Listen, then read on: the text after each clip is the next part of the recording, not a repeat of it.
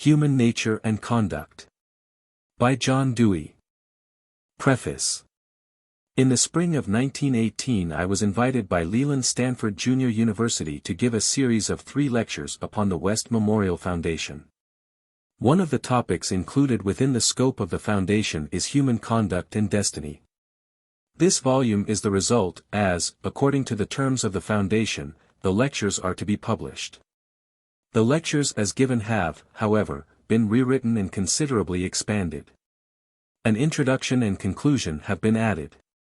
The lectures should have been published within 2 years from delivery. Absence from the country rendered strict compliance difficult.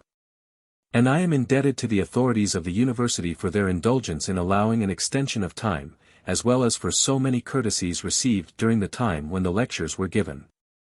Perhaps the subtitle requires a word of explanation.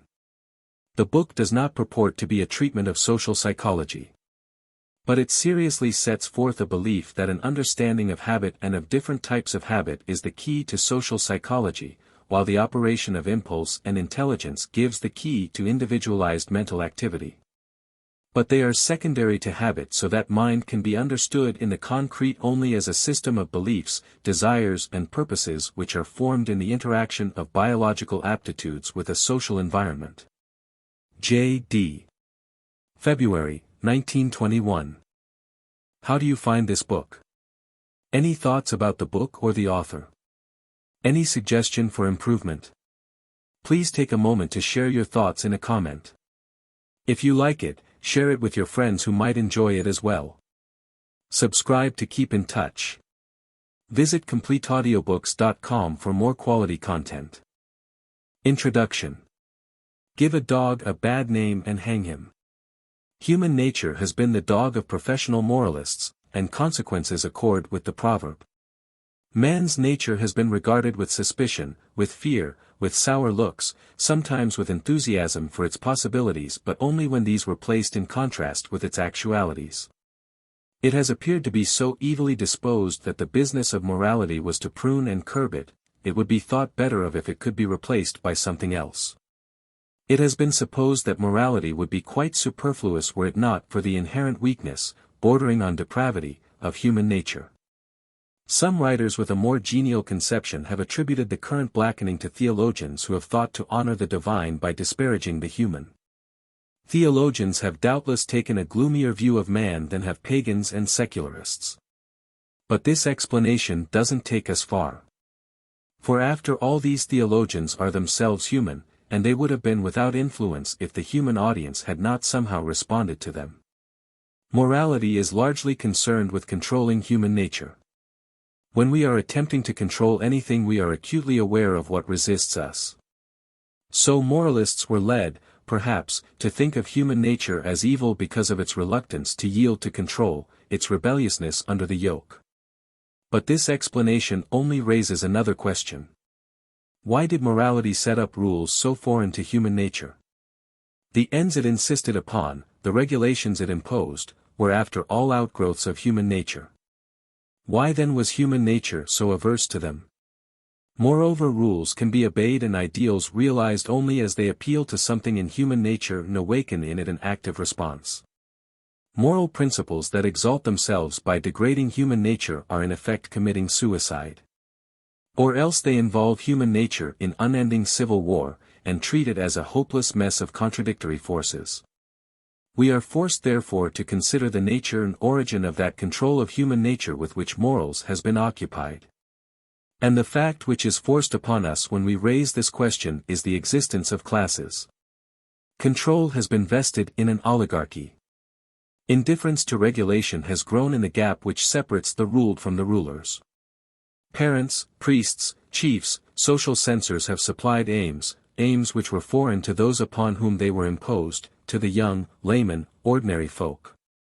A few have given and administered rule, and the mass have in a passable fashion and with reluctance obeyed. Everybody knows that good children are those who make as little trouble as possible for their elders, and since most of them cause a good deal of annoyance, they must be naughty by nature. Generally speaking, good people have been those who did what they were told to do, and lack of eager compliance is a sign of something wrong in their nature.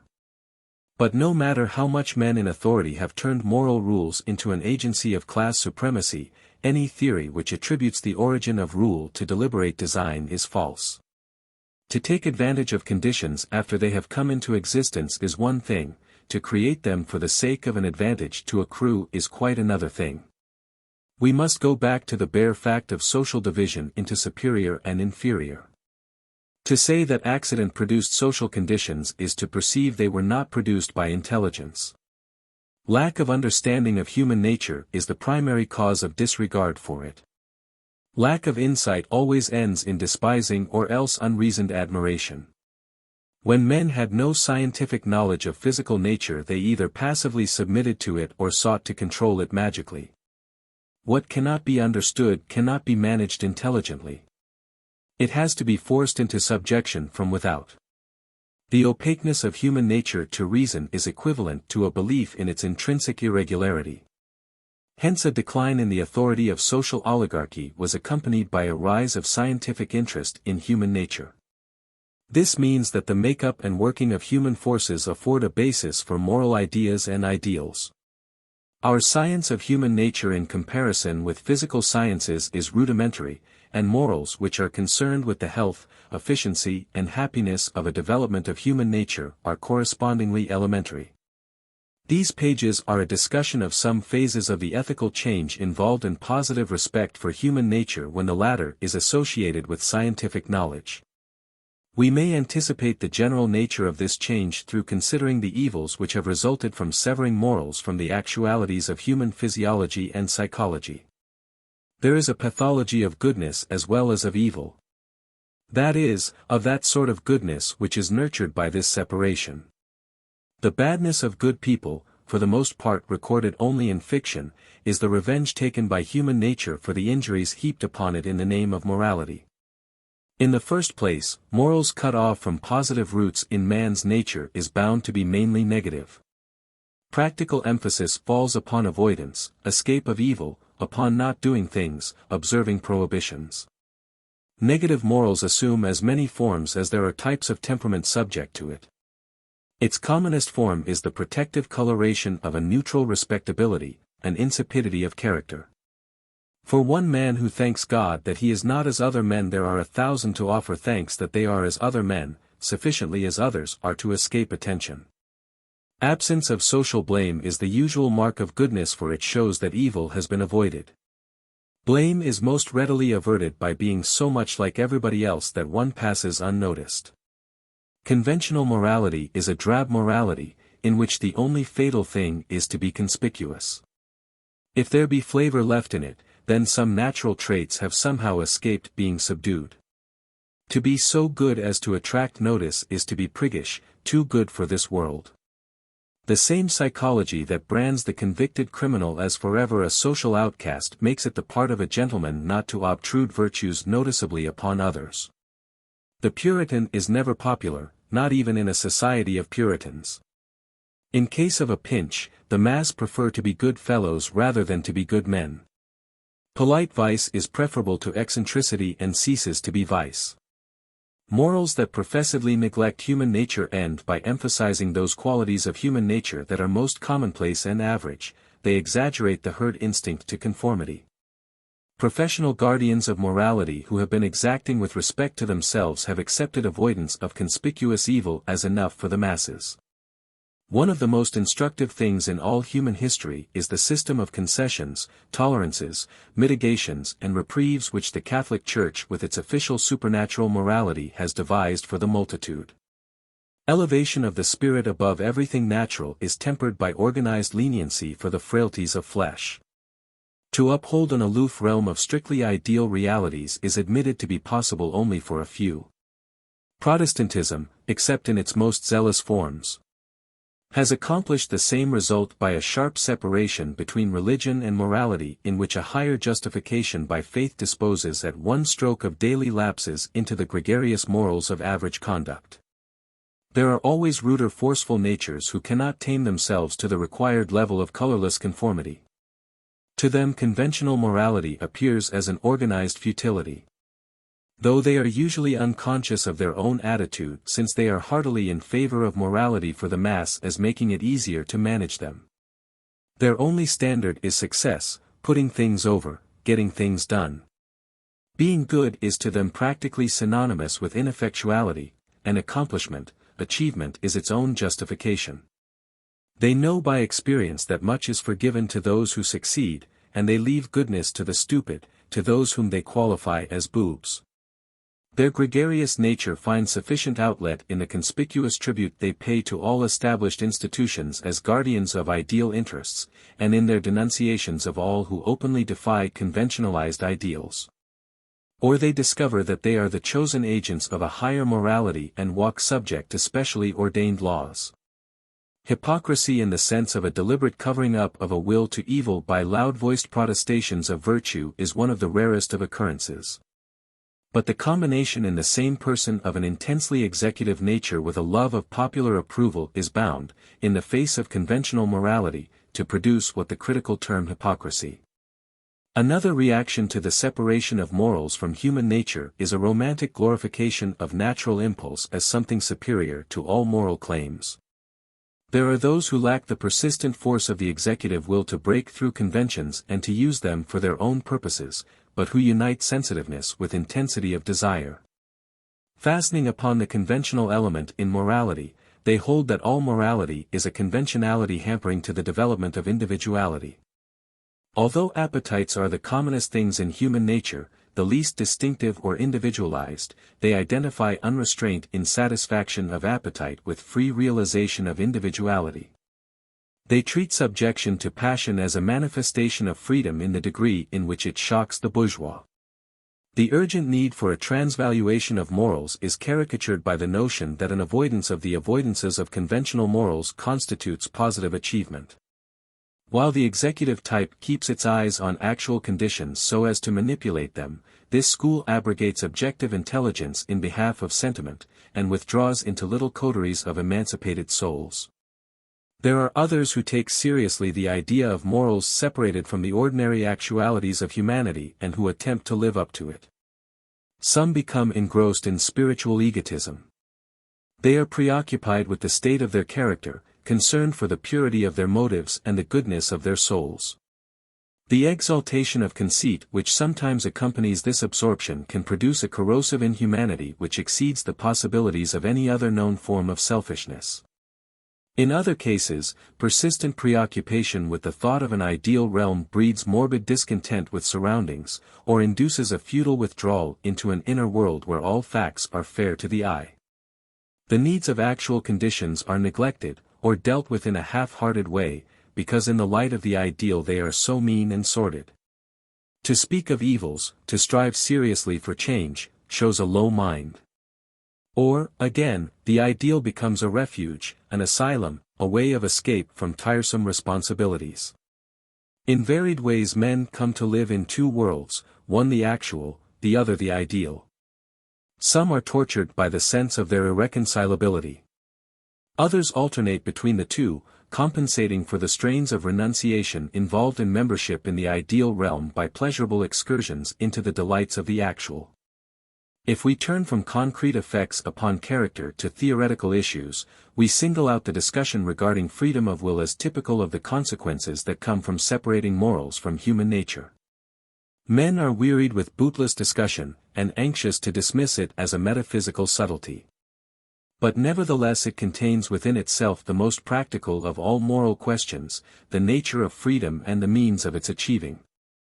The separation of morals from human nature leads to a separation of human nature in its moral aspects from the rest of nature, and from ordinary social habits and endeavors which are found in business, civic life, the run of companionships and recreations. These things are thought of at most as places where moral notions need to be applied, not as places where moral ideas are to be studied and moral energies generated. In short, the severance of morals from human nature ends by driving morals inwards from the public open out-of-doors air and light of day into the obscurities and privacies of an inner life. The significance of the traditional discussion of free will is that it reflects precisely a separation of moral activity from nature and the public life of men. One has to turn from moral theories to the general human struggle for political, economic and religious liberty, for freedom of thought, speech, assemblage and creed, to find significant reality in the conception of freedom of will. Then one finds himself out of the stiflingly close atmosphere of an inner consciousness and in the open-air world. The cost of confining moral freedom to an inner region is the almost complete severance of ethics from politics and economics. The former is regarded as summed up in edifying exhortations, and the latter as connected with arts of expediency separated from larger issues of good. In short, there are two schools of social reform. One bases itself upon the notion of a morality which springs from an inner freedom, something mysteriously cooped up within personality. It asserts that the only way to change institutions is for men to purify their own hearts, and that when this has been accomplished, change of institutions will follow of itself. The other school denies the existence of any such inner power, and in so doing conceives that it has denied all moral freedom. It says that men are made what they are by the forces of the environment, that human nature is purely malleable, and that till institutions are changed, nothing can be done. Clearly this leaves the outcome as hopeless as does an appeal to an inner rectitude and benevolence. For it provides no leverage for change of environment. It throws us back upon accident, usually disguised as a necessary law of history or evolution, and trusts to some violent change, symbolized by civil war, to usher in an abrupt millennium. There is an alternative to being penned in between these two theories. We can recognize that all conduct is interaction between elements of human nature and the environment, natural and social. Then we shall see that progress proceeds in two ways, and that freedom is found in that kind of interaction which maintains an environment in which human desire and choice count for something. There are in truth forces in man as well as without him. While they are infinitely frail in comparison with exterior forces, yet they may have the support of a foreseeing and contriving intelligence. When we look at the problem as one of an adjustment to be intelligently attained, the issue shifts from within personality to an engineering issue, the establishment of arts of education and social guidance. The idea persists that there is something materialistic about natural science and that morals are degraded by having anything seriously to do with material things. If a sect should arise proclaiming that men ought to purify their lungs completely before they ever drew a breath, it ought to win many adherents from professed moralists. For the neglect of sciences that deal specifically with facts of the natural and social environment leads to a sidetracking of moral forces into an unreal privacy of an unreal self. It is impossible to say how much of the remediable suffering of the world is due to the fact that physical science is looked upon as merely physical. It is impossible to say how much of the unnecessary slavery of the world is due to the conception that moral issues can be settled within conscience or human sentiment apart from consistent study of facts and application of specific knowledge in industry, law and politics.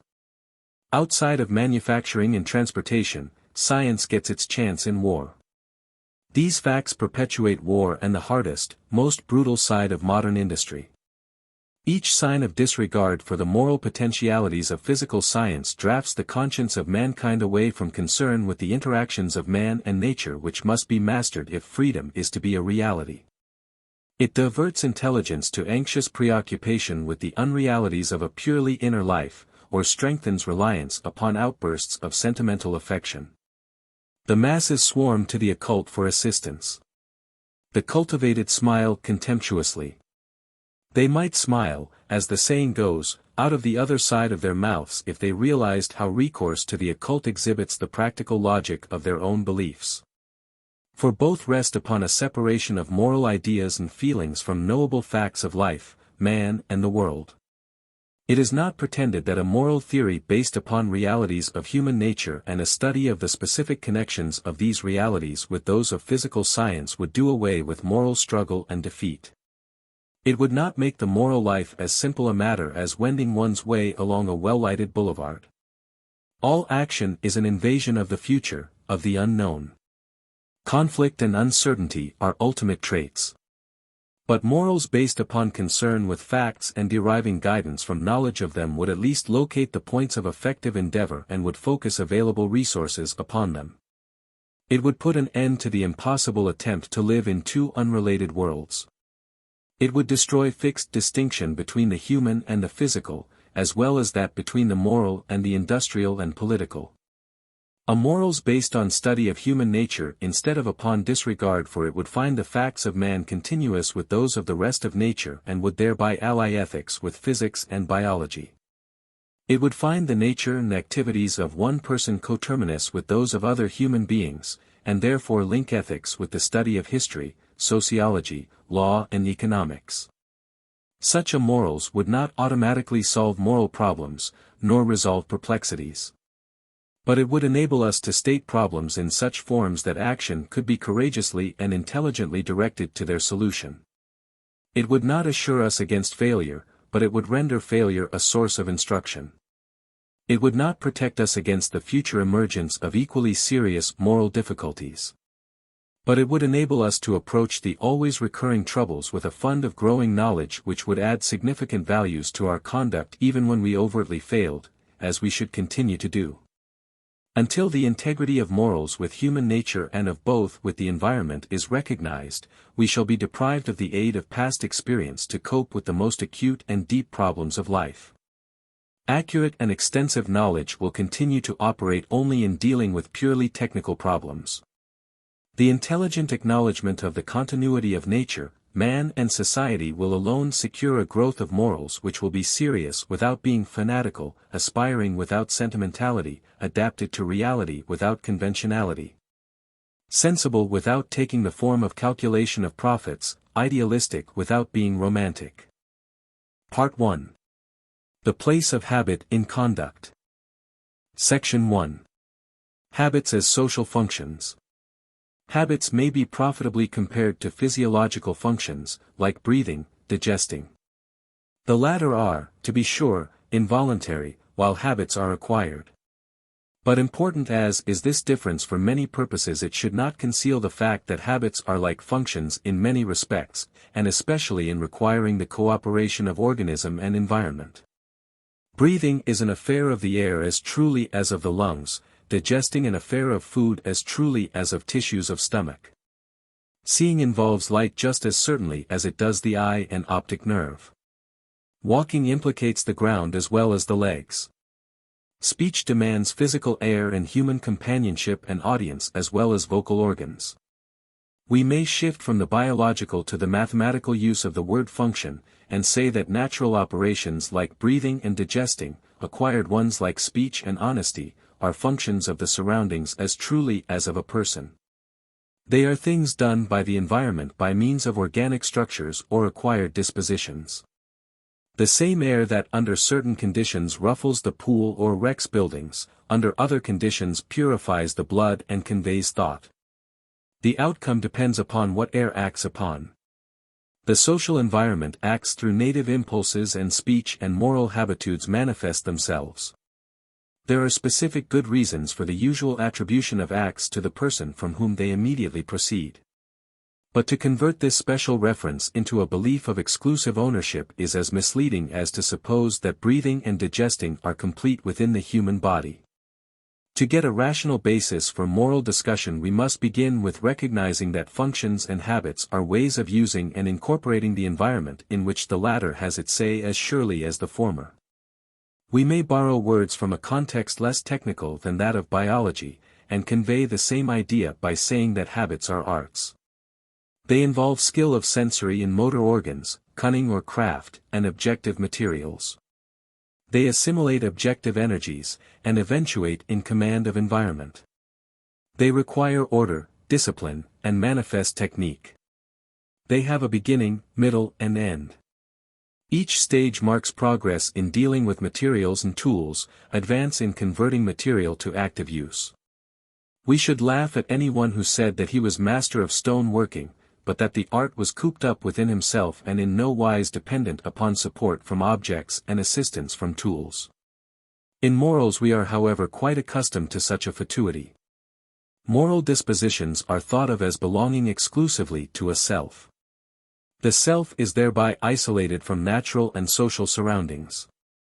A whole school of morals flourishes upon capital drawn from restricting morals to character and then separating character from conduct, motives from actual deeds. Recognition of the analogy of moral action with functions and arts uproots the causes which have made morals subjective and individualistic. It brings morals to earth, and if they still aspire to heaven, it is to the heavens of the earth, and not to another world. Honesty, chastity, malice, peevishness, courage, triviality, industry, irresponsibility are not private possessions of a person. They are working adaptations of personal capacities with environing forces. All virtues and vices are habits which incorporate objective forces. They are interactions of elements contributed by the makeup of an individual with elements supplied by the outdoor world. They can be studied as objectively as physiological functions, and they can be modified by change of either personal or social elements. If an individual were alone in the world, he would form his habits, assuming the impossible, namely, that he would be able to form them, in a moral vacuum. They would belong to him alone, or to him only in reference to physical forces. Responsibility and virtue would be his alone. But since habits involve the support of environing conditions, a society, or some specific group of fellow men, is always accessory before and after the fact. Some activity proceeds from a man. Then it sets up reactions in the surroundings. Others approve, disapprove, protest, encourage, share and resist. Even letting a man alone is a definite response. Envy, admiration and imitation are complicities. Neutrality is non-existent. Conduct is always shared, this is the difference between it and a physiological process. It is not an ethical ought that conduct should be social. It is social, whether bad or good. Washing one's hands of the guilt of others is a way of sharing guilt so far as it encourages in others a vicious way of action. Non-resistance to evil which takes the form of paying no attention to it is a way of promoting it. The desire of an individual to keep his own conscience stainless by standing aloof from badness may be a sure means of causing evil and thus of creating personal responsibility for it. Yet there are circumstances in which passive resistance may be the most effective form of nullification of wrong action, or in which heaping coals of fire on the evildoer may be the most effective way of transforming conduct. To sentimentalize over a criminal, to forgive, because of a glow of feeling, is to incur liability for production of criminals. But to suppose that infliction of retributive suffering suffices, without reference to concrete consequences, is to leave untouched old causes of criminality and to create new ones by fostering revenge and brutality. The abstract theory of justice which demands the vindication of law irrespective of instruction and reform of the wrongdoer is as much a refusal to recognize responsibility as is the sentimental gush which makes a suffering victim out of a criminal. Courses of action which put the blame exclusively on a person as if his evil will were the sole cause of wrongdoing and those which condone offense on account of the share of social conditions in producing bad disposition, are equally ways of making an unreal separation of man from his surroundings, mind from the world. Causes for an act always exist, but causes are not excuses. Questions of causation are physical, not moral except when they concern future consequences. It is as causes of future actions that excuses and accusations alike must be considered. At present we give way to resentful passion, and then rationalize our surrender by calling it a vindication of justice. Our entire tradition regarding punitive justice tends to prevent recognition of social partnership in producing crime. It falls in with a belief in metaphysical free will. By killing an evildoer or shutting him up behind stone walls, we are enabled to forget both him and our part in creating him.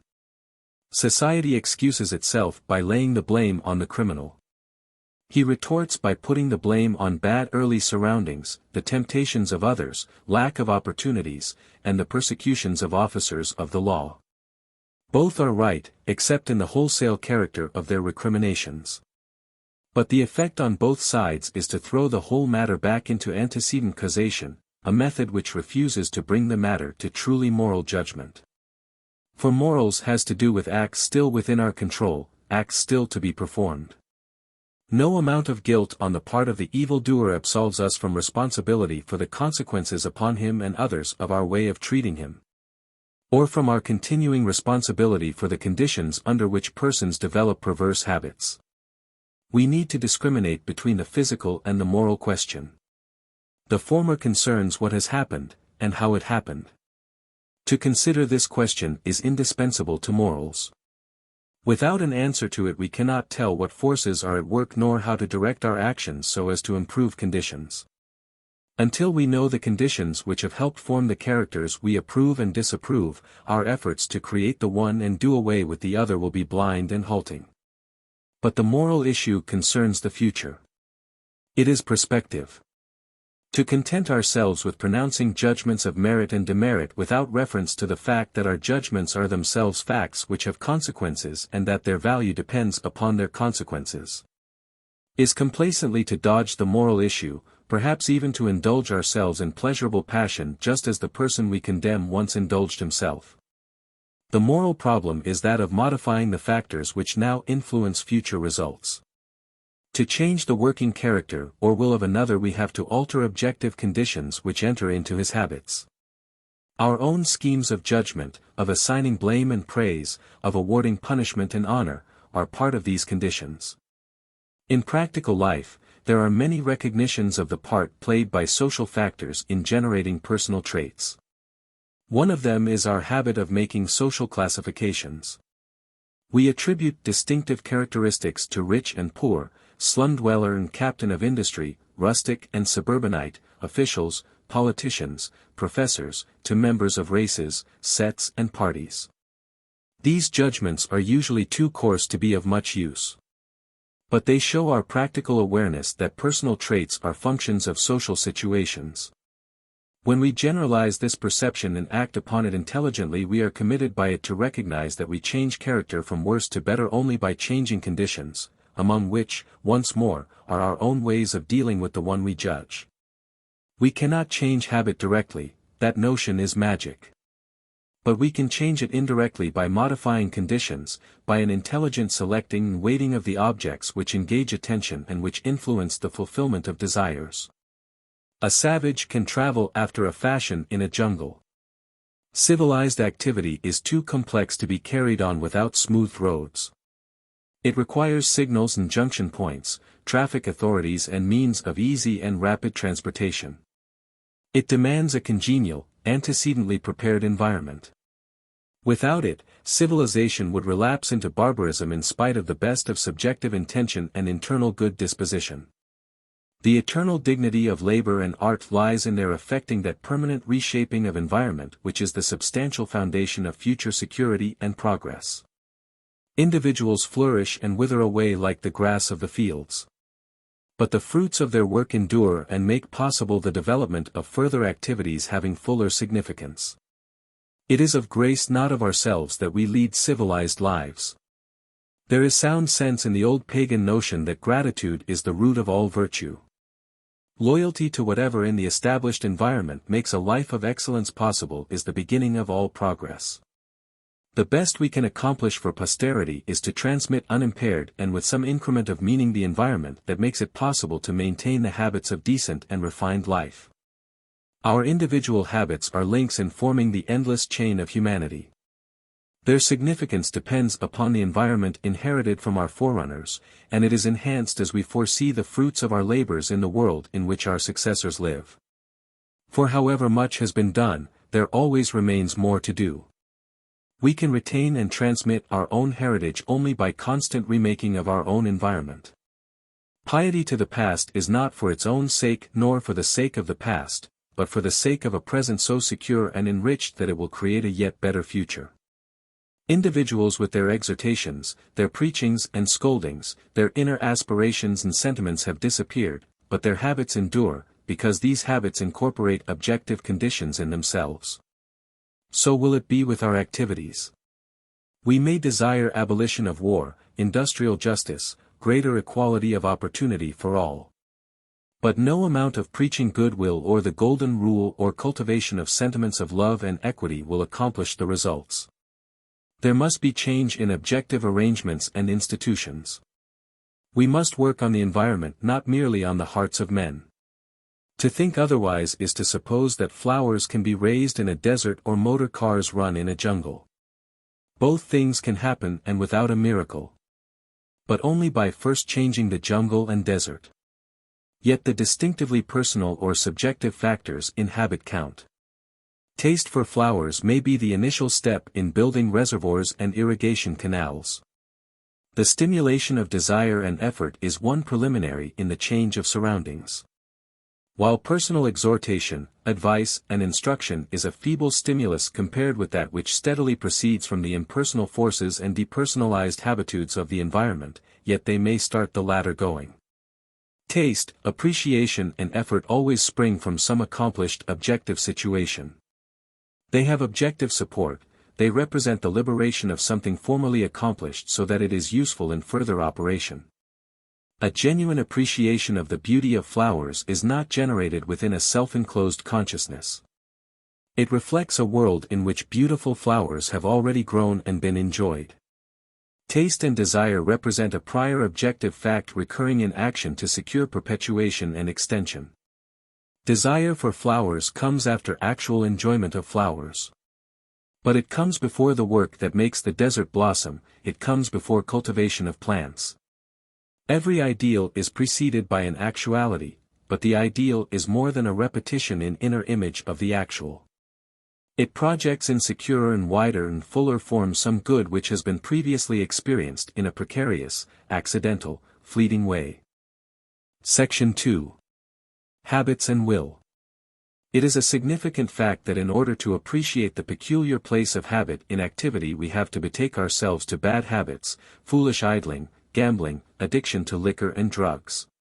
When we think of such habits, the union of habit with desire and with propulsive power is forced upon us. When we think of habits in terms of walking, playing a musical instrument, typewriting, we are much given to thinking of habits as technical abilities existing apart from our likings and as lacking in urgent impulsion. We think of them as passive tools waiting to be called into action from without. A bad habit suggests an inherent tendency to action, also a hold, command over us.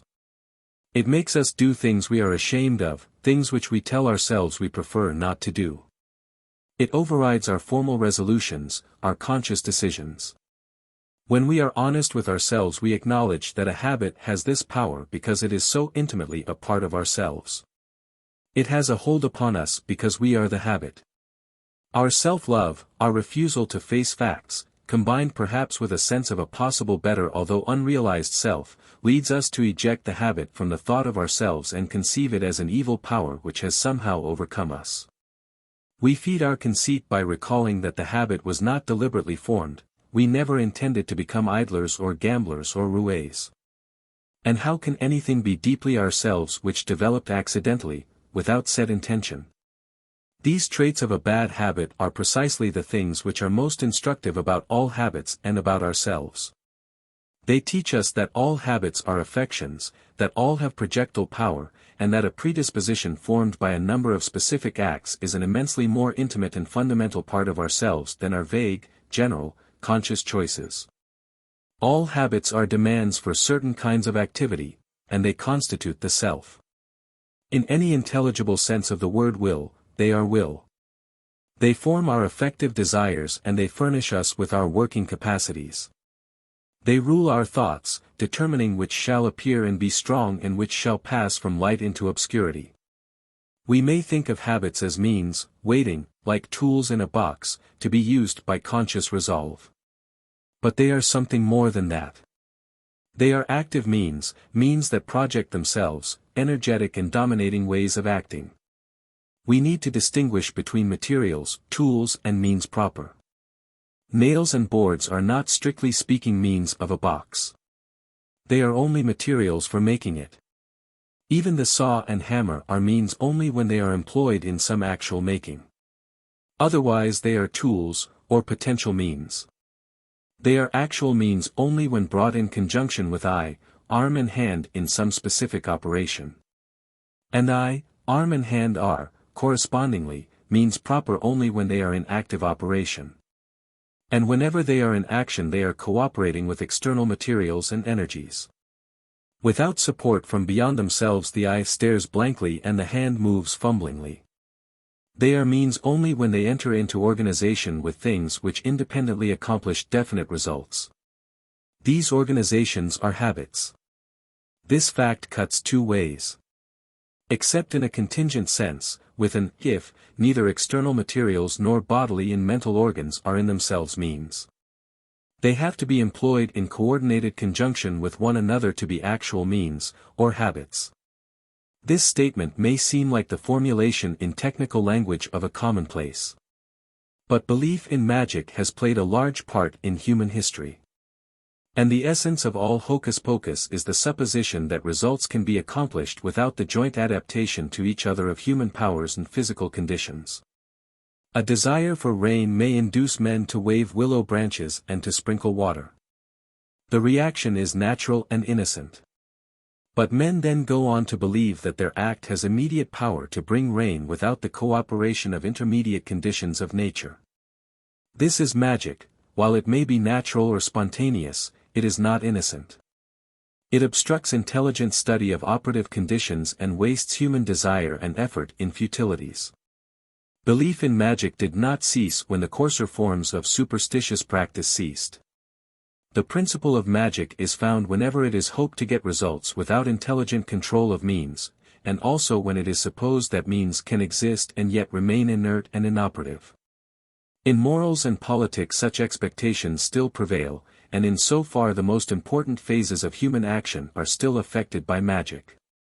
We think that by feeling strongly enough about something, by wishing hard enough, we can get a desirable result, such as virtuous execution of a good resolve, or peace among nations, or goodwill in industry. We slur over the necessity of the cooperative action of objective conditions, and the fact that this cooperation is assured only by persistent and close study. Or, on the other hand, we fancy we can get these results by external machinery, by tools or potential means, without a corresponding functioning of human desires and capacities. Oftentimes these two false and contradictory beliefs are combined in the same person. The man who feels that his virtues are his own personal accomplishments is likely to be also the one who thinks that by passing laws he can throw the fear of God into others and make them virtuous by edict and prohibitory mandate. Recently a friend remarked to me that there was one superstition current among even cultivated persons. They suppose that if one is told what to do, if the right end is pointed to them, all that is required in order to bring about the right act is will or wish on the part of the one who is to act. He used as an illustration the matter of physical posture. The assumption is that if a man is told to stand up straight, all that is further needed is wish and effort on his part, and the deed is done. He pointed out that this belief is on a par with primitive magic in its neglect of attention to the means which are involved in reaching an end. And he went on to say that the prevalence of this belief, starting with false notions about the control of the body and extending to control of mind and character, is the greatest bar to intelligent social progress. It bars the way because it makes us neglect intelligent inquiry to discover the means which will produce a desired result, and intelligent invention to procure the means. In short, it leaves out the importance of intelligently controlled habit. We may cite his illustration of the real nature of a physical aim or order and its execution in its contrast with the current false notion. Point 1. A man who has a bad habitual posture tells himself, or is told, to stand up straight. If he is interested and responds, he braces himself, goes through certain movements, and it is assumed that the desired result is substantially attained. And that the position is retained at least as long as the man keeps the idea or order in his mind. Consider the assumptions which are here made. It is implied that the means or effective conditions of the realization of a purpose exist independently of established habit and even that they may be set in motion in opposition to habit. It is assumed that means are there, so that the failure to stand erect is wholly a matter of failure of purpose and desire. It needs paralysis or a broken leg or some other equally gross phenomenon to make us appreciate the importance of objective conditions. Now in fact a man who can stand properly does so, and only a man who can, does. In the former case, fiats of will are unnecessary, and in the latter useless. A man who does not stand properly forms a habit of standing improperly, a positive, forceful habit. The common implication that his mistake is merely negative, that he is simply failing to do the right thing, and that the failure can be made good by an order of will is absurd. One might as well suppose that the man who is a slave of whiskey drinking is merely one who fails to drink water. Conditions have been formed for producing a bad result, and the bad result will occur as long as those conditions exist. They can no more be dismissed by a direct effort of will than the conditions which create drought can be dispelled by whistling for wind. It is as reasonable to expect a fire to go out when it is ordered to stop burning as to suppose that a man can stand straight in consequence of a direct action of thought and desire. The fire can be put out only by changing objective conditions. It is the same with rectification of bad posture. Of course something happens when a man acts upon his idea of standing straight. For a little while, he stands differently, but only a different kind of badly. He then takes the unaccustomed feeling which accompanies his unusual stand as evidence that he is now standing right. But there are many ways of standing badly, and he has simply shifted his usual way to a compensatory bad way at some opposite extreme. When we realize this fact, we are likely to suppose that it exists because control of the body is physical and hence is external to mind and will. Transfer the command inside character and mind, and it is fancied that an idea of an end and the desire to realize it will take immediate effect. After we get to the point of recognizing that habits must intervene between wish and execution in the case of bodily acts, we still cherish the illusions that they can be dispensed with in the case of mental and moral acts. Thus the net result is to make us sharpen the distinction between non-moral and moral activities, and to lead us to confine the latter strictly within a private, immaterial realm. But in fact, formation of ideas as well as their execution depends upon habit. If we could form a correct idea without a correct habit, then possibly we could carry it out irrespective of habit. But a wish gets definite form only in connection with an idea, and an idea gets shape and consistency only when it has a habit back of it. Only when a man can already perform an act of standing straight does he know what it is like to have a right posture, and only then can he summon the idea required for proper execution. The act must come before the thought, and a habit before an ability to evoke the thought at will. Ordinary psychology reverses the actual state of affairs. Ideas, thoughts of ends, are not spontaneously generated. There is no immaculate conception of meanings or purposes. Reason pure of all influence from prior habit is a fiction. But pure sensations out of which ideas can be framed apart from habit are equally fictitious. The sensations and ideas which are the stuff of thought and purpose are alike affected by habits manifested in the acts which give rise to sensations and meanings. The dependence of thought, or the more intellectual factor in our conceptions, upon prior experience is usually admitted. But those who attack the notion of thought pure from the influence of experience, usually identify experience with sensations impressed upon an empty mind. They therefore replace the theory of unmixed thoughts with that of pure unmixed sensations as the stuff of all conceptions, purposes, and beliefs.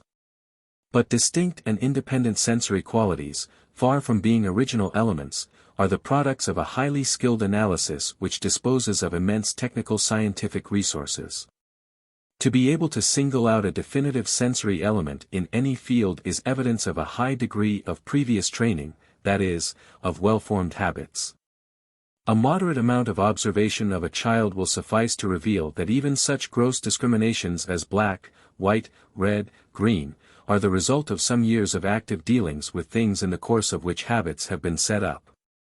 It is not such a simple matter to have a clear-cut sensation. The latter is a sign of training, skill, habit. Admission that the idea of, say, standing erect is dependent upon sensory materials is, therefore equivalent to recognition that it is dependent upon the habitual attitudes which govern concrete sensory materials. The medium of habit filters all the material that reaches our perception and thought. The filter is not, however, chemically pure. It is a reagent which adds new qualities and rearranges what is received. Our ideas truly depend upon experience, but so do our sensations. And the experience upon which they both depend is the operation of habits, originally of instincts. Thus our purposes and commands regarding action, whether physical or moral, come to us through the refracting medium of bodily and moral habits. Inability to think aright is sufficiently striking to have caught the attention of moralists. But a false psychology has led them to interpret it as due to a necessary conflict of flesh and spirit, not as an indication that our ideas are as dependent, to say the least, upon our habits as are our acts upon our conscious thoughts and purposes. Only the man who can maintain a correct posture has the stuff out of which to form that idea of standing erect which can be the starting point of a right act. Only the man whose habits are already good can know what the good is. Immediate, seemingly instinctive, feeling of the direction and end of various lines of behavior is in reality the feeling of habits working below direct consciousness. The psychology of illusions of perception is full of illustrations of the distortion introduced by habit into observation of objects. The same fact accounts for the intuitive element in judgments of action, an element which is valuable or the reverse in accord with the quality of dominant habits. For, as Aristotle remarked, the untutored moral perceptions of a good man are usually trustworthy, those of a bad character, not. But he should have added that the influence of social custom as well as personal habit has to be taken into account in estimating who is the good man and the good judge. What is true of the dependence of execution of an idea upon habit is true, then, of the formation and quality of the idea. Suppose that by a happy chance a right concrete idea or purpose, concrete, not simply correct in words, has been hit upon, what happens when one with an incorrect habit tries to act in accord with it? Clearly the idea can be carried into execution only with a mechanism already there. If this is defective or perverted, the best intention in the world will yield bad results.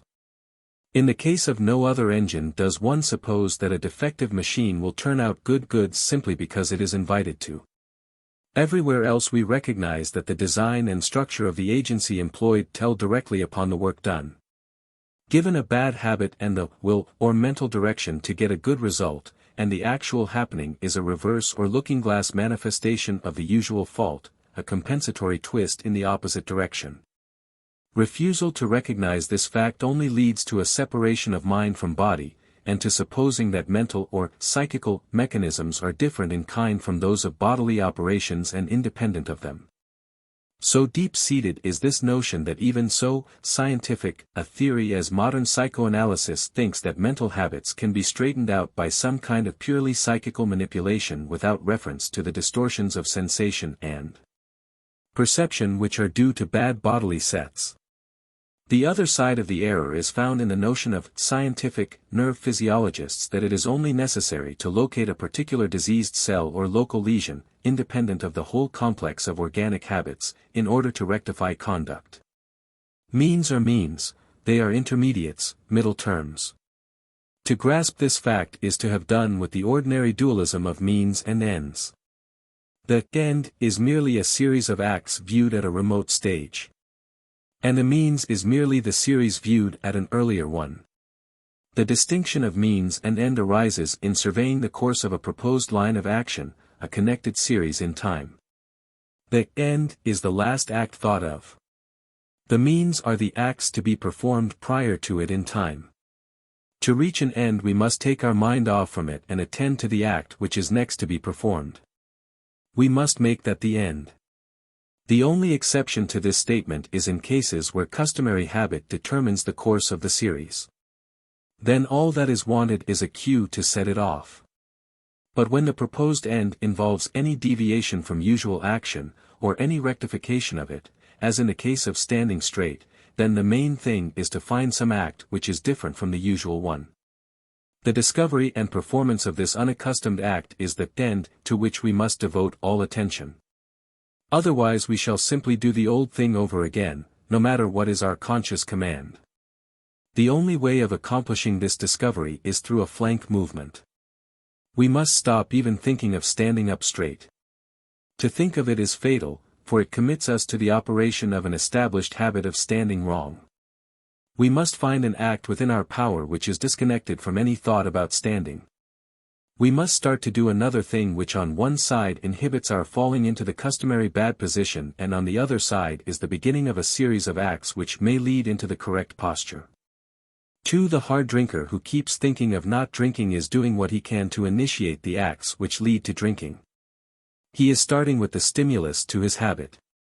To succeed he must find some positive interest or line of action which will inhibit the drinking series and which by instituting another course of action will bring him to his desired end. In short, the man's true aim is to discover some course of action, having nothing to do with the habit of drink or standing erect, which will take him where he wants to go. The discovery of this other series is at once his means and his end. Until one takes intermediate acts seriously enough to treat them as ends, one wastes one's time in any effort at change of habits. Of the intermediate acts, the most important is the next one. The first or earliest means is the most important end to discover. Means and ends are two names for the same reality. The terms denote not a division in reality but a distinction in judgment. Without understanding this fact we cannot understand the nature of habits nor can we pass beyond the usual separation of the moral and non-moral in conduct. End is a name for a series of acts taken collectively, like the term army. Means is a name for the same series taken distributively, like this soldier, that officer. To think of the end signifies to extend and enlarge our view of the act to be performed. It means to look at the next act in perspective, not permitting it to occupy the entire field of vision. To bear the end in mind signifies that we should not stop thinking about our next act until we form some reasonably clear idea of the course of action to which it commits us. To attain a remote end means on the other hand to treat the end as a series of means. To say that an end is remote or distant, to say in fact that it is an end at all, is equivalent to saying that obstacles intervene between us and it. If, however, it remains a distant end, it becomes a mere end, that is a dream. As soon as we have projected it, we must begin to work backward in thought. We must change what is to be done into a how, the means whereby. The end thus reappears as a series of what nexts, and the what next of chief importance is the one nearest the present state of the one acting. Only as the end is converted into means is it definitely conceived, or intellectually defined, to say nothing of being executable. Just as end, it is vague, cloudy, impressionistic. We do not know what we are really after until a course of action is mentally worked out. Aladdin with his lamp could dispense with translating ends into means, but no one else can do so. Now the thing which is closest to us, the means within our power, is a habit. Some habit impeded by circumstances is the source of the projection of the end. It is also the primary means in its realization. The habit is propulsive and moves anyway toward some end, or result, whether it is projected as an end in view or not. The man who can walk does walk, the man who can talk does converse, if only with himself. How is this statement to be reconciled with the fact that we are not always walking and talking, that our habits seem so often to be latent, inoperative? Such inactivity holds only of overt, visibly obvious operation. In actuality each habit operates all the time of waking life, though like a member of a crew taking his turn at the wheel, its operation becomes the dominantly characteristic trait of an act only occasionally or rarely. The habit of walking is expressed in what a man sees when he keeps still, even in dreams. The recognition of distances and directions of things from his place at rest is the obvious proof of this statement. The habit of locomotion is latent in the sense that it is covered up, counteracted, by a habit of seeing which is definitely at the fore. But counteraction is not suppression. Locomotion is a potential energy, not in any metaphysical sense, but in the physical sense in which potential energy as well as kinetic has to be taken account of in any scientific description. Everything that a man who has the habit of locomotion does and thinks he does and thinks differently on that account. This fact is recognized in current psychology, but is falsified into an association of sensations. Were it not for the continued operation of all habits in every act, no such thing as character could exist. There would be simply a bundle, an untied bundle at that, of isolated acts. Character is the interpenetration of habits. If each habit existed in an insulated compartment and operated without affecting or being affected by others, character would not exist. That is, conduct would lack unity, being only a juxtaposition of disconnected reactions to separated situations. But since environments overlap, since situations are continuous and those remote from one another contain like elements, a continuous modification of habits by one another is constantly going on. A man may give himself away in a look or a gesture. Character can be read through the medium of individual acts. Of course, interpenetration is never total. It is most marked in what we call strong characters. Integration is an achievement rather than a datum. A weak, unstable, vacillating character is one in which different habits alternate with one another rather than embody one another. The strength, solidity of a habit is not its own possession but is due to reinforcement by the force of other habits which it absorbs into itself. Routine specialization always works against interpenetration. Page 039, men with pigeonhole minds are not infrequent. Their diverse standards and methods of judgment for scientific, religious, political matters testify to isolated compartmental habits of action. Character that is unable to undergo successfully the strain of thought and effort required to bring competing tendencies into a unity, builds up barriers between different systems of likes and dislikes.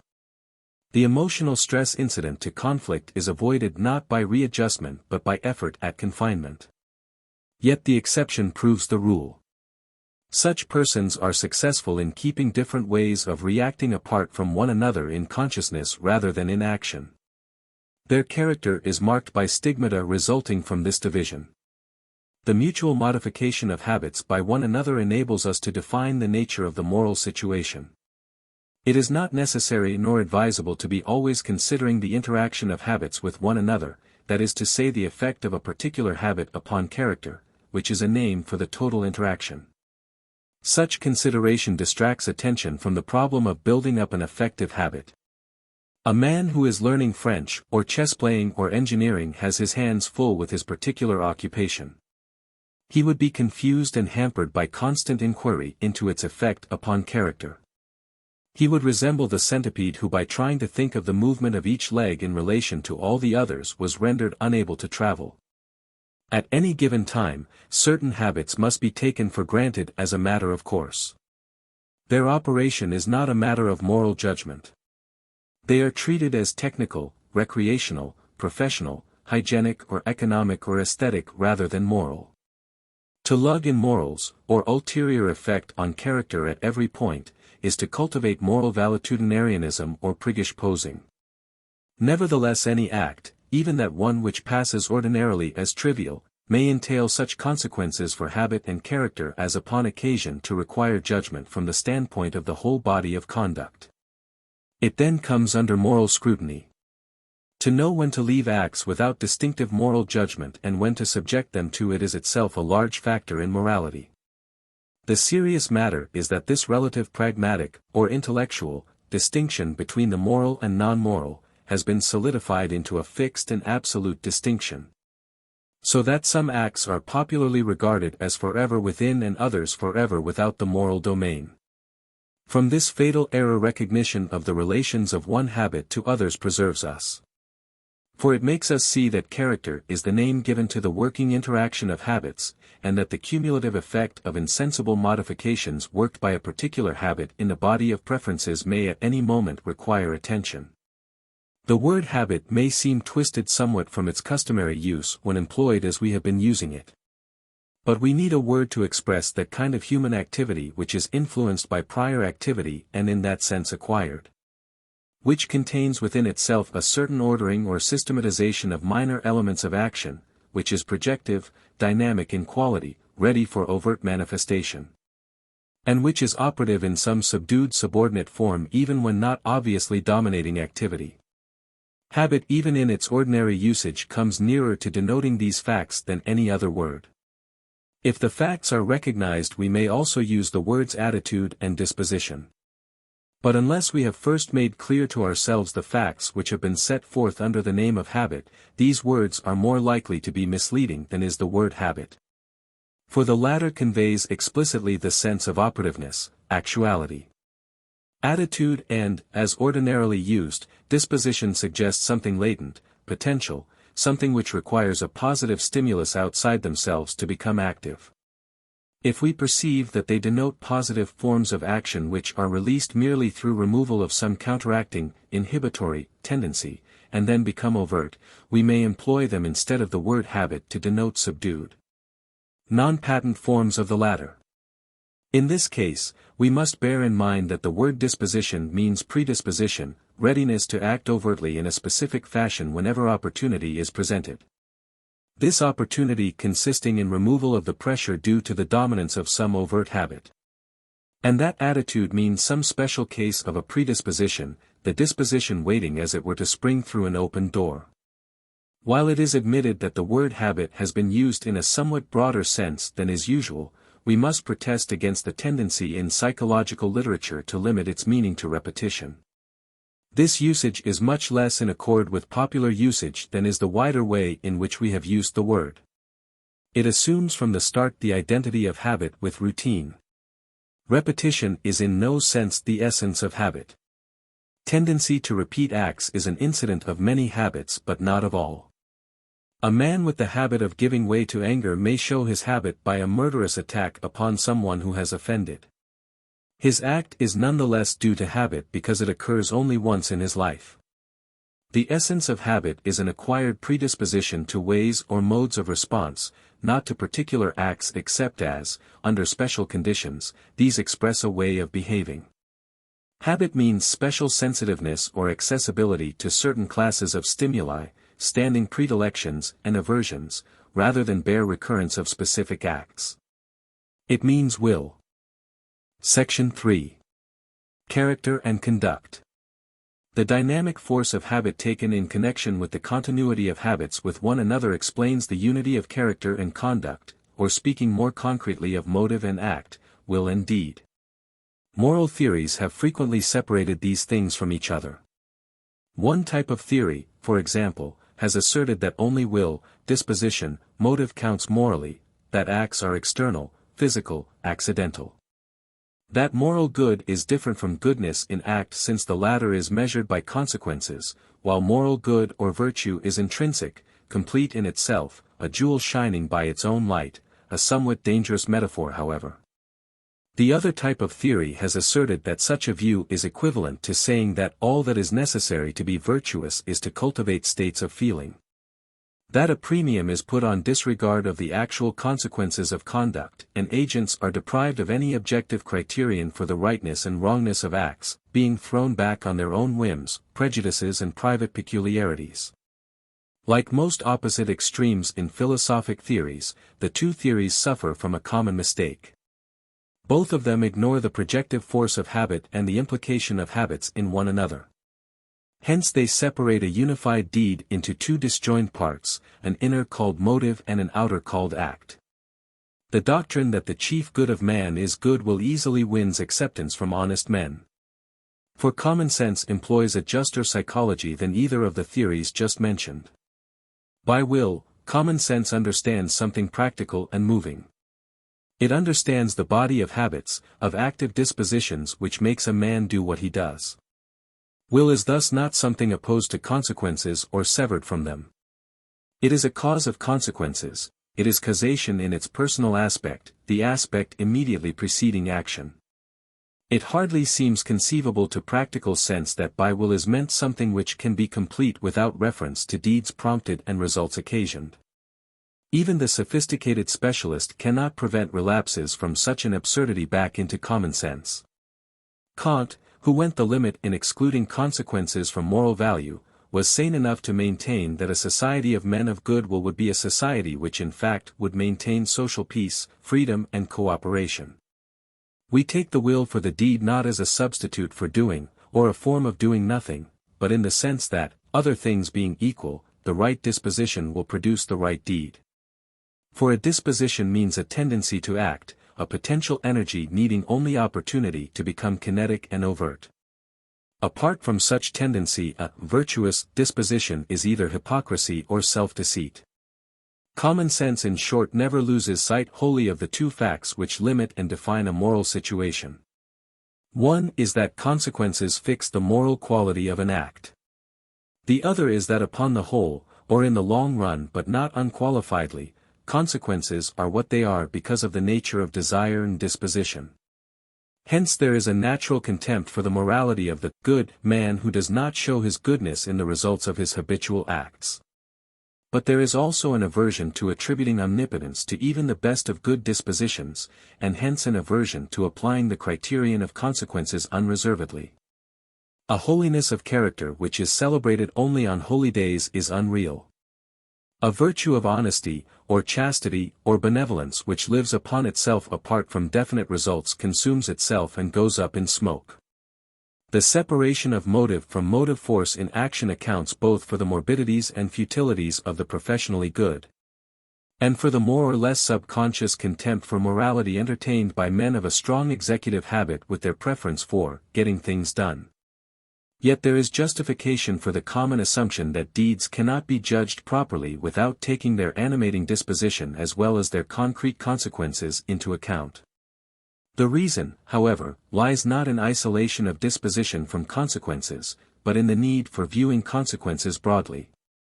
This act is only one of a multitude of acts. If we confine ourselves to the consequences of this one act we shall come out with a poor reckoning. Disposition is habitual, persistent. It shows itself therefore in many acts and in many consequences. Only as we keep a running account, can we judge disposition, disentangling its tendency from accidental accompaniments. When once we have got a fair idea of its tendency, we are able to place the particular consequences of a single act in a wider context of continuing consequences. Thus we protect ourselves from taking as trivial a habit which is serious, and from exaggerating into momentousness an act which, viewed in the light of aggregate consequences, is innocent. There is no need to abandon common sense which tells us in judging acts first to inquire into disposition, but there is great need that the estimate of disposition be enlightened by a scientific psychology. Our legal procedure, for example, wobbles between a too tender treatment of criminality and a viciously drastic treatment of it. The vacillation can be remedied only as we can analyze an act in the light of habits, and analyze habits in the light of education, environment and prior acts.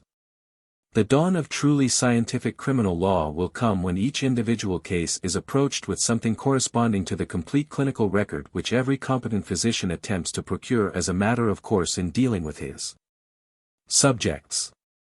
Consequences include effects upon character, upon confirming and weakening habits, as well as tangibly obvious results.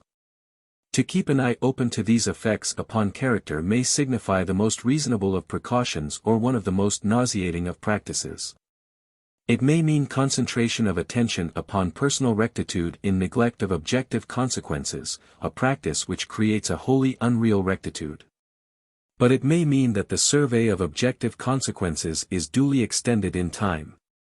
An act of gambling may be judged, for example, by its immediate overt effects, consumption of time, energy, disturbance of ordinary monetary considerations, etc.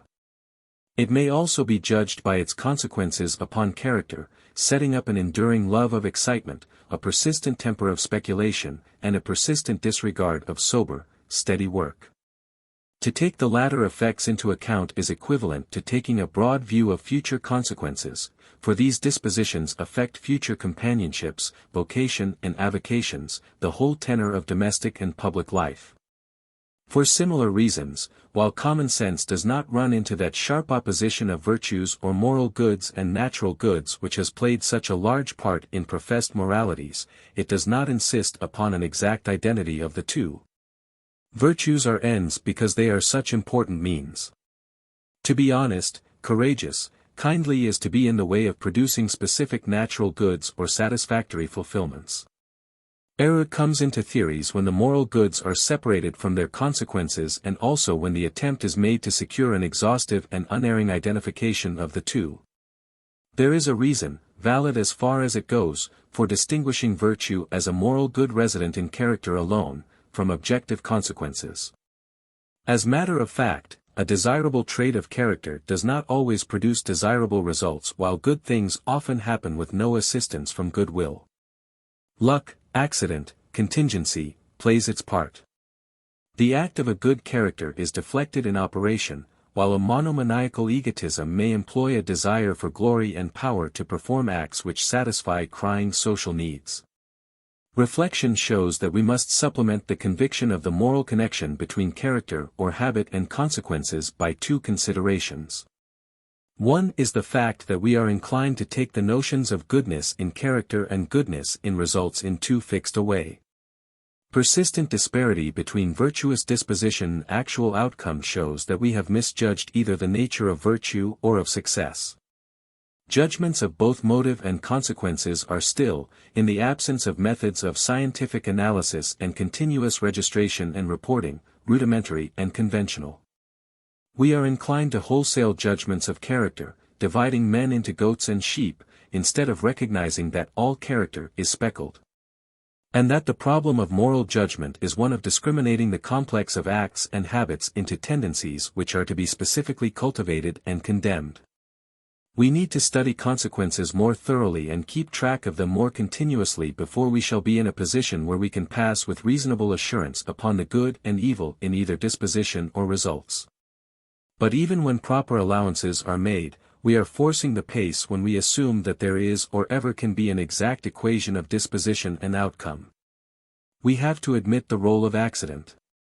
We cannot get beyond tendencies, and must perforce content ourselves with judgments of tendency.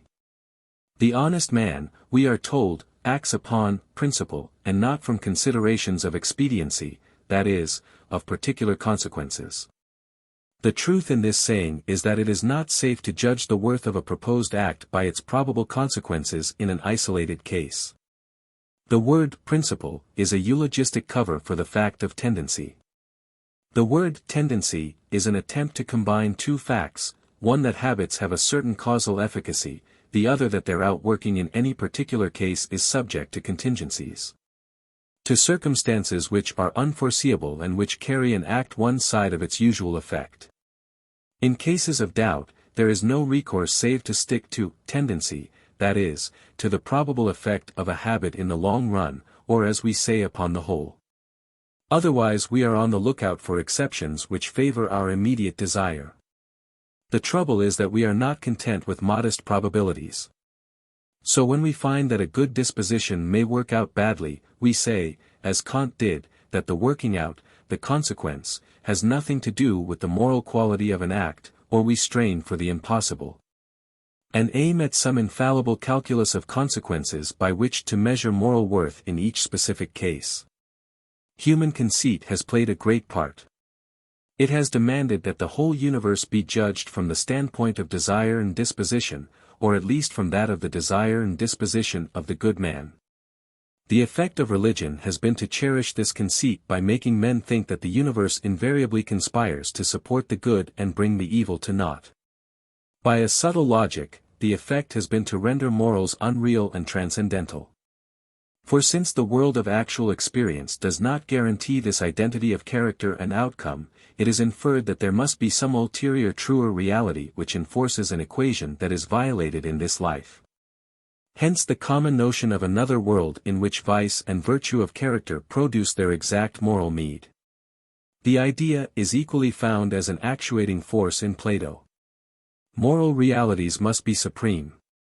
Yet they are flagrantly contradicted in a world ere Socrates drinks the hemlock of the criminal, and where the vicious occupy the seats of the mighty. Hence there must be a truer ultimate reality in which justice is only and absolutely justice. Something of the same idea lurks behind every aspiration for realization of abstract justice or equality or liberty. It is the source of all idealistic utopias and also of all wholesale pessimism and distrust of life. Utilitarianism illustrates another way of mistreating the situation. Tendency is not good enough for the utilitarians. They want a mathematical equation of act and consequence. Hence they make light of the steady and controllable factor, the factor of disposition. And fasten upon just the things which are most subject to incalculable accident, pleasures and pains, and embark upon the hopeless enterprise of judging an act apart from character on the basis of definite results. An honestly modest theory will stick to the probabilities of tendency, and not import mathematics into morals. It will be alive and sensitive to consequences as they actually present themselves, because it knows that they give the only instruction we can procure as to the meaning of habits and dispositions. But it will never assume that a moral judgment which reaches certainty is possible.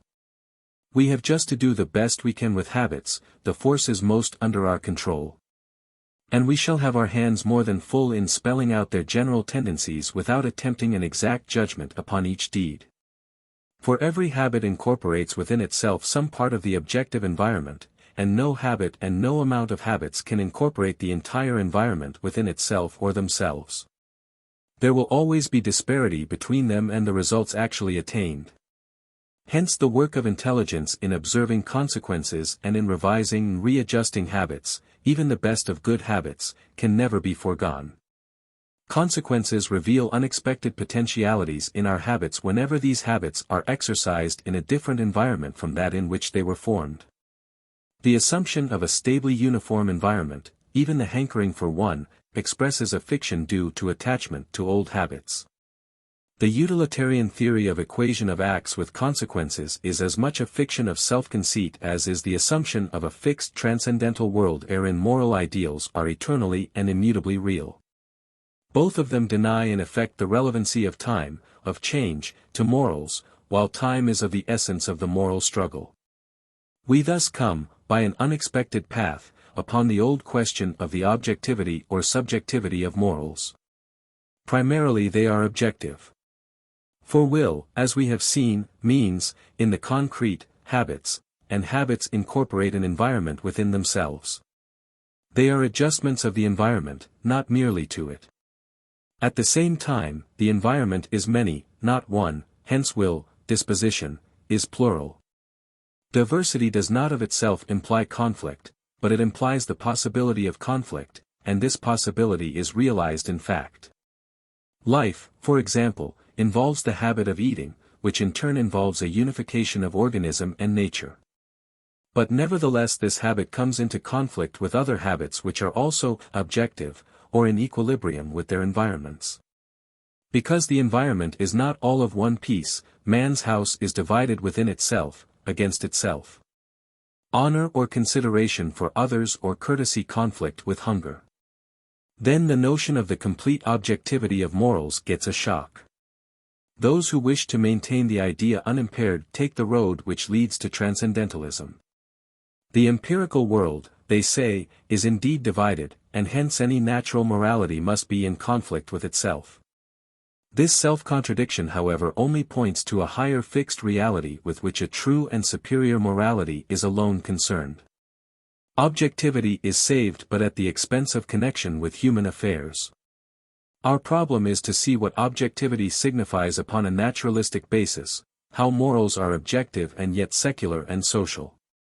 Then we may be able to decide in what crisis of experience morals become legitimately dependent upon character or self, that is, subjective. Prior discussion points the way to the answer.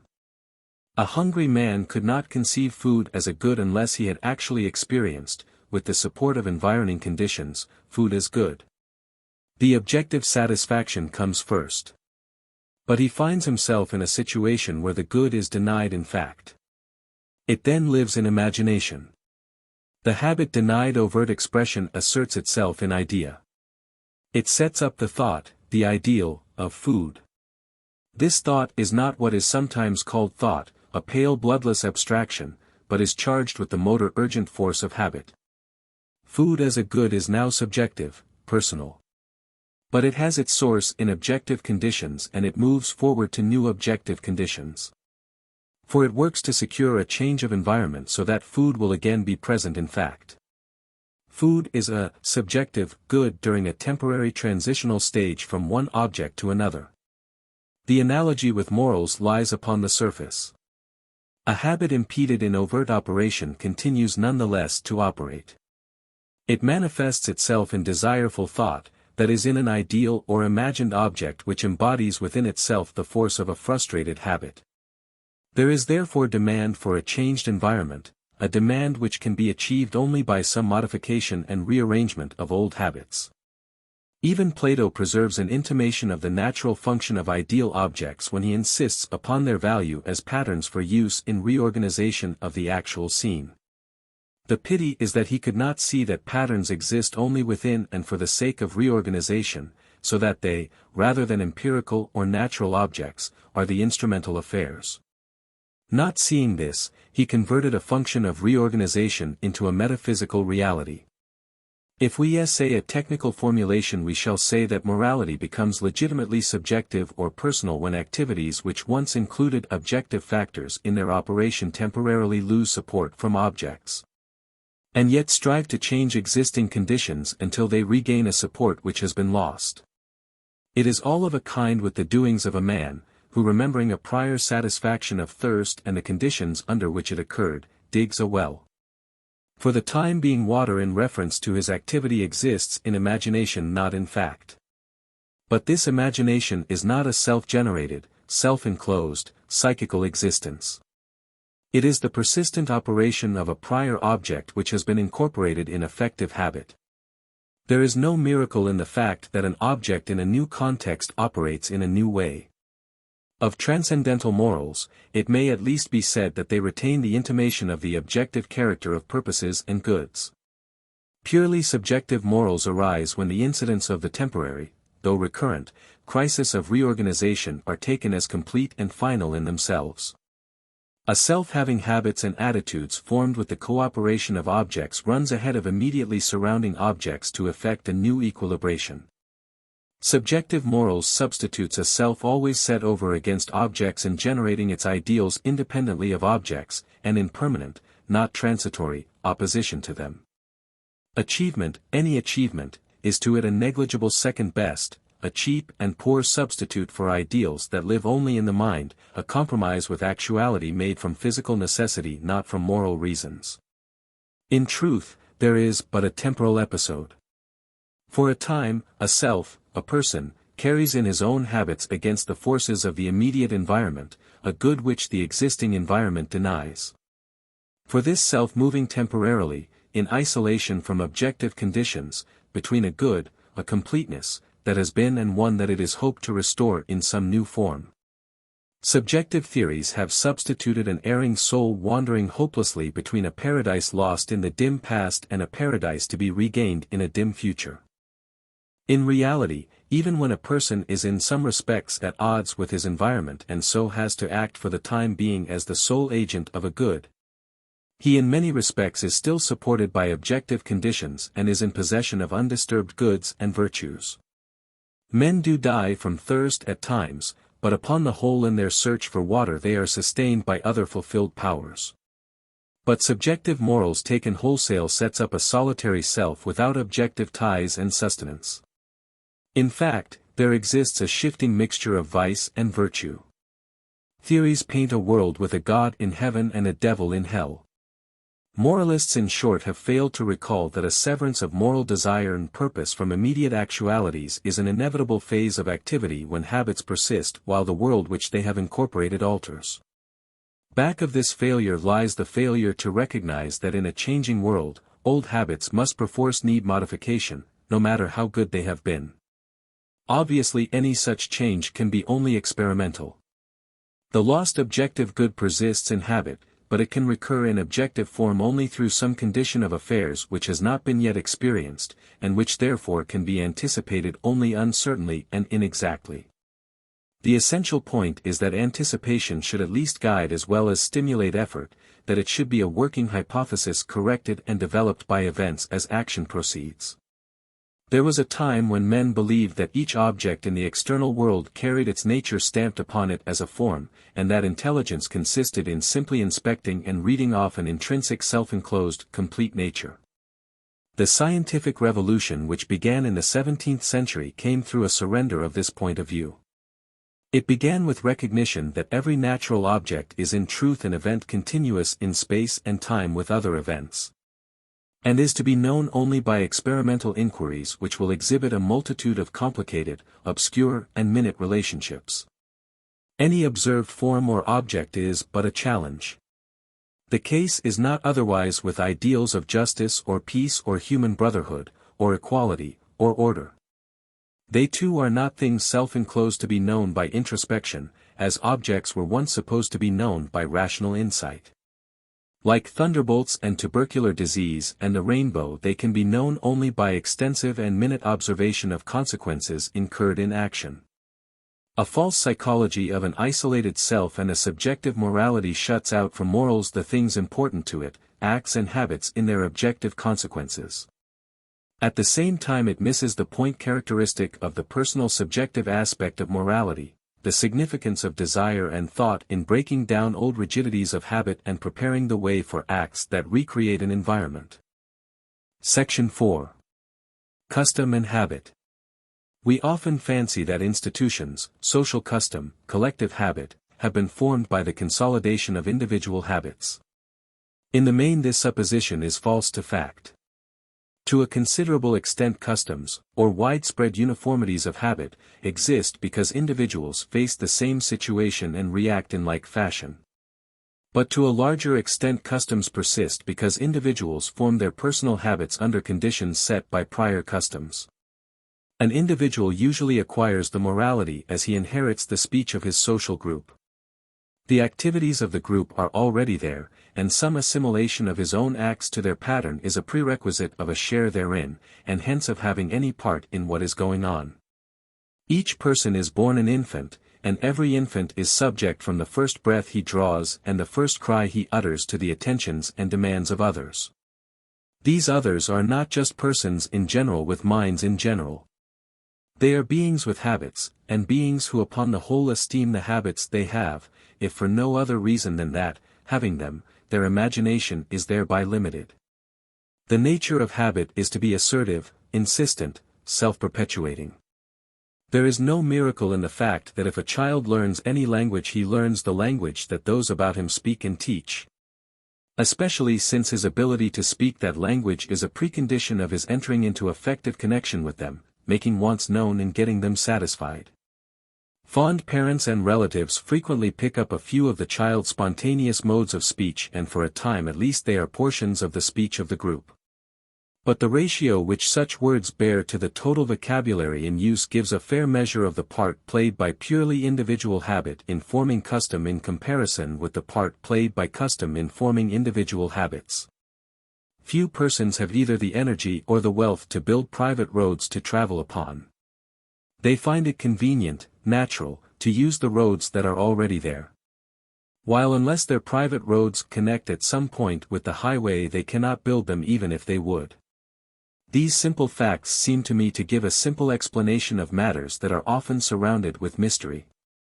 To talk about the priority of society to the individual is to indulge in nonsensical metaphysics. But to say that some pre-existent association of human beings is prior to every particular human being who is born into the world is to mention a commonplace. These associations are definite modes of interaction of persons with one another. That is to say they form customs, institutions. There is no problem in all history so artificial as that of how individuals manage to form society. The problem is due to the pleasure taken in manipulating concepts, and discussion goes on because concepts are kept from inconvenient contact with facts. The facts of infancy and sex have only to be called to mind to see how manufactured are the conceptions which enter into this particular problem. The problem, however, of how those established and more or less deeply grooved systems of interaction which we call social groups, big and small, modify the activities of individuals who perforce are caught up within them. And how the activities of component individuals remake and redirect previously established customs is a deeply significant one. Viewed from the standpoint of custom and its priority to the formation of habits in human beings who are born babies and gradually grow to maturity, the facts which are now usually assembled under the conceptions of collective minds, group minds, national minds, crowd minds, etc., lose the mysterious air they exhale when mind is thought of, as orthodox psychology teaches us to think of it, as something which precedes action.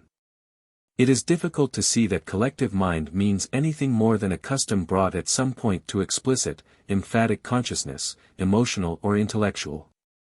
3.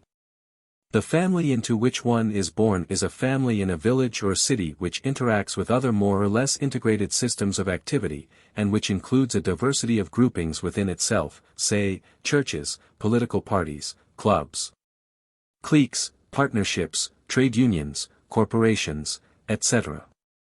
If we start with the traditional notion of mind as something complete in itself, then we may well be perplexed by the problem of how a common mind, common ways of feeling and believing and purposing, comes into existence and then forms these groups. The case is quite otherwise if we recognize that in any case we must start with grouped action, that is, with some fairly settled system of interaction among individuals. The problem of origin and development of the various groupings, or definite customs, in existence at any particular time in any particular place is not solved by reference to psychic causes, elements, forces. It is to be solved by reference to facts of action, demand for food, for houses, for a mate, for someone to talk to and to listen to one talk, for control of others. Demands which are all intensified by the fact already mentioned that each person begins a helpless, dependent creature. I do not mean of course that hunger, fear, sexual love, gregariousness, sympathy, parental love, love of bossing and of being ordered about, imitation, etc., play no part. But I do mean that these words do not express elements or forces which are psychic or mental in their first intention. They denote ways of behavior. These ways of behaving involve interaction, that is to say, and prior groupings. And to understand the existence of organized ways or habits we surely need to go to physics, chemistry and physiology rather than to psychology. There is doubtless a great mystery as to why any such thing as being conscious should exist at all. But if consciousness exists at all, there is no mystery in its being connected with what it is connected with. That is to say, if an activity which is an interaction of various factors, or a grouped activity, comes to consciousness, it seems natural that it should take the form of an emotion, belief or purpose that reflects the interaction. That it should be an our consciousness or a my consciousness. And by this is meant both that it will be shared by those who are implicated in the associative custom, or more or less alike in them all, and that it will be felt or thought to concern others as well as oneself. A family custom or organized habit of action comes into contact and conflict, for example, with that of some other family. The emotions of ruffled pride, the belief about superiority or being as good as other people, the intention to hold one's own are naturally our feeling and idea of our treatment and position. Substitute the Republican Party or the American nation for the family and the general situation remains the same. The conditions which determine the nature and extent of the particular grouping in question are matters of supreme import. But they are not as such subject matter of psychology, but of the history of politics, law, religion, economics, invention, the technology of communication and intercourse. Psychology comes in as an indispensable tool. But it enters into the matter of understanding these various special topics, not into the question of what psychic forces form a collective mind and therefore a social group. That way of stating the case puts the cart a long way before the horse, and naturally gathers obscurities and mysteries to itself. In short, the primary facts of social psychology center about collective habit, custom. In addition to the general psychology of habit, which is general not individual in any intelligible sense of that word, we need to find out just how different customs shape the desires, beliefs, purposes of those who are affected by them. The problem of social psychology is not how either individual or collective mind forms social groups and customs, but how different customs, established interacting arrangements, form and nurture different minds. From this general statement we return to our special problem, which is how the rigid character of past custom has unfavorably influenced beliefs, emotions and purposes having to do with morals. We come back to the fact that individuals begin their career as infants. For the plasticity of the young presents a temptation to those having greater experience and hence greater power which they rarely resist. It seems putty to be molded according to current designs. That plasticity also means power to change prevailing custom is ignored.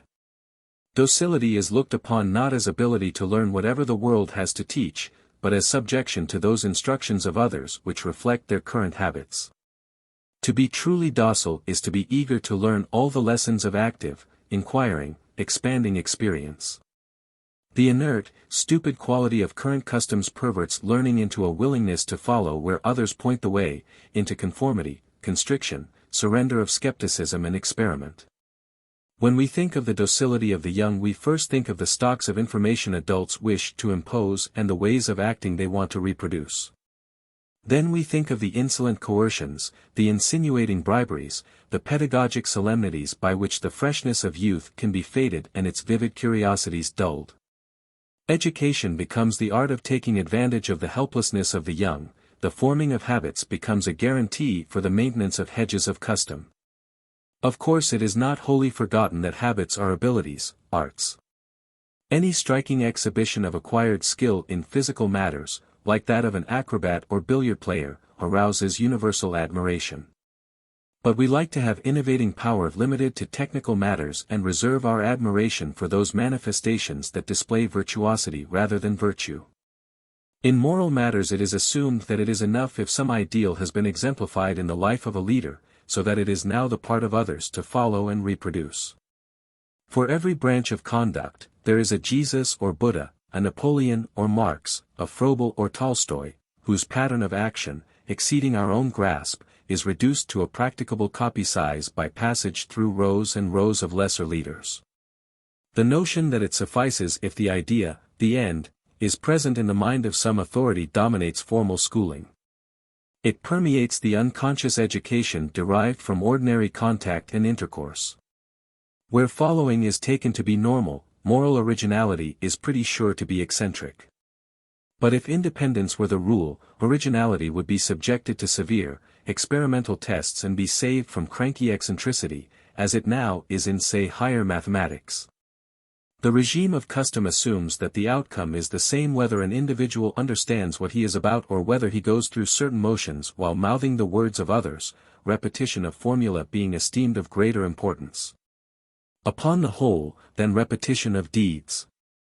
To say what the sect or clique or class says is the way of proving that one also understands and approves what the clique clings to.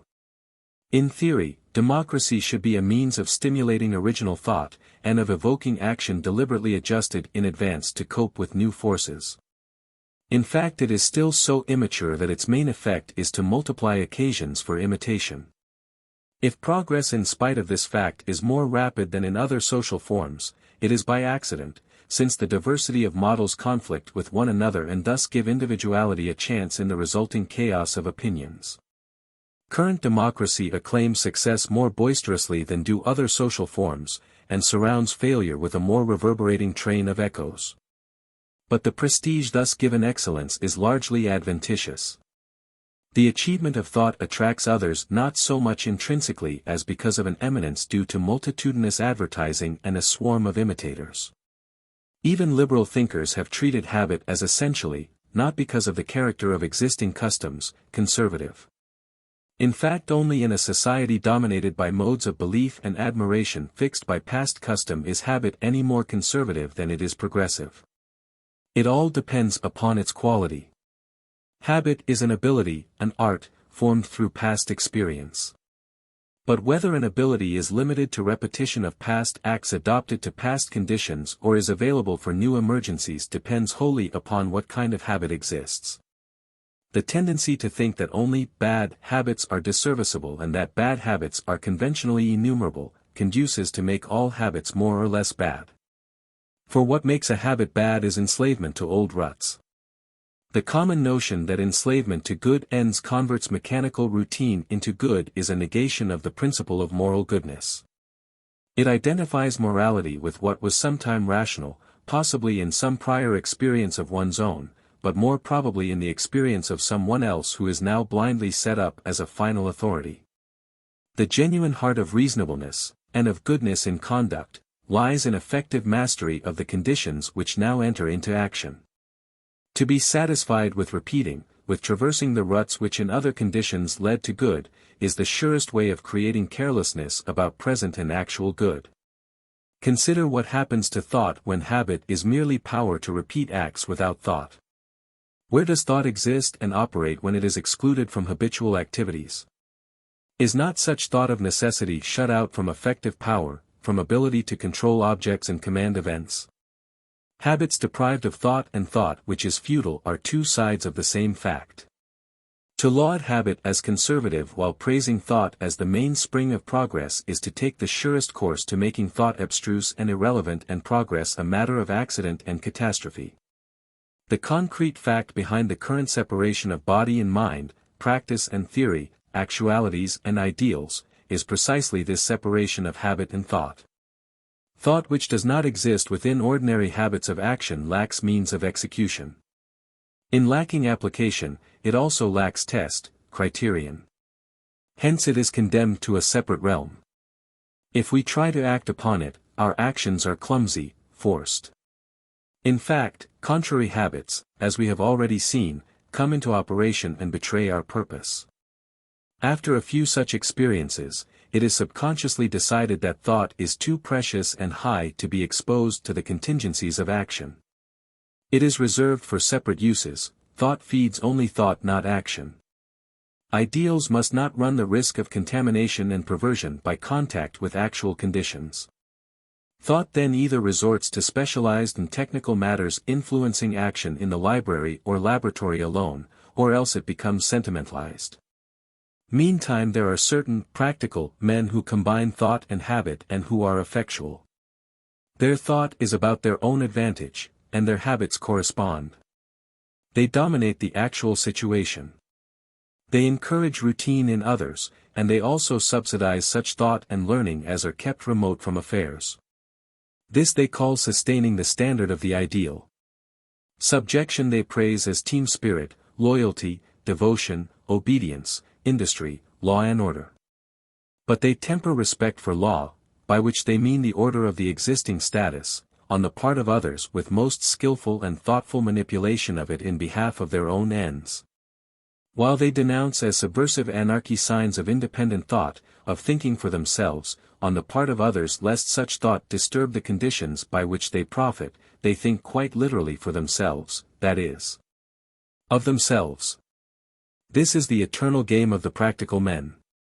Hence it is only by accident that the separate and endowed thought of professional thinkers leaks out into action and affects custom. For thinking cannot itself escape the influence of habit, any more than anything else human.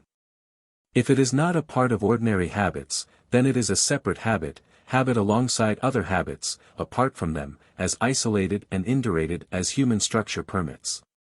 Theory is a possession of the theorist, intellect of the intellectualist.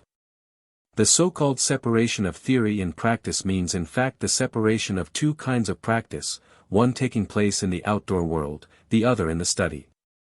The habit of thought commands some materials, as every habit must do, but the materials are technical, books, words. Ideas are objectified in action, but speech and writing monopolize their field of action. Even then subconscious pains are taken to see that the words used are not too widely understood. Intellectual habits like other habits demand an environment, but the environment is the study, library, laboratory and academy. Like other habits they produce external results, possessions. Some men acquire ideas and knowledge as other men acquire monetary wealth. While practicing thought for their own special ends they deprecate it for the untrained and unstable masses for whom habits, that is unthinking routines, are necessities. They favor popular education, up to the point of disseminating as matter of authoritative information for the many what the few have established by thought. And up to the point of converting an original docility to the new into a docility to repeat and to conform. Yet all habit involves mechanization. Habit is impossible without setting up a mechanism of action, physiologically ingrained, which operates spontaneously, automatically, whenever the cue is given. But mechanization is not of necessity all there is to habit. Consider the conditions under which the first serviceable abilities of life are formed. When a child begins to walk he acutely observes, he intently and intensely experiments. He looks to see what is going to happen and he keeps curious watch on every incident. What others do, the assistance they give, the models they set, operate not as limitations but as encouragements to his own acts, reinforcements of personal perception and endeavor. The first toddling is a romantic adventuring into the unknown. And every gained power is a delightful discovery of one's own powers and of the wonders of the world. We may not be able to retain in adult habits this zest of intelligence and this freshness of satisfaction in newly discovered powers. But there is surely a middle term between a normal exercise of power which includes some excursion into the unknown, and a mechanical activity hedged within a drab world. Even in dealing with inanimate machines we rank that invention higher which adapts its movements to varying conditions. All life operates through a mechanism, and the higher the form of life the more complex, sure, and flexible the mechanism. This fact alone should save us from opposing life and mechanism, thereby reducing the latter to unintelligent automatism and the former to an aimless splurge. How delicate, prompt, sure and varied are the movements of a violin player or an engraver. How unerringly they phrase every shade of emotion and every turn of idea. Mechanism is indispensable. If each act has to be consciously searched for at the moment and intentionally performed, execution is painful and the product is clumsy and halting. Nevertheless, the difference between the artist and the mere technician is unmistakable. The artist is a masterful technician. The technique or mechanism is fused with thought and feeling. The mechanical performer permits the mechanism to dictate the performance. It is absurd to say that the latter exhibits habit and the former not. We are confronted with two kinds of habit, intelligent and routine. All life has its elan, but only the prevalence of dead habits deflects life into mere elan. Yet the current dualism of mind and body, thought and action, is so rooted that we are taught, and science is said to support the teaching, that the art, the habit of the artist is acquired by previous mechanical exercises of repetition in which skill apart from thought is the aim, until suddenly, magically, this soulless mechanism is taken possession of by sentiment and imagination and it becomes a flexible instrument of mind. The fact, the scientific fact, is that even in his exercises, his practice for skill, an artist uses an art he already has. He acquires greater skill because practice of skill is more important to him than practice for skill. Otherwise natural endowment would count for nothing, and sufficient mechanical exercise would make anyone an expert in any field. A flexible, sensitive habit grows more varied, more adaptable by practice and use. We do not as yet fully understand the physiological factors concerned in mechanical routine on one hand and artistic skill on the other, but we do know that the latter is just as much habit as is the former. Whether it concerns the cook, musician, carpenter, citizen, or statesman, the intelligent or artistic habit is the desirable thing, and the routine the undesirable thing, or, at least, desirable and undesirable from every point of view except one. Those who wish a monopoly of social power find desirable the separation of habit and thought, action and soul, so characteristic of history. For the dualism enables them to do the thinking and planning, while others remain the docile, even if awkward, instruments of execution. Until this scheme is changed, democracy is bound to be perverted in realization. With our present system of education, by which something much more extensive than schooling is meant, democracy multiplies occasions for imitation not occasions for thought in action. If the visible result is rather a messy confusion than an ordered discipline of habits, it is because there are so many models of imitation set up that they tend to cancel one another. So that individuals have the advantage neither of uniform training nor of intelligent adaptation. Whence an intellectualist, the one with whom thinking is itself a segregated habit, infers that the choice is between musan muddling and a bureaucracy. He prefers the latter, though under some other name, usually an aristocracy of talent and intellect, possibly a dictatorship of the proletariat.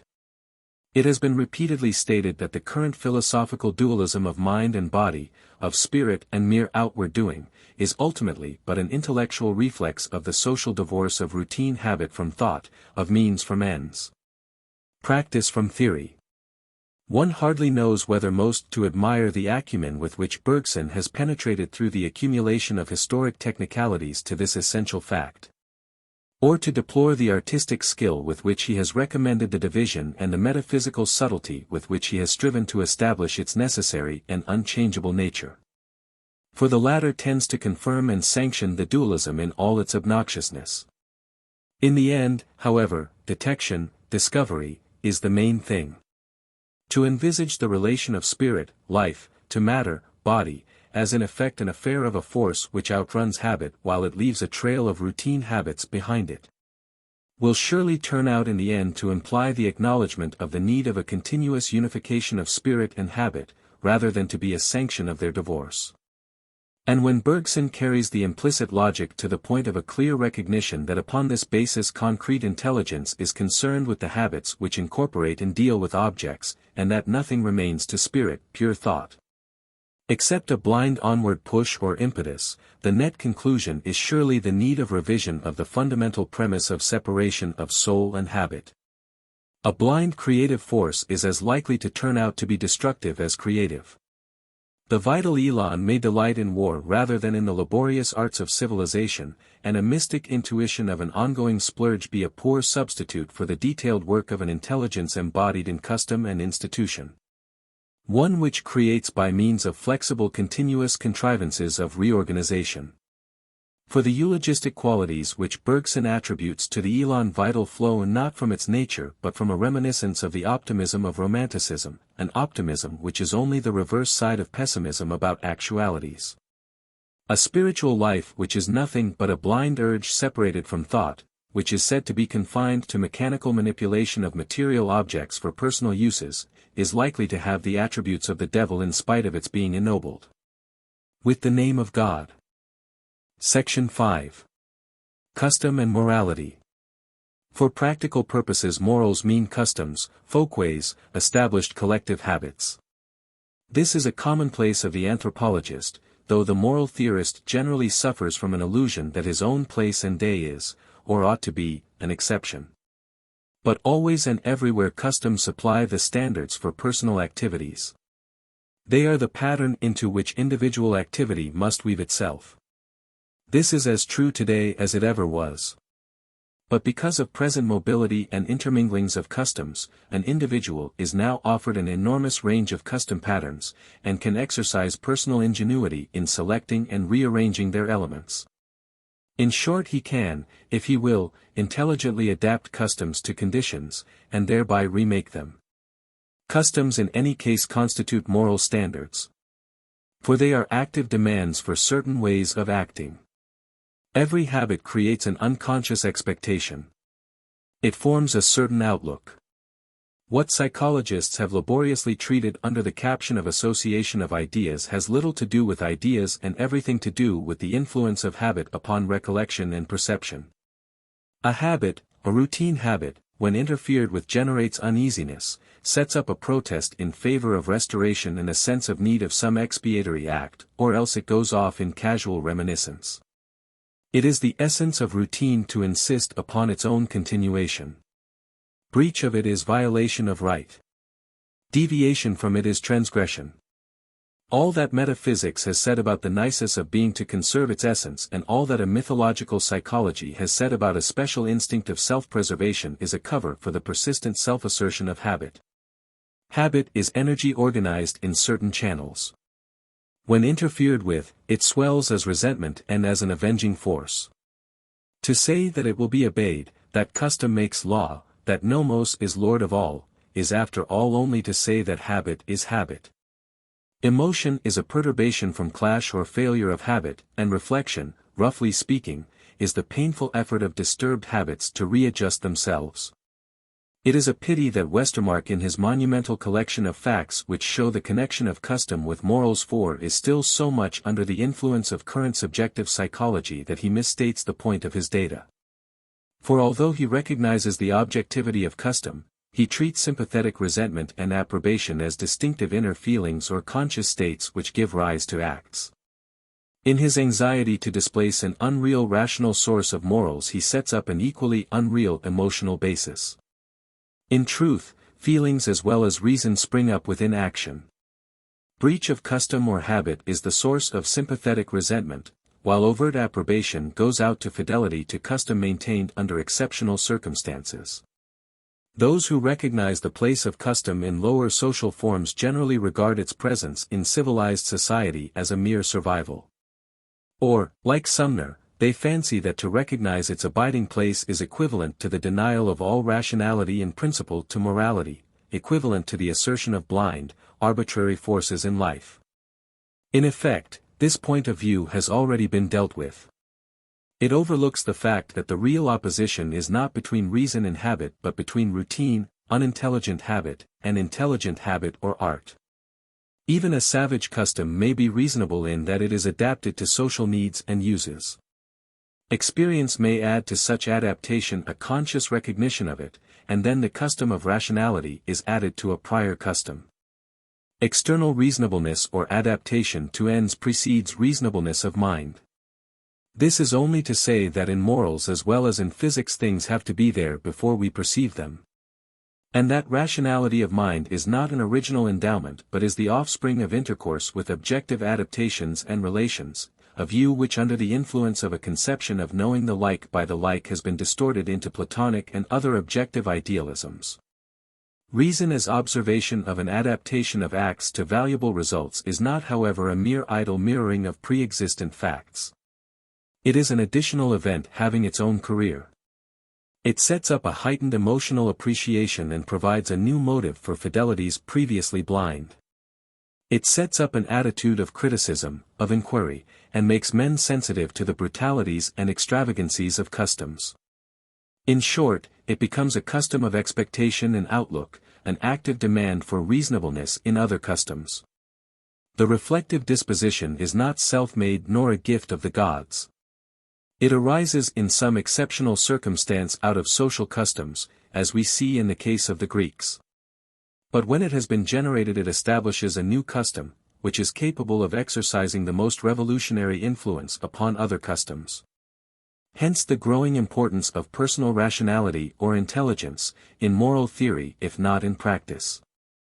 That current customs contradict one another, that many of them are unjust, and that without criticism none of them is fit to be the guide of life was the discovery with which the Athenian Socrates initiated conscious moral theorizing. Yet a dilemma soon presented itself, one which forms the burden of Plato's ethical writings.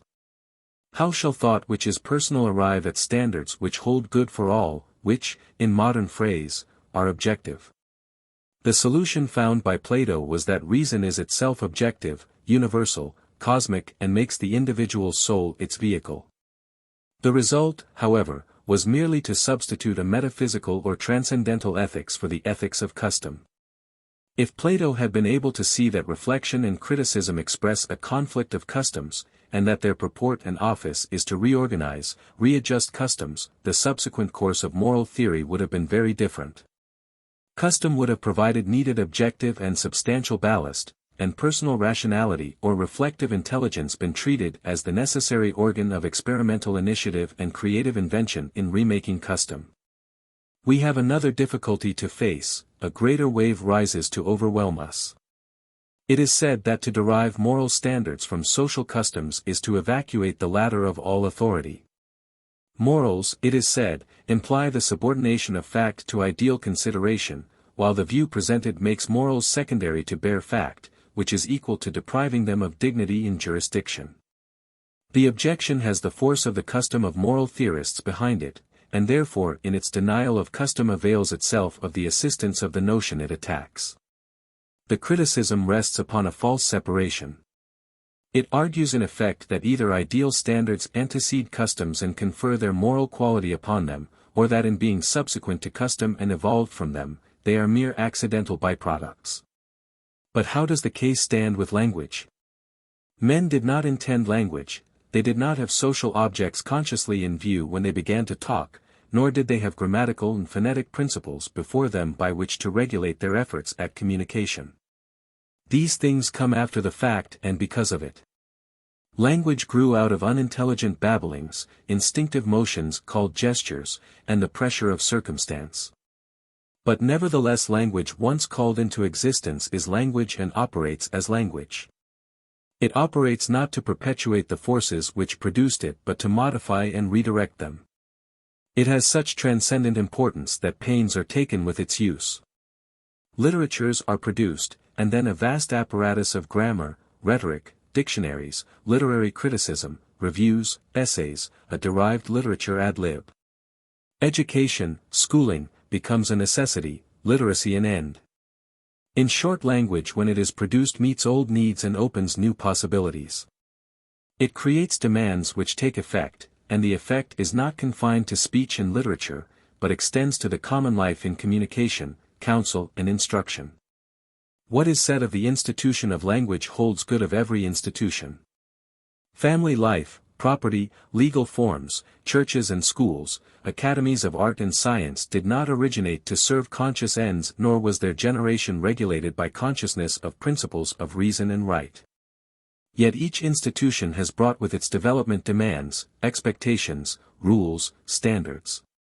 These are not mere embellishments of the forces which produced them, idle decorations of the scene. They are additional forces. They reconstruct. They open new avenues of endeavor and impose new labors. In short, they are civilization, culture, morality. Still the question recurs, what authority have standards and ideas which have originated in this way? What claim have they upon us? In one sense the question is unanswerable. In the same sense, however, the question is unanswerable whatever origin and sanction is ascribed to moral obligations and loyalties. Why attend to metaphysical and transcendental ideal realities even if we concede they are the authors of moral standards? Why do this act if I feel like doing something else? Any moral question may reduce itself to this question if we so choose.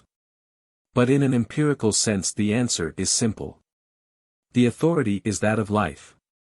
Why employ language, cultivate literature, acquire and develop science, sustain industry, and submit to the refinements of art? To ask these questions is equivalent to asking, why live? And the only answer is that if one is going to live one must live a life of which these things form the substance. The only question having sense which can be asked is how we are going to use and be used by these things, not whether we are going to use them. Reason, moral principles, cannot in any case be shoved behind these affairs, for reason and morality grow out of them. But they have grown into them as well as out of them. They are there as part of them. No one can escape them if he wants to. He cannot escape the problem of how to engage in life, since in any case he must engage in it in some way or other, or else quit and get out. In short, the choice is not between a moral authority outside custom and one within it. It is between adopting more or less intelligent and significant customs. Curiously enough, the chief practical effect of refusing to recognize the connection of custom with moral standards is to deify some special custom and treat it as eternal, immutable, outside of criticism and revision. This consequence is especially harmful in times of rapid social flux. For it leads to disparity between nominal standards, which become ineffectual and hypocritical in exact ratio to their theoretical exaltation, and actual habits which have to take note of existing conditions. The disparity breeds disorder. Irregularity and confusion are however practically intolerable, and effect the generation of a new rule of some sort or other. Only such complete disturbance of the physical basis of life and security as comes from plague and starvation can throw society into utter disorder. No amount of intellectual transition can seriously disturb the main tenor of custom, or morals. Hence the greater danger which attends the attempt in period of social change to maintain the immutability of old standards is not general moral relaxation. It is rather social clash, an irreconciled conflict of moral standards and purposes, the most serious form of class warfare. For segregated classes develop their own customs, which is to say their own working morals. As long as society is mainly immobile these diverse principles and ruling aims do not clash. They exist side by side in different strata. Power, glory, honor, magnificence, mutual faith here. Industry, obedience, abstinence, humility, and reverence there, noble and plebeian virtues. Vigor, courage, energy, enterprise here, submission, patience, charm, personal fidelity there, the masculine and feminine virtues. But mobility invades society. War, commerce, travel, communication, contact with the thoughts and desires of other classes, new inventions in productive industry, disturb the settled distribution of customs. Congealed habits thaw out, and a flood mixes things once separated. Each class is rigidly sure of the rightness of its own ends and hence not over-scrupulous about the means of attaining them. One side proclaims the ultimacy of order, that of some old order which conduces to its own interest. The other side proclaims its rights to freedom, and identifies justice with its submerged claims. There is no common ground, no moral understanding, no agreed-upon standard of appeal. Today such a conflict occurs between propertied classes and those who depend upon daily wage, between men and women, between old and young. Each appeals to its own standard of right, and each thinks the other the creature of personal desire, whim or obstinacy. Mobility has affected peoples as well. Nations and races face one another, each with its own immutable standards. Never before in history have there existed such numerous contacts and minglings. Never before have there been such occasions for conflict which are the more significant because each side feels that it is supported by moral principles. Customs relating to what has been and emotions referring to what may come to be go their independent ways. The demand of each side treats its opponent as a willful violator of moral principles, an expression of self-interest or superior might. Intelligence, which is the only possible messenger of reconciliation, dwells in a far land of abstractions or comes after the event to record accomplished facts. Section 6. Habit and Social Psychology. The prior discussion has tried to show why the psychology of habit is an objective and social psychology. Settled and regular action must contain an adjustment of environing conditions. It must incorporate them in itself. For human beings, the environing affairs directly important are those formed by the activities of other human beings. This fact is accentuated and made fundamental by the fact of infancy, the fact that each human being begins life completely dependent upon others. The net outcome accordingly is that what can be called distinctively individual in behavior and mind is not, contrary to traditional theory, an original datum. Doubtless physical or physiological individuality always colors responsive activity and hence modifies the form which custom assumes in its personal reproductions. In forceful energetic characters this quality is marked. But it is important to note that it is a quality of habit, not an element or force existing apart from adjustment of the environment and capable of being termed a separate individual mind. Orthodox psychology starts however from the assumption of precisely such independent minds. However much different schools may vary in their definitions of mind, they agree in this premise of separateness and priority.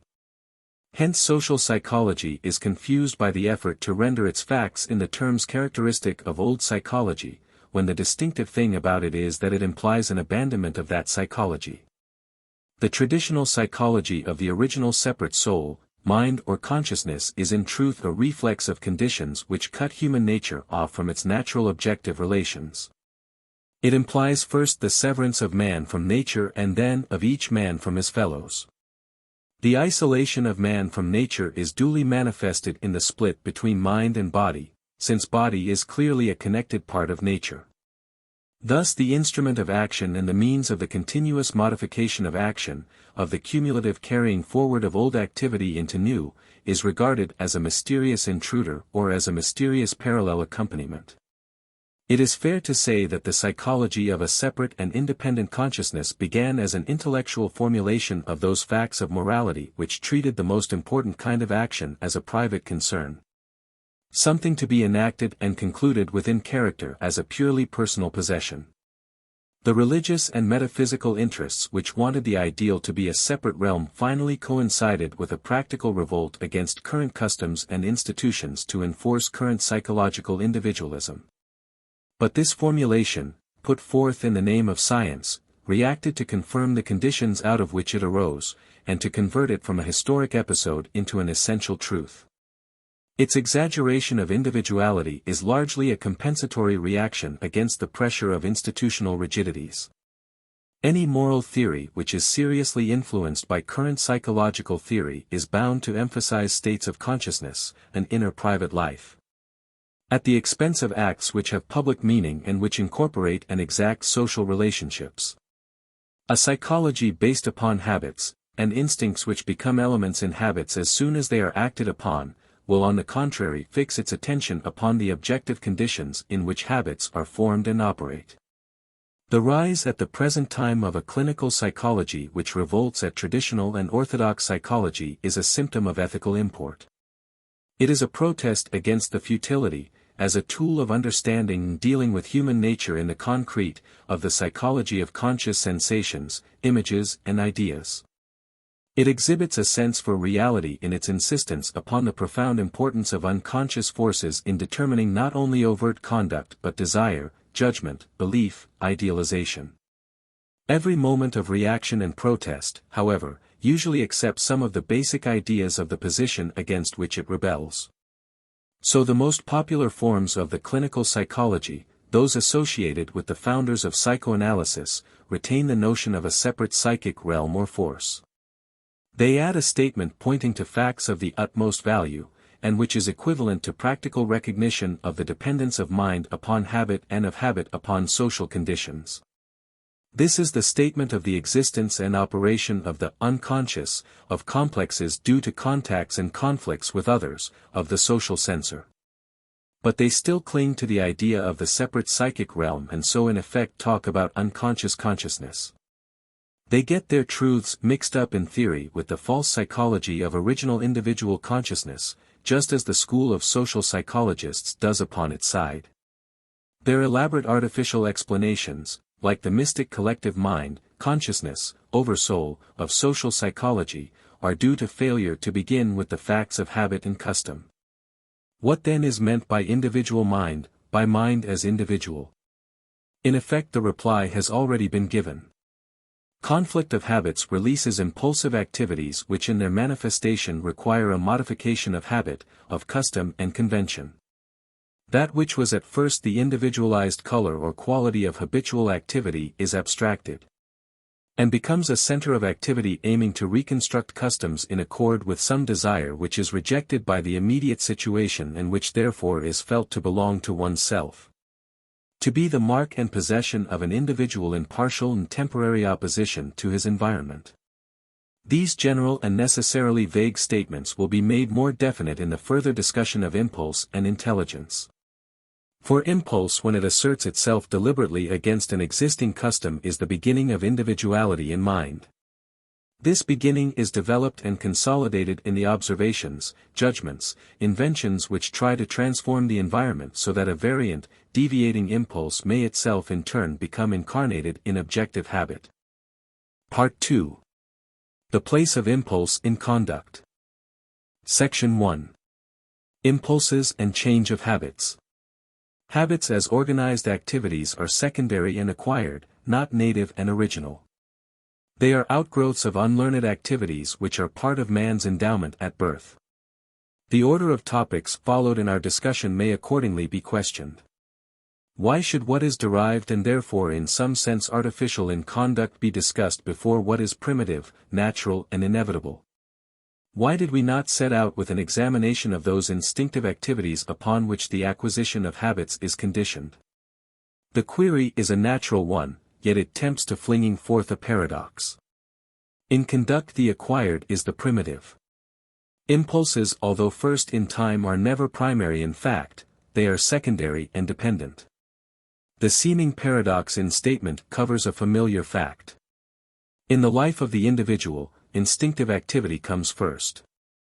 But an individual begins life as a baby, and babies are dependent beings. Their activities could continue at most for only a few hours were it not for the presence and aid of adults with their formed habits. And babies owe to adults more than procreation, more than the continued food and protection which preserve life. They owe to adults the opportunity to express their native activities in ways which have meaning. Even if by some miracle original activity could continue without assistance from the organized skill and art of adults, it would not amount to anything. It would be mere sound and fury. In short, the meaning of native activities is not native. It is acquired. It depends upon interaction with a matured social medium. In the case of a tiger or eagle, anger may be identified with a serviceable life activity, with attack and defense. With a human being it is as meaningless as a gust of wind on a mud puddle apart from a direction given it by the presence of other persons, apart from the responses they make to it. It is a physical spasm, a blind dispersive burst of wasteful energy. It gets quality, significance, when it becomes a smoldering sullenness, an annoying interruption, a peevish irritation, a murderous revenge, a blazing indignation. And although these phenomena which have a meaning spring from original native reactions to stimuli, yet they depend also upon the responsive behavior of others. They and all similar human displays of anger are not pure impulses. They are habits formed under the influence of association with others who have habits already and who show their habits in the treatment which converts a blind physical discharge into a significant anger. After ignoring impulses for a long time in behalf of sensations, modern psychology now tends to start out with an inventory and description of instinctive activities. This is an undoubted improvement. But when it tries to explain complicated events in personal and social life by direct reference to these native powers, the explanation becomes hazy and forced. It is like saying the flea and the elephant, the lichen and the redwood, the timid hare and the ravening wolf, the plant with the most inconspicuous blossom and the plant with the most glaring color, are alike products of natural selection. There may be a sense in which the statement is true, but till we know the specific environing conditions under which selection took place we really know nothing. And so we need to know about the social conditions which have educated original activities into definite and significant dispositions before we can discuss the psychological element in society. This is the true meaning of social psychology. At some place on the globe, at some time, every kind of practice seems to have been tolerated or even praised. How is the tremendous diversity of institutions, including moral codes, to be accounted for? The native stock of instincts is practically the same everywhere. Exaggerate as much as we like the native differences of Patagonians and Greeks, Sioux Indians and Hindus, Bushmen and Chinese, their original differences will bear no comparison to the amount of difference found in custom and culture. Since such a diversity cannot be attributed to an original identity, the development of native impulse must be stated in terms of acquired habits, not the growth of customs in terms of instincts. The wholesale human sacrifices of Peru and the tenderness of St. Francis, the cruelties of pirates and the philanthropies of Howard, the practice of sati and the cult of the Virgin, the war and peace dances of the Comanches and the parliamentary institutions of the British.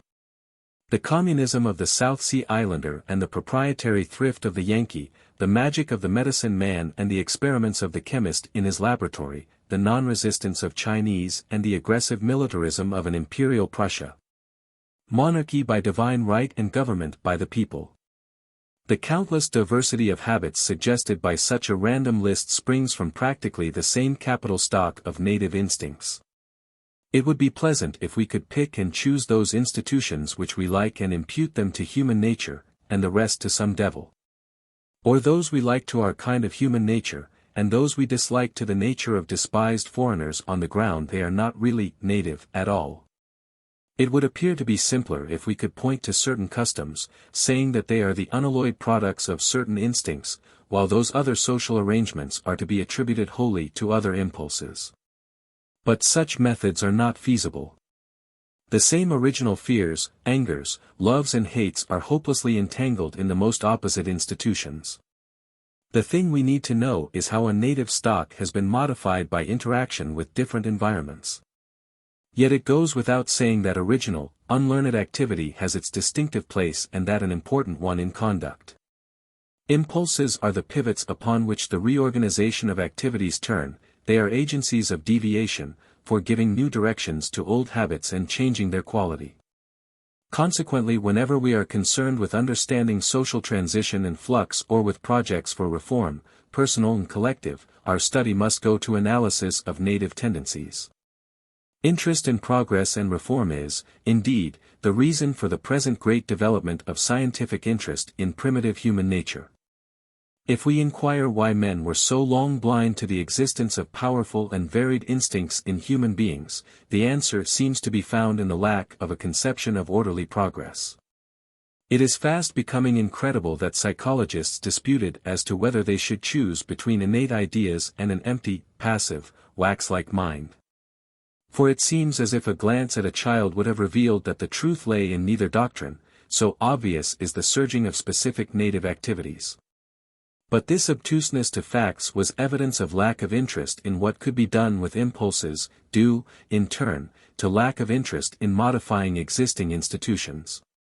It is no accident that men became interested in the psychology of savages and babies when they became interested in doing away with old institutions.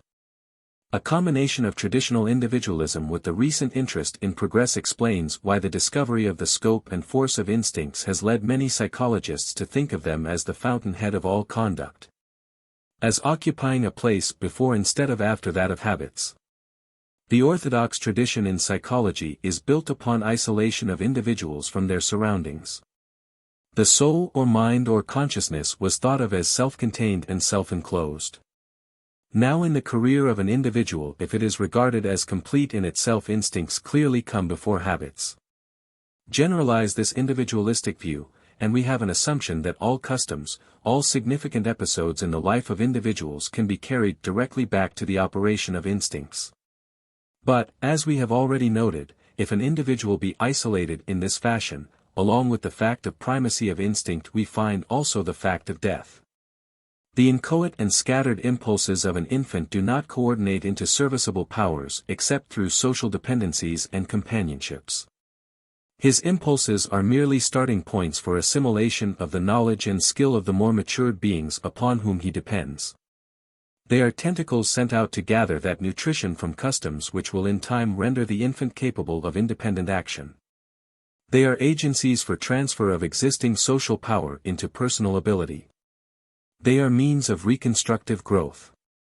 Abandon an impossible individualistic psychology, and we arrive at the fact that native activities are organs of reorganization and readjustment. The hen precedes the egg. But nevertheless this particular egg may be so treated as to modify the future type of hen. Section 2. Plasticity of impulse. In the case of the young it is patent that impulses are highly flexible starting points for activities which are diversified according to the ways in which they are used. Any impulse may become organized into almost any disposition according to the way it interacts with surroundings. Fear may become abject cowardice, prudent caution, reverence for superiors or respect for equals. An agency for credulous swallowing of absurd superstitions or for wary skepticism.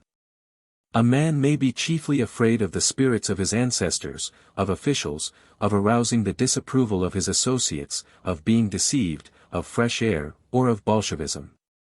The actual outcome depends upon how the impulse of fear is interwoven with other impulses. This depends in turn upon the outlets and inhibitions supplied by the social environment. In a definite sense, then, a human society is always starting afresh. It is always in process of renewing, and it endures only because of renewal.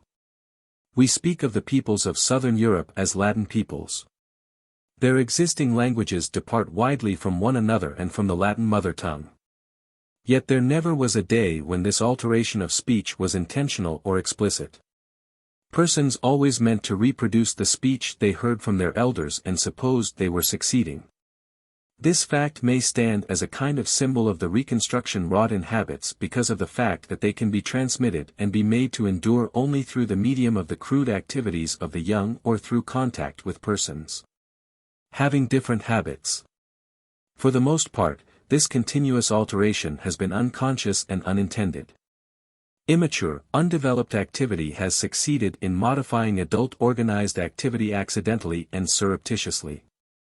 But with the dawn of the idea of progressive betterment and an interest in new uses of impulses, There has grown up some consciousness of the extent to which a future new society of changed purposes and desires may be created by a deliberate humane treatment of the impulses of youth.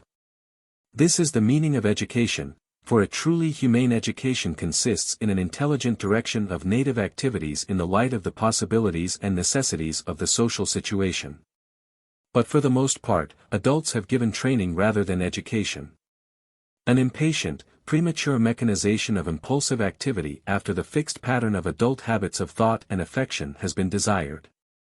The combined effect of love of power, timidity in the face of the novel and a self-admiring complacency has been too strong to permit immature impulse to exercise its reorganizing potentialities. The younger generation has hardly even knocked frankly at the door of adult customs, much less been invited in to rectify through better education the brutalities and inequities established in adult habits. Each new generation has crept blindly and furtively through such chance gaps as have happened to be left open. Otherwise it has been modeled after the old. We have already noted how original plasticity is warped and docility is taken mean advantage of. It has been used to signify not capacity to learn liberally and generously, but willingness to learn the customs of adult associates, ability to learn just those special things which those having power and authority wish to teach. Original modifiability has not been given a fair chance to act as a trustee for a better human life. It has been loaded with convention, biased by adult convenience. It has been practically rendered into an equivalent of non-assertion of originality, a pliant accommodation to the embodied opinions of others. Consequently docility has been identified with imitativeness, instead of with power to remake old habits, to recreate. Plasticity and originality have been opposed to each other. That the most precious part of plasticity consists in ability to form habits of independent judgment and of inventive initiation has been ignored. For it demands a more complete and intense docility to form flexible easily readjusted habits than it does to acquire those which rigidly copy the ways of others. In short, among the native activities of the young are some that work towards accommodation, assimilation, reproduction, and others that work toward exploration, discovery and creation. But the weight of adult custom has been thrown upon retaining and strengthening tendencies toward conformity, and against those which make for variation and independence. The habits of the growing person are jealously kept within the limit of adult customs. The delightful originality of the child is tamed. Worship of institutions and personages themselves lacking in imaginative foresight, versatile observation and liberal thought, is enforced. Very early in life sets of mind are formed without attentive thought, and these sets persist and control the mature mind. The child learns to avoid the shock of unpleasant disagreement, to find the easy way out. To appear to conform to customs which are wholly mysterious to him in order to get his own way, that is to display some natural impulse without exciting the unfavorable notice of those in authority. Adults distrust the intelligence which a child has while making upon him demands for a kind of conduct that requires a high order of intelligence, if it is to be intelligent at all. The inconsistency is reconciled by instilling in him moral habits which have a maximum of emotional empressment and adamantine hold with a minimum of understanding. These habitudes, deeply ingrained before thought is awake and even before the day of experiences which can later be recalled, govern conscious later thought. They are usually deepest and most ungetatable just where critical thought is most needed, in morals, religion and politics. These infantilisms account for the mass of irrationalities that prevail among men of otherwise rational tastes. These personal hangovers are the cause of what the student of culture calls survivals. But unfortunately these survivals are much more numerous and pervasive than the anthropologist and historian are wont to admit. To list them would perhaps oust one from respectable society. And yet the intimation never wholly deserts us that there is in the unformed activities of childhood and youth the possibilities of a better life for the community as well as for individuals here and there. This dim sense is the ground of our abiding idealization of childhood. For with all its extravagancies and uncertainties, its effusions and reticences, it remains a standing proof of a life wherein growth is normal not an anomaly, activity a delight not a task. And where habit forming is an expansion of power not its shrinkage. Habit and impulse may war with each other, but it is a combat between the habits of adults and the impulses of the young, and not, as with the adult, a civil warfare whereby personality is rent asunder. Our usual measure for the goodness of children is the amount of trouble they make for grown-ups, which means of course the amount they deviate from adult habits and expectations. Yet by way of expiation we envy children their love of new experiences, their intentness in extracting the last drop of significance from each situation, their vital seriousness in things that to us are outworn. We compensate for the harshness and monotony of our present insistence upon formed habits by imagining a future heaven in which we too shall respond freshly and generously to each incident of life. In consequence of our divided attitude, our ideals are self-contradictory. On the one hand, we dream of an attained perfection, an ultimate static goal, in which effort shall cease, and desire and execution be once and for all in complete equilibrium. We wish for a character which shall be steadfast, and we then conceive this desired faithfulness as something immutable, a character exactly the same yesterday, today and forever.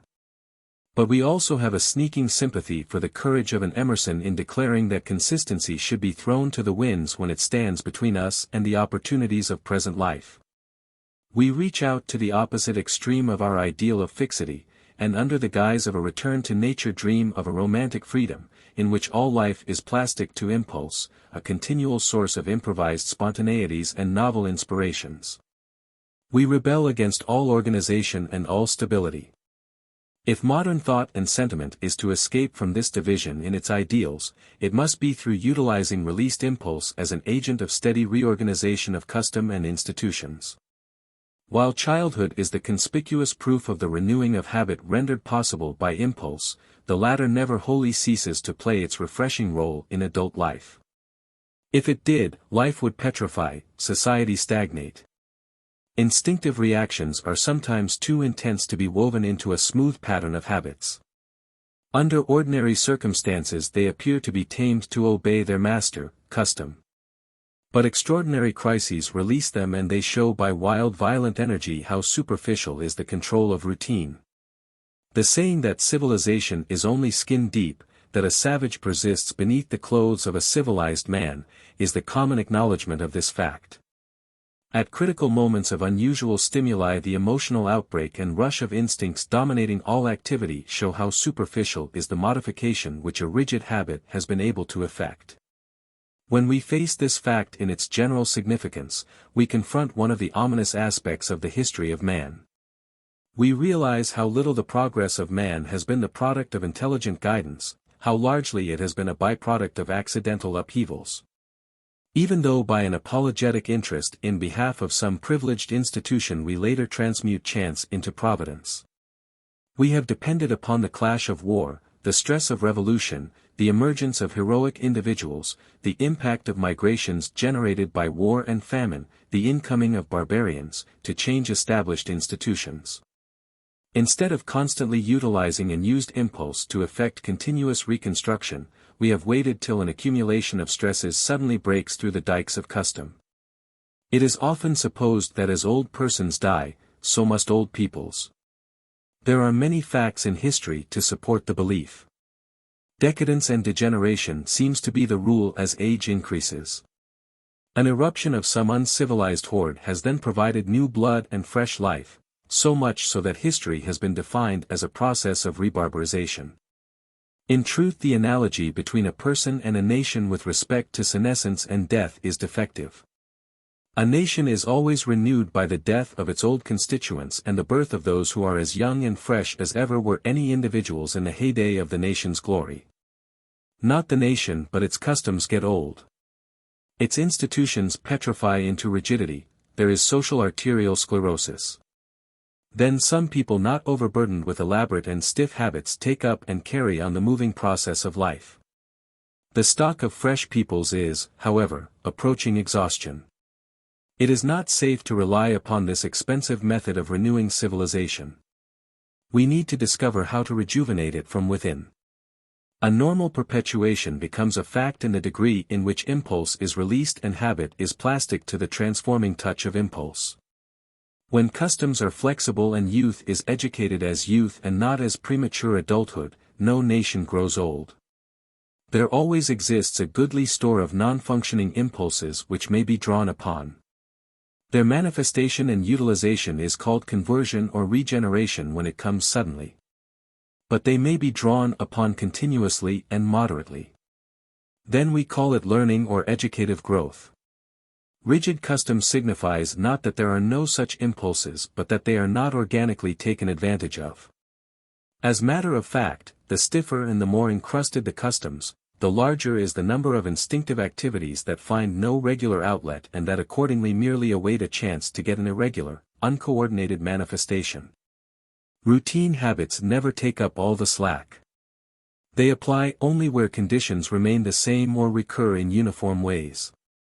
They do not fit the unusual and novel.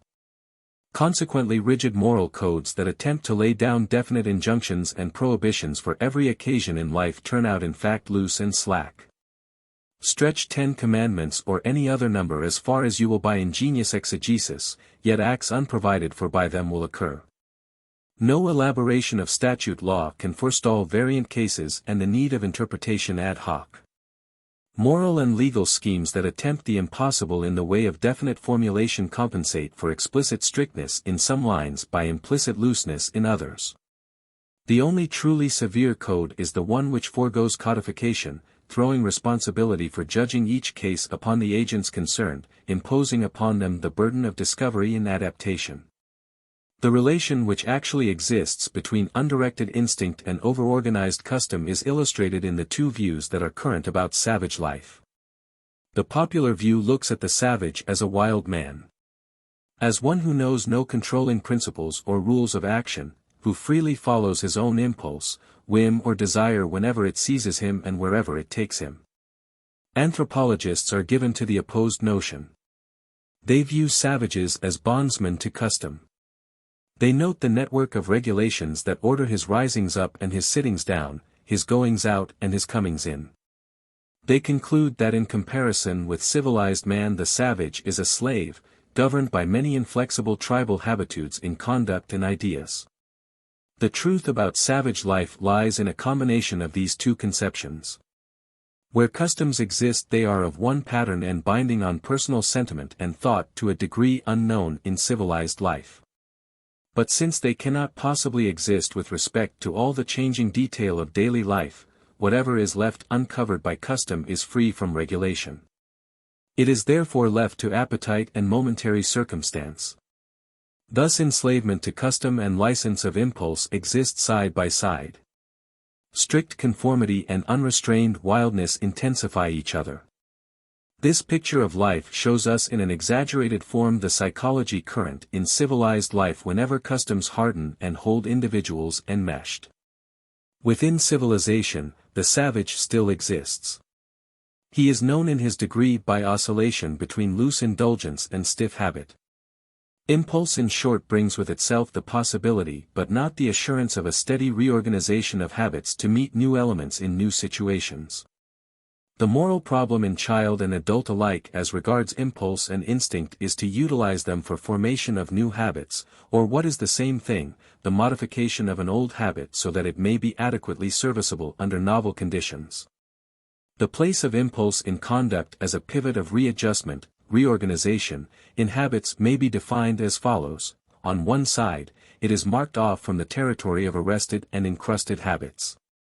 On the other side, it is demarcated from the region in which impulse is a law unto itself. 5. Generalizing these distinctions, a valid moral theory contrasts with all those theories which set up static goals, even when they are called perfection. And with those theories which idealize raw impulse and find in its spontaneities an adequate mode of human freedom.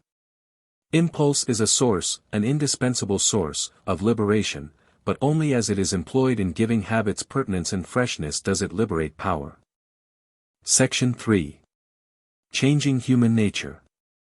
Incidentally, we have touched upon a most far-reaching problem, the alterability of human nature. Early reformers, following John Locke, were inclined to minimize the significance of native activities, and to emphasize the possibilities inherent in practice and habit acquisition. There was a political slant to this denial of the native and a priori, this magnifying of the accomplishments of acquired experience. It held out a prospect of continuous development, of improvement without end. Thus writers like Helvetius made the idea of the complete malleability of a human nature which originally is wholly empty and passive, the basis for asserting the omnipotence of education to shape human society, and the ground of proclaiming the infinite perfectibility of mankind. Wary, experienced men of the world have always been skeptical of schemes of unlimited improvement. They tend to regard plans for social change with an eye of suspicion. They find in them evidences of the proneness of youth to illusion, or of incapacity on the part of those who have grown old to learn anything from experience. This type of conservative has thought to find in the doctrine of native instincts a scientific support for asserting the practical unalterability of human nature. Circumstances may change, but human nature remains from age to age the same. Heredity is more potent than environment, and human heredity is untouched by human intent. Effort for a serious alteration of human institutions is utopian. As things have been, so they will be. The more they change, the more they remain the same. Curiously enough, both parties rest their case upon just the factor which when it is analyzed weakens their respective conclusions. That is to say, the radical reformer rests his contention in behalf of easy and rapid change upon the psychology of habits, of institutions in shaping raw nature, and the conservative grounds his counter-assertion upon the psychology of instincts. As matter of fact, it is precisely custom which has greatest inertia, which is least susceptible of alteration, while instincts are most readily modifiable through use, most subject to educative direction. The conservative who begs scientific support from the psychology of instincts is the victim of an outgrown psychology which derived its notion of instinct from an exaggeration of the fixity and certainty of the operation of instincts among the lower animals. He is a victim of a popular zoology of the bird, bee and beaver, which was largely framed to the greater glory of God. He is ignorant that instincts in the animals are less infallible and definite than is supposed. And also that the human being differs from the lower animals in precisely the fact that his native activities lack the complex ready-made organization of the animal's original abilities. But the short-cut revolutionist fails to realize the full force of the things about which he talks most, namely institutions as embodied habits. Anyone with knowledge of the stability and force of habit will hesitate to propose or prophesy rapid and sweeping social changes. A social revolution may effect abrupt and deep alterations in external customs, in legal and political institutions. But the habits that are behind these institutions and that have, willy-nilly, been shaped by objective conditions, the habits of thought and feeling, are not so easily modified. They persist and insensibly assimilate to themselves the outer innovations, much as American judges nullify the intended changes of statute law by interpreting legislation in the light of common law. The force of lag in human life is enormous. Actual social change is never so great as is apparent change. Ways of belief, of expectation, of judgment and attendant emotional dispositions of like and dislike, are not easily modified after they have once taken shape. Political and legal institutions may be altered, even abolished, but the bulk of popular thought which has been shaped to their pattern persists. This is why glowing predictions of the immediate coming of a social millennium terminate so uniformly in disappointment, which gives point to the standing suspicion of the cynical conservative about radical changes. Habits of thought outlive modifications in habits of overt action. The former are vital, the latter, without the sustaining life of the former, are muscular tricks. Consequently, as a rule, the moral effects of even great political revolutions, after a few years of outwardly conspicuous alterations, do not show themselves till after the lapse of years. A new generation must come upon the scene whose habits of mind have been formed under the new conditions.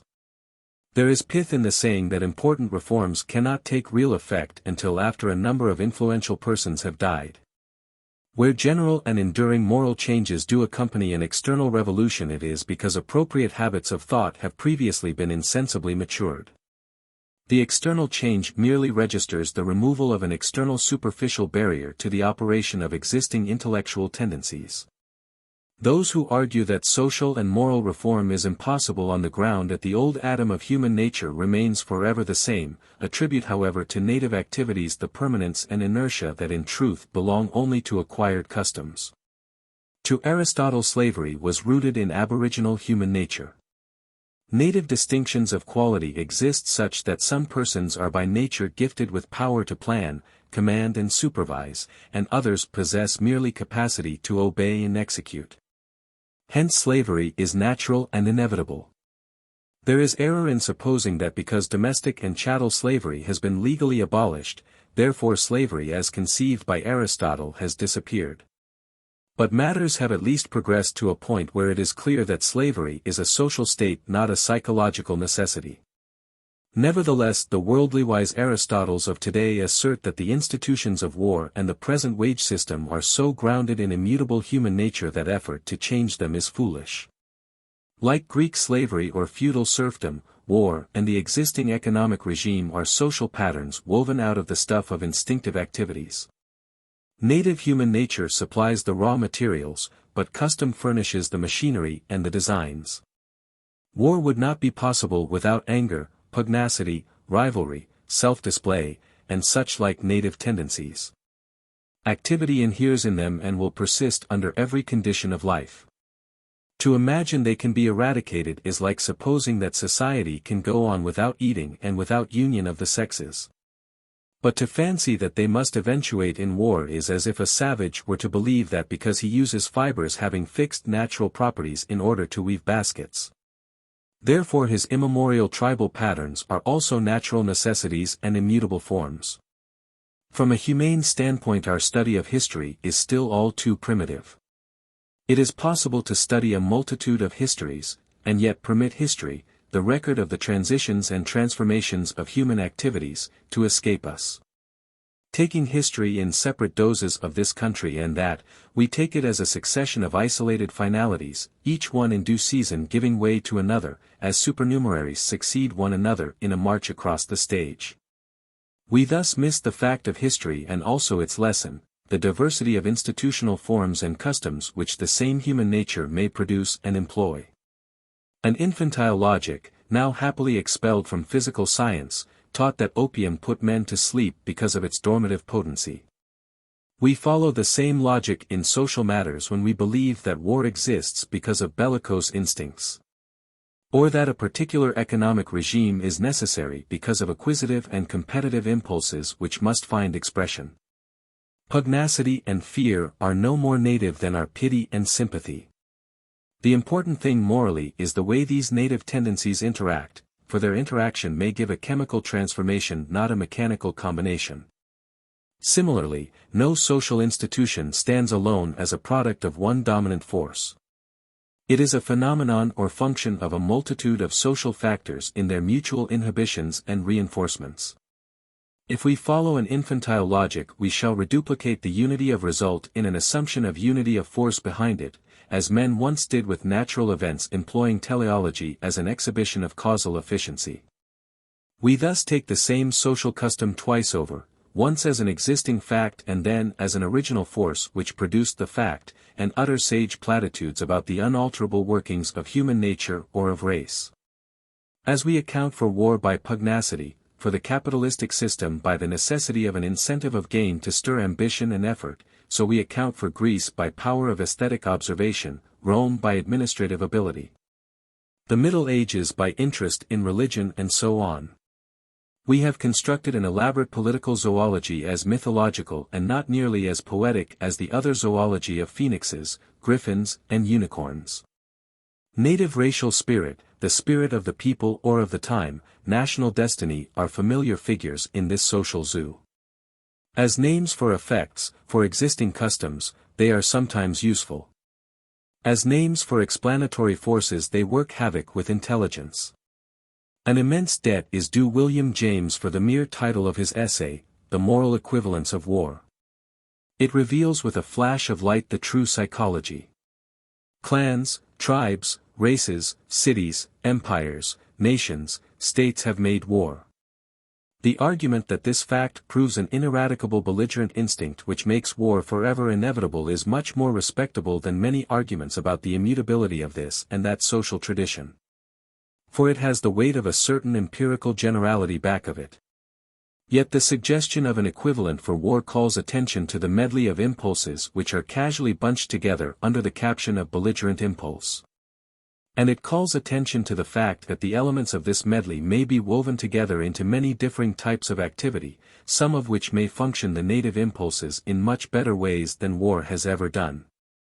Pugnacity, rivalry, vainglory, love of booty, fear, suspicion, anger, desire for freedom from the conventions and restrictions of peace, love of power and hatred of oppression, opportunity for novel displays, love of home and soil. Attachment to one's people and to the altar and the hearth, courage, loyalty, opportunity to make a name, money or a career, affection, piety to ancestors and ancestral gods, all of these things and many more make up the warlike force. To suppose there is some one unchanging native force which generates war is as naive as the usual assumption that our enemy is actuated solely by the meaner of the tendencies named and we only by the nobler. In earlier days there was something more than a verbal connection between pugnacity and fighting, anger and fear moved promptly through the fists.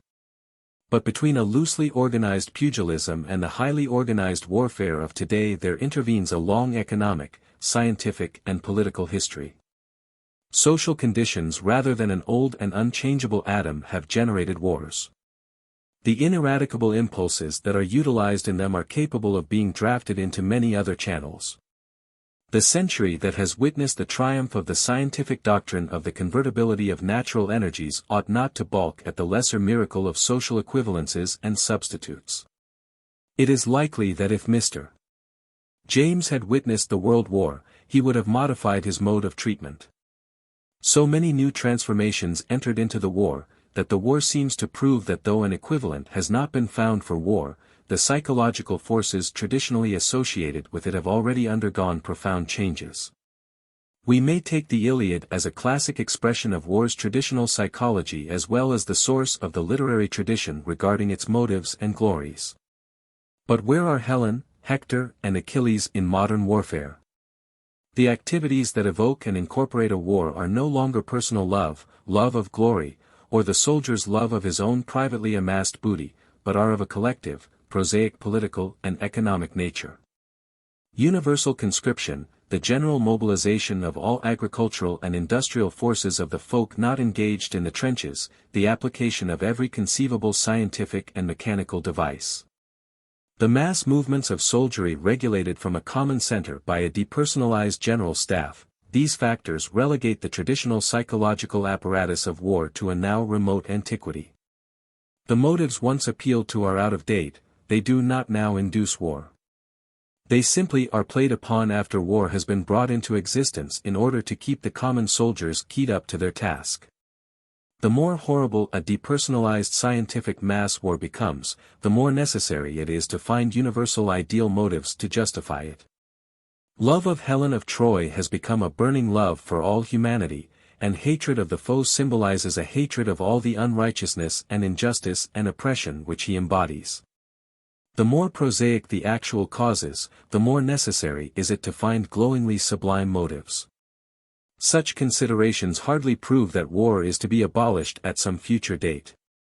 But they destroy that argument for its necessary continuance which is based on the immutability of specified forces in original human nature. Already the forces that once caused wars have found other outlets for themselves. While new provocations, based on new economic and political conditions, have come into being. War is thus seen to be a function of social institutions, not of what is natively fixed in human constitution. The last great war has not, it must be confessed, made the problem of finding social equivalents simpler and easier. It is now naive to attribute war to specific isolable human impulses for which separate channels of expression may be found, while the rest of life is left to go on about the same. A general social reorganization is needed which will redistribute forces, immunize, divert and nullify. Hinton was doubtless right when he wrote that the only way to abolish war was to make peace heroic. It now appears that the heroic emotions are not anything which may be specialized in a sideline, so that the war impulses may find a sublimation in special practices and occupations. They have to get an outlet in all the tasks of peace. The argument for the abiding necessity of war turns out, accordingly, to have this much value. It makes us wisely suspicious of all cheap and easy equivalencies. It convinces us of the folly of striving to eliminate war by agencies which leave other institutions of society pretty much unchanged. History does not prove the inevitability of war, but it does prove that customs and institutions which organize native powers into certain patterns in politics and economics will also generate the war pattern. The problem of war is difficult because it is serious. It is none other than the wider problem of the effective moralizing or humanizing of native impulses in times of peace. The case of economic institutions is as suggestive as that of war. The present system is indeed much more recent and more local than is the institution of war. But no system has ever as yet existed which did not in some form involve the exploitation of some human beings for the advantage of others. And it is argued that this trait is unassailable because it flows from the inherent, immutable qualities of human nature. It is argued, for example, that economic inferiorities and disabilities are incidents of an institution of private property which flows from an original proprietary instinct. It is contended they spring from a competitive struggle for wealth which in turn flows from the absolute need of profit as an inducement to industry. The pleas are worth examination for the light they throw upon the place of impulses in organized conduct. No unprejudiced observer will lightly deny the existence of an original tendency to assimilate objects and events to the self, to make them part of the me. We may even admit that the me cannot exist without the mine. The self gets solidity and form through an appropriation of things which identifies them with whatever we call myself. Even a workman in a modern factory where depersonalization is extreme gets to have his machine and is perturbed at a change. Possession shapes and consolidates the I of philosophers. I own, therefore I am, expresses a truer psychology than the Cartesian, I think, therefore I am. A man's deeds are imputed to him as their owner, not merely as their creator. That he cannot disown them when the moment of their occurrence passes is the root of responsibility, moral as well as legal. But these same considerations evince the versatility of possessive activity. My worldly goods, my good name, my friends, my honor and shame all depend upon a possessive tendency. The need for appropriation has had to be satisfied. But only a calloused imagination fancies that the institution of private property as it exists a.d. 1921 is the sole or the indispensable means of its realization. Every gallant life is an experiment in different ways of fulfilling it. It expends itself in predatory aggression, in forming friendships, in seeking fame, in literary creation, in scientific production. In the face of this elasticity, it requires an arrogant ignorance to take the existing complex system of stocks and bonds, of wills and inheritance, a system supported at every point by manifold legal and political arrangements, and treat it as the sole legitimate and baptized child of an instinct of appropriation.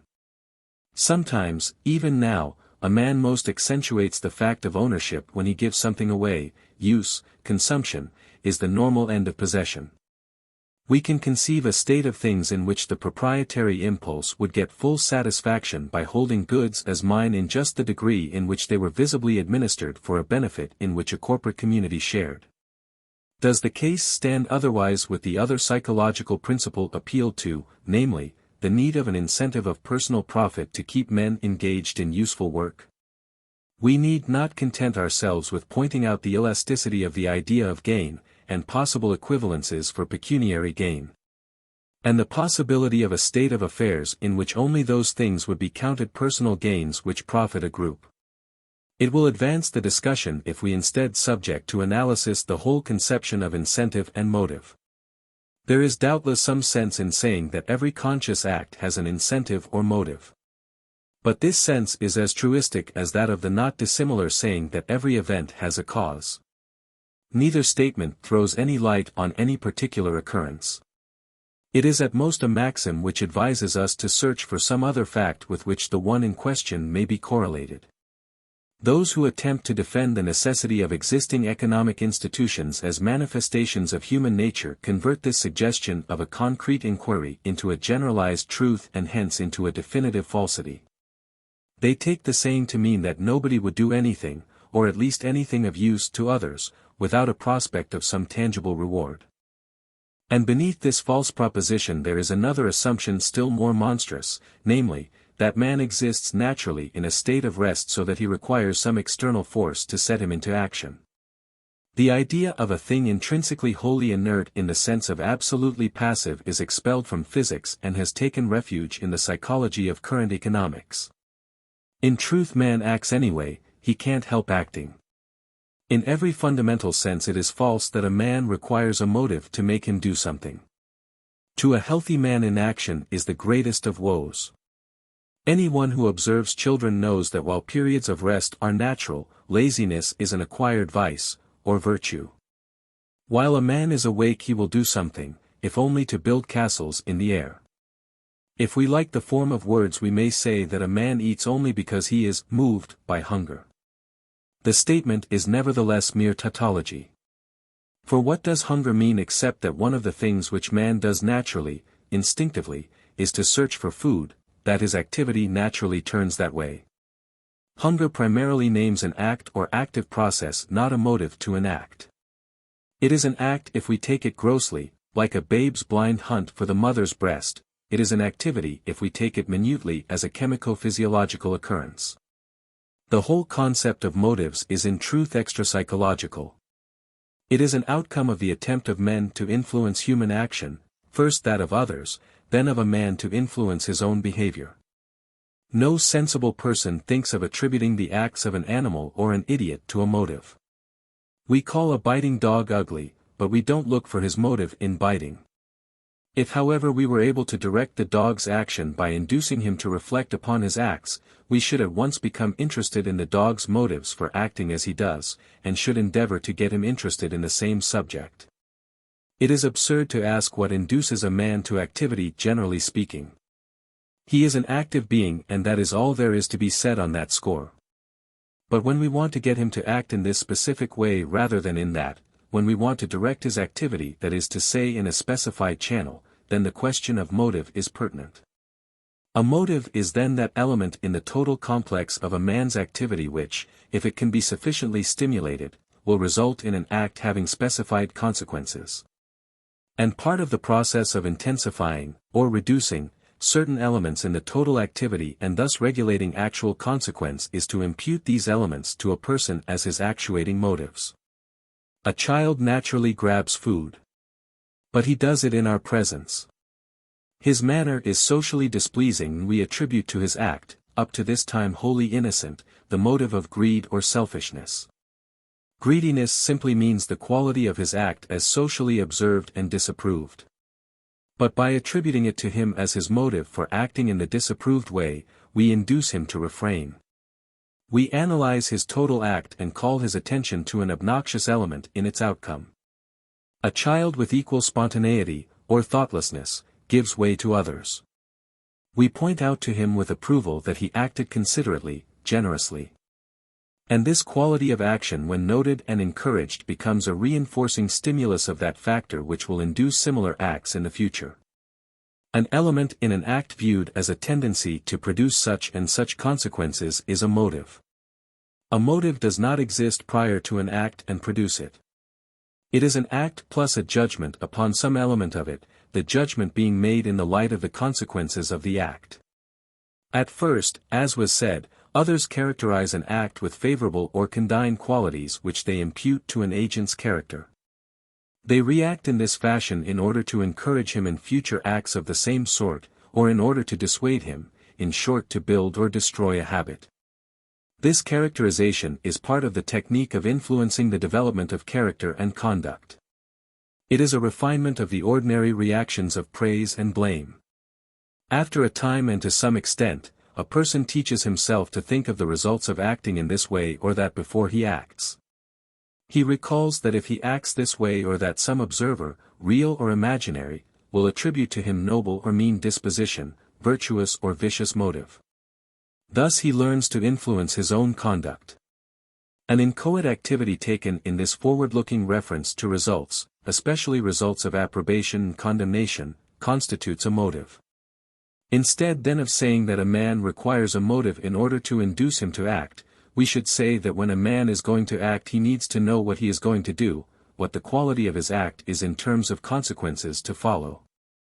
In order to act properly he needs to view his act as others view it, namely, as a manifestation of a character or will which is good or bad according as it is bent upon specific things which are desirable or obnoxious. There is no call to furnish a man with incentives to activity in general. But there is every need to induce him to guide his own action by an intelligent perception of its results. For in the long run this is the most effective way of influencing activity to take this desirable direction rather than that objectionable one. A motive in short is simply an impulse viewed as a constituent in a habit, a factor in a disposition. In general its meaning is simple. But in fact motives are as numerous as our original impulsive activities multiplied by the diversified consequences they produce as they operate under diverse conditions. How then does it come about that current economic psychology has so tremendously oversimplified the situation? Why does it recognize but one type of motive, that which concerns personal gain? Of course part of the answer is to be found in the natural tendency in all sciences toward a substitution of artificial conceptual simplifications for the tangles of concrete empirical facts. But the significant part of the answer has to do with the social conditions under which work is done, conditions which are such as to put an unnatural emphasis upon the prospect of reward. It exemplifies again our leading proposition that social customs are not direct and necessary consequences of specific impulses, but that social institutions and expectations shape and crystallize impulses into dominant habits. The social peculiarity which explains the emphasis put upon profit as an inducement to productive serviceable work stands out in high relief in the identification of work with labor. For labor means in economic theory something painful, something so onerously disagreeable or costly that every individual avoids it if he can, and engages in it only because of the promise of an overbalancing gain. Thus the question we are invited to consider is what the social condition is which makes productive work uninteresting and toilsome. Why is the psychology of the industrialist so different from that of inventor, explorer, artist, sportsman, scientific investigator, physician, teacher? For the latter we do not assert that activity is such a burdensome sacrifice that it is engaged in only because men are bribed to act by hope of reward or are coerced by fear of loss. The social conditions under which labor is undertaken have become so uncongenial to human nature that it is not undertaken because of intrinsic meaning. It is carried on under conditions which render it immediately irksome. The alleged need of an incentive to stir men out of quiescent inertness is the need of an incentive powerful enough to overcome contrary stimuli which proceed from the social conditions. Circumstances of productive service now shear away direct satisfaction from those engaging in it. A real and important fact is thus contained in current economic psychology, but it is a fact about existing industrial conditions and not a fact about native, original activity. It is natural for activity to be agreeable. It tends to find fulfillment, and finding an outlet is itself satisfactory, for it marks partial accomplishment. If productive activity has become so inherently unsatisfactory that men have to be artificially induced to engage in it, this fact is ample proof that the conditions under which work is carried on bulk the complex of activities instead of promoting them, irritate and frustrate natural tendencies instead of carrying them forward to fruition. Work then becomes labor, the consequence of some aboriginal curse which forces man to do what he would not do if he could help it, the outcome of some original sin which excluded man from a paradise in which desire was satisfied without industry, compelling him to pay for the means of livelihood with the sweat of his brow. From which it follows naturally that paradise regained means the accumulation of investments such that a man can live upon their return without labor. There is, we repeat, too much truth in this picture. But it is not a truth concerning original human nature and activity. It concerns the form human impulses have taken under the influence of a specific social environment. If there are difficulties in the way of social alteration, as there certainly are, they do not lie in an original aversion of human nature to serviceable action, but in the historic conditions which have differentiated the work of the laborer for wage from that of the artist, adventurer, sportsman, soldier, administrator and speculator. Section 4. Impulse and conflict of habits. War and the existing economic regime have not been discussed primarily on their own account. They are crucial cases of the relation existing between original impulse and acquired habit. They are so fraught with evil consequences that anyone who is disposed can heap up criticisms without end. Nevertheless they persist. This persistence constitutes the case for the conservative who argues that such institutions are rooted in an unalterable human nature. A truer psychology locates the difficulty elsewhere. It shows that the trouble lies in the inertness of established habit. No matter how accidental and irrational the circumstances of its origin, no matter how different the conditions which now exist to those under which the habit was formed, the latter persists until the environment obstinately rejects it. Habits once formed perpetuate themselves, by acting unremittingly upon the native stock of activities. They stimulate, inhibit, intensify, weaken, select, concentrate and organize the latter into their own likeness. They create out of the formless void of impulses a world made in their own image. Man is a creature of habit, not of reason nor yet of instinct. Recognition of the correct psychology locates the problem but does not guarantee its solution. Indeed, at first sight it seems to indicate that every attempt to solve the problem and secure fundamental reorganizations is caught in a vicious circle. For the direction of native activity depends upon acquired habits, and yet acquired habits can be modified only by redirection of impulses. Existing institutions impose their stamp, their superscription, upon impulse and instinct. They embody the modifications the latter have undergone. How then can we get leverage for changing institutions? How shall impulse exercise that readjusting office which has been claimed for it? Shall we not have to depend in the future as in the past upon upheaval and accident to dislocate customs so as to release impulses to serve as points of departure for new habits? The existing psychology of the industrial worker, for example, is slack, irresponsible, combining a maximum of mechanical routine with a maximum of explosive, unregulated impulsiveness. These things have been bred by the existing economic system. But they exist, and are formidable obstacles to social change. We cannot breed in men the desire to get something for as nearly nothing as possible and in the end not pay the price. We satisfy ourselves cheaply by preaching the charm of productivity and by blaming the inherent selfishness of human nature, and urging some great moral and religious revival. The evils point in reality to the necessity of a change in economic institutions, but meantime they offer serious obstacles to the change.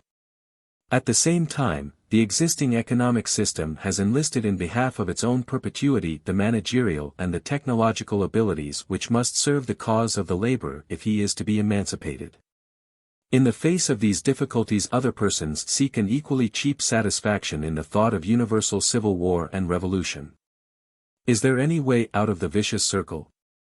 In the first place, there are possibilities resident in the education of the young which have never yet been taken advantage of. The idea of universal education is as yet hardly a century old, and it is still much more of an idea than a fact, when we take into account the early age at which it terminates for the mass. Also, thus far schooling has been largely utilized as a convenient tool of the existing nationalistic and economic regimes. Hence it is easy to point out defects and perversions in every existing school system. It is easy for a critic to ridicule the religious devotion to education which has characterized, for example, the American Republic. It is easy to represent it as zeal without knowledge, fanatical faith apart from understanding. And yet the cold fact of the situation is that the chief means of continuous, graded, economical improvement and social rectification lies in utilizing the opportunities of educating the young to modify prevailing types of thought and desire. The young are not as yet as subject to the full impact of established customs.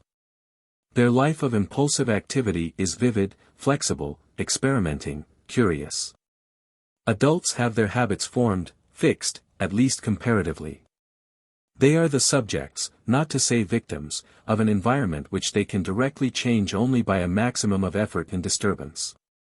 They may not be able to perceive clearly the needed changes, or be willing to pay the price of effecting them. Yet they wish a different life for the generation to come. In order to realize that wish, they may create a special environment whose main function is education. In order that education of the young be efficacious in inducing an improved society, it is not necessary for adults to have a formulated definite ideal of some better state. An educational enterprise conducted in this spirit would probably end merely in substituting one rigidity for another. What is necessary is that habits be formed which are more intelligent, more sensitively percipient, more informed with foresight, more aware of what they are about, more direct and sincere, more flexibly responsive than those now current. Then they will meet their own problems and propose their own improvements. Educative development of the young is not the only way in which the life of impulse may be employed to effect social ameliorations, though it is the least expensive and most orderly. No adult environment is all of one piece. The more complex a culture is, the more certain it is to include habits formed on differing, even conflicting patterns. Each custom may be rigid, unintelligent in itself, and yet this rigidity may cause it to wear upon others. The resulting attrition may release impulse for new adventures. The present time is conspicuously a time of such internal frictions and liberations. Social life seems chaotic, unorganized, rather than too fixedly regimented. Political and legal institutions are now inconsistent with the habits that dominate friendly intercourse, science and art. Different institutions foster antagonistic impulses and form contrary dispositions. If we had to wait upon exhortations and unembodied ideals to effect social alterations, we should indeed wait long. But the conflict of patterns involved in institutions which are inharmonious with one another is already producing great changes.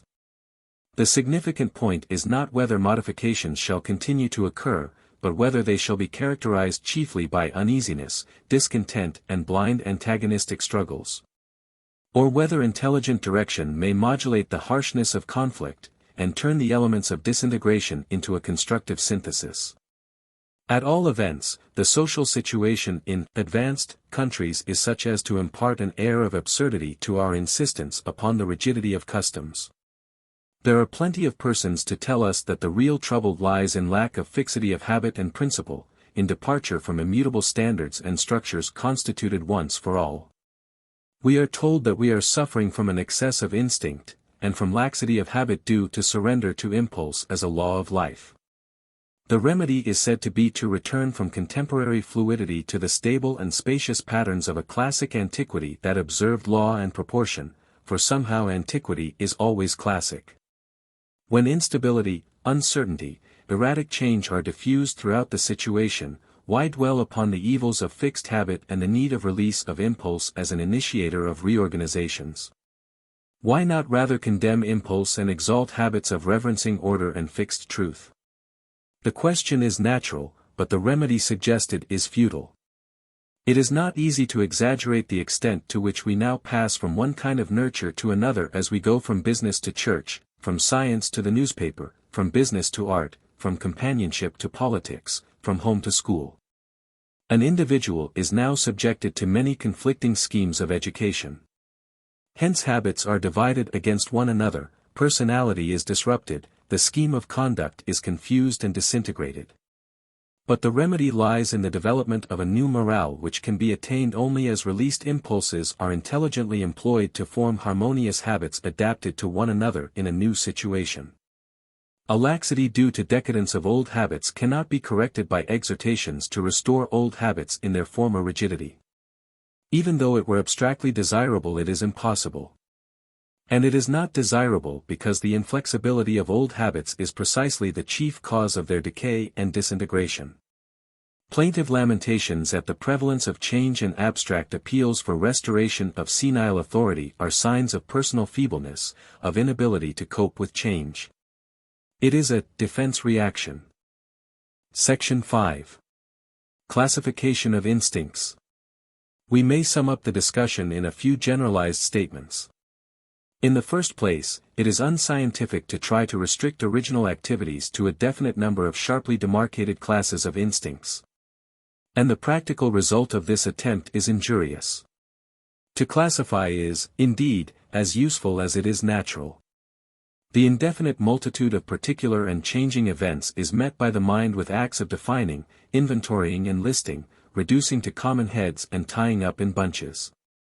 But these acts, like other intelligent acts, are performed for a purpose, and the accomplishment of purpose is their only justification. Speaking generally, the purpose is to facilitate our dealings with unique individuals and changing events. When we assume that our clefts and bunches represent fixed separations and collections in rerum natura, we obstruct rather than aid our transactions with things.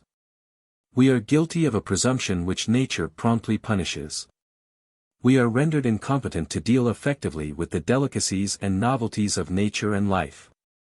Our thought is hard where facts are mobile, bunched and chunky where events are fluid, dissolving.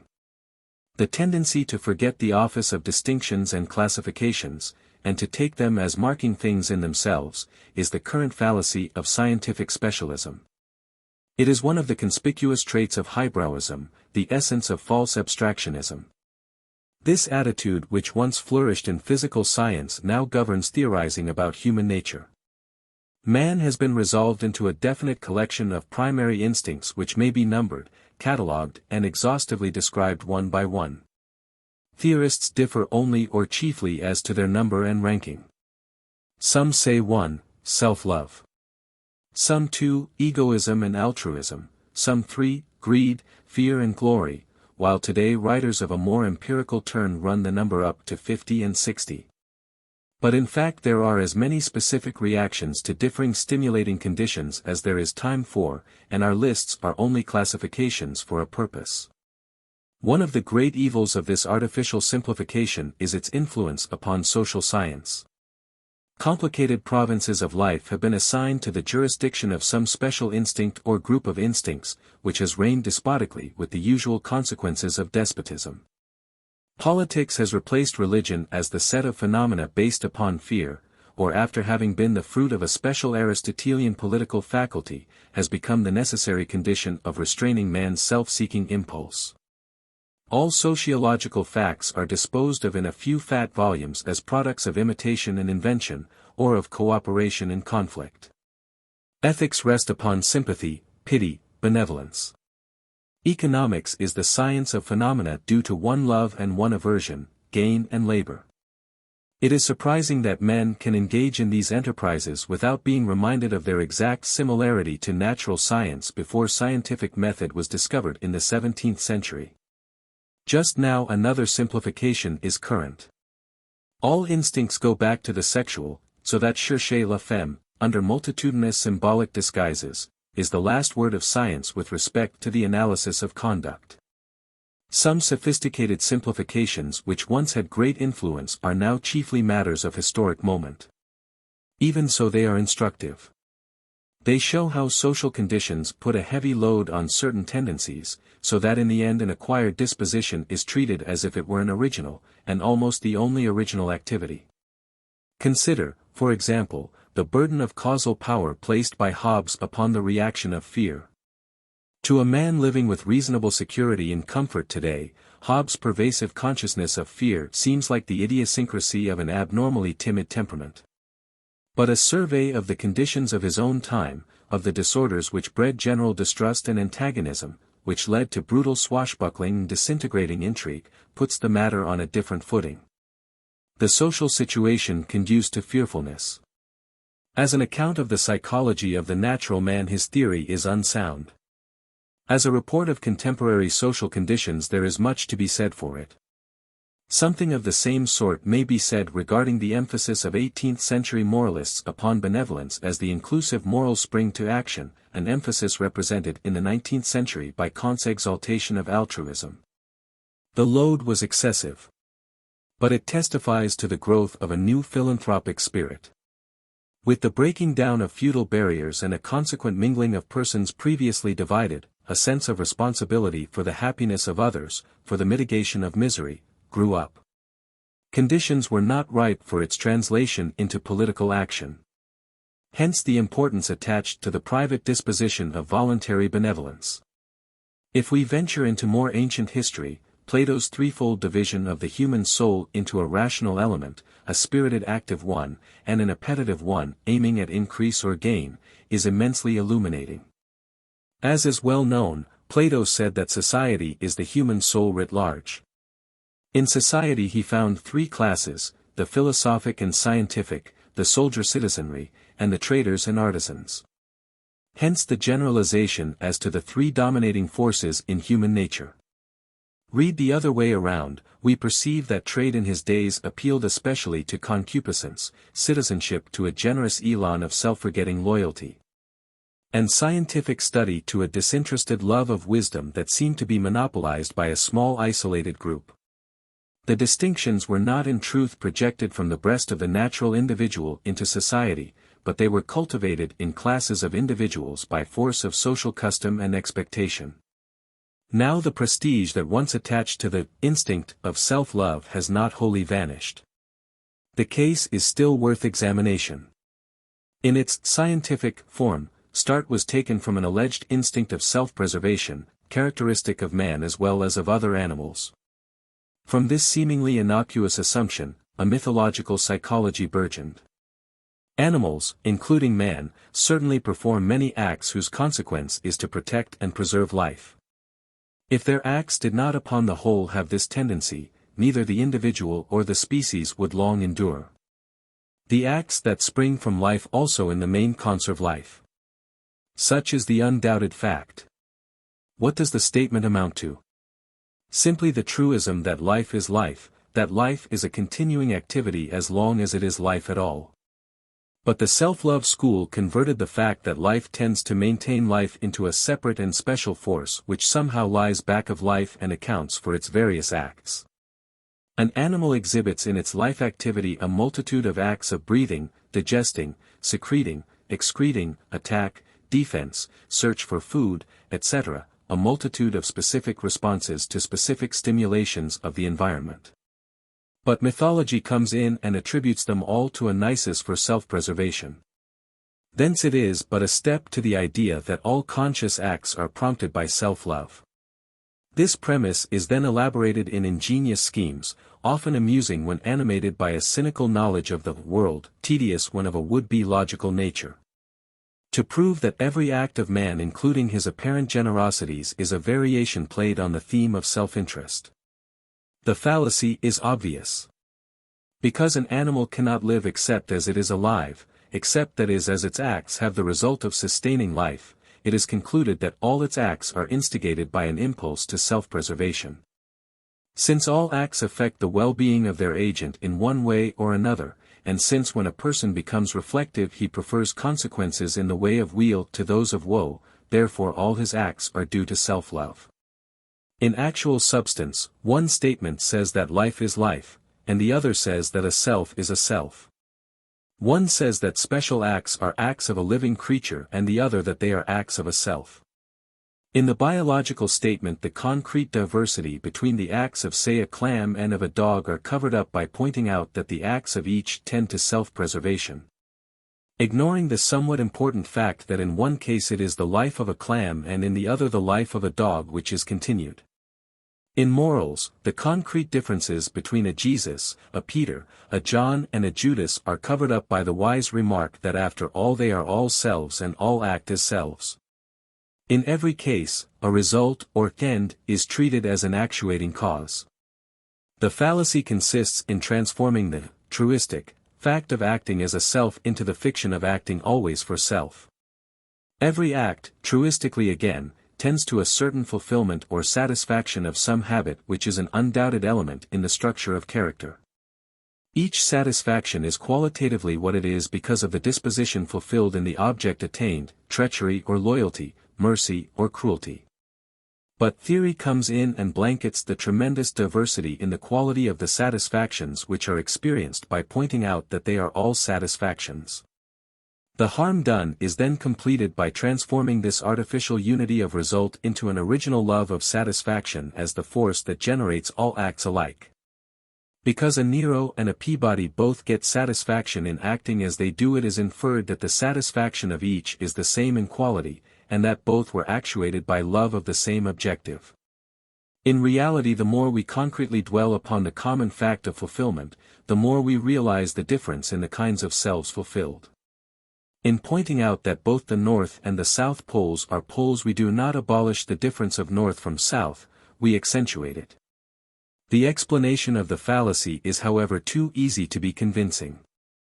There must have been some material, empirical reason why intelligent men were so easily entrapped by a fairly obvious fallacy. That material error was a belief in the fixity and simplicity of the self, a belief which had been fostered by a school far removed from the one in question, the theologians with their dogma of the unity and ready-made completeness of the soul. We arrive at true conceptions of motivation and interest only by the recognition that selfhood, except as it has encased itself in a shell of routine, is in process of making. And that any self is capable of including within itself a number of inconsistent selves, of unharmonized dispositions. Even a Nero may be capable upon occasion of acts of kindness. It is even conceivable that under certain circumstances he may be appalled by the consequences of cruelty, and turn to the fostering of kindlier impulses. A sympathetic person is not immune to harsh arrogances, and he may find himself involved in so much trouble as a consequence of a kindly act. That he allows his generous impulses to shrivel and henceforth governs his conduct by the dictates of the strictest worldly prudence.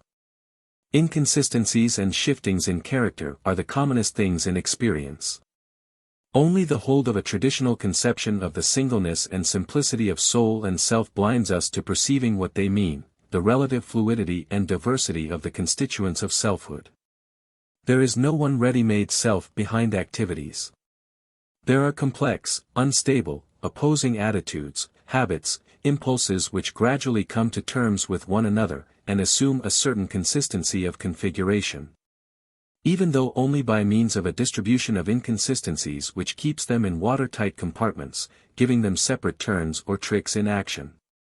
Many good words get spoiled when the word self is prefixed to them, words like pity, confidence, sacrifice, control, love. The reason is not far to seek. The word self infects them with a fixed introversion and isolation. It implies that the act of love or trust or control is turned back upon a self which already is in full existence and in whose behalf the act operates. Pity fulfills and creates a self when it is directed outward, opening the mind to new contacts and receptions. Pity for self withdraws the mind back into itself, rendering its subject unable to learn from the buffetings of fortune. Sacrifice may enlarge a self by bringing about surrender of acquired possessions to requirements of new growth. Self-sacrifice means a self-maiming which asks for compensatory pay in some later possession or indulgence. Confidence as an outgoing act is directness and courage in meeting the facts of life, trusting them to bring instruction and support to a developing self. Confidence which terminates in the self means a smug complacency that renders a person obtuse to instruction by events. Control means a command of resources that enlarges the self. Self-control denotes a self which is contracting, concentrating itself upon its own achievements, hugging them tight, and thereby stopping the growth that comes when the self is generously released. A self-conscious moral athleticism that ends in a disproportionate enlargement of some organ. What makes the difference in each of these cases is the difference between a self taken as something already made and a self still making through action. In the former case, action has to contribute profit or security or consolation to a self.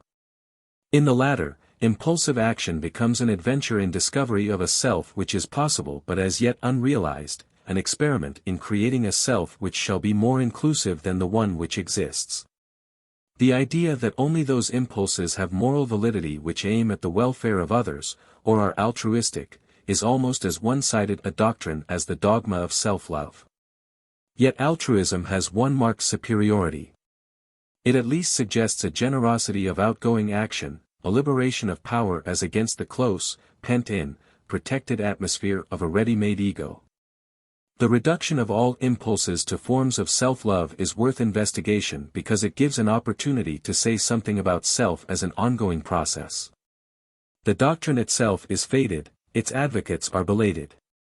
The notion is too tame to appeal to a generation that has experienced romanticism and has been intoxicated by imbibing from the streams of power released by the Industrial Revolution. The fashionable unification of today goes by the name of the will to power.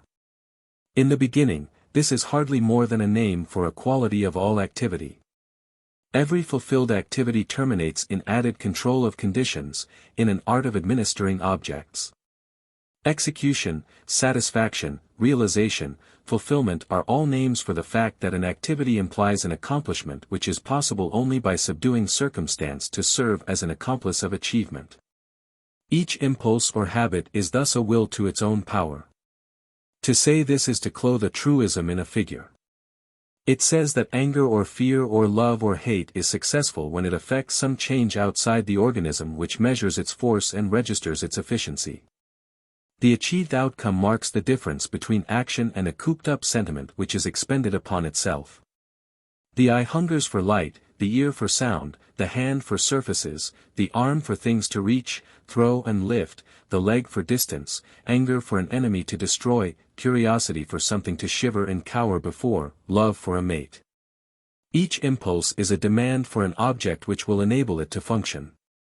Denied an object in reality, it tends to create one in fancy, as pathology shows. So far we have no generalized will to power, but only the inherent pressure of every activity for an adequate manifestation. It is not so much a demand for power as search for an opportunity to use a power already existing.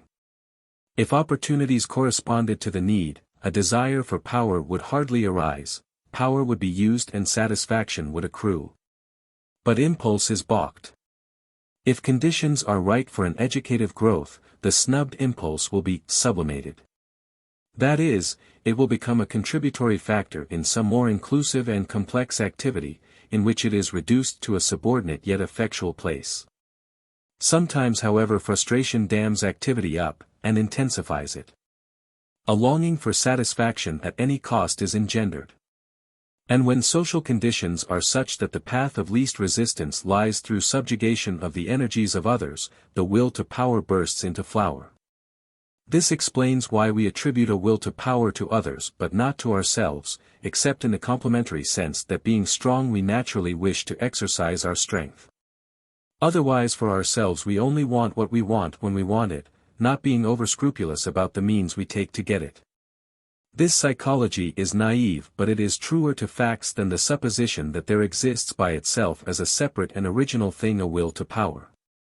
For it indicates that the real fact is some existing power which demands outlet, and which becomes self-conscious only when it is too weak to overcome obstacles.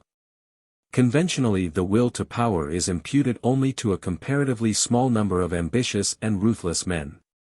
They are probably upon the whole quite unconscious of any such will, being mastered by specific intense impulses that find their realization most readily by bending others to serve as tools of their aims. Self-conscious will to power is found mainly in those who have a so-called inferiority complex, and who would compensate for a sense of personal disadvantage, acquired early in childhood, by making a striking impression upon others, in the reflex of which they feel their strength appreciated. The litterateur who has to take his action out in imagination is much more likely to evince a will to power than a Napoleon who sees definite objects with extraordinary clearness and who makes directly for them. Explosive irritations, naggings, the obstinacy of weak persons, dreams of grandeur, the violence of those usually submissive are the ordinary marks of a will to power. Discussion of the false simplification involved in this doctrine suggests another unduly fixed and limited classification. Critics of the existing economic regime have divided instincts into the creative and the acquisitive, and have condemned the present order because it embodies the latter at the expense of the former. The division is convenient, yet mistaken. Convenient because it sums up certain facts of the present system, mistaken because it takes social products for psychological originals. Speaking roughly, we may say that native activity is both creative and acquisitive, creative as a process, acquisitive in that it terminates as a rule in some tangible product which brings the process to consciousness of itself. Activity is creative in so far as it moves to its own enrichment as activity, that is, bringing along with itself a release of further activities. Scientific inquiry, artistic production, social companionship possess this trait to a marked degree.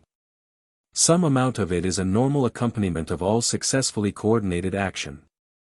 While from the standpoint of what precedes it is a fulfillment, it is a liberative expansion with respect to what comes after. There is here no antagonism between creative expression and the production of results which endure and which give a sense of accomplishment. Architecture at its best, for example, would probably appear to most persons to be more creative, not less, than dancing at its best. There is nothing in industrial production which of necessity excludes creative activity. The fact that it terminates in tangible utilities no more lowers its status than the uses of a bridge exclude creative art from a share in its design and construction. What requires explanation is why process is so definitely subservient to product in so much of modern industry, that is, why later use rather than present achieving is the emphatic thing. The answer seems to be twofold. An increasingly large portion of economic work is done with machines. As a rule, these machines are not under the personal control of those who operate them. The machines are operated for ends which the worker has no share in forming and in which as such, or apart from his wage, he has no interest. He neither understands the machines nor cares for their purpose. He is engaged in an activity in which means are cut off from ends, instruments from what they achieve. Highly mechanized activity tends, as Emerson said, to turn men into spiders and needles. But if men understand what they are about, if they see the whole process of which their special work is a necessary part, and if they have concern, care, for the whole, then the mechanizing effect is counteracted. But when a man is only the tender of a machine, he can have no insight and no affection, creative activity is out of the question. What remains to the workman is, however, not so much acquisitive desires as love of security and a wish for a good time. An excessive premium on security springs from the precarious conditions of the workman. Desire for a good time, so far as it needs any explanation, from demand for relief from drudgery, due to the absence of culturing factors in the work done. Instead of acquisition being a primary end, the net effect of the process is rather to destroy sober care for materials and products, to induce careless wastefulness, so far as that can be indulged in without lessening the weekly wage. From the standpoint of orthodox economic theory, the most surprising thing about modern industry is the small number of persons who have any effective interest in acquisition of wealth. This disregard for acquisition makes it easier for a few who do want to have things their own way, and who monopolize what is amassed. If an acquisitive impulse were only more evenly developed, more of a real fact, than it is quite possible that things would be better than they are. Even with respect to men who succeed in accumulating wealth, it is a mistake to suppose that acquisitiveness plays with most of them a large role, beyond getting control of the tools of the game. Acquisition is necessary as an outcome, but it arises not from love of accumulation but from the fact that without a large stock of possessions one cannot engage effectively in modern business. It is an incident of love of power, of desire to impress fellows, to obtain prestige, to secure influence, to manifest ability, to succeed, in short, under the conditions of the given regime. And if we are to shove a mythological psychology of instincts behind modern economics, we should do better to invent instincts for security, a good time, power and success than to rely upon an acquisitive instinct. We should have also to give much weight to a peculiar sporting instinct. Not acquiring dollars, but chasing them, hunting them is the important thing.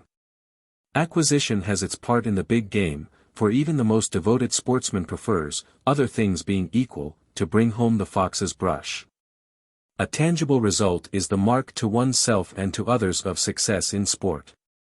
Instead of dividing sharply an acquisitive impulse manifested in business and a creative instinct displayed in science, art and social fellowship, we should rather first inquire why it is that so much of creative activity is in our day diverted into business, and then ask why it is that opportunity for exercise of the creative capacity in business is now restricted to such a small class. Those who have to do with banking, finding a market, and manipulating investments. And finally ask why creative activity is perverted into an overspecialized and frequently inhumane operation. For after all it is not the bare fact of creation but its quality which counts. That captains of industry are creative artists of a sort, and that industry absorbs an undue share of the creative activity of the present time cannot be denied. To impute to the leaders of industry and commerce simply an acquisitive motive is not merely to lack insight into their conduct, but it is to lose the clue to bettering conditions. For a more proportionate distribution of creative power between business and other occupations, and a more humane, wider use of it in business depend upon grasping aright the forces actually at work.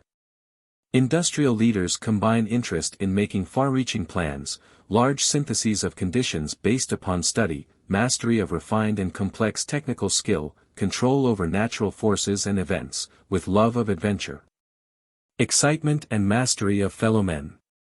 When these interests are reinforced with actual command of all the means of luxury, of display and procuring admiration from the less fortunate, it is not surprising that creative force is drafted largely into business channels.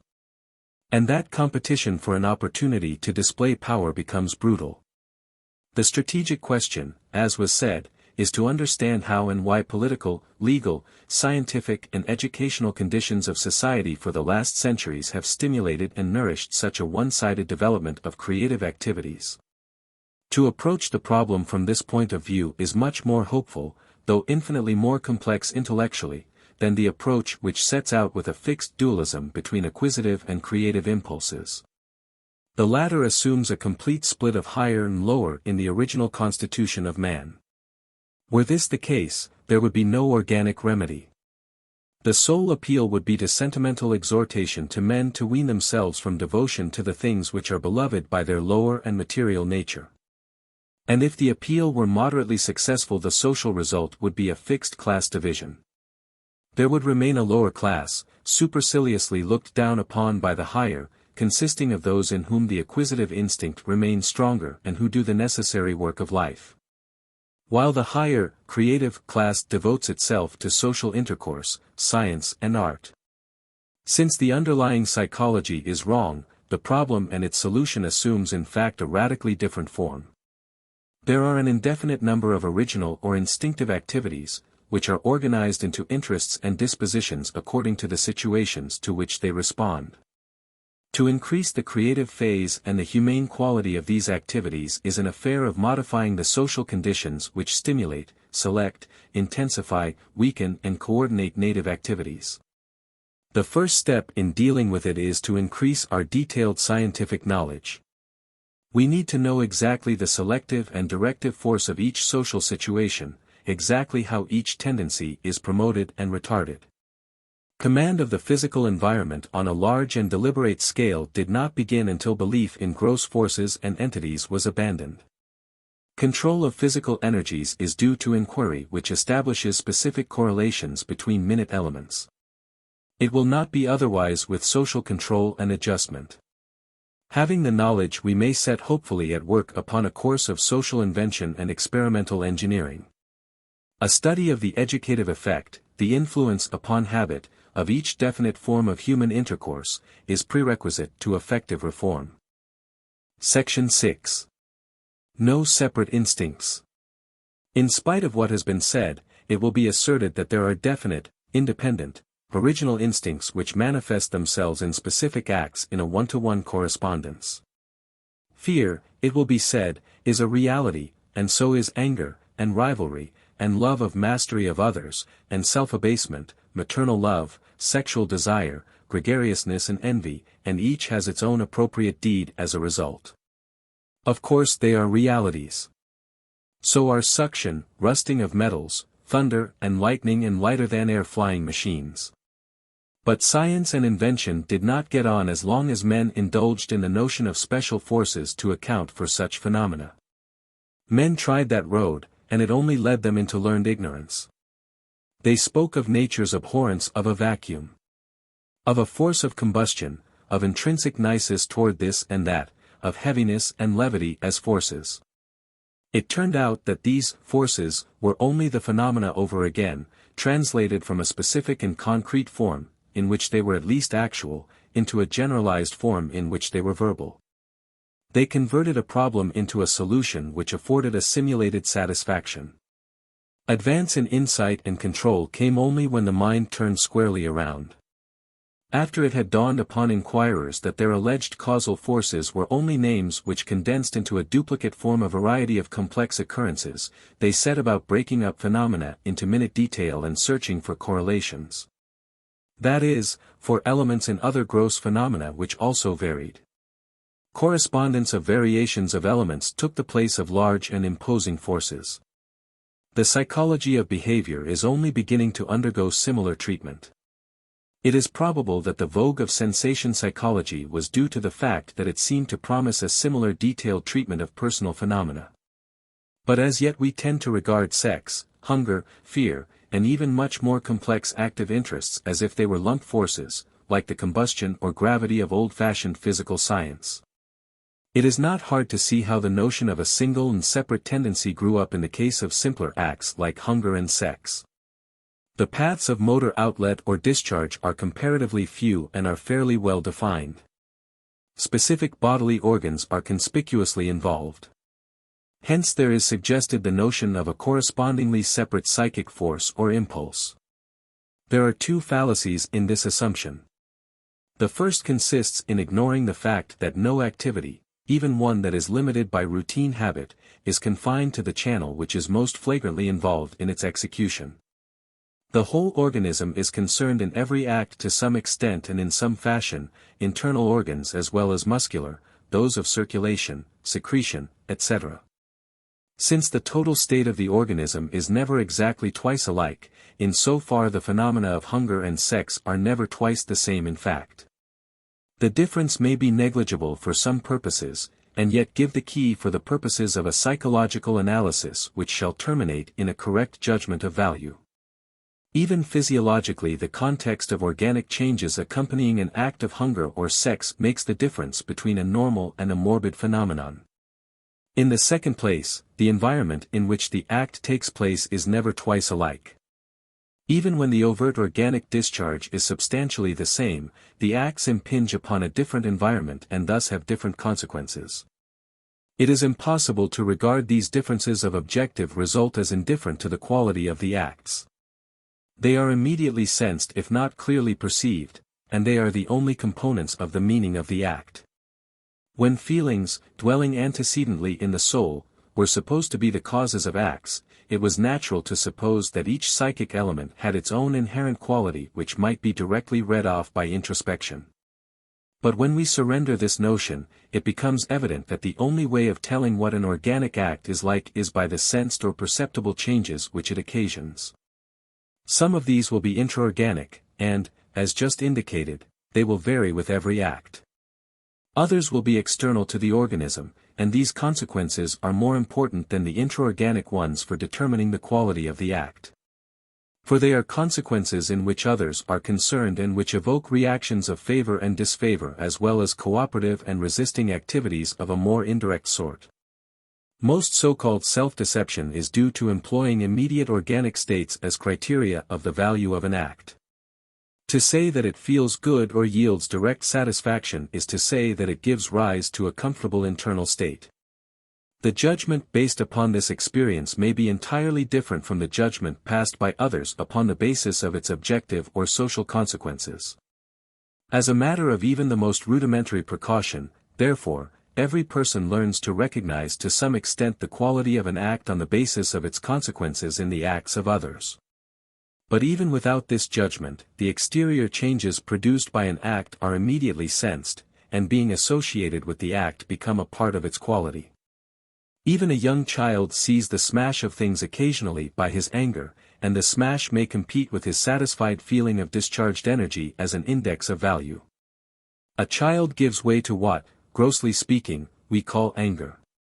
Its felt or appreciated quality depends in the first place upon the condition of his organism at the time, and this is never twice alike. In the second place, the act is at once modified by the environment upon which it impinges so that different consequences are immediately reflected back to the doer. In one case, anger is directed say at older and stronger playmates who immediately avenge themselves upon the offender, perhaps cruelly. In another case, it takes effect upon weaker and impotent children, and the reflected appreciated consequence is one of achievement, victory, power and a knowledge of the means of having one's own way.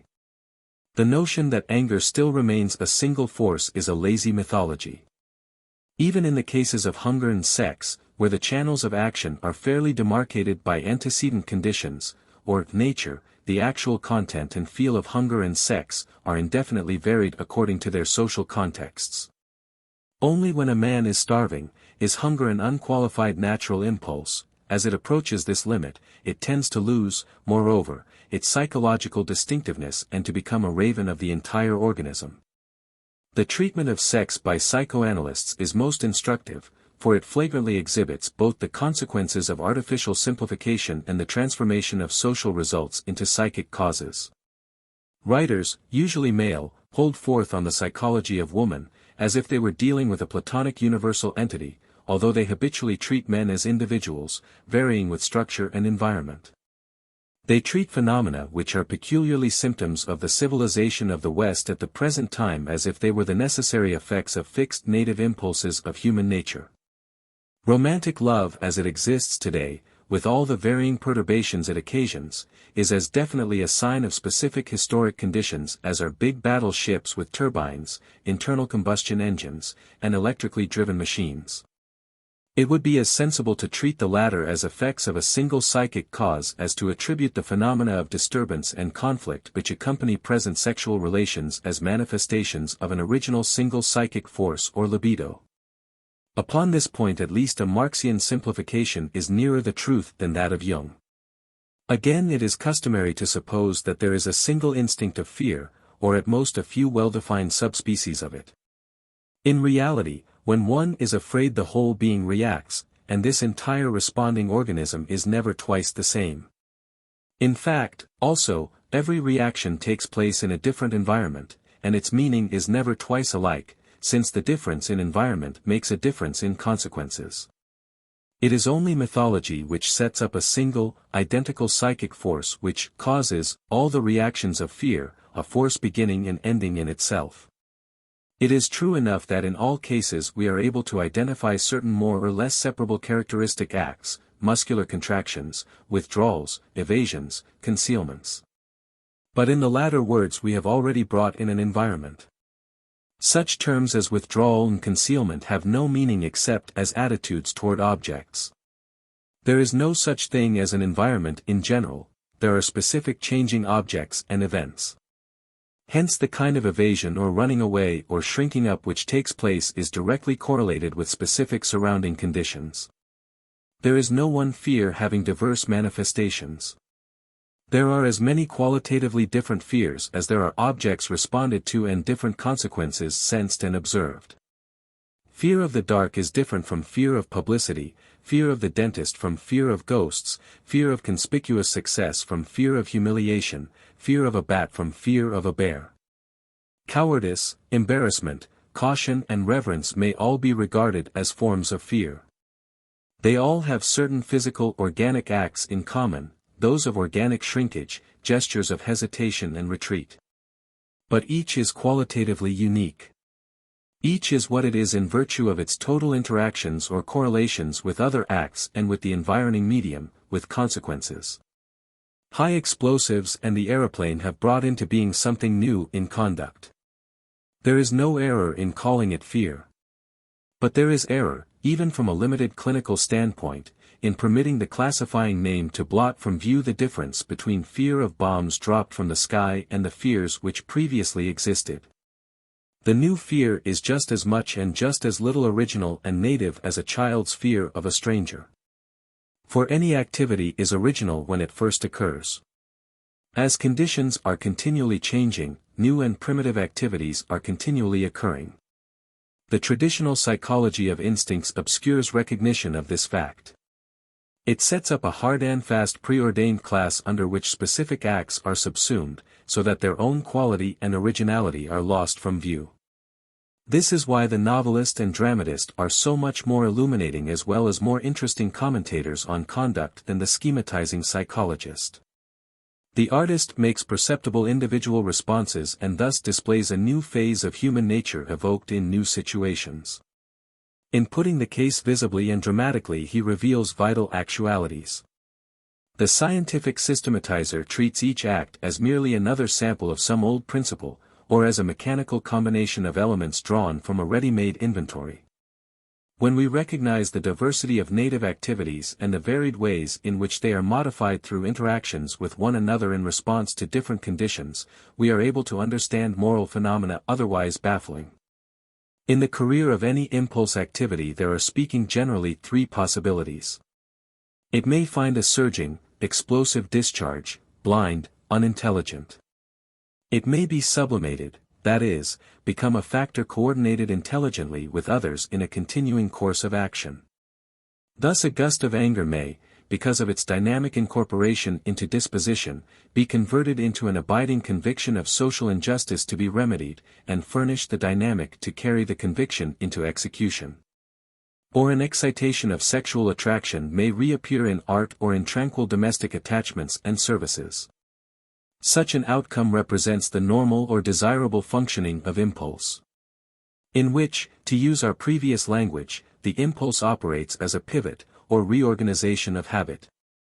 Or again, a released impulsive activity may be neither immediately expressed in isolated spasmodic action, nor indirectly employed in an enduring interest.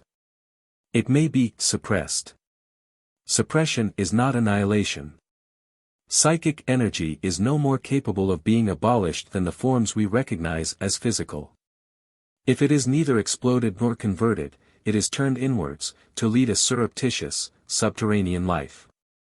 An isolated or spasmodic manifestation is a sign of immaturity, crudity, savagery. A suppressed activity is the cause of all kinds of intellectual and moral pathology. One form of the resulting pathology constitutes reaction, in the sense in which the historian speaks of reactions. A conventionally familiar instance is Stuart license after Puritan restraint. A striking modern instance is the orgy of extravagance following upon the enforced economies and hardships of war, the moral letdown after its high-strung exalted idealisms, the deliberate carelessness after an attention too intense and too narrow. Outward manifestation of many normal activities had been suppressed. But activities were not suppressed.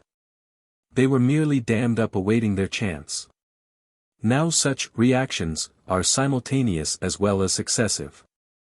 Resort to artificial stimulation, to alcoholic excess, sexual debauchery, opium and narcotics are examples.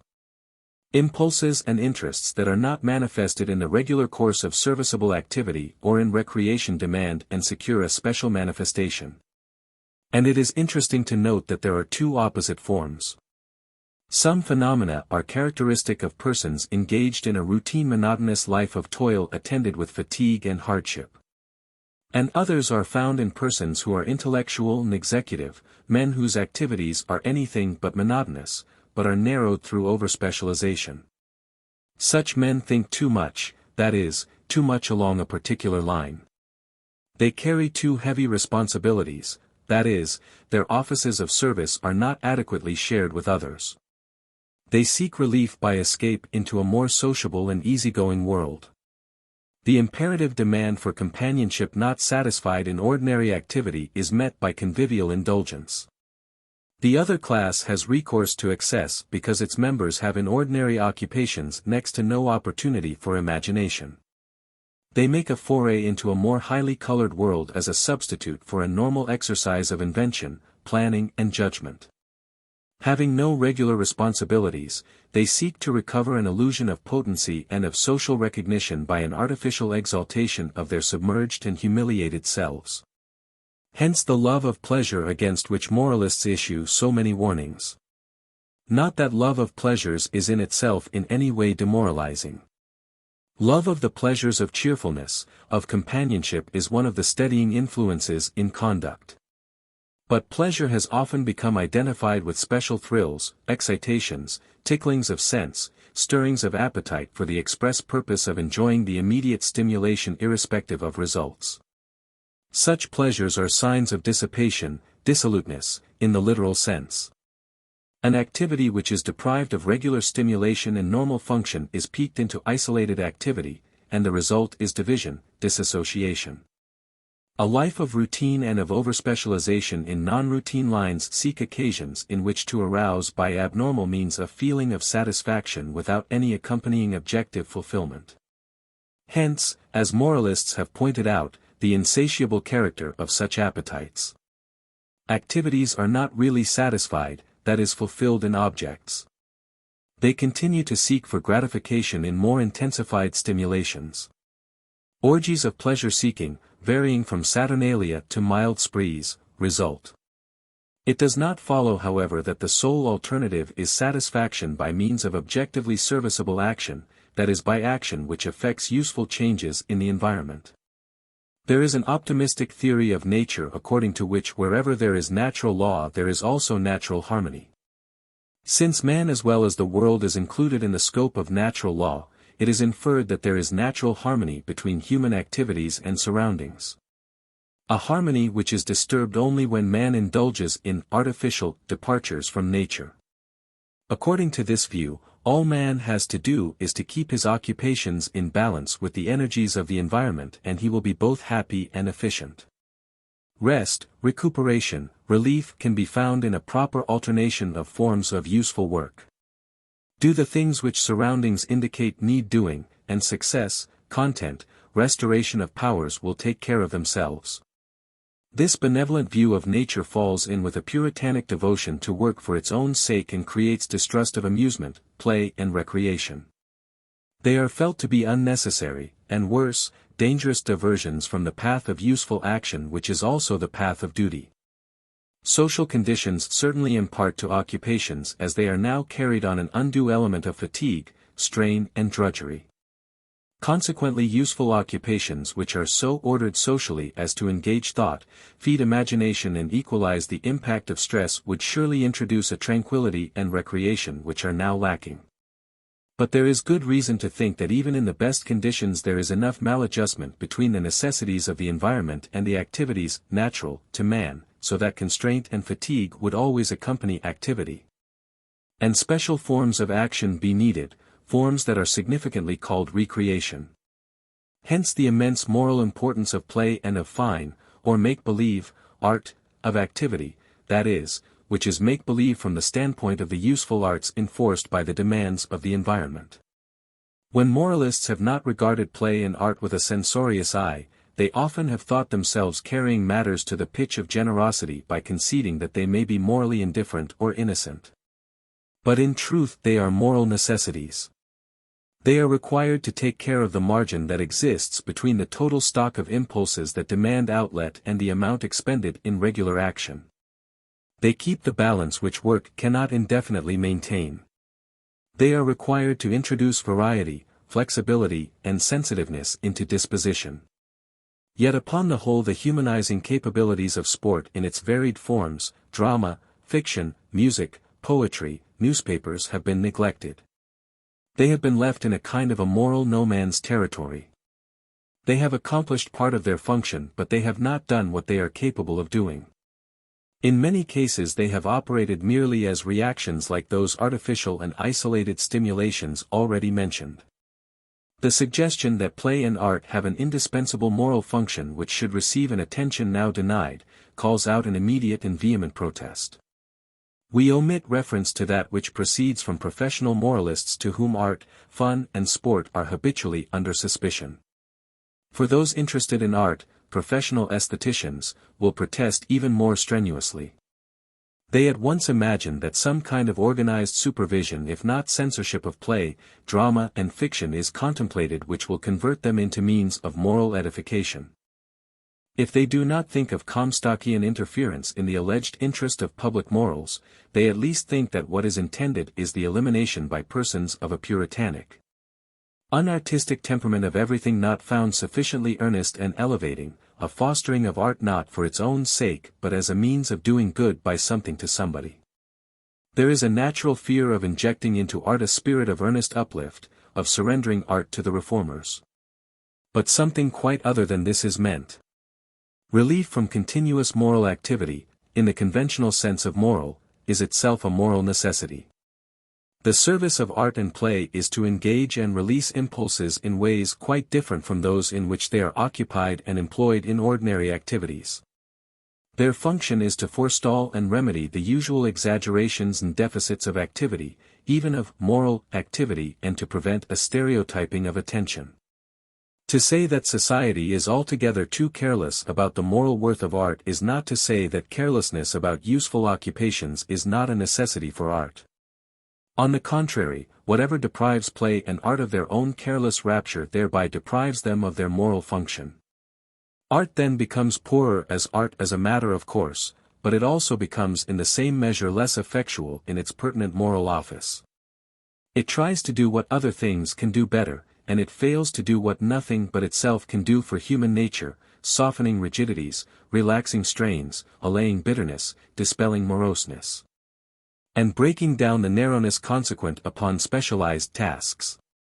Even if the matter be put in this negative way, the moral value of art cannot be depreciated. But there is a more positive function. Play and art add fresh and deeper meanings to the usual activities of life. In contrast with a Philistine relegation of the arts to a trivial byplay from serious concerns, it is truer to say that most of the significance now found in serious occupations originated in activities not immediately useful, and gradually found its way from them into objectively serviceable employments. For their spontaneity and liberation from external necessities permits to them an enhancement and vitality of meaning not possible in preoccupation with immediate needs. Later this meaning is transferred to useful activities and becomes a part of their ordinary working. In saying then that art and play have a moral office not adequately taken advantage of, it is asserted that they are responsible to life, to the enriching and freeing of its meanings, not that they are responsible to a moral code, commandment or special task. To a coarse view, and professed moral refinement is often given to taking coarse views, there is something vulgar not only in recourse to abnormal artificial exigents and stimulations but also in interest in useless games and arts. Negatively, the two things have features which are alike. They both spring from failure of regular occupations to engage the full scope of impulses and instincts in an elastically balanced way. They both evince a surplusage of imagination over fact, a demand in imaginative activity for an outlet which is denied in overt activity. They both aim at reducing the domination of the prosaic, both are protests against the lowering of meanings attendant upon ordinary vocations. As a consequence, no rule can be laid down for discriminating by direct inspection between unwholesome stimulations and invaluable excursions into appreciative enhancements of life. Their difference lies in the way they work, the careers to which they commit us. Art releases energy and focuses and tranquilizes it. It releases energy in constructive forms. Castles in the air like art have their source in a turning of impulse away from useful production. Both are due to the failure in some part of man's constitution to secure fulfillment in ordinary ways. But in one case the conversion of direct energy into imagination is the starting point of an activity which shapes material. Fancy is fed upon a stuff of life which assumes under its influence a rejuvenated, composed and enhanced form. In the other case, fancy remains an end in itself. It becomes an indulging in fantasies which bring about withdrawal from all realities, while wishes impotent in action build a world which yields temporary excitement. Any imagination is a sign that impulse is impeded and is groping for utterance. Sometimes the outcome is a refreshed useful habit, sometimes it is an articulation in creative art. And sometimes it is a futile romancing which for some natures does what self-pity does for others. The amount of potential energy of reconstruction that is dissipated in unexpressed fantasy supplies us with a fair measure of the extent to which the current organization of occupation balks and twists impulse, and, by the same sign, with a measure of the function of art which is not yet utilized. The development of mental pathologies to the point where they need clinical attention has of late enforced a widespread consciousness of some of the evils of suppression of impulse. The studies of psychiatrists have made clear that impulses driven into pockets distill poison and produce festering sores. An organization of impulse into a working habit forms an interest. A surreptitious furtive organization which does not articulate in avowed expression forms a complex. Current clinical psychology has undoubtedly overworked the influence of sexual impulse in this connection, refusing at the hands of some writers to recognize the operation of any other modes of disturbance. There are explanations of this one-sidedness. The intensity of the sexual instinct and its organic ramifications produce many of the cases that are so noticeable as to demand the attention of physicians. And social taboos and the tradition of secrecy have put this impulse under greater strain than has been imposed upon others. If a society existed in which the existence of impulse toward food were socially disavowed until it was compelled to live an illicit, covert life, alienists would have plenty of cases of mental and moral disturbance to relate in connection with hunger. The significant thing is that the pathology arising from the sex instinct affords a striking case of a universal principle. Every impulse is, as far as it goes, force, urgency. It must either be used in some function, direct or sublimated, or be driven into a concealed, hidden activity. It has long been asserted on empirical grounds that expression and enslavement result in corruption and perversion. We have at last discovered the reason for this fact. The wholesome and saving force of intellectual freedom, open confrontation, publicity, now has the stamp of scientific sanction. The evil of checking impulses is not that they are checked. Without inhibition there is no instigation of imagination, no redirection into more discriminated and comprehensive activities. The evil resides in a refusal of direct attention which forces the impulse into disguise and concealment, until it enacts its own unavowed uneasy private life subject to no inspection and no control.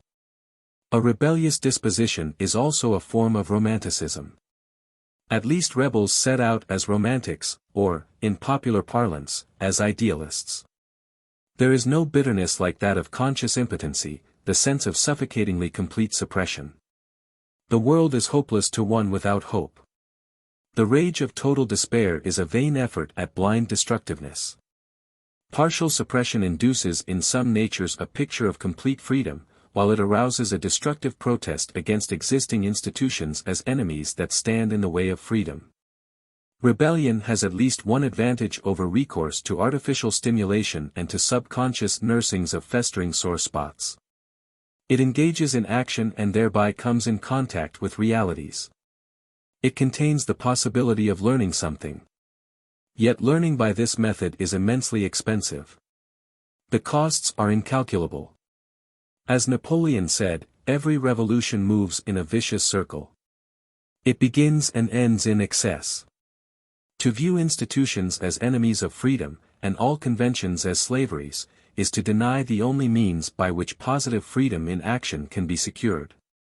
A general liberation of impulses may set things going when they have been stagnant, but if the released forces are on their way to anything they do not know the way nor where they are going. Indeed, they are bound to be mutually contradictory and hence destructive not only of the habits they wish to destroy but of themselves, of their own efficacy. Convention and custom are necessary to carrying forward impulse to any happy conclusion. A romantic return to nature and a freedom sought within the individual without regard to the existing environment finds its terminus in chaos. Every belief to the contrary combines pessimism regarding the actual with an even more optimistic faith in some natural harmony or other, a faith which is a survival of some of the traditional metaphysics and theologies which professedly are to be swept away. Not convention but stupid and rigid convention is the foe. And, as we have noted, a convention can be reorganized and made mobile only by using some other custom for giving leverage to an impulse. Yet it is too easy to utter commonplaces about the superiority of constructive action to destructive. At all events the professed conservative and classicist of tradition seeks too cheap a victory over the rebel. For the rebel is not self-generated. In the beginning no one is a revolutionist simply for the fun of it, however it may be after the furor of destructive power gets underway. The rebel is the product of extreme fixation and unintelligent immobilities. Life is perpetuated only by renewal. If conditions do not permit renewal to take place continuously it will take place explosively. The cost of revolutions must be charged up to those who have taken for their aim arrest of custom instead of its readjustment. The only ones who have the right to criticize radicals, adopting for the moment that perversion of language which identifies the radical with the destructive rebel, are those who put as much effort into reconstruction as the rebels are putting into destruction. The primary accusation against the revolutionary must be directed against those who having power refuse to use it for ameliorations. They are the ones who accumulate the wrath that sweeps away customs and institutions in an undiscriminating avalanche. Too often the man who should be criticizing institutions expends his energy in criticizing those who would reform them. What he really objects to is any disturbance of his own vested securities, comforts and privileged powers. Section 7. Impulse and Thought. We return to the original proposition. The position of impulse in conduct is intermediary. Morality is an endeavor to find for the manifestation of impulse in special situations an office of refreshment and renewal. The endeavor is not easy of accomplishment.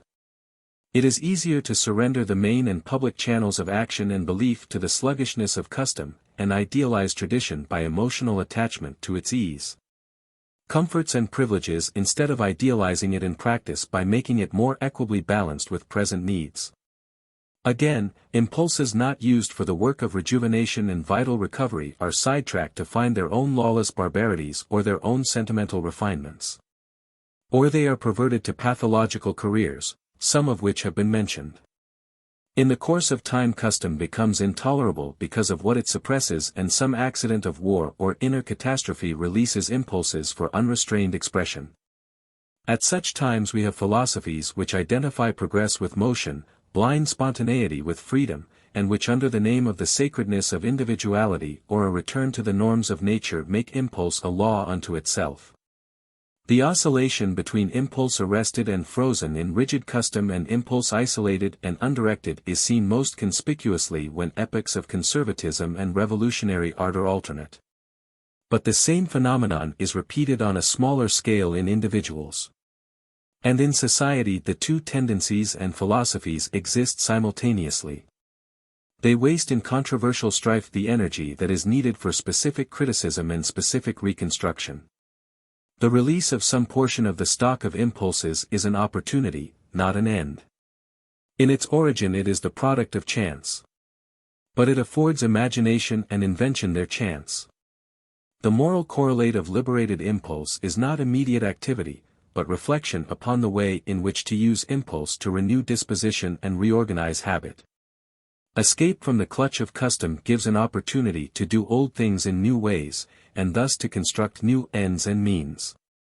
Breach in the crust of the cake of custom releases impulses. But it is the work of intelligence to find the ways of using them. There is an alternative between anchoring a boat in the harbor till it becomes a rotting hulk and letting it loose to be the sport of every contrary gust. To discover and define this alternative is the business of mind, of observant, remembering, contriving disposition. Habit as a vital art depends upon the animation of habit by impulse, only this inspiriting stands between habit and stagnation. But art, little as well as great, anonymous as well as that distinguished by titles of dignity, cannot be improvised. It is impossible without spontaneity, but it is not spontaneity. Impulse is needed to arouse thought, incite reflection and enliven belief. But only thought notes obstructions, invents tools, conceives aims, directs technique, and thus converts impulse into an art which lives in objects. Thought is born as the twin of impulse in every moment of impeded habit. But unless it is nurtured, it speedily dies, and habit and instinct continue their civil warfare. There is instinctive wisdom in the tendency of the young to ignore the limitations of the environment. Only thus can they discover their own power and learn the differences in different kinds of environing limitations. But this discovery when once made marks the birth of intelligence, and with its birth comes the responsibility of the mature to observe, to recall, to forecast. Every moral life has its radicalism. But this radical factor does not find its full expression in direct action but in the courage of intelligence to go deeper than either tradition or immediate impulse goes. To the study of intelligence in action we now turn our attention. Part 3. The place of intelligence in conduct. Section 1. Habit and intelligence. In discussing habit and impulse we have repeatedly met topics where reference to the work of thought was imperative. Explicit consideration of the place and office of intelligence in conduct can hardly begin otherwise than by gathering together these incidental references and reaffirming their significance. The stimulation of reflective imagination by impulse, its dependence upon established habits, and its effect in transforming habit and regulating impulse forms, accordingly, our first theme. Habits are conditions of intellectual efficiency. They operate in two ways upon intellect. Obviously, they restrict its reach, they fix its boundaries. They are blinders that confine the eyes of mind to the road ahead. They prevent thought from straying away from its imminent occupation to a landscape more varied and picturesque but irrelevant to practice. Outside the scope of habits, thought works gropingly, fumbling in confused uncertainty. And yet habit made complete in routine shuts in thought so effectually that it is no longer needed or possible. The routiner's road is a ditch out of which he cannot get, whose sides enclose him, directing his course so thoroughly that he no longer thinks of his path or his destination. All habit forming involves the beginning of an intellectual specialization which if unchecked ends in thoughtless action. Significantly enough, this full-blown result is called absent-mindedness. Stimulus and response are mechanically linked together in an unbroken chain. Each successive act facilely evoked by its predecessor pushes us automatically into the next act of a predetermined series. Only a signal flag of distress recalls consciousness to the task of carrying on. Fortunately, nature which beckons us to this path of least resistance also puts obstacles in the way of our complete acceptance of its invitation. Success in achieving a ruthless and dull efficiency of action is thwarted by untoward circumstance. The most skillful aptitude bumps at times into the unexpected, and so gets into trouble from which only observation and invention extricate it. Efficiency in following a beaten path has then to be converted into breaking a new road through strange lands. Nevertheless, what in effect is love of ease has masqueraded morally as love of perfection. A goal of finished accomplishment has been set up which if it were attained would mean only mindless action. It has been called complete and free activity when in truth it is only a treadmill activity or marching in one place. The practical impossibility of reaching, in an all-around way and all at once such a perfection has been recognized. But such a goal has nevertheless been conceived as the ideal, and progress has been defined as approximation to it. Under diverse intellectual skies the ideal has assumed diverse forms and colors. But all of them have involved the conception of a completed activity, a static perfection. Desire and need have been treated as signs of deficiency, and endeavor as proof not of power but of incompletion. In Aristotle this conception of an end which exhausts all realization and excludes all potentiality appears as a definition of the highest excellence. It of necessity excludes all want and struggle and all dependencies. It is neither practical nor social. Nothing is left but a self-revolving, self-sufficing thought engaged in contemplating its own sufficiency. Some forms of Oriental morals have united this logic with a profounder psychology, and have seen that the final terminus on this road is nirvana, an obliteration of all thought and desire. In medieval science, the ideal reappeared as a definition of heavenly bliss accessible only to a redeemed immortal soul. Herbert Spencer is far enough away from Aristotle, medieval Christianity, and Buddhism. But the idea reemerges in his conception of a goal of evolution in which adaptation of organism to environment is complete and final. In popular thought, the conception lives in the vague thought of a remote state of attainment in which we shall be beyond temptation, and in which virtue by its own inertia will persist as a triumphant consummation. Even Kant, who begins with a complete scorn for happiness, ends with an ideal of the eternal and undisturbed union of virtue and joy, though in his case nothing but a symbolic approximation is admitted to be feasible. The fallacy in these versions of the same idea is perhaps the most pervasive of all fallacies in philosophy. So common is it that one questions whether it might not be called the philosophical fallacy. It consists in the supposition that whatever is found true under certain conditions may forthwith be asserted universally or without limits and conditions. Because a thirsty man gets satisfaction in drinking water, bliss consists in being drowned. Because the success of any particular struggle is measured by reaching a point of frictionless action, therefore there is such a thing as an all-inclusive end of effortless smooth activity endlessly maintained. It is forgotten that success is success of a specific effort, and satisfaction the fulfillment of a specific demand, so that success and satisfaction become meaningless when severed from the wants and struggles whose consummations they are. Or when taken universally. The philosophy of nirvana comes the closest to admission of this fact, but even it holds nirvana to be desirable. Habit is however more than a restriction of thought. Habits become negative limits because they are first positive agencies. The more numerous our habits, the wider the field of possible observation and foretelling. The more flexible they are, the more refined is perception in its discrimination and the more delicate the presentation evoked by imagination. The sailor is intellectually at home on the sea, the hunter in the forest, the painter in his studio, the man of science in his laboratory. These commonplaces are universally recognized in the concrete. But their significance is obscured and their truth denied in the current general theory of mind. For they mean nothing more or less than that habits formed in process of exercising biological aptitudes are the sole agents of observation, recollection, foresight and judgment. A mind or consciousness or soul in general which performs these operations is a myth. The doctrine of a single, simple and indissoluble soul was the cause and the effect of failure to recognize that concrete habits are the means of knowledge and thought. Many who think themselves scientifically emancipated and who freely advertise the soul for a superstition, perpetuate a false notion of what knows, that is, of a separate knower. Nowadays they usually fix upon consciousness in general, as a stream or process or entity, or else, more specifically upon sensations and images as the tools of intellect. Or sometimes they think they have scaled the last heights of realism by adverting grandiosely to a formal knower in general who serves as one term in the knowing relation. By dismissing psychology as irrelevant to knowledge and logic, they think to conceal the psychological monster they have conjured up. Now it is dogmatically stated that no such conceptions of the seat, agent or vehicle will go psychologically at the present time. Concrete habits do all the perceiving, recognizing, imagining, recalling, judging, conceiving and reasoning that is done. Consciousness, whether as a stream or as special sensations and images, expresses functions of habits, phenomena of their formation, operation, their interruption and reorganization.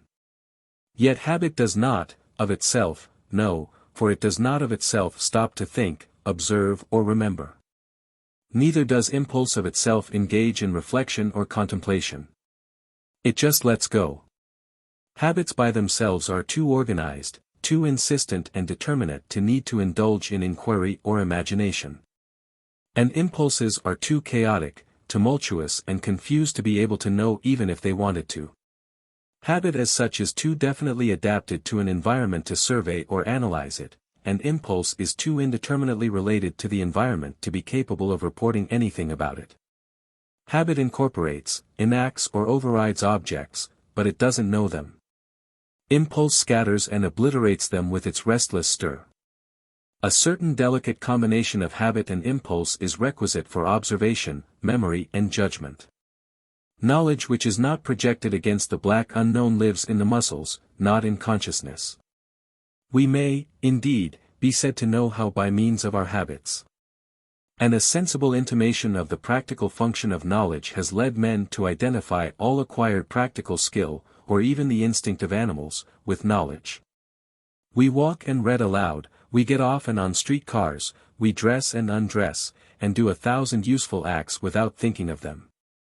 We know something, namely, how to do them.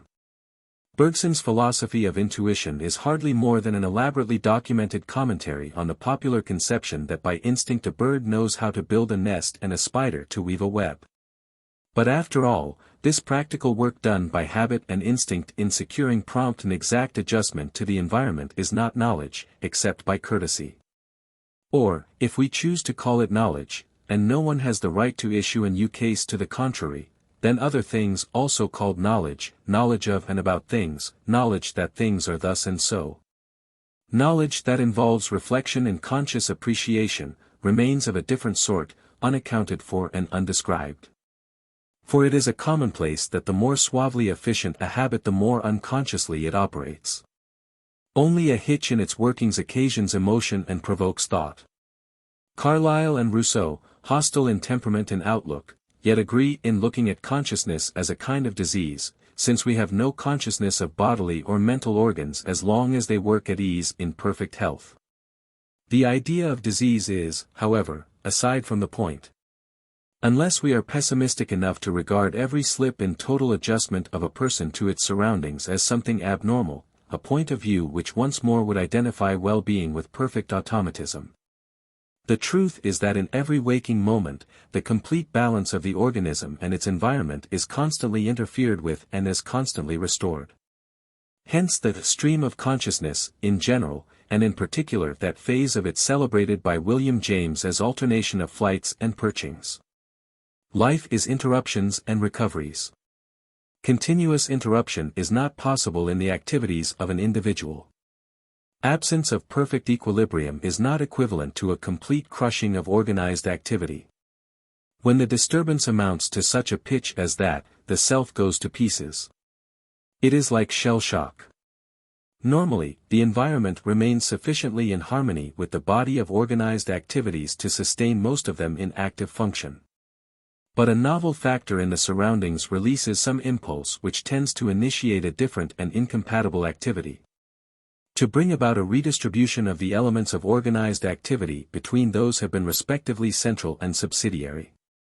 Thus the hand guided by the eye moves toward a surface. Visual quality is the dominant element. The hand comes in contact with an object. The eye does not cease to operate, but some unexpected quality of touch, a voluptuous smoothness or annoying heat, compels a readjustment in which the touching, handling activity strives to dominate the action. Now at these moments of a shifting in activity conscious feeling and thought arise and are accentuated. The disturbed adjustment of organism and environment is reflected in a temporary strife which concludes in a coming to terms of the old habit and the new impulse. In this period of redistribution impulse determines the direction of movement. It furnishes the focus about which reorganization swirls. Our attention in short is always directed forward to bring to notice something which is imminent but which as yet escapes us. Impulse defines the peering, the search, the inquiry. It is, in logical language, the movement into the unknown, not into the immense inane of the unknown at large, but into that special unknown which when it is hit upon restores an ordered, unified action. During this search, old habit supplies content, filling, definite, recognizable, subject matter. It begins as vague presentiment of what we are going towards. As organized habits are definitely deployed and focused, the confused situation takes on form, it is, cleared up, the essential function of intelligence. Processes become objects. Without habit there is only irritation and confused hesitation. With habit alone there is a machine-like repetition, a duplicating recurrence of old acts. With conflict of habits and release of impulse there is conscious search. Section 2. The psychology of thinking. We are going far afield from any direct moral issue. But the problem of the place of knowledge and judgment in conduct depends upon getting the fundamental psychology of thought straightened out. So the excursion must be continued. We compare life to a traveler faring forth.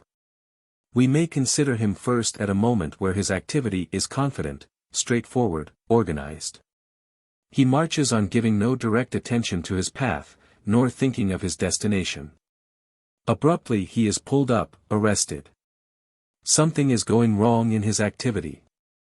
From the standpoint of an onlooker, he has met an obstacle which must be overcome before his behavior can be unified into a successful ongoing. From his own standpoint, there is shock, confusion, perturbation, uncertainty. For the moment he doesn't know what hit him, as we say, nor where he is going.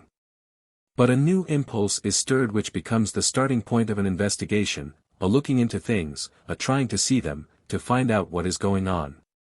Habits which were interfered with begin to get a new direction as they cluster about the impulse to look and see. The blocked habits of locomotion give him a sense of where he was going, of what he had set out to do, and of the ground already traversed. As he looks, he sees definite things which are not just things at large but which are related to his course of action. The momentum of the activity entered upon persists as a sense of direction, of aim, it is an anticipatory project.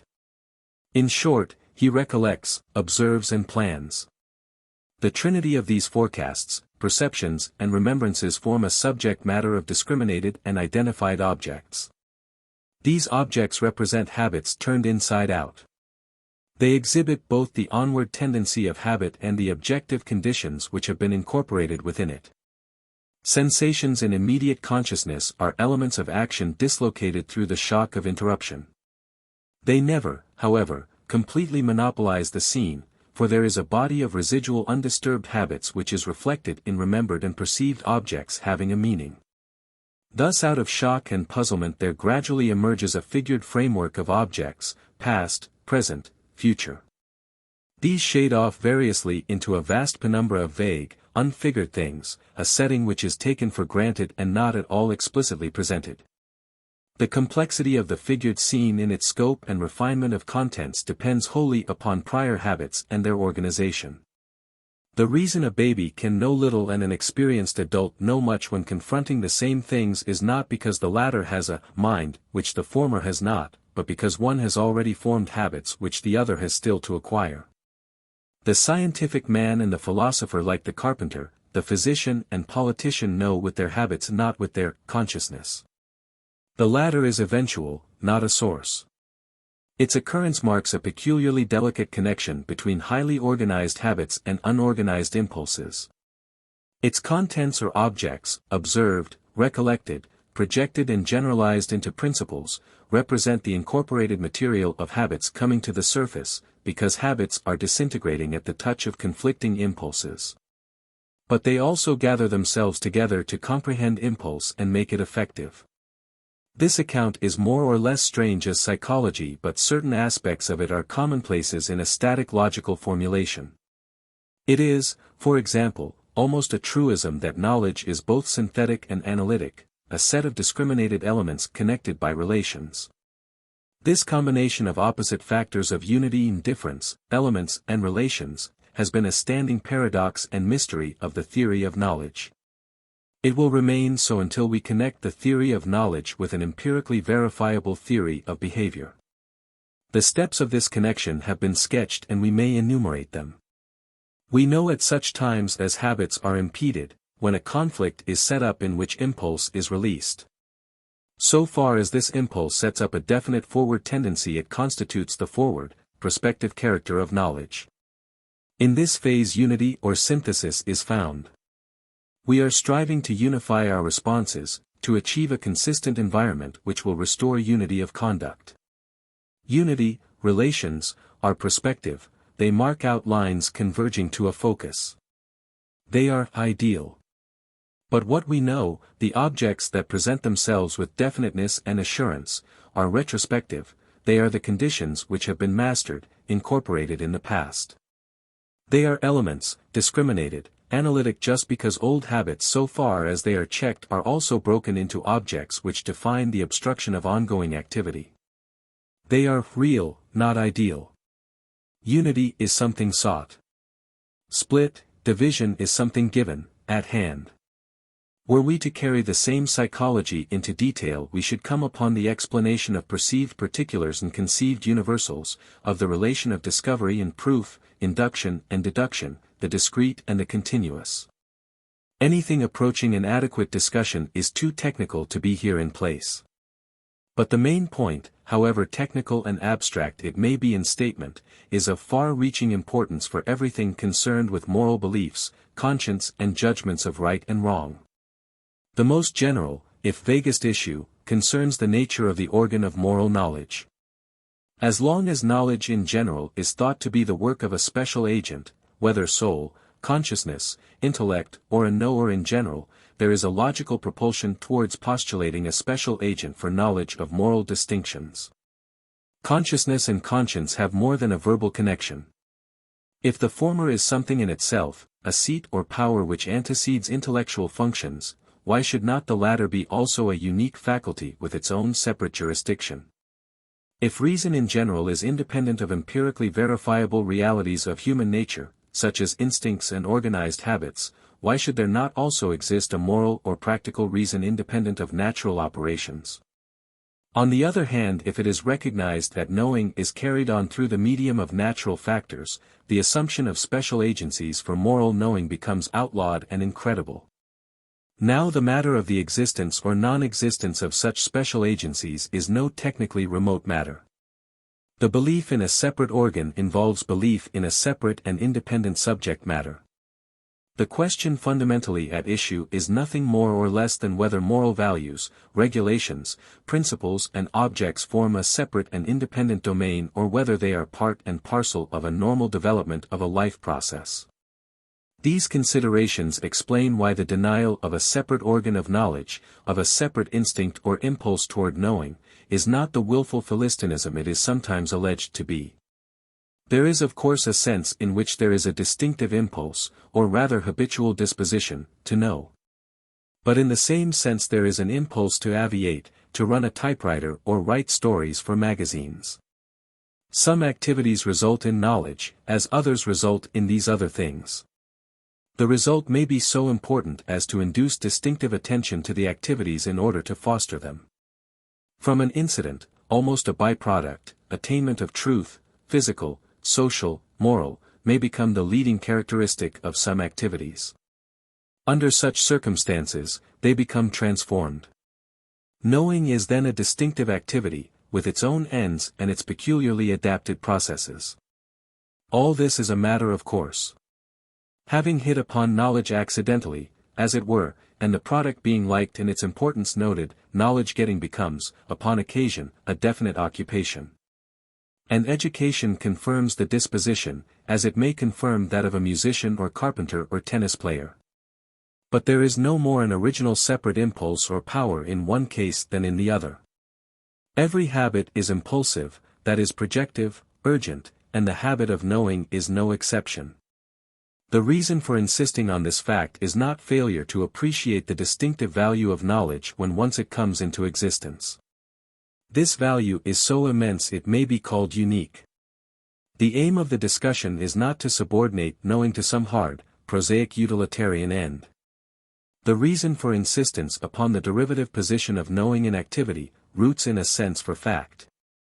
And in a realization that the doctrine of a separate original power and impulse of knowledge cuts knowledge off from other phases of human nature, and results in its non-natural treatment. The isolation of intellectual disposition from concrete empirical facts of biological impulse and habit formation entails a denial of the continuity of mind with nature. Aristotle asserted that the faculty of pure knowing enters a man from without as through a door. Many since his day have asserted that knowing and doing have no intrinsic connection with each other. Reason is asserted to have no responsibility to experience, conscience is said to be a sublime oracle independent of education and social influences. All of these views follow naturally from a failure to recognize that all knowing, judgment, belief represent an acquired result of the workings of natural impulses in connection with environment. Upon the ethical side, as has been intimated, the matter at issue concerns the nature of conscience. Conscience has been asserted by orthodox moralists to be unique in origin and subject matter. The same view is embodied by implication in all those popular methods of moral training which attempt to fix rigid authoritative notions of right and wrong by disconnecting moral judgments from the aids and tests which are used in other forms of knowledge. Thus it has been asserted that conscience is an original faculty of illumination which, if it has not been dimmed by indulgence in sin, shines upon moral truths and objects and reveals them without effort for precisely what they are. Those who hold this view differ enormously among themselves as to the nature of the objects of conscience. Some hold them to be general principles, others individual acts, others the order of worth among motives, others the sense of duty in general, others the unqualified authority of right. Still others carry the implied logic of authority to conclusion, and identify knowledge of moral truths with a divine supernatural revelation of a code of commandments. But among these diversities there is agreement about one fundamental. There must be a separate non-natural faculty of moral knowledge because the things to be known, the matters of right and wrong, good and evil, obligation and responsibility, form a separate domain. Separate, that is, from that of ordinary action in its usual human and social significance. The latter activities may be prudential, political, scientific, economic. But, from the standpoint of these theories, they have no moral meaning until they are brought under the purview of this separate unique department of our nature. It thus turns out that the so-called intuitional theories of moral knowledge concentrate in themselves all the ideas which are subject to criticism in these pages, namely, the assertion that morality is distinct in origin, working in destiny from the natural structure and career of human nature. This fact is the excuse, if excuse be desired, for a seemingly technical excursion that links intellectual activity with the conjoint operation of habit and impulse. Section 3. The nature of deliberation. So far the discussion has ignored the fact that there is an influential school of moralists, best represented in contemporary thought by the utilitarians, which also insists upon the natural, empirical character of moral judgments and beliefs. But unfortunately this school has followed a false psychology, and has tended, by calling out a reaction, actually to strengthen the hands of those who persist in assigning to morals a separate domain of action and in demanding a separate agent of moral knowledge. The essentials of this false psychology consist in two traits. The first, that knowledge originates from sensations, instead of from habits and impulses. And the second, that judgment about good and evil in action consists in calculation of agreeable and disagreeable consequences, of profit and loss. It is not surprising that this view seems to many to degrade morals, as well as to be false to facts. If the logical outcome of an empirical view of moral knowledge is that all morality is concerned with calculating what is expedient, politic, prudent, measured by consequences in the ways of pleasurable and painful sensations, then, say moralists of the orthodox school, we will have naught to do with such a sordid view, it is a reduction to the absurd of its premises. We will have a separate department for morals and a separate organ of moral knowledge. Our first problem is then to investigate the nature of ordinary judgments upon what it is best or wise to do, or, in ordinary language, the nature of deliberation. We begin with a summary assertion that deliberation is a dramatic rehearsal, in imagination, of various competing possible lines of action. It starts from the blocking of efficient overt action, due to that conflict of prior habit and newly released impulse to which reference has been made. Then each habit, each impulse, involved in the temporary suspense of overt action takes its turn in being tried out. Deliberation is an experiment in finding out what the various lines of possible action are really like. It is an experiment in making various combinations of selected elements of habits and impulses, to see what the resultant action would be like if it were entered upon. But the trial is in imagination, not in overt fact. The experiment is carried on by tentative rehearsals in thought which do not affect physical facts outside the body. Thought runs ahead and foresees outcomes, and thereby avoids having to await the instruction of actual failure and disaster. An act overtly tried out is irrevocable, its consequences cannot be blotted out. An act tried out in imagination is not final or fatal. It is retrievable. Each conflicting habit and impulse takes its turn in projecting itself upon the screen of imagination. It unrolls a picture of its future history, of the career it would have if it were given head.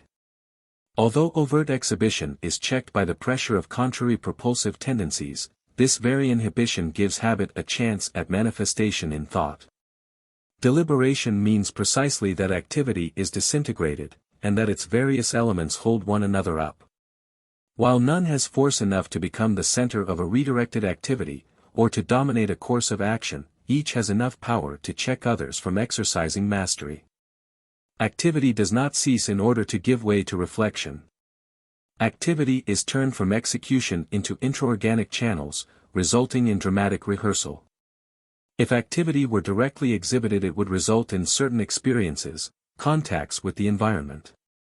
It would succeed by making environing objects, things and persons, co-partners in its forward movement, or else it would run against obstacles and be troubled, possibly defeated. These experiences of contact with objects and their qualities give meaning, character, to an otherwise fluid, unconscious activity. We find out what seeing means by the objects which are seen. They constitute the significance of visual activity which would otherwise remain a blank. Pure activity is for consciousness pure emptiness. It acquires a content or filling of meanings only in static termini, what it comes to rest in, or in the obstacles which check its onward movement and deflect it. As has been remarked, the object is that which objects. There is no difference in this respect between a visible course of conduct and one proposed in deliberation. We have no direct consciousness of what we purpose to do. We can judge its nature, assign its meaning, only by following it into the situations whither it leads, noting the objects against which it runs and seeing how they rebuff or unexpectedly encourage it. In imagination, as in fact, we know a road only by what we see as we travel on it. Moreover, the objects which prick out the course of a proposed act until we can see its design also serve to direct eventual overt activity. Every object hit upon as the habit traverses its imaginary path has a direct effect upon existing activities. It reinforces, inhibits, redirects habits already working or stirs up others which had not previously actively entered in.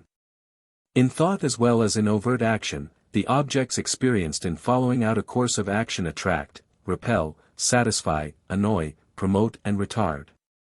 Thus deliberation proceeds. To say that at last it ceases is to say that choice, decision, takes place. What then is choice?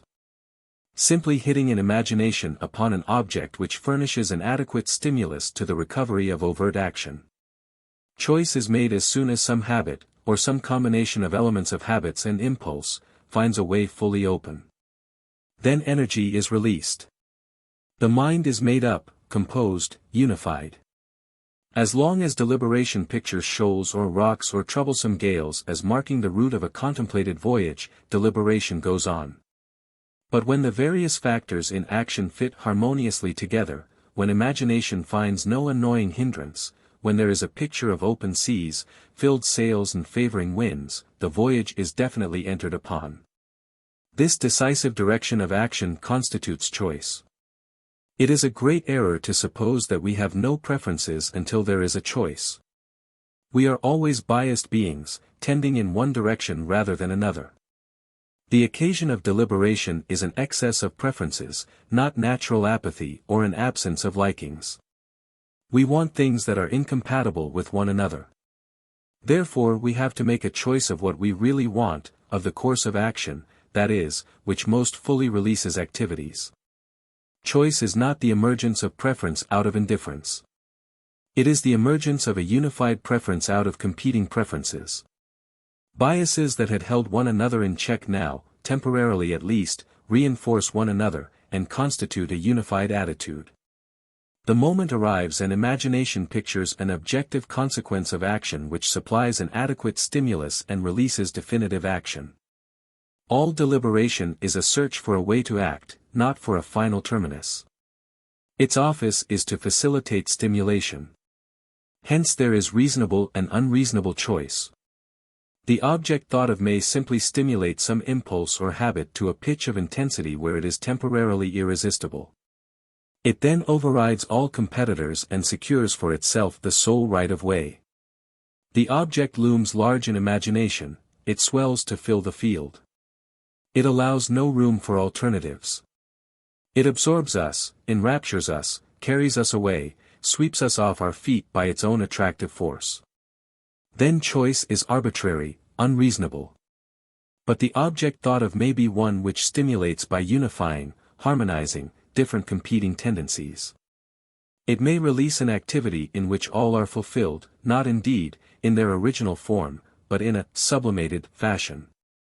That is in a way which modifies the original direction of each by reducing it to a component along with others in an action of transformed quality. Nothing is more extraordinary than the delicacy, promptness and ingenuity with which deliberation is capable of making eliminations and recombinations in projecting the course of a possible activity. To every shade of imagined circumstance there is a vibrating response, and to every complex situation a sensitiveness as to its integrity, a feeling of whether it does justice to all facts or overrides some to the advantage of others. Decision is reasonable when deliberation is so conducted. There may be error in the result, but it comes from lack of data, not from ineptitude in handling them. These facts give us the key to the old controversy as to the respective places of desire and reason in conduct. It is notorious that some moralists have deplored the influence of desire. They have found the heart of strife between good and evil in the conflict of desire with reason, in which the former has force on its side and the latter authority. But reasonableness is in fact a quality of an effective relationship among desires rather than a thing opposed to desire. It signifies the order, perspective, proportion which is achieved, during deliberation, out of a diversity of earlier incompatible preferences. Choice is reasonable when it induces us to act reasonably. That is, with regard to the claims of each of the competing habits and impulses. This implies, of course, the presence of a comprehensive object, one which coordinates, organizes and functions each factor of the situation which gave rise to conflict, suspense and deliberation. This is as true when some bad impulses and habits enter in as when approved ones require unification. We have already seen the effects of choking them off, of efforts at direct suppression. Bad habits can be subdued only by being utilized as elements in a new, more generous and comprehensive scheme of action, and good ones be preserved from rot only by similar use. The nature of the strife of reason and passion is well stated by William James.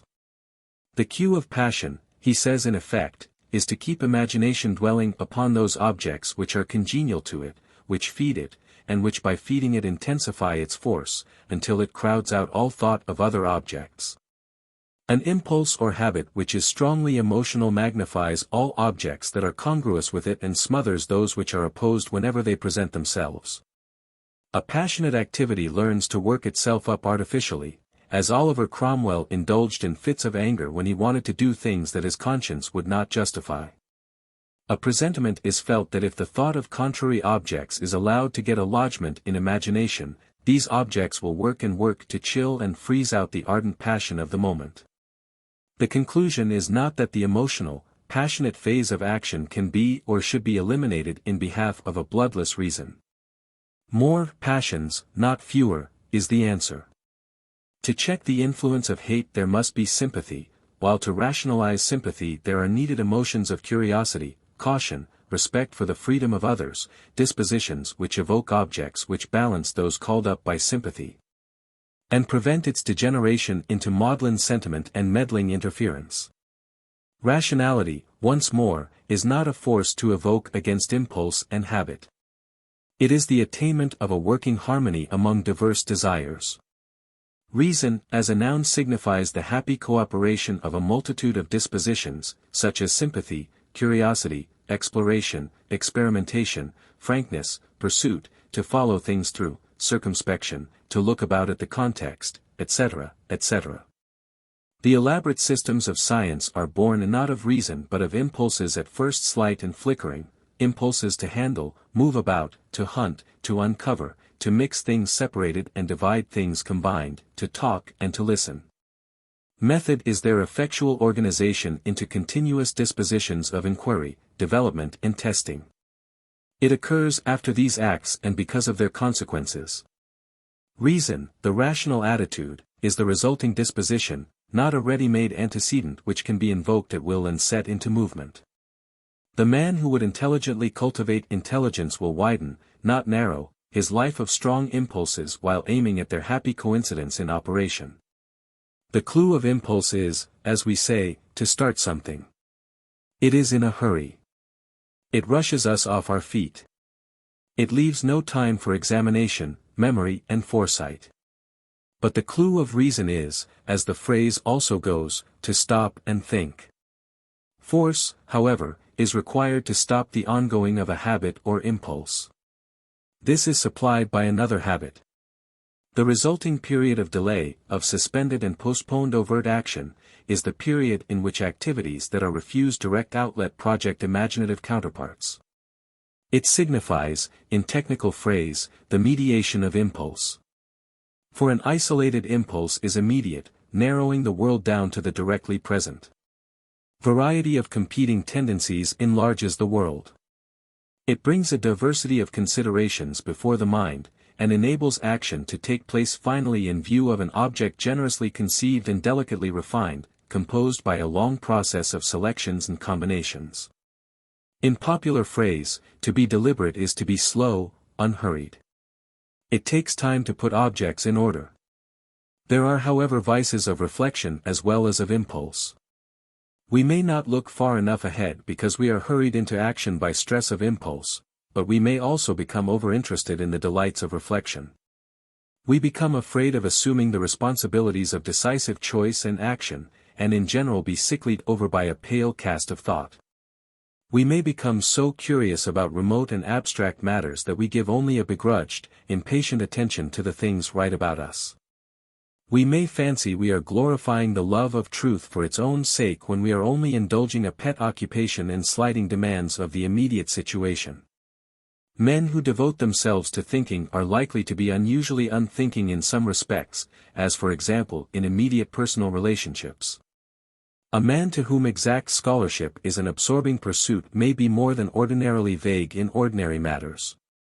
Humility and impartiality may be shown in a specialized field, and pettiness and arrogance in dealing with other persons.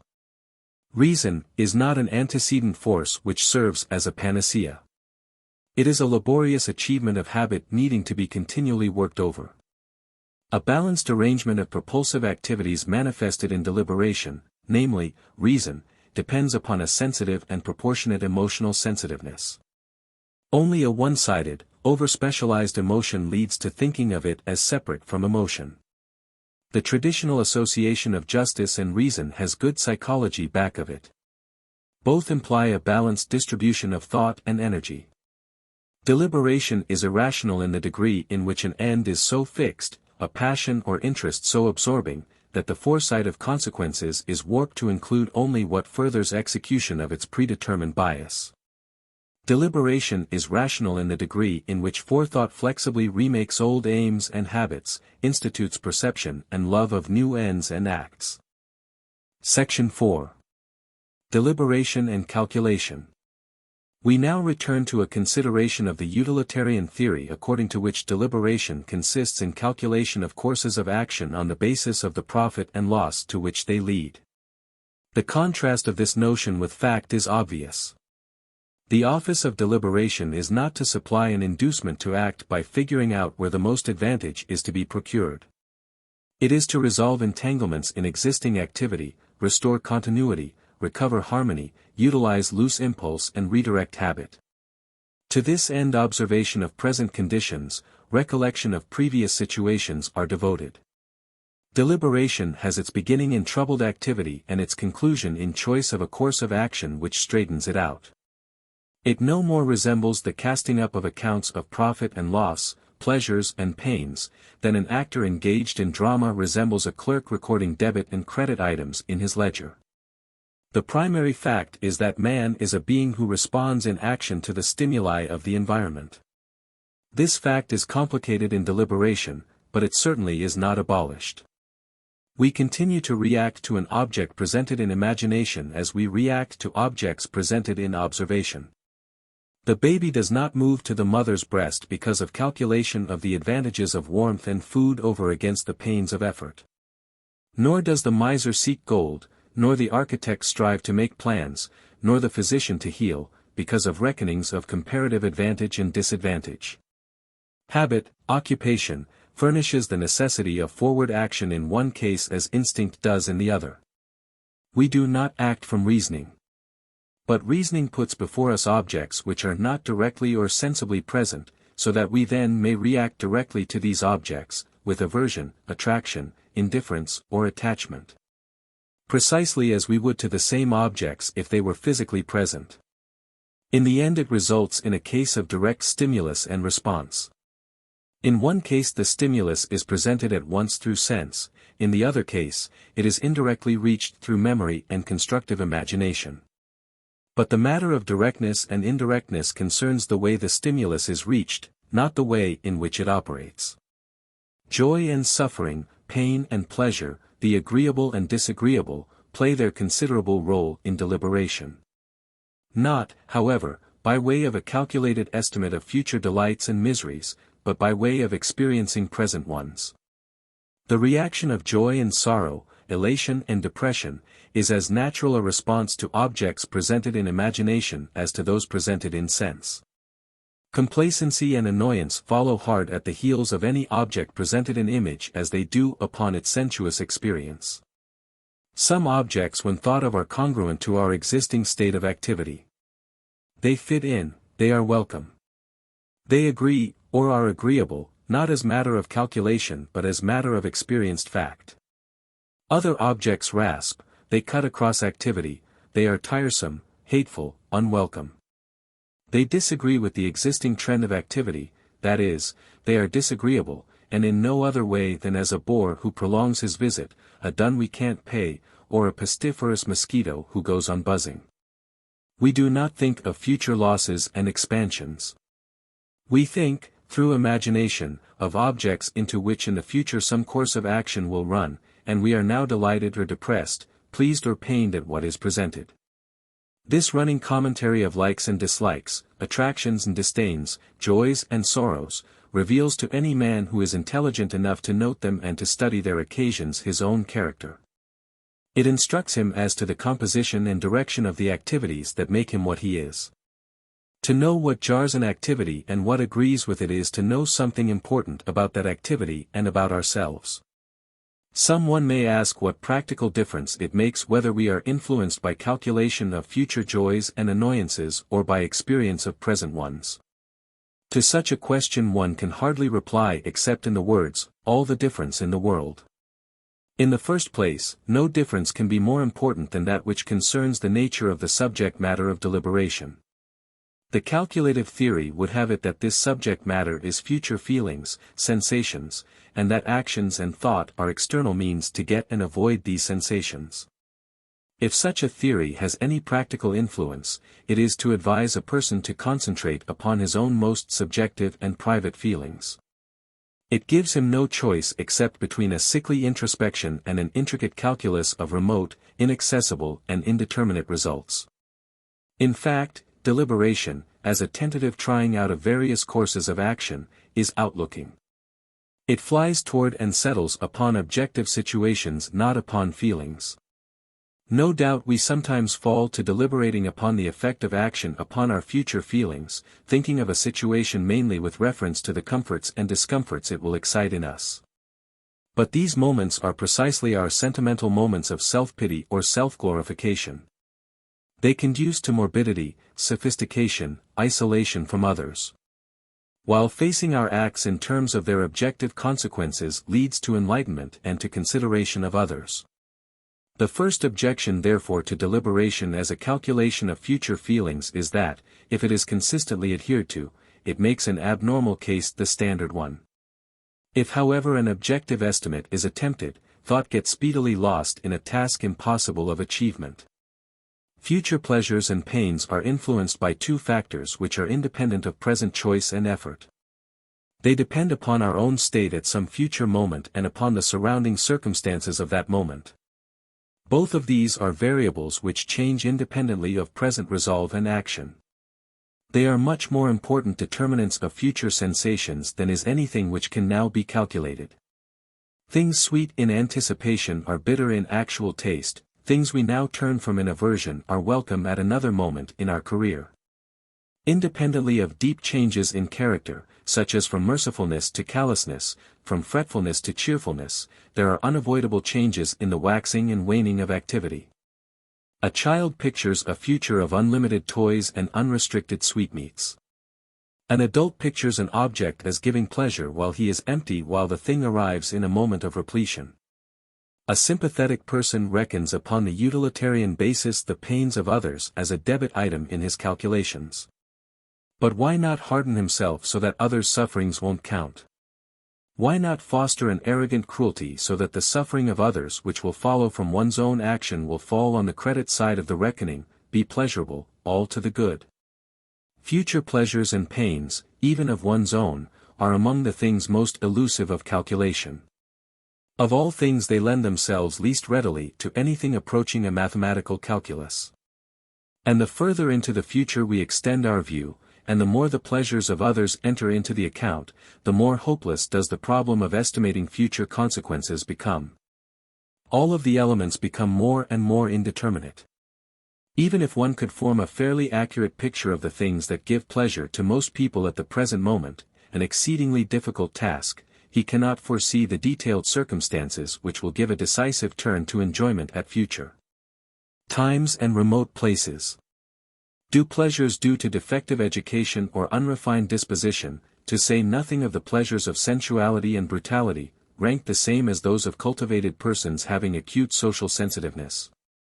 The only reason the impossibility of the hedonistic calculus is not self-evident is that theorists in considering it unconsciously substitute for calculation of future pleasures an appreciation of present ones. A present realization in imagination of future objective situations. For, in truth, a man's judgment of future joys and sorrows is but a projection of what now satisfies and annoys him. A man of considerate disposition now feels hurt at the thought of an act bringing harm to others, and so he is on the lookout for consequences of that sort, ranking them as of high importance. He may even be so abnormally sensitive to such consequences that he is held back from needed vigorous action. He fears to do the things which are for the real welfare of others because he shrinks from the thought of the pain to be inflicted upon them by needed measures. A man of an executive type, engrossed in carrying through a scheme, will react in present emotion to everything concerned with its external success. The pain its execution brings to others will not occur to him, or if it does, his mind will easily glide over it. This sort of consequence will seem to him of slight importance in comparison with the commercial or political changes which bulk in his plans. What a man foresees and fails to foresee, what he appraises highly and at a low rate, what he deems important and trivial, what he dwells upon and what he slurs over. What he easily recalls and what he naturally forgets, all of these things depend upon his character. His estimate of future consequences of the agreeable and annoying is consequently of much greater value as an index of what he now is than as a prediction of future results. One has only to read between the lines to see the enormous difference that marks off modern utilitarianism from Epicureanism, in spite of similarities in professed psychologies. Epicureanism is too worldly wise to indulge in attempts to base present action upon precarious estimates of future and universal pleasures and pains. On the contrary, it says let the future go, for life is uncertain. Who knows when it will end, or what fortune the morrow will bring? Foster, then, with jealous care every gift of pleasure now allotted to you, dwell upon it with lingering love, prolong it as best you may. Utilitarianism, on the contrary, was a part of a philanthropic and reform movement of the 19th century. Its commendation of an elaborate and impossible calculus was in reality part of a movement to develop a type of character which should have a wide social outlook, sympathy with the experiences of all sentient creatures. One zealous about the social effects of all proposed acts, especially those of collective legislation and administration. It was concerned not with extracting the honey of the passing moment but with breeding improved bees and constructing hives. After all, the object of foresight of consequences is not to predict the future. It is to ascertain the meaning of present activities and to secure, so far as possible, a present activity with a unified meaning. We are not the creators of heaven and earth. We have no responsibility for their operations save as their motions are altered by our movements. Our concern is with the significance of that slight fraction of total activity which starts from ourselves. The best laid plans of men as well of mice gang a glee, and for the same reason, inability to dominate the future. The power of man and mouse is infinitely constricted in comparison with the power of events. Men always build better or worse than they know, for their acts are taken up into the broad sweep of events. Hence the problem of deliberation is not to calculate future happenings but to appraise present proposed actions. We judge present desires and habits by their tendency to produce certain consequences. It is our business to watch the course of our action so as to see what is the significance, the import of our habits and dispositions. The future outcome is not certain. But neither is it certain what the present fire will do in the future. It may be unexpectedly fed or extinguished. But its tendency is a knowable matter, what it will do under certain circumstances. And so we know what is the tendency of malice, charity, conceit, patience. We know by observing their consequences, by recollecting what we have observed, by using that recollection in constructive imaginative forecasts of the future, by using the thought of future consequence to tell the quality of the act now proposed. Deliberation is not calculation of indeterminate future results. The present, not the future, is ours. No shrewdness, no store of information will make it ours. But by constant watchfulness concerning the tendency of acts, by noting disparities between former judgments and actual outcomes, and tracing that part of the disparity that was due to deficiency and excess in disposition, we come to know the meaning of present acts, and to guide them in the light of that meaning. The moral is to develop conscientiousness, ability to judge the significance of what we are doing and to use that judgment in directing what we do, not by means of direct cultivation of something called conscience, or reason, or a faculty of moral knowledge, but by fostering those impulses and habits which experience has shown to make us sensitive, generous, imaginative, impartial in perceiving the tendency of our inchoate dawning activities. Every attempt to forecast the future is subject in the end to the auditing of present concrete impulse and habit. Therefore the important thing is the fostering of those habits and impulses which lead to a broad, just, sympathetic survey of situations. The occasion of deliberation, that is of the attempt to find a stimulus to complete overt action in thought of some future object, is confusion and uncertainty in present activities. A similar division in activities and need of a like deliberative activity for the sake of recovery of unity is sure to recur again and again, no matter how wise the decision. Even the most comprehensive deliberation leading to the most momentous choice only fixes a disposition which has to be continuously applied in new and unforeseen conditions, readapted by future deliberations. Always our old habits and dispositions carry us into new fields. We have to be always learning and relearning the meaning of our active tendencies. Does not this reduce moral life to the futile toil of a Sisyphus who is forever rolling a stone uphill only to have it roll back so that he has to repeat his old task? Yes, judged from progress made in a control of conditions which shall stay put and which excludes the necessity of future deliberations and reconsiderations. No, because continual search and experimentation to discover the meaning of changing activity, keeps activity alive, growing in significance. The future situation involved in deliberation is of necessity marked by contingency. What it will be in fact remains dependent upon conditions that escape our foresight and power of regulation. But foresight which draws liberally upon the lessons of past experience reveals the tendency, the meaning, of present action. And, once more, it is this present meaning rather than the future outcome which counts. Imaginative forethought of the probable consequences of a proposed act keeps that act from sinking below consciousness into routine habit or whimsical brutality. It preserves the meaning of that act alive, and keeps it growing in depth and refinement of meaning. There is no limit to the amount of meaning which reflective and meditative habit is capable of importing into even simple acts. Just as the most splendid successes of the skillful executive who manipulates events may be accompanied by an incredibly meager and superficial consciousness. Section 5. The uniqueness of good. The reason for dividing conduct into two distinct regions, one of expediency and the other of morality, disappears when the psychology that identifies ordinary deliberation with calculation is disposed of. There is seen to be but one issue involved in all reflection upon conduct, the rectifying of present troubles, the harmonizing of present incompatibilities by projecting a course of action which gathers into itself the meaning of them all. The recognition of the true psychology also reveals to us the nature of good or satisfaction. Good consists in the meaning that is experienced to belong to an activity when conflict and entanglement of various incompatible impulses and habits terminate in a unified orderly release in action. This human good, being a fulfillment conditioned upon thought, differs from the pleasures which in animal nature, of course we also remain animals so far as we do not think, hits upon accidentally. Moreover, there is a genuine difference between a false good, a spurious satisfaction, and a true good, and there is an empirical test for discovering the difference. The unification which ends thought in act may be only a superficial compromise, not a real decision but a postponement of the issue. Many of our so-called decisions are of this nature.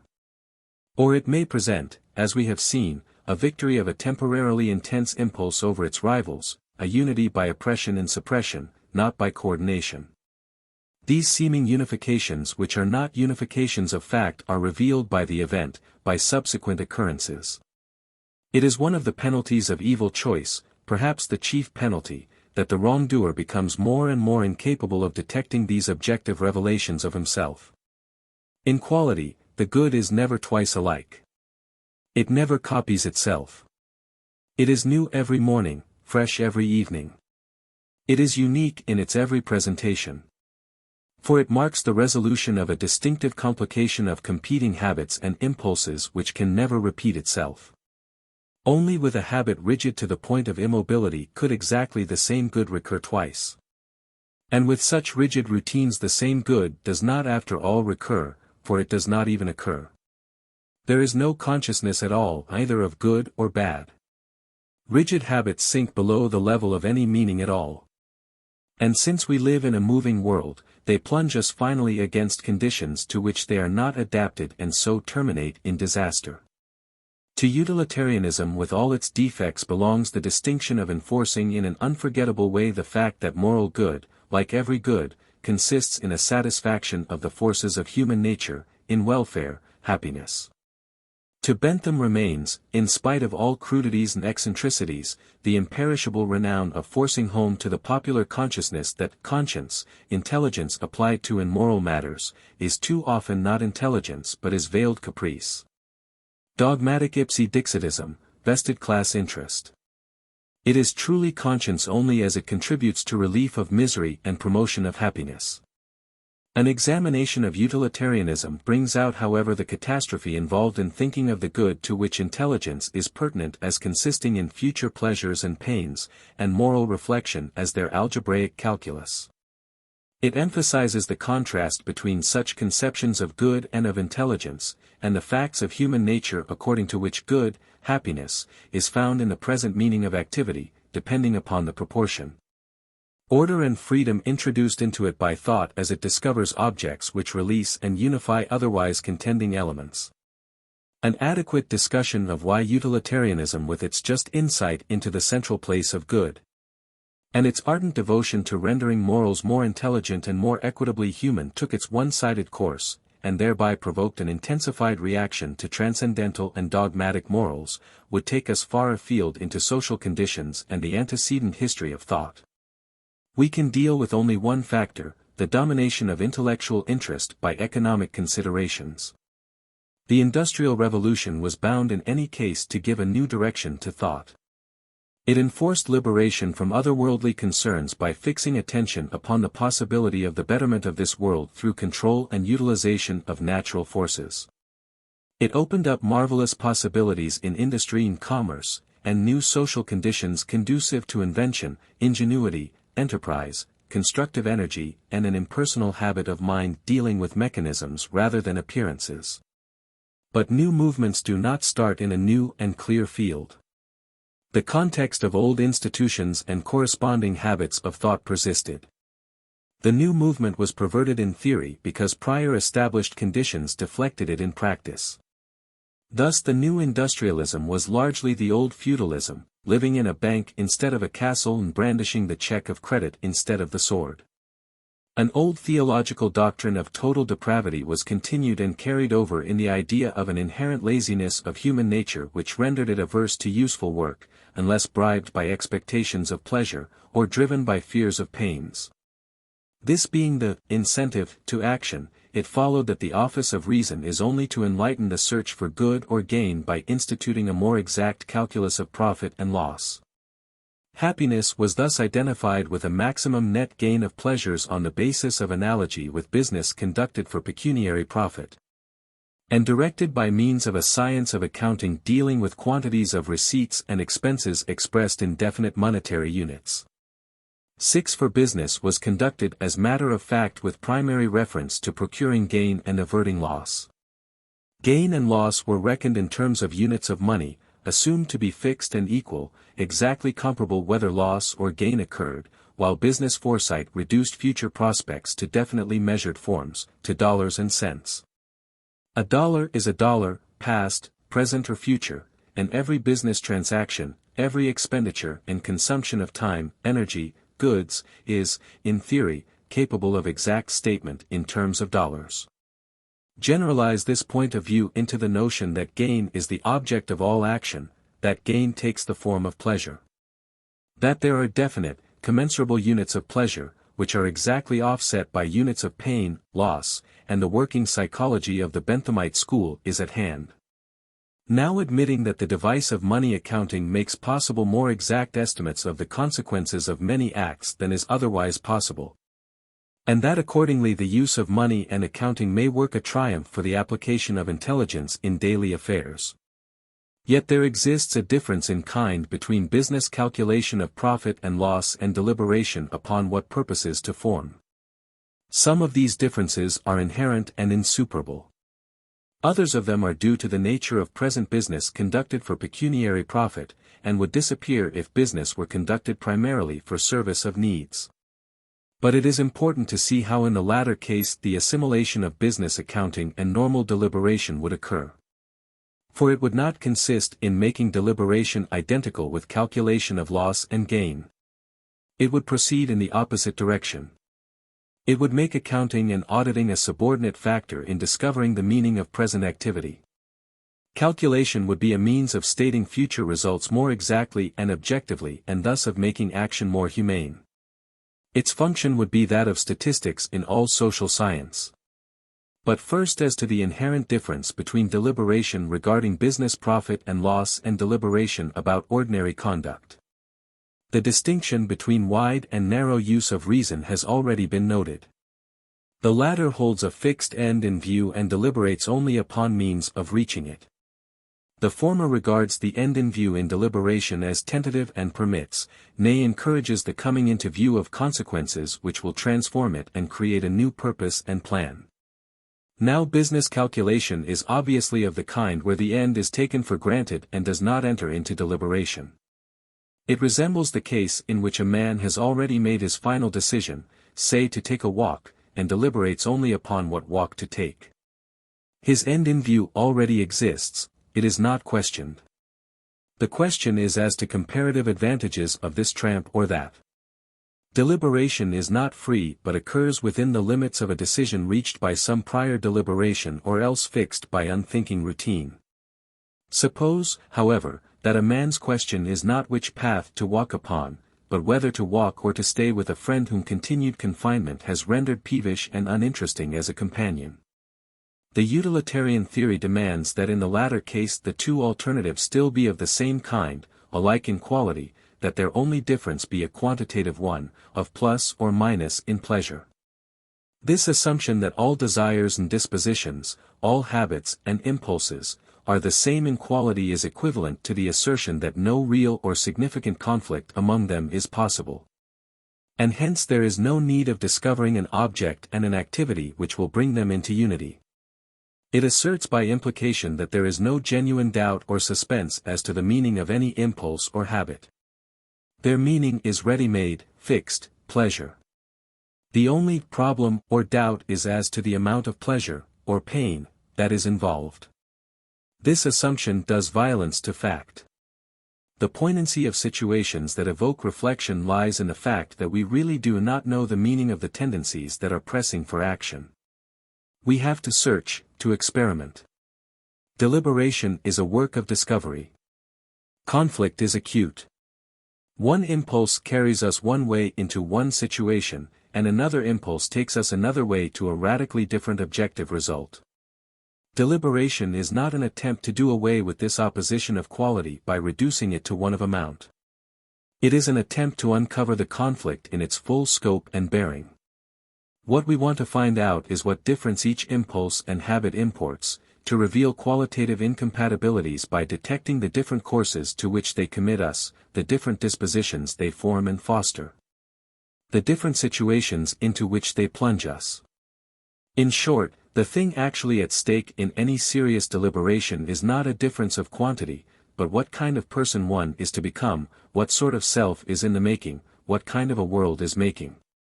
This is plain enough in those crucial decisions where the course of life is thrown into widely different channels, where the pattern of life is rendered different and diversely dyed according as this alternative or that is chosen. Deliberation as to whether to be a merchant or a school teacher, a physician or a politician is not a choice of quantities. It is just what it appears to be, a choice of careers which are incompatible with one another, within each of which definitive inclusions and rejections are involved. With the difference in career belongs a difference in the constitution of the self, of habits of thought and feeling as well as of outward action. With it comes profound differences in all future objective relationships. Our minor decisions differ in acuteness and range, but not in principle. Our world does not so obviously hang upon any one of them, but put together they make the world what it is in meaning for each one of us. Crucial decisions can hardly be more than a disclosure of the cumulative force of trivial choices. A radical distinction thus exists between deliberation where the only question is whether to invest money in this bond or that stock, and deliberation where the primary decision is as to the kind of activity which is to be engaged in. Definite quantitative calculation is possible in the former case because a decision as to kind or direction of action does not have to be made. It has been decided already, whether by persistence of habit, or prior deliberation, that the man is to be an investor. The significant thing in decisions proper, the course of action, the kind of a self simply, doesn't enter in. It isn't in question. To reduce all cases of judgment of action to this simplified and comparatively unimportant case of calculation of quantities, is to miss the whole point of deliberation. 7. It is another way of saying the same thing to note that business calculations about pecuniary gain never concern direct use in experience. They are, as such, not deliberations about good or satisfaction at all. The man who decides to put business activity before all other claims whatsoever, before that of family or country or art or science, does make a choice about satisfaction or good. But he makes it as a man, not as a businessman. On the other hand, what is to be done with business profit when it accrues, except to invest it in similar undertakings, does not enter at all into a strictly business deliberation. Its use, in which alone good or satisfaction is found, is left indeterminate, contingent upon further deliberation, or else is left matter of routine habit. We do not eat money, or wear it, or marry it, or listen for musical strains to issue from it. If by any chance a man prefers a less amount of money to a greater amount, it is not for economic reasons. Pecuniary profit in itself, in other words, is always strictly instrumental, and it is of the nature of this instrument to be effective in proportion to size. In choosing with respect to it, we are not making a significant choice, a choice of ends. We have already seen, however, there is something abnormal and in the strict sense impossible in mere means, that is, instruments totally dissevered from ends. We may view economic activity in abstraction, but it does not exist by itself. Business takes for granted non-business uses to which its results are to be put. The stimuli for economic activity, in the sense in which business means activity subject to monetary reckoning, are found in non-pecuniary, non-economic activities. Taken by itself then economic action throws no light upon the nature of satisfaction and the relation of intelligence to it, because the whole question of satisfaction is either taken for granted or else is ignored by it. Only when money-making is itself taken as a good does it exhibit anything pertinent to the question. And when it is so taken, then the question is not one of future gain but of present activity and its meaning. Business then becomes an activity carried on for its own sake. It is then a career, a continuous occupation in which are developed daring, adventure, power, rivalry, overcoming of competitors, conspicuous achievement which attracts admiration, play of imagination, technical knowledge, skill and foresight in making combinations, management of men and goods and so on. In this case, it exemplifies what has been said about good or happiness as incorporating in itself at present the foreseen future consequences that result from intelligent action. The problem concerns the quality of such a good. In short, the attempt to assimilate other activities to the model of economic activity, defined as a calculated pursuit of gain, reverses the state of the facts. The economic man, defined as a creature devoted to an enlightened or calculating pursuit of gain, is morally objectionable because the conception of such a being empirically falsifies empirical facts. Love of pecuniary gain is an undoubted and powerful fact. But it and its importance are affairs of social, not of psychological nature. It is not a primary fact which can be used to account for other phenomena. It depends upon other impulses and habits.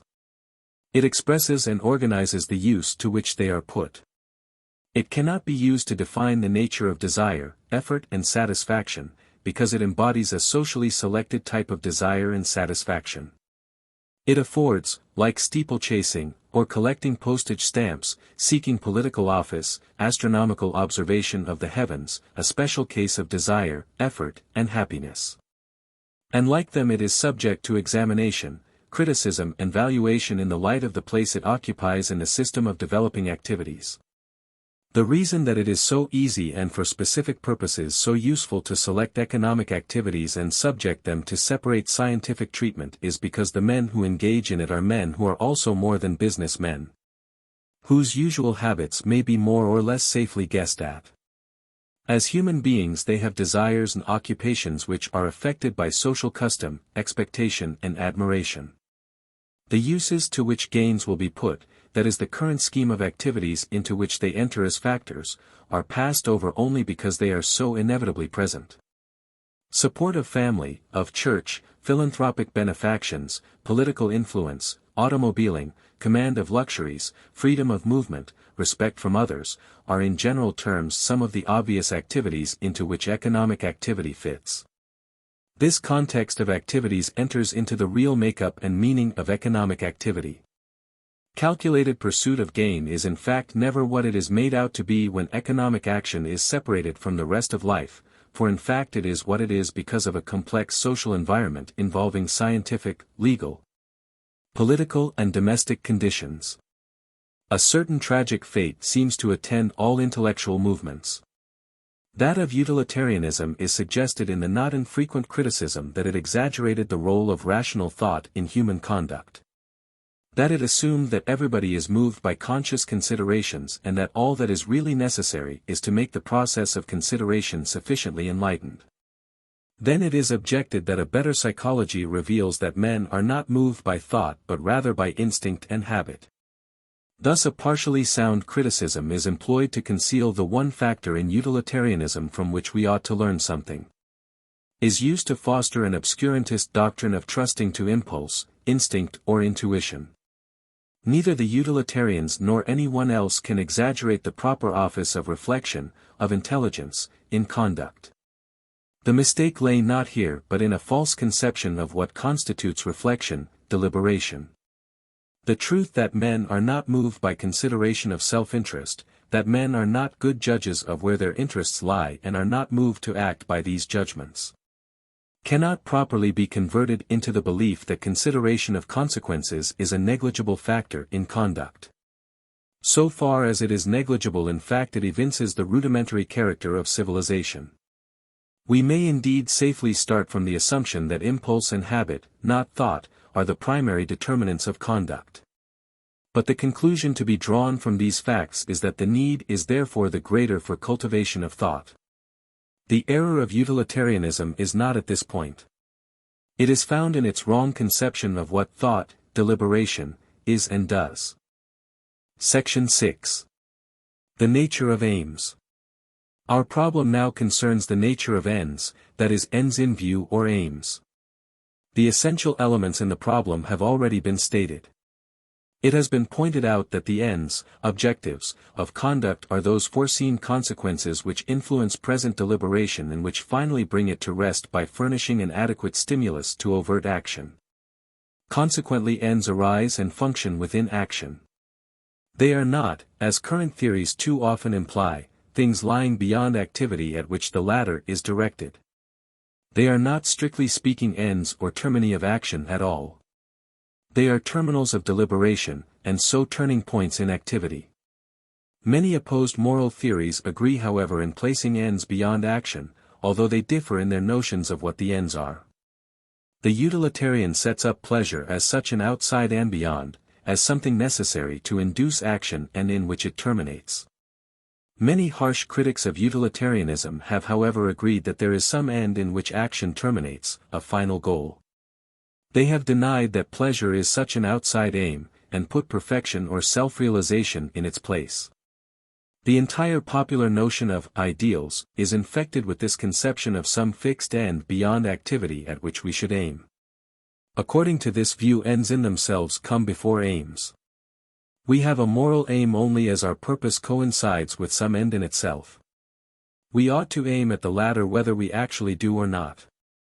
When men believed that fixed ends existed for all normal changes in nature, the conception of similar ends for men was but a special case of a general belief. If the changes in a tree from acorn to full-grown oak were regulated by an end which was somehow imminent or potential in all the less perfect forms, and if change was simply the effort to realize a perfect or complete form, then the acceptance of a like view for human conduct was consonant with the rest of what passed for science.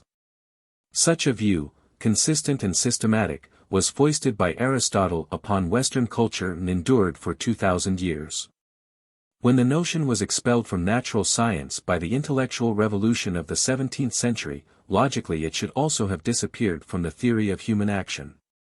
But man is not logical, and his intellectual history is a record of mental reserves and compromises. He hangs on to what he can in his old beliefs even when he is compelled to surrender their logical basis. So the doctrine of fixed ends in themselves at which human acts are, or should be, directed and by which they are regulated, if they are regulated at all, persisted in morals, and was made the cornerstone of orthodox moral theory. The immediate effect was to dislocate moral from natural science, to divide man's world as it never had been divided in prior culture. One point of view, one method and spirit-animated inquiry into natural occurrences. A radically opposite set of ideas prevailed about man's affairs. Completion of the scientific change begun in the 17th century thus depends upon a revision of the current notion of ends of action as fixed limits and conclusions. In fact, ends are ends in view or aims. They arise out of natural effects or consequences which in the beginning are hit upon, stumbled upon so far as any purpose is concerned. Men like some of the consequences and dislike others. Henceforth, or till attraction and repulsion alter, attaining or averting similar consequences are aims or ends. These consequences constitute the meaning and value of an activity as it comes under deliberation. Meantime, of course, imagination is busy. Old consequences are enhanced, recombined, modified in imagination. Invention operates. Actual consequences, that is, effects which have happened in the past, become possible future consequences of acts still to be performed. This operation of imaginative thought complicates the relation of ends to activity. But it does not alter the substantial fact: ends are foreseen consequences which arise in the course of activity and which are employed to give activity added meaning and to direct its further course. They are in no sense ends of action. In being ends of deliberation, they are redirecting pivots in action. Men shoot and throw. At first this is done as an instinctive or natural reaction to some situation. The result when it is observed gives a new meaning to the activity. Henceforth men in throwing and shooting think of it in terms of its outcome, they act intelligently or have an end. Liking the activity in its acquired meaning, they not only take aim when they throw instead of throwing at random, but they find or make targets at which to aim. This is the origin and nature of goals of action. They are ways of defining and deepening the meaning of activity. Having an end or aim is thus a characteristic of present activity. It is the means by which an activity becomes adapted when otherwise it would be blind and disorderly, or by which it gets meaning when otherwise it would be mechanical. In a strict sense, an end in view is a means in present action. Present action is not a means to a remote end. Men do not shoot because targets exist, but they set up targets in order that throwing and shooting may be more effective and significant.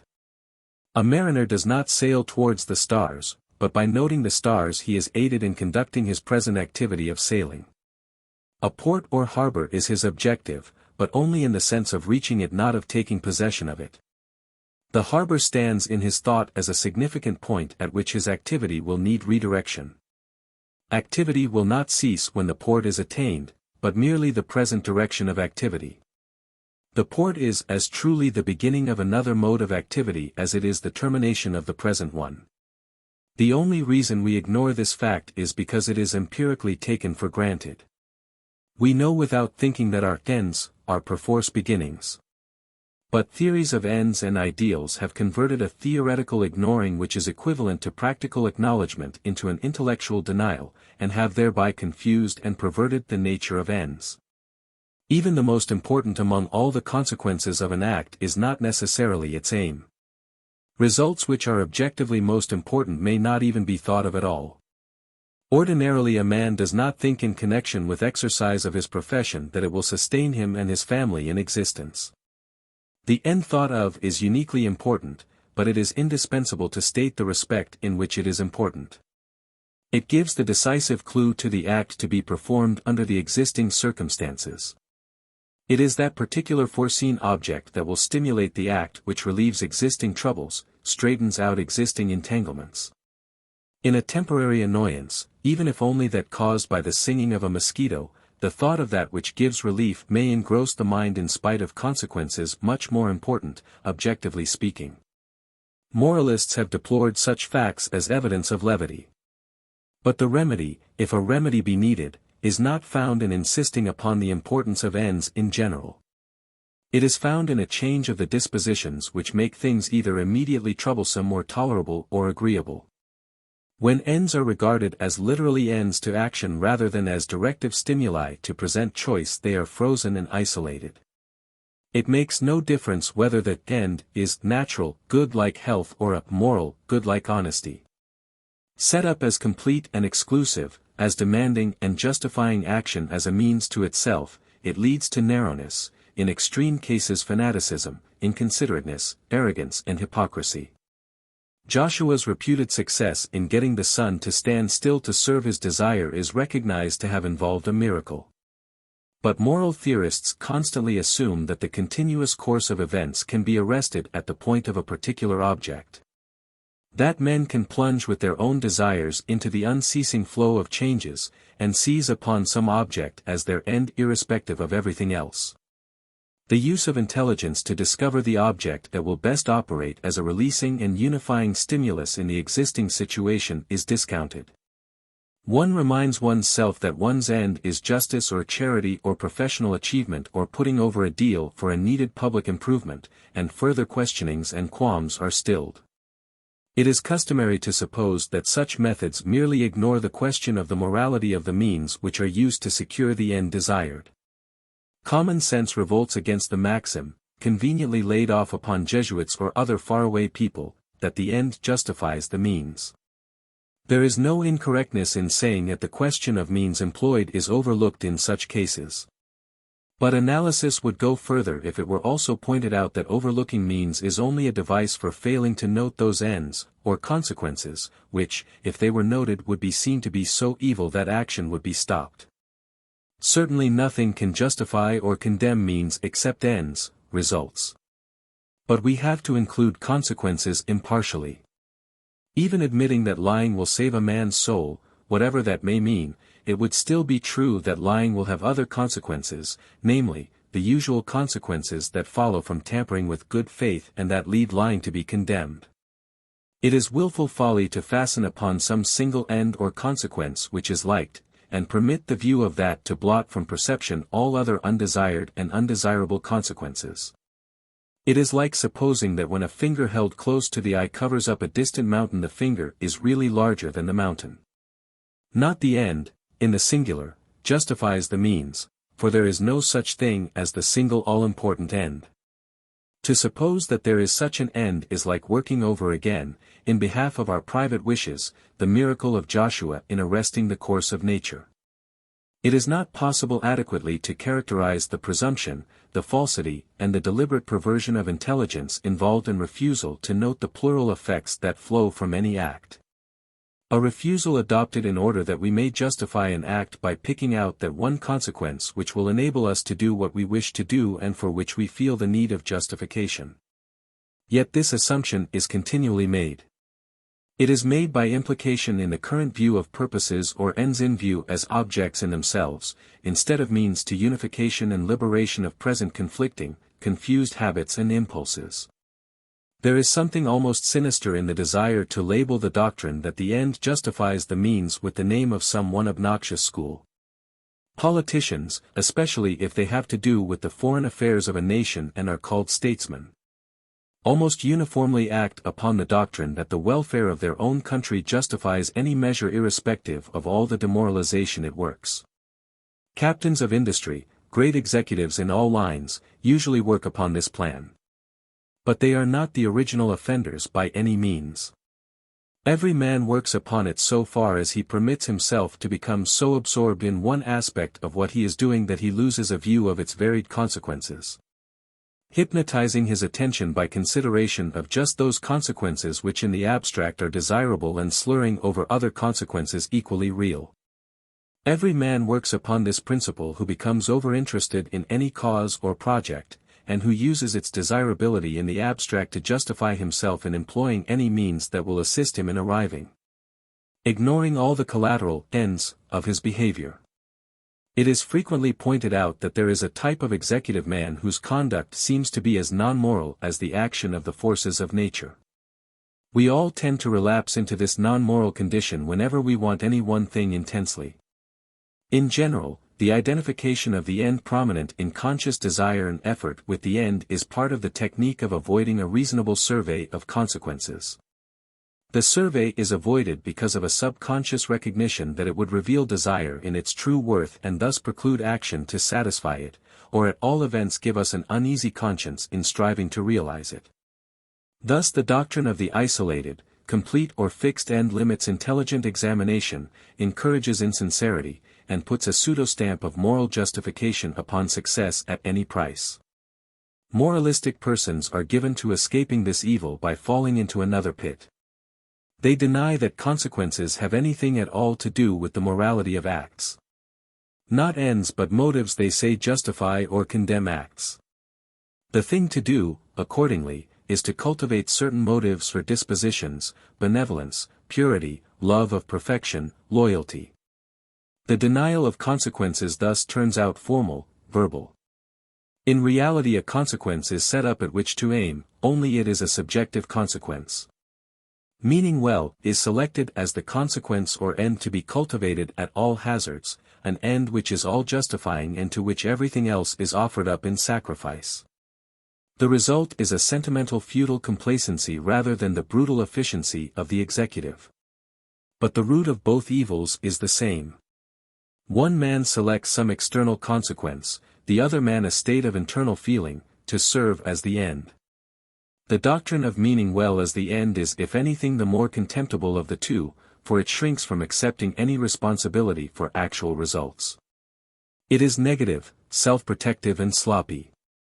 It lends itself to complete self-deception. Why have men become so attached to fixed, external ends? Why is it not universally recognized that an end is a device of intelligence in guiding action, instrumental to freeing and harmonizing troubled and divided tendencies? The answer is virtually contained in what was earlier said about rigid habits and their effect upon intelligence. Ends are, in fact, literally endless, forever coming into existence as new activities occasion new consequences. Endless ends is a way of saying that there are no ends, that is, no fixed self-enclosed finalities. While however we cannot actually prevent change from occurring, we can and do regard it as evil. We strive to retain action in ditches already dug. We regard novelties as dangerous, experiments as illicit and deviations as forbidden. Fixed and separate ends reflect a projection of our own fixed and non-interacting compartmental habits. We see only consequences which correspond to our habitual courses. As we have said, men did not begin to shoot because there were ready-made targets to aim at.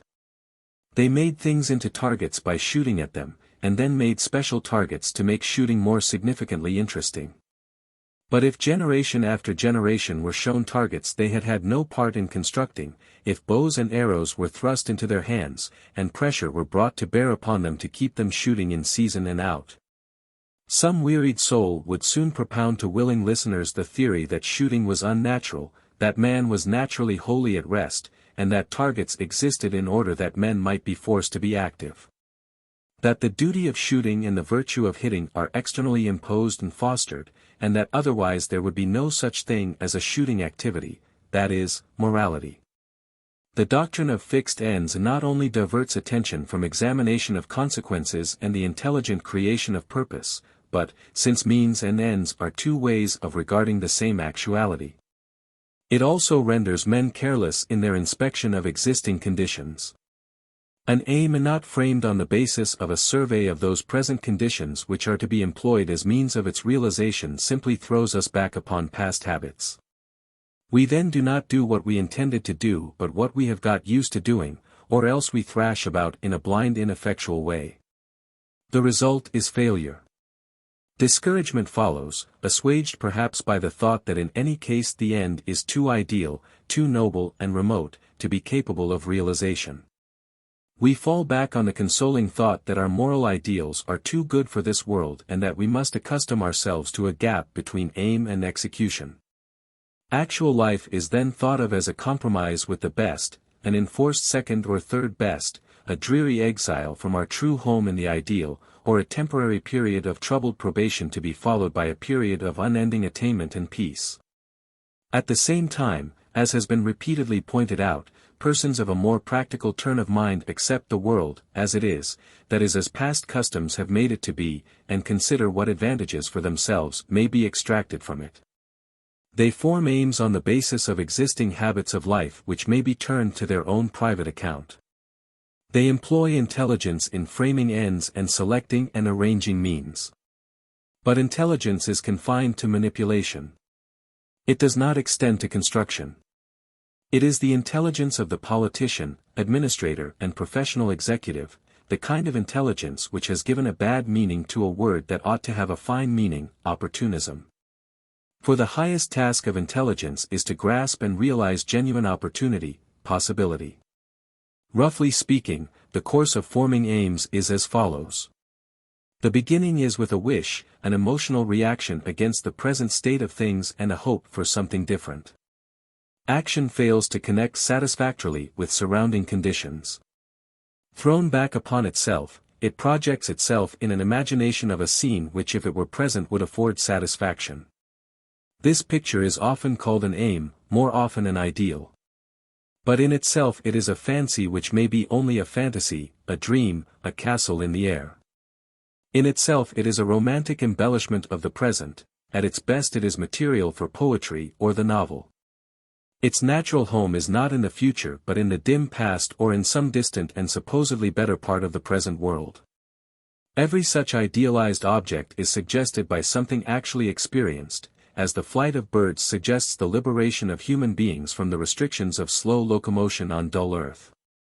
It becomes an aim or end only when it is worked out in terms of concrete conditions available for its realization, that is in terms of means. This transformation depends upon study of the conditions which generate or make possible the fact observed to exist already. The fancy of the delight of moving at will through the air became an actuality only after men carefully studied the way in which a bird, although heavier than air, actually sustains itself in air. A fancy becomes an aim, in short, when some past sequence of known cause and effect is projected into the future, and when by assembling its causal conditions we strive to generate a like result. We have to fall back upon what has already happened naturally without design, and study it to see how it happened, which is what is meant by causation. This knowledge joined to wish creates a purpose. Many men have doubtless dreamed of ability to have light in darkness without the trouble of oil, lamps and friction. Glowworms, lightning, the sparks of cut electric conductors suggest such a possibility.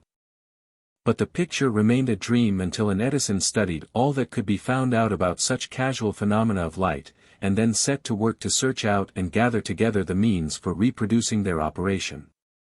The great trouble with what passes for moral ends and ideals is that they do not get beyond the stage of fancy of something agreeable and desirable based upon an emotional wish. Very often, at that, not even an original wish, but the wish of some leader which has been conventionalized and transmitted through channels of authority. Every gain in natural science makes possible new aims. That is, the discovery of how things do occur makes it possible to conceive of their happening at will, and gives us a start on selecting and combining the conditions, the means, to command their happening. In technical matters, this lesson has been fairly well learned. But in moral matters, men still largely neglect the need of studying the way in which results similar to those which we desire actually happen. Mechanism is despised as of importance only in low material things. The consequent divorce of moral ends from scientific study of natural events renders the former impotent wishes, compensatory dreams in consciousness. In fact, ends or consequences are still determined by fixed habit and the force of circumstance. The evils of idle dreaming and of routine are experienced in conjunction. Idealism must indeed come first, the imagination of some better state generated by desire. But unless ideals are to be dreams and idealism a synonym for romanticism and fantasy building, there must be a most realistic study of actual conditions and of the mode or law of natural events. In order to give the imagined or ideal object definite form and solid substance, to give it, in short, practicality and constitute it a working end. The acceptance of fixed ends in themselves is an aspect of man's devotion to an ideal of certainty. This affection was inevitably cherished as long as men believed that the highest things in physical nature are at rest, and that science is possible only by grasping immutable forms and species, in other words, for much the greater part of the intellectual history of mankind. Only reckless skeptics would have dared entertain any idea of ends except as fixed in themselves as long as the whole structure of science was erected upon the immobile. Behind, however, the conception of fixity whether in science or morals lay adherence to certainty of truth, a clinging to something fixed, born of fear of the new and of attachment to possessions. When the classicist condemns concession to impulse and holds up to admiration the patterns tested in tradition, he little suspects how much he is himself affected by unavowed impulses, timidity which makes him cling to authority, conceit which moves him to be himself the authority who speaks in the name of authority, possessive impulse which fears to risk acquisition in new adventures. Love of certainty is a demand for guarantees in advance of action. Ignoring the fact that truth can be bought only by the adventure of experiment, dogmatism turns truth into an insurance company. Fixed ends upon one side and fixed principles, that is authoritative rules, on the other, are props for a feeling of safety, the refuge of the timid and the means by which the bold prey upon the timid. Section 7. The nature of principles. Intelligence is concerned with foreseeing the future so that action may have order and direction. It is also concerned with principles and criteria of judgment. The diffused or wide applicability of habits is reflected in the general character of principles. A principle is intellectually what a habit is for direct action.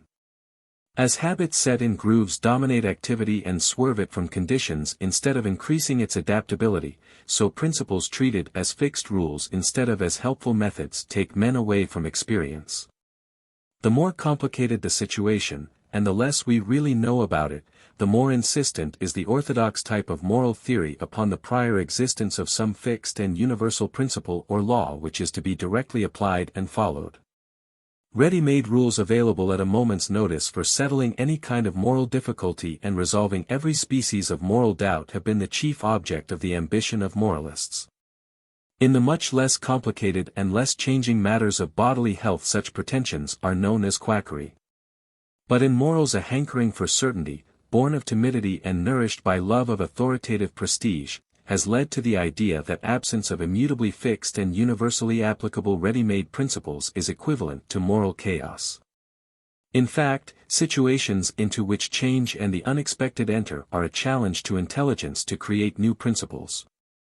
Morals must be a growing science if it is to be a science at all, not merely because all truth has not yet been appropriated by the mind of man, but because life is a moving affair in which old moral truth ceases to apply.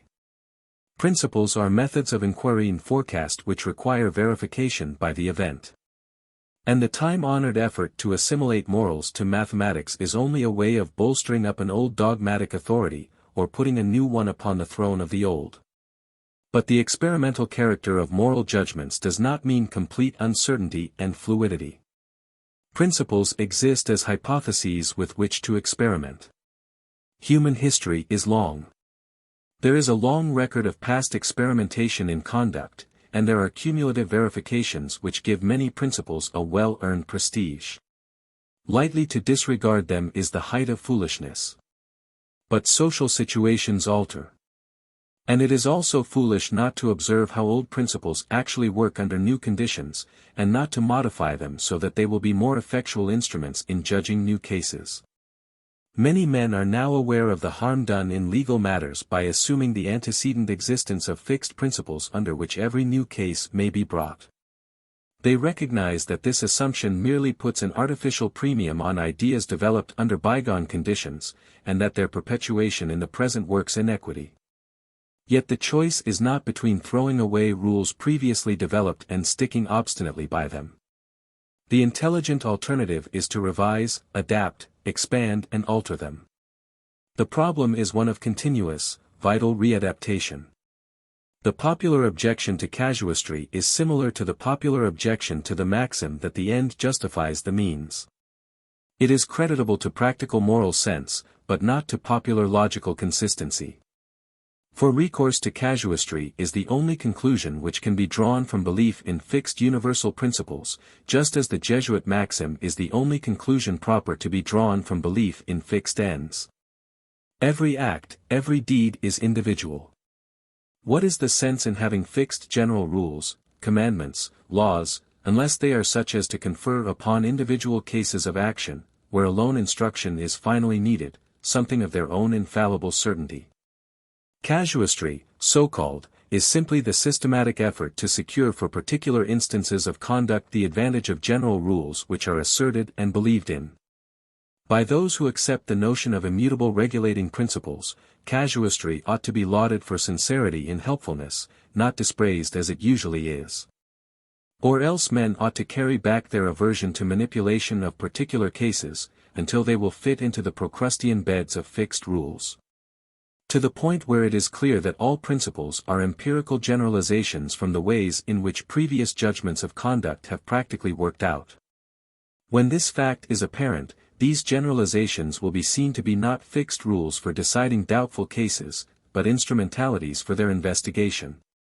Methods by which the net value of past experience is rendered available for present scrutiny of new perplexities. Then it will also follow that they are hypotheses to be tested and revised by their further working. Point 8. Every such statement meets with prompt objection. We are told that in deliberation rival goods present themselves. We are faced by competing desires and ends which are incompatible with one another. They are all attractive, seductive. How then shall we choose among them? We can choose rationally among values, the argument continues, only if we have some fixed measure of values, just as we decide the respective lengths of physical things by recourse to the fixed foot rule. One might reply that after all there is no fixed foot rule, no fixed foot, in itself, and that the standard length or weight of measure is only another special portion of matter, subject to change from heat, moisture and gravitational position.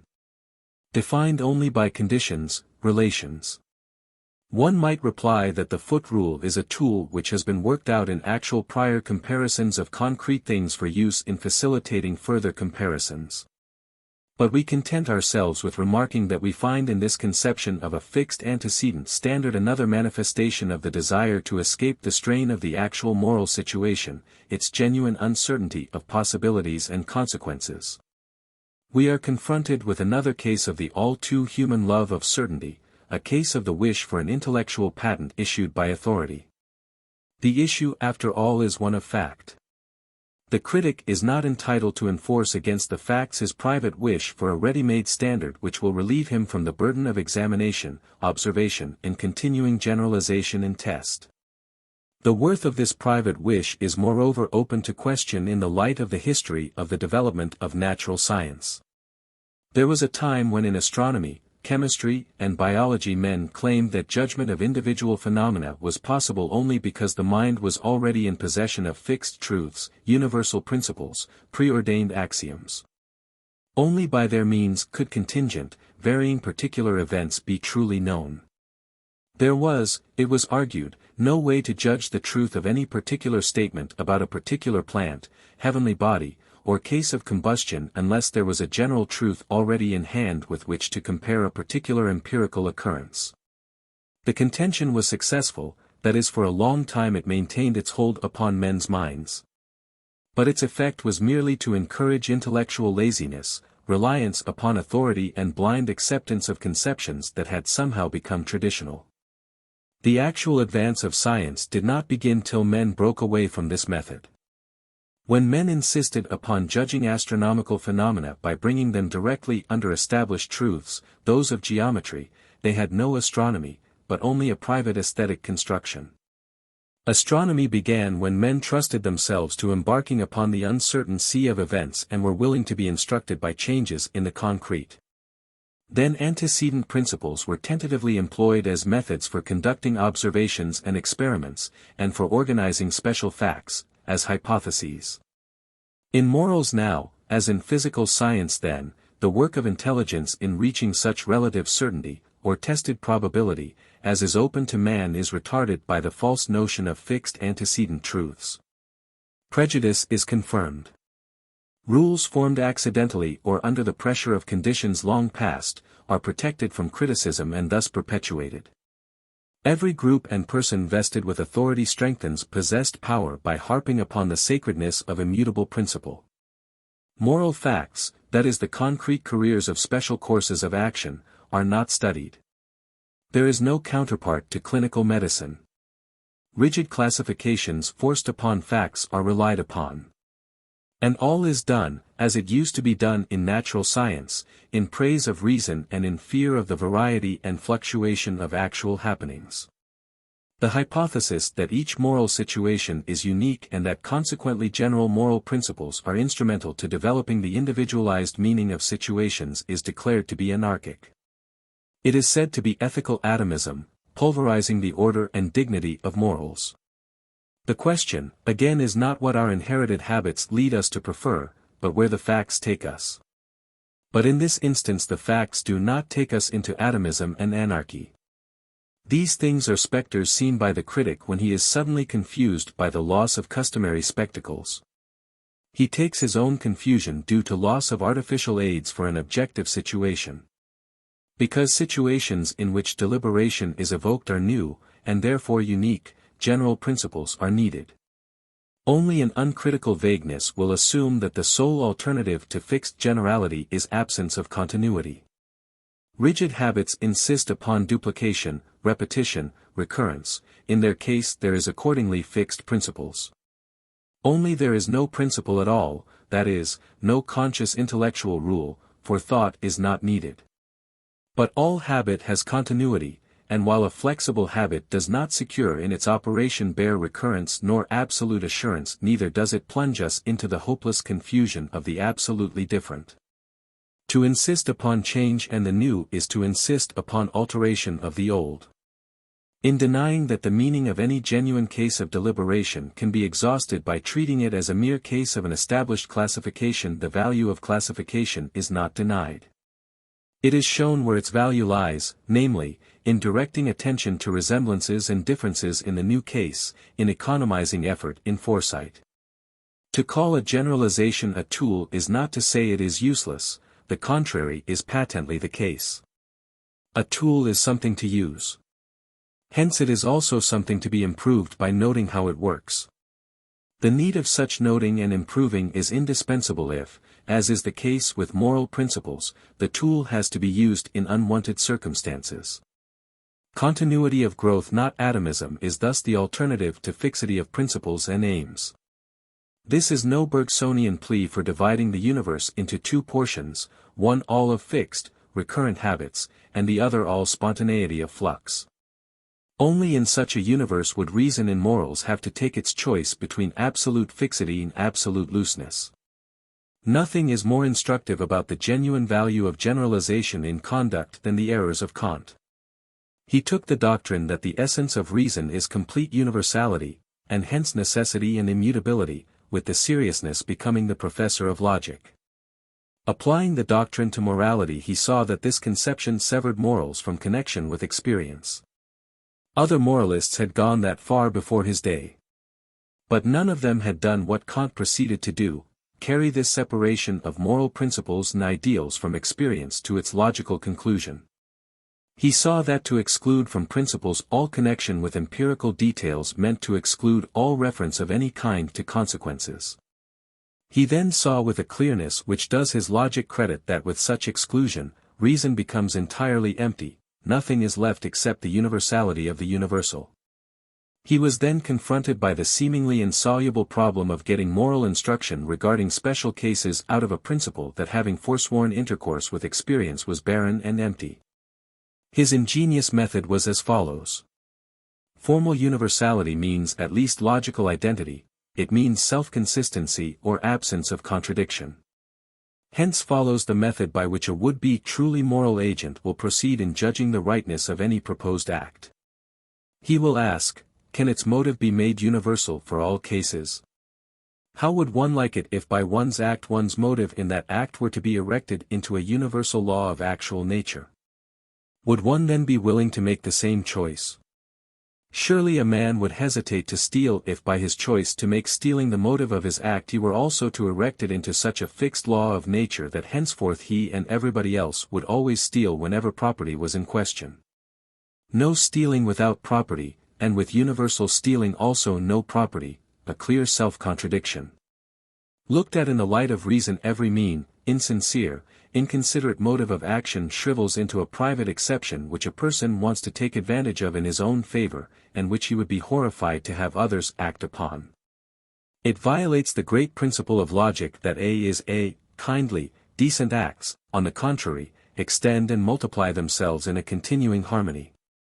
This treatment by Kant evinces deep insight into the office of intelligence and principle in conduct. But it involves flat contradiction of Kant's own original intention to exclude consideration of concrete consequences. It turns out to be a method of recommending a broad impartial view of consequences. Our forecast of consequences is always subject, as we have noted, to the bias of impulse and habit. We see what we want to see, we obscure what is unfavorable to a cherished, probably unavowed, wish. We dwell upon favoring circumstances till they become weighted with reinforcing considerations. We don't give opposing consequences half a chance to develop in thought. Deliberation needs every possible help it can get against the twisting, exaggerating and sliding tendency of passion and habit. To form the habit of asking how we should be willing to be treated in a similar case, which is what Kant's maxim amounts to, is to gain an ally for impartial and sincere deliberation and judgment. It is a safeguard against our tendency to regard our own case as exceptional in comparison with the case of others. Just this once, a plea for isolation, secrecy, a plea for non-inspection, are forces which operate in every passionate desire. Demand for consistency, for universality, far from implying a rejection of all consequences, is a demand to survey consequences broadly, to link effect to effect in a chain of continuity.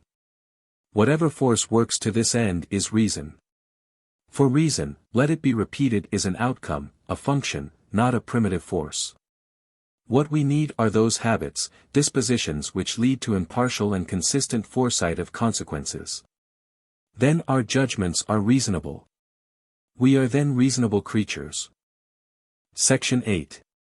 Desire and intelligence. Certain critics in sympathy with at least the negative contention, the critical side, of such a theory as has been advanced, regard it as placing too much emphasis upon intelligence.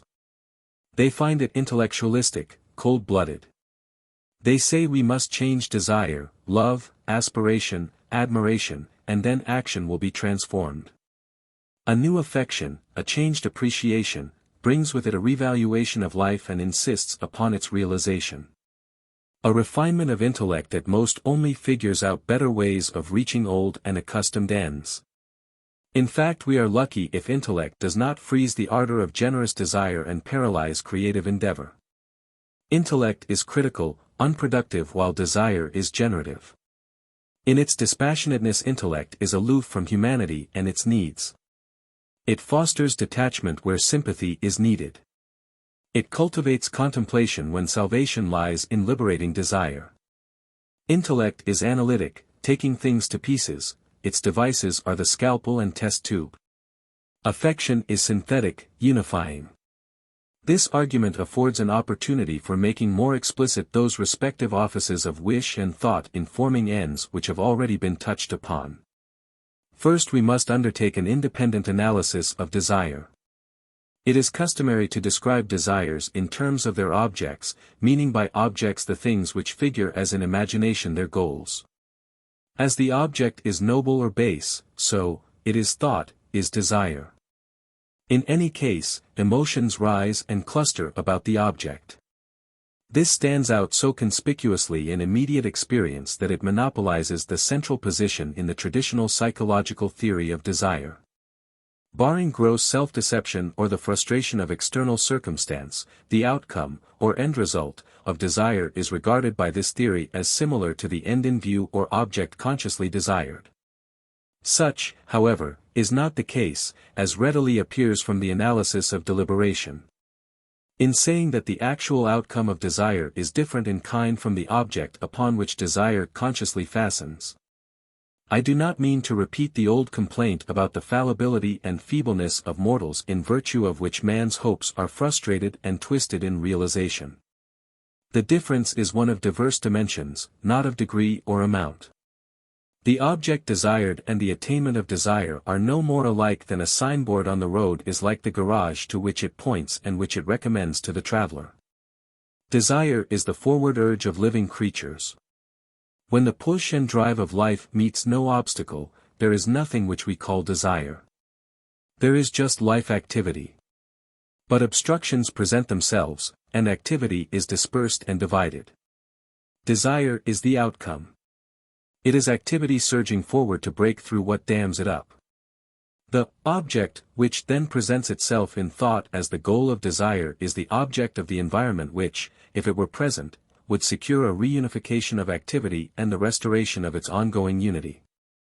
The end in view of desire is that object which were at present would link into an organized whole activities which are now partial and competing. It is no more like the actual end of desire, or the resulting state attained, than the coupling of cars which have been separated is like an ongoing single train. Yet the train cannot go on without the coupling. Such statements may seem contrary to common sense. The pertinency of the illustration used will be denied. No man desires the signboard which he sees, he desires the garage, the objective, the ulterior thing. But does he? Or is the garage simply a means by which a divided body of activities is redintegrated or coordinated? Is it desired in any sense for itself, or only because it is the means of effective adjustment of a whole set of underlying habits? While common sense responds to the ordinary statement of the end of desire, it also responds to a statement that no one desires the object for its own sake, but only for what can be got out of it. Here is just the point at which the theory that pleasure is the real objective of desire makes its appeal. It points out that not the physical object nor even its possession is really wanted. That they are only means to something personal and experiential.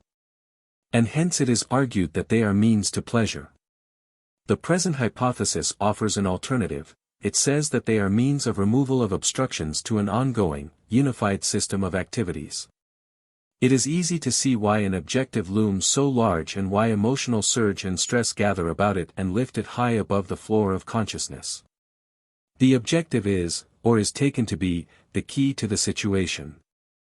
If we can attain it, lay hold of it, the trick is turned. It is like the piece of paper which carries the reprieve a condemned man waits for. Issues of life hang upon it. The desired object is in no sense the end or goal of desire, but it is the sine qua non of that end. A practical man will fix his attention upon it, and not dream about eventualities which are only dreams if the objective is not attained, but which will follow in their own natural course if it is reached. For then it becomes a factor in the system of activities. Hence the truth in the various so-called paradoxes of desire. If pleasure or perfection were the true end of desire, it would still be true that the way to attainment is not to think of them. For object thought of and object achieved exist in different dimensions. In addition to the popular notions that either the object in view or else pleasure is the end of desire, there is a less popular theory that quiescence is the actual outcome or true terminal of desire. The theory finds its most complete practical statement in Buddhism. It is nearer the psychological truth than either of the other notions. But it views the attained outcome simply in its negative aspect. The end reached quiets the clash and removes the discomfort attendant upon divided and obstructed activity. The uneasiness, unrest, characteristic of desire is put to sleep. For this reason, some persons resort to intoxicants and anodynes. If quiescence were the end and it could be perpetuated, this way of removing disagreeable uneasiness would be as satisfactory a way out as the way of objective effort. But in fact desire satisfied does not bring quiescence unqualifiedly, but that kind of quiescence which marks the recovery of unified activity, the absence of internal strife among habits and instincts. Equilibration of activities rather than quiescence is the actual result of satisfied desire. This names the outcome positively, rather than comparatively and negatively. This disparity of dimensions in desire between the object thought of and the outcome reached is the explanation of those self-deceptions which psychoanalysis has brought home to us so forcibly, but of which it gives elaborately cumbrous accounts. The object thought of and the outcome never agree. There is no self-deceit in this fact. What, then, really happens when the actual outcome of satisfied revenge figures in thought as virtuous eagerness for justice? Or when the tickled vanity of social admiration is masked as pure love of learning? The trouble lies in the refusal of a person to note the quality of the outcome, not in the unavoidable disparity of desire's object and the outcome. The honest or integral mind attends to the result, and sees what it really is. For no terminal condition is exclusively terminal. Since it exists in time it has consequences as well as antecedents. In being a consummation it is also a force having causal potentialities. It is initial as well as terminal. Self-deception originates in looking at an outcome in one direction only, as a satisfaction of what has gone before, ignoring the fact that what is attained is a state of habits which will continue in action and which will determine future results. Outcomes of desire are also beginnings of new acts and hence are portentous. Satisfied revenge may feel like justice vindicated, the prestige of learning may feel like an enlargement and rectification of an objective outlook. But since different instincts and habits have entered into them, they are actually, that is dynamically, unlike. The function of moral judgment is to detect this unlikeness. Here, again, the belief that we can know ourselves immediately is as disastrous to moral science as the corresponding idea regarding knowledge of nature was to physical science. Obnoxious subjectivity of moral judgment is due to the fact that the immediate or aesthetic quality swells and displaces the thought of the active potency which gives activity its moral quality. We are all natural Jack Horners. If the plum comes when we put in and pull out our thumb we attribute the satisfactory result to personal virtue. The plum is obtained, and it is not easy to distinguish obtaining from attaining, acquisition from achieving. Jack Horner, Esq. Put forth some effort, and results and efforts are always more or less incommensurate. For the result is always dependent to some extent upon the favor or disfavor of circumstance. Why then should not the satisfactory plum shed its halo retrospectively upon what precedes and be taken as a sign of virtue? In this way heroes and leaders are constructed. Such is the worship of success. And the evil of success worship is precisely the evil with which we have been dealing. Success is never merely final or terminal. Something else succeeds it, and its successors are influenced by its nature, that is by the persisting habits and impulses that enter into it. The world does not stop when the successful person pulls out his plum.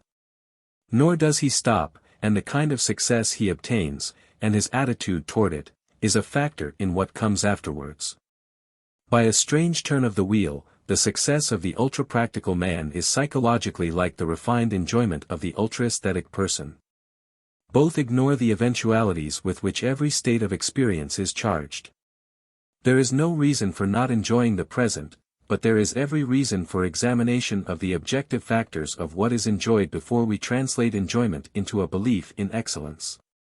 There is every reason, in other words, for cultivating another enjoyment, that of the habit of examining the productive potentialities of the objects enjoyed. Analysis of desire thus reveals the falsity of theories which magnify it at the expense of intelligence. Impulse is primary and intelligence is secondary and in some sense derivative. There should be no blinking of this fact. But recognition of it as a fact exalts intelligence. For thought is not the slave of impulse to do its bidding. Impulse does not know what it is after, it cannot give orders, not even if it wants to. It rushes blindly into any opening it chances to find. Anything that expends it, satisfies it. One outlet is like another to it. It is indiscriminate. Its vagaries and excesses are the stock theme of classical moralists. And while they point the wrong moral in urging the abdication of impulse in favor of reason, their characterization of impulse is not wholly wrong.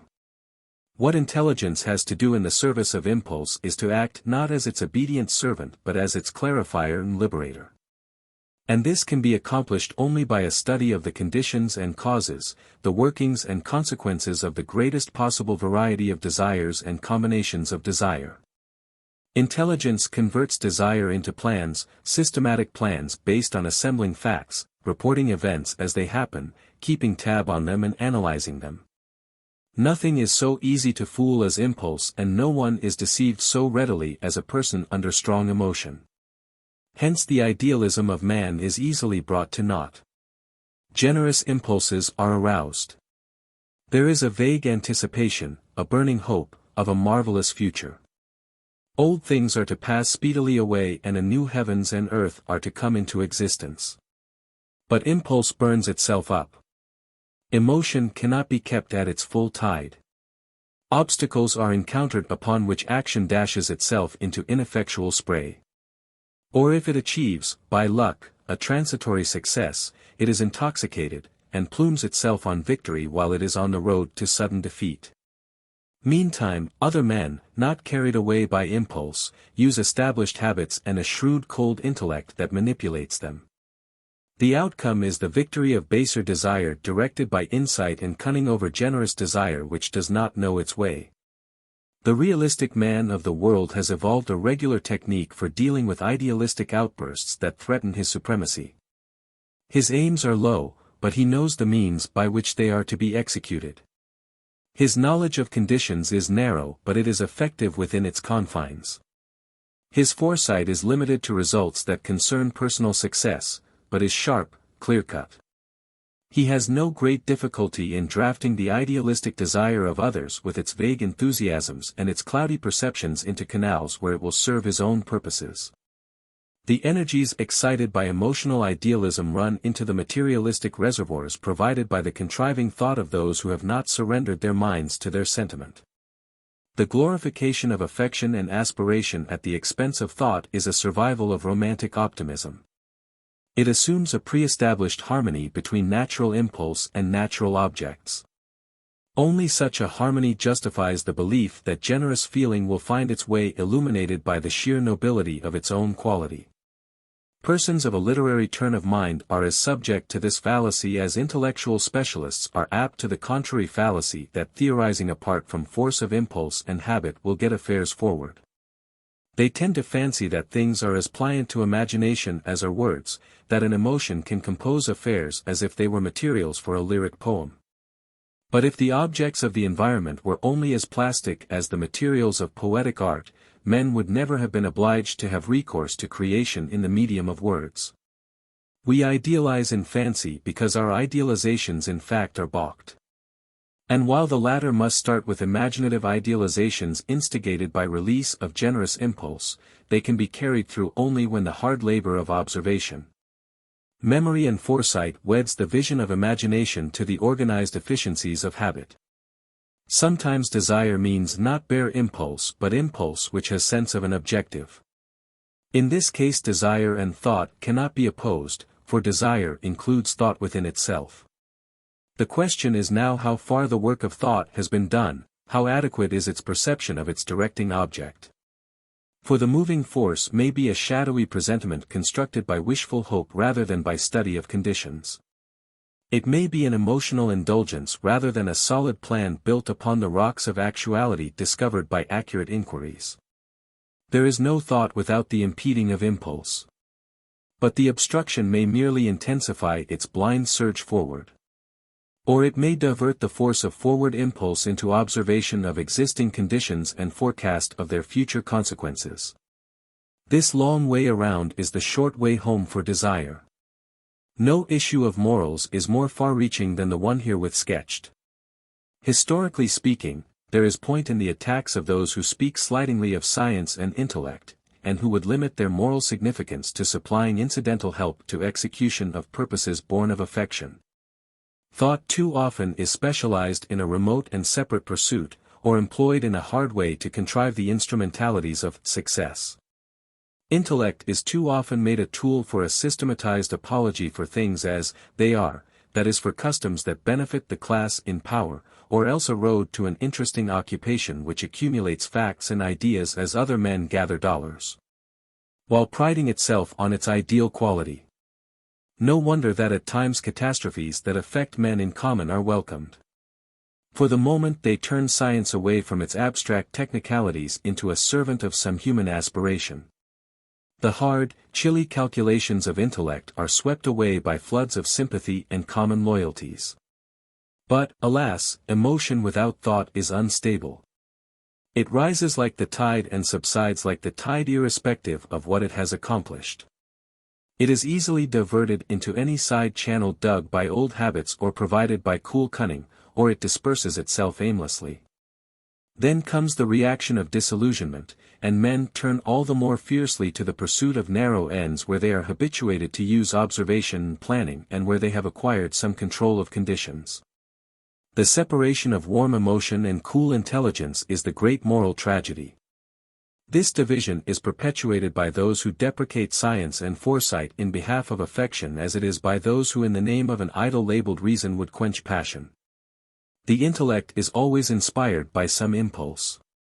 Even the most case-hardened scientific specialist, the most abstract philosopher, is moved by some passion. But an actuating impulse easily hardens into isolated habit. It is unavowed and disconnected. The remedy is not lapse of thought, but its quickening and extension to contemplate the continuities of existence, and restore the connection of the isolated desire to the companionship of its fellows. The glorification of will apart from thought turns out either a commitment to blind action which serves the purpose of those who guide their deeds by narrow plans, or else a sentimental, romantic faith in the harmonies of nature leading straight to disaster. In words at least, the association of idealism with emotion and impulse has been repeatedly implied in the foregoing. The connection is more than verbal. Every end that man holds up, every project he entertains is ideal. It marks something wanted, rather than something existing. It is wanted because existence as it now is does not furnish it. It carries with itself, then, a sense of contrast to the achieved, to the existent. It outruns the seen and touched. It is the work of faith and hope even when it is the plan of the most hard-headed, practical, man. But though ideal in this sense, it is not an ideal. Common sense revolts at calling every project, every design, every contrivance of cunning, ideal, because common sense includes above all in its conception of the ideal the quality of the plan proposed. Idealistic revolt is blind and like every blind reaction sweeps us away. The quality of the ideal is exalted till it is something beyond all possibility of definite plan and execution. Its sublimity renders it inaccessibly remote. An ideal becomes a synonym for whatever is inspiring, and impossible. Then, since intelligence cannot be wholly suppressed, the ideal is hardened by thought into some high, faraway object. It is so elevated and so distant that it does not belong to this world or to experience. It is in technical language, transcendental, in common speech, supernatural, of heaven not of earth.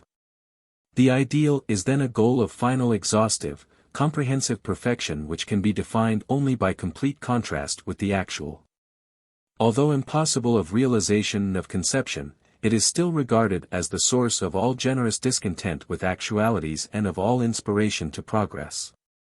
This notion of the nature and office of ideals combines in one contradictory whole all that is vicious in the separation of desire and thought. It strives while retaining the vagueness of emotion to simulate the objective definiteness of thought.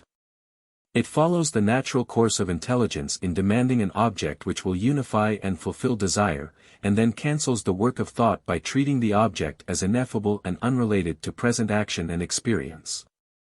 It converts the surge of present impulse into a future end only to swamp the endeavor to clarify this end in a gush of unconsidered feeling. It is supposed that the thought of the ideal is necessary to arouse dissatisfaction with the present and to arouse effort to change it. But in reality the ideal is itself the product of discontent with conditions. Instead, however, of serving to organize and direct effort, it operates as a compensatory dream. It becomes another ready-made world. Instead of promoting effort at concrete transformations of what exists, it constitutes another kind of existence already somewhere in being. It is a refuge, an asylum from effort. Thus the energy that might be spent in transforming present ills goes into oscillating flights into a far-away perfect world, and the tedium of enforced returns into the necessities of the present evil world. We can recover the genuine import of ideals and idealism only by disentangling this unreal mixture of thought and emotion. The action of deliberation, as we have seen, consists in selecting some foreseen consequence to serve as a stimulus to present action.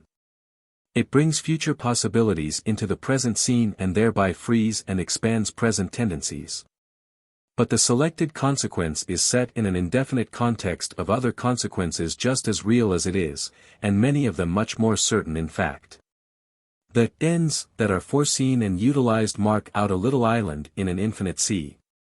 This limitation would be fatal were the proper function of ends anything else than to liberate and guide present action out of its perplexities and confusions. But this service constitutes the sole meaning of aims and purposes. Hence their slight extent in comparison with ignored and unforeseen consequences is of no import in itself. The ideal, as it stands in popular thought, the notion of a complete and exhaustive realization, is remote from the true functions of ends, and would only embarrass us if it could be embraced in thought instead of being, as it is. A comment by the emotions. For the sense of an indefinite context of consequences from among which the aim is selected enters into the present meaning of activity. The end is the figured pattern at the center of the field through which runs the axis of conduct. About this central figuration extends infinitely a supporting background in a vague whole, undefined and undiscriminated. At most intelligence but throws a spotlight on that little part of the whole which marks out the axis of movement. Even if the light is flickering and the illuminated portion stands forth only dimly from the shadowy background, it suffices if we are shown the way to move. To the rest of the consequences, collateral and remote, corresponds a background of feeling, of diffused emotion. This forms the stuff of the ideal. From the standpoint of its definite aim, any act is petty in comparison with the totality of natural events. What is accomplished directly as the outcome of a turn which our action gives the course of events is infinitesimal in comparison with their total sweep. Only an illusion of conceit persuades us that cosmic difference hangs upon even our wisest and most strenuous effort. Yet discontent with this limitation is as unreasonable as relying upon an illusion of external importance to keep ourselves going. In a genuine sense, every act is already possessed of infinite import. The little part of the scheme of affairs which is modifiable by our efforts is continuous with the rest of the world. The boundaries of our garden plot join it to the world of our neighbors and our neighbors' neighbors. That small effort which we can put forth is in turn connected with an infinity of events that sustain and support it. The consciousness of this encompassing infinity of connections is ideal.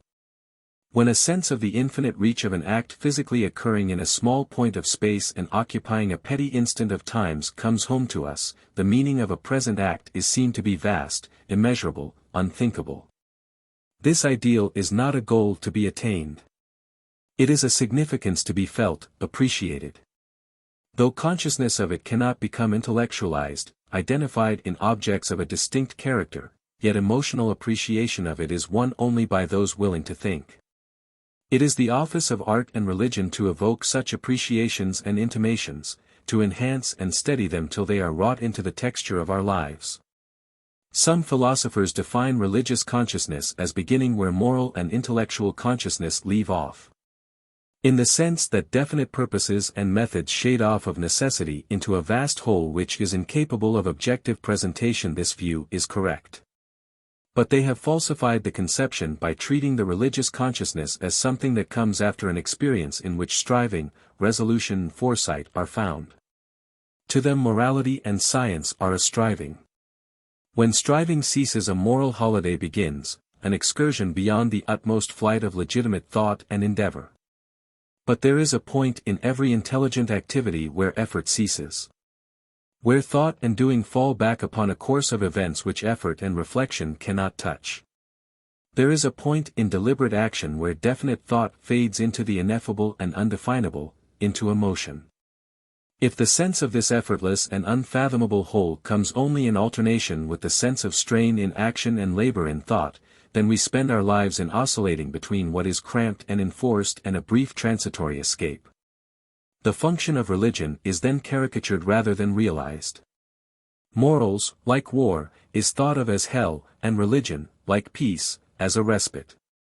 The religious experience is a reality in so far as in the midst of effort to foresee and regulate future objects we are sustained and expanded in feebleness and failure by the sense of an enveloping whole. Peace in action not after it is the contribution of the ideal to conduct. Section 9. The present and future. Over and over again, one point has recurred for criticism, the subordination of activity to a result outside itself. Whether that goal be thought of as pleasure, as virtue, as perfection, as final enjoyment of salvation, is secondary to the fact that the moralists who have asserted fixed ends have in all their differences from one another agreed in the basic idea that present activity is but a means. We have insisted that happiness, reasonableness, virtue, perfecting, are on the contrary parts of the present significance of present action. Memory of the past, observation of the present, foresight of the future are indispensable. But they are indispensable to a present liberation, an enriching growth of action. Happiness is fundamental in morals only because happiness is not something to be sought for, but is something now attained, even in the midst of pain and trouble. Whenever recognition of our ties with nature and with fellow men releases and informs our action. Reasonableness is a necessity because it is the perception of the continuities that take action out of its immediateness and isolation into connection with the past and future. Perhaps the criticism and insistence have been too incessant. They may have provoked the reader to reaction. He may readily concede that orthodox theories have been one-sided in sacrificing the present to future good, making of the present but an onerous obligation or a sacrifice endured for future gain. But why, he may protest, go to an opposite extreme and make the future but a means to the significance of the present? Why should the power of foresight and effort to shape the future, to regulate what is to happen, be slighted? Is not the effect of such a doctrine to weaken putting forth of endeavor in order to make the future better than the present? Control of the future may be limited in extent, but it is correspondingly precious. We should jealously cherish whatever encourages and sustains effort to that end. To make little of this possibility, in effect, it will be argued, is to decrease the care and endeavor upon which progress depends. Control of the future is indeed precious in exact proportion to its difficulty, its moderate degree of attainability. Anything that actually tends to make that control less than it now is would be a movement backward into sloth and triviality. But there is a difference between future improvement as a result and as a direct aim. To make it an aim is to throw away the surest means of attaining it, namely attention to the full use of present resources in the present situation. Forecast of future conditions, scientific study of past and present in order that the forecast may be intelligent, are indeed necessities. Concentration of intellectual concern upon the future, solicitude for scope and precision of estimate characteristic of any well-conducted affair, naturally give the impression that their animating purpose is control of the future. But thought about future happenings is the only way we can judge the present, it is the only way to appraise its significance. Without such projection, there can be no projects, no plans for administering present energies, overcoming present obstacles. Deliberately to subordinate the present to the future is to subject the comparatively secure to the precarious, exchange resources for liabilities, surrender what is under control to what is, relatively, incapable of control. The amount of control which will come into existence in the future is not within control. But such an amount as turns out to be practicable accrues only in consequence of the best possible management of present means and obstacles. Dominating intellectual preoccupation with the future is the way by which efficiency in dealing with the present is attained. It is a way, not a goal. And, upon the very most hopeful outlook, study and planning are more important in the meaning, the enrichment of content, which they add to present activity than is the increase of external control they effect. Nor is this doctrine passivistic in tendency. What sense is there in increased external control except to increase the intrinsic significance of living? The future that is foreseen is a future that is sometime to be a present. Is the value of that present also to be postponed to a future date, and so on indefinitely? Or, if the good we are struggling to attain in the future is one to be actually realized when that future becomes present, why should not the good of this present be equally precious? And is there, again, any intelligent way of modifying the future except to attend to the full possibilities of the present? Scamping the present in behalf of the future leads only to rendering the future less manageable. It increases the probability of molestation by future events. Remarks cast in this form probably seem too much like a logical manipulation of the concepts of present and future to be convincing. Building a house is a typical instance of an intelligent activity. It is an activity directed by a plan, a design. The plan is itself based upon a foresight of future uses. This foresight is in turn dependent upon an organized survey of past experiences and of present conditions, a recollection of former experiences of living in houses and an acquaintance with present materials, prices, resources, etc. Now if a legitimate case of subordination of present to regulation of the future may anywhere be found, it is in such a case as this. For a man usually builds a house for the sake of the comfort and security, the control, thereby afforded to future living rather than just for the fun, or the trouble, of building. If in such a case inspection shows that, after all, intellectual concern with the past and future is for the sake of directing present activity and giving it meaning, the conclusion may be accepted for other cases. Note that the present activity is the only one really under control.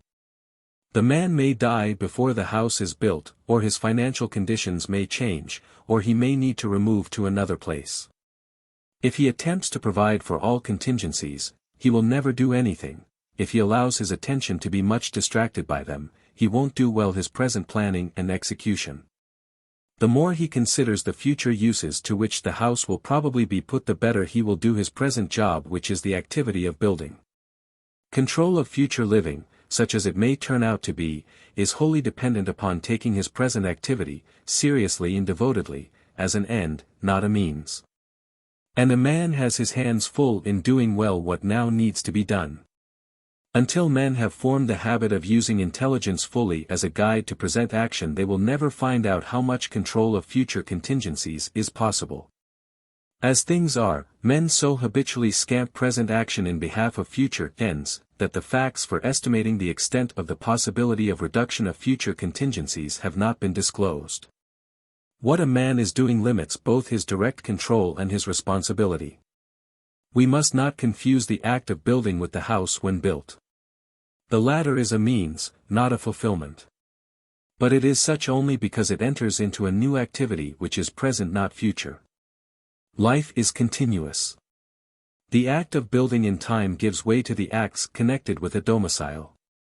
But everywhere the good, the fulfillment, the meaning of activity, resides in a present made possible by judging existing conditions in their connections. If we seek for an illustration on a larger scale, education furnishes us with a poignant example. As traditionally conducted, it strikingly exhibits a subordination of the living present to a remote and precarious future. To prepare, to get ready, is its keynote. The actual outcome is lack of adequate preparation, of intelligent adaptation. The professed exaltation of the future turns out in practice a blind following of tradition, a rule of thumb muddling along from day to day. Or, as in some of the projects called industrial education, a determined effort on the part of one class of the community to secure its future at the expense of another class. If education were conducted as a process of fullest utilization of present resources, liberating and guiding capacities that are now urgent, it goes without saying that the lives of the young would be much richer in meaning than they are now. It also follows that intelligence would be kept busy in studying all indications of power, all obstacles and perversions, all products of the past that throw light upon present capacity. And in forecasting the future career of impulse and habit now active, not for the sake of subordinating the latter but in order to treat them intelligently. As a consequence, whatever fortification and expansion of the future that is possible will be achieved, as it is now dismally unattained. A more complicated instance is found in the dominant quality of our industrial activity. It may be dogmatically declared that the roots of its evils are found in the separation of production from consumption, that is, actual consummation, fulfillment. A normal case of their relationship is found in the taking of food. Food is consumed and vigor is produced. The difference between the two is one of directions or dimensions distinguished by intellect. In reality, there is simply conversion of energy from one form to another wherein it is more available, of greater significance. The activity of the artist, the sportsman, the scientific inquirer exemplifies the same balance. Activity should be productive. This is to say, it should have a bearing on the future, should affect control of it. But so far as a productive action is intrinsically creative, it has its own intrinsic value. Reference to future products and future enjoyments is but a way of enhancing perception of an imminent meaning. A skilled artisan who enjoys his work is aware that what he is making is made for future use.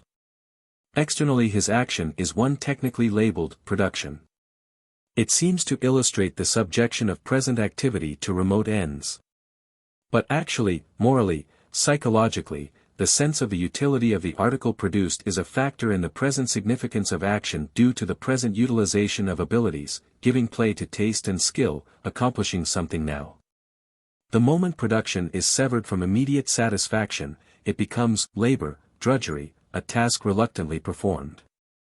Yet the whole tendency of modern economic life has been to assume that consumption will take care of itself provided only production is grossly and intensely attended to. Making things is frantically accelerated. And every mechanical device used to swell the senseless bulk. As a result, most workers find no replenishment, no renewal and growth of mind, no fulfillment in work. They labor to get mere means of later satisfaction. This, when procured, is isolated in turn from production and is reduced to a barren physical affair or a sensuous compensation for normal goods denied. Meantime, the fatuity of severing production from consumption, from present enriching of life, is made evident by economic crises, by periods of unemployment alternating with periods of exercise, work or overproduction. Production apart from fulfillment becomes purely a matter of quantity, for distinction, quality, is a matter of present meaning. Aesthetic elements being excluded, the mechanical reign. Production lacks criteria. One thing is better than another if it can be made faster or in greater mass.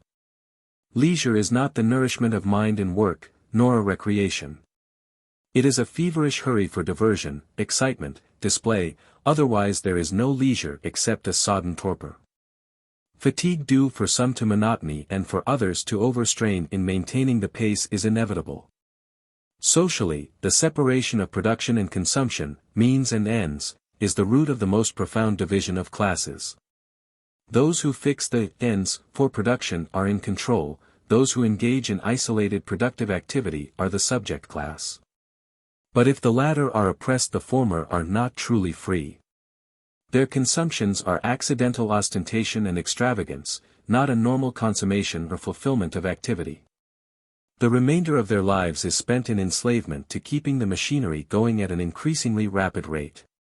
Meantime, class struggle grows between those whose productive labor is enforced by necessity and those who are privileged consumers. And the exaggeration of production due to its isolation from ignored consumption so hypnotizes attention that even would-be reformers, like Marxian socialists, assert that the entire social problem focuses at the point of production.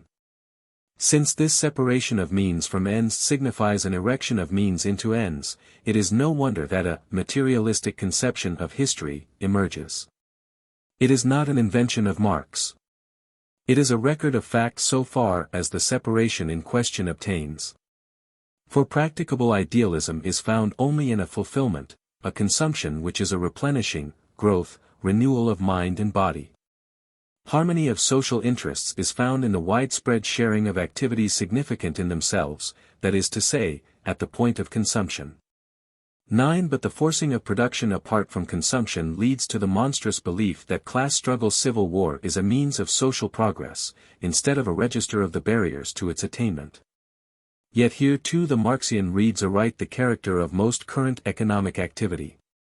The history of economic activity thus exemplifies the moral consequences of the separation of present activity and future ends from each other. It also embodies the difficulty of the problem, the tax placed by it upon thought and goodwill. For the professed idealist and the hard-headed materialist or practical man have conspired together to sustain this situation. The idealist sets up as the ideal not fullness of meaning of the present but a remote goal. Hence the present is evacuated of meaning. It is reduced to being a mere external instrument, an evil necessity due to the distance between us and significant valid satisfaction. Appreciation, joy, peace in present activity are suspect. They are regarded as diversions, temptations, unworthy relaxations. Then since human nature must have present realization, a sentimental, romantic enjoyment of the ideal becomes a substitute for intelligent and rewarding activity. The utopia cannot be realized in fact, but it may be appropriated in fantasy and serve as an anodyne to blunt the sense of a misery which after all endures. Some private key to a present entering upon remote and superior bliss is sought, just as the evangelical enjoys a complacent and superior sense of a salvation unobtained by fellow mortals. Thus the normal demand for realization, for satisfaction in the present, is abnormally met. Meantime the practical man wants something definite, tangible and presumably obtainable for which to work. He is looking after a good thing, as the average man is looking after a good time, that natural caricature of an intrinsically significant activity. Yet his activity is impractical. He is looking for satisfaction somewhere else than where it can be found. In his utopian search for a future good he neglects the only place where good can be found. He empties present activity of meaning by making it a mere instrumentality. When the future arrives it is only after all another despised present. By habit as well as by definition it is still a means to something which has yet to come. Again human nature must have its claims satisfied, and sensuality is the inevitable recourse. Usually a compromise is worked out, by which a man for his working hours accepts the philosophy of activity for some future result. While at odd leisure times he enters by conventionally recognized channels upon an enjoyment of spiritual blessings and ideal refinements. The problem of serving God and mammon is thus solved. The situation exemplifies the concrete meaning of the separation of means from ends, which is the intellectual reflex of the divorce of theory and practice, intelligence and habit, foresight and present impulse. Moralists have spent time and energy in showing what happens when appetite, impulse, is indulged without reference to consequences and reason. But they have mostly ignored the counterpart evils of an intelligence that conceives ideals and goods which do not enter into present impulse and habit. The life of reason has been specialized, romanticized, or made a heavy burden. This situation embodies the import of the problem of actualizing the place of intelligence in conduct. Our whole account of the place of intelligence in conduct is exposed, however, to the charge of being itself romantic, a compensatory idealization. The history of mind is a record of intellect which registers, with more or less inaccuracy, what has happened after it has happened. The crisis in which the intervention of foreseeing and directing mind is needed passes unnoted, with attention directed toward incidentals and irrelevancies. The work of intellect is post-mortem. The rise of social science, it will be pointed out, has increased the amount of registering that occurs. Social post-mortems occur much more frequently than they used to. But one of the things which the unbiased mind will register is the impotency of discussion, analysis, and reporting in modifying the course of events. The latter goes its way unheeding. The reply that this condition of matters shows not the impotency of intelligence but that what passes for science is not science is too easy a retort to be satisfactory. We must have recourse to some concrete facts or surrender our doctrine just at the moment when we have formulated it. Technical affairs give evidence that the work of inquiry, reporting and analysis is not always ineffectual. The development of a chain of nationwide tobacco shops, of a well-managed national telephone system, of the extension of the service of an electric light plant testify to the fact that study, reflection and the formation of plans do in some instances determine a course of events. The effect is seen in both engineering management and in national commercial expansion. Such potency, however, it must be admitted, is limited to just those matters that are called technical in contrast with the larger affairs of humanity. But if we seek, as we should, for a definition of technical, we can hardly find any save one that goes in a circle. Affairs are technical in which observation, analysis, and intellectual organization are determining factors. Is the conclusion to be drawn a conviction that our wider social interests are so different from those in which intelligence is a directing factor that in the former science must always remain a belated visitor coming upon the scene after matters are settled? No, the logical conclusion is that as yet we have no technique in important economic, political, and international affairs. Complexity of conditions render the difficulties in the way of the development of a technique enormous. It is imaginable they will never be overcome. But our choice is between the development of a technique by which intelligence will become an intervening partner and a continuation of a regime of accident, waste and distress. Part 4. Conclusion. Conduct when distributed under heads like habit, impulse and intelligence gets artificially shredded. In discussing each of these topics we have run into the others. We conclude, then, with an attempt to gather together some outstanding considerations about conduct as a whole. Section 1. The good of activity. The foremost conclusion is that morals has to do with all activity into which alternative possibilities enter. For wherever they enter a difference between better and worse arises. Reflection upon action means uncertainty and consequent need of decision as to which course is better. The better is the good, the best is not better than the good but is simply the discovered good. Comparative and superlative degrees are only paths to the positive degree of action. The worse or evil is a rejected good. In deliberation and before choice no evil presents itself as evil. Until it is rejected, it is a competing good. After rejection, it figures not as a lesser good, but as the bad of that situation. Actually then only deliberate action, conduct into which reflective choice enters, is distinctively moral, for only then does there enter the question of better and worse. Yet it is a perilous error to draw a hard and fast line between action into which deliberation and choice enter and activity due to impulse and matter-of-fact habit. One of the consequences of action is to involve us in predicaments where we have to reflect upon things formerly done as matter of course. One of the chief problems of our dealings with others is to induce them to reflect upon affairs which they usually perform from unreflective habit. On the other hand, every reflective choice tends to relegate some conscious issue into a deed or habit henceforth taken for granted and not thought upon. Potentially therefore every and any act is within the scope of morals, being a candidate for possible judgment with respect to its better or worse quality. It thus becomes one of the most perplexing problems of reflection to discover just how far to carry it, what to bring under examination and what to leave to unscrutinized habit. Because there is no final recipe by which to decide this question, all moral judgment is experimental and subject to revision by its issue. The recognition that conduct covers every act that is judged with reference to better and worse and that the need of this judgment is potentially coextensive with all portions of conduct, saves us from the mistake which makes morality a separate department of life.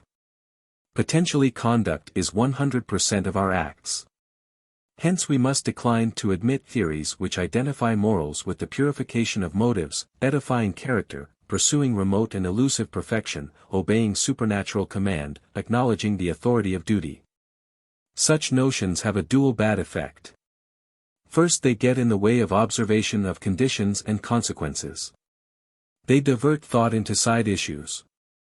Secondly, while they confer a morbid exaggerated quality upon things which are viewed under the aspect of morality, they release the larger part of the acts of life from serious, that is moral, survey. Anxious solicitude for the few acts which are deemed moral is accompanied by edicts of exemption and baths of immunity for most acts. A moral moratorium prevails for everyday affairs. When we observe that morals is at home wherever considerations of the worse and better are involved, we are committed to noting that morality is a continuing process, not a fixed achievement. Morals means growth of conduct in meaning. At least it means that kind of expansion in meaning which is consequent upon observations of the conditions and outcome of conduct. It is all one with growing. Growing and growth are the same fact expanded in actuality or telescoped in thought. In the largest sense of the word, morals is education. It is learning the meaning of what we are about and employing that meaning in action. The good, satisfaction, end, of growth of present action in shades and scope of meaning is the only good within our control, and the only one, accordingly, for which responsibility exists. The rest is luck, fortune. And the tragedy of the moral notions most insisted upon by the morally self-conscious is the relegation of the only good which can fully engage thought, namely present meaning of action, to the rank of an incident of a remote good. Whether that future good be defined as pleasure, or perfection, or salvation, or attainment of virtuous character. Present activity is not a sharp narrow knife blade in time. The present is complex, containing within itself a multitude of habits and impulses. It is enduring, a course of action, a process including memory, observation and foresight, a pressure forward, a glance backward and a look outward. It is of moral moment because it marks a transition in the direction of breadth and clarity of action or in that of triviality and confusion. Progress is present reconstruction adding fullness and distinctness of meaning, and retrogression is a present slipping away of significance, determinations, grasp. Those who hold that progress can be perceived and measured only by reference to a remote goal, first confuse meaning with space, and then treat spatial position as absolute, as limiting movement instead of being bounded in and by movement. There are plenty of negative elements, due to conflict, entanglement and obscurity, in most of the situations of life.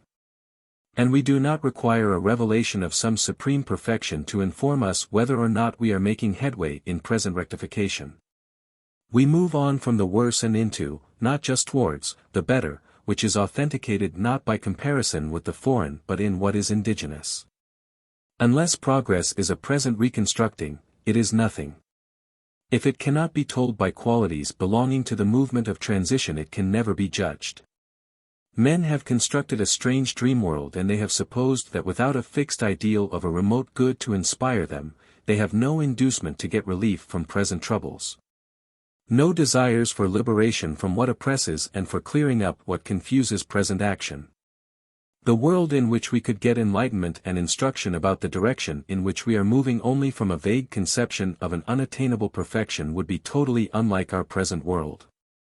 Sufficient unto the day is the evil thereof. Sufficient it is to stimulate us to remedial action, to endeavor in order to convert strife into harmony, monotony into a variegated scene, and limitation into expansion. The converting is progress, the only progress conceivable or attainable by man. Hence every situation has its own measure and quality of progress, and the need for progress is recurrent, constant. If it is better to travel than to arrive, it is because traveling is a constant arriving, while arrival that precludes further traveling is most easily attained by going to sleep or dying. We find our clues to direction in the projected recollections of definite experienced goods, not in vague anticipations, even when we label the vagueness perfection, the ideal, and proceed to manipulate its definition with dry dialectic logic.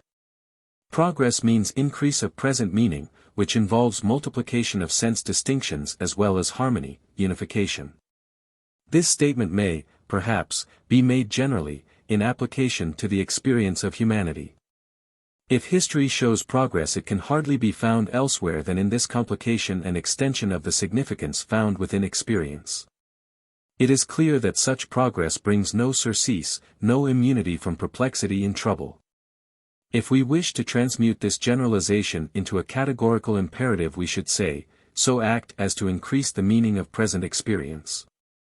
But even then, in order to get instruction about the concrete quality of such increased meaning, we should have to run away from the law and study the needs and alternative possibilities lying within a unique and localized situation. The imperative, like everything absolute, is sterile. Till men give up the search for a general formula of progress, they will not know where to look to find it. A businessman proceeds by comparing today's liabilities and assets with yesterday's, and projects plans for tomorrow by a study of the movement thus indicated in conjunction with study of the conditions of the environment now existing. It is not otherwise with the business of living. The future is a projection of the subject matter of the present, a projection which is not arbitrary in the extent in which it divines the movement of the moving present. The physician is lost who would guide his activities of healing by building up a picture of perfect health, the same for all and in its nature complete and self-enclosed once for all. He employs what he has discovered about actual cases of good health and ill health and their causes to investigate the present ailing individual, so as to further his recovering. Recovering, an intrinsic and living process rather than recovery, which is comparative and static. Moral theories, which however have not remained mere theories but which have found their way into the opinions of the common man, have reversed the situation and made the present subservient to a rigid yet abstract future. The ethical import of the doctrine of evolution is enormous. But its import has been misconstrued because the doctrine has been appropriated by the very traditional notions which in truth it subverts. It has been thought that the doctrine of evolution means the complete subordination of present change to a future goal. It has been constrained to teach a futile dogma of approximation, instead of a gospel of present growth. The usufruct of the new science has been seized upon by the old tradition of fixed and external ends. In fact, evolution means continuity of change, and the fact that change may take the form of present growth of complexity and interaction. Significant stages in change are found not in access of fixity of attainment but in those crises in which a seeming fixity of habits gives way to a release of capacities that have not previously functioned, in times that is of readjustment and redirection. No matter what the present success in straightening out difficulties and harmonizing conflicts, it is certain that problems will recur in the future in a new form or on a different plane. Indeed, every genuine accomplishment, instead of winding up an affair and enclosing it as a jewel in a casket for future contemplation, complicates the practical situation. It affects a new distribution of energies which have henceforth to be employed in ways for which past experience gives no exact instruction. Every important satisfaction of an old want creates a new one. And this new one has to enter upon an experimental adventure to find its satisfaction. From the side of what has gone before, achievement settles something. From the side of what comes after, it complicates, introducing new problems, unsettling factors. There is something pitifully juvenile in the idea that evolution, progress, means a definite sum of accomplishment which will forever stay done, and which by an exact amount lessens the amount still to be done. Disposing once and for all of just so many perplexities and advancing us just so far on our road to a final stable and unperplexed goal. Yet the typical 19th century, mid-Victorian conception of evolution was precisely a formulation of such a consummate juvenilism. If the true ideal is that of a stable condition free from conflict and disturbance, then there are a number of theories whose claims are superior to those of the popular doctrine of evolution. Logic points rather in the direction of Rousseau and Tolstoy, who would recur to some primitive simplicity, who would return from complicated and troubled civilization to a state of nature. For certainly progress in civilization has not only meant increase in the scope and intricacy of problems to be dealt with, but it entails increasing instability. For in multiplying wants, instruments and possibilities, it increases the variety of forces which enter into relations with one another and which have to be intelligently directed. Or again, Stoic indifference or Buddhist calm have greater claims. For, it may be argued, since all objective achievement only complicates the situation, the victory of a final stability can be secured only by renunciation of desire. Since every satisfaction of desire increases force, and this in turn creates new desires, withdrawal into an inner passionless state, indifference to action and attainment, is the sole road to possession of the eternal, stable and final reality. Again, from the standpoint of definite approximation to an ultimate goal, the balance falls heavily on the side of pessimism. The more striving, the more attainments, perhaps, but also assuredly the more needs and the more disappointments. The more we do and the more we accomplish, the more the end is vanity and vexation.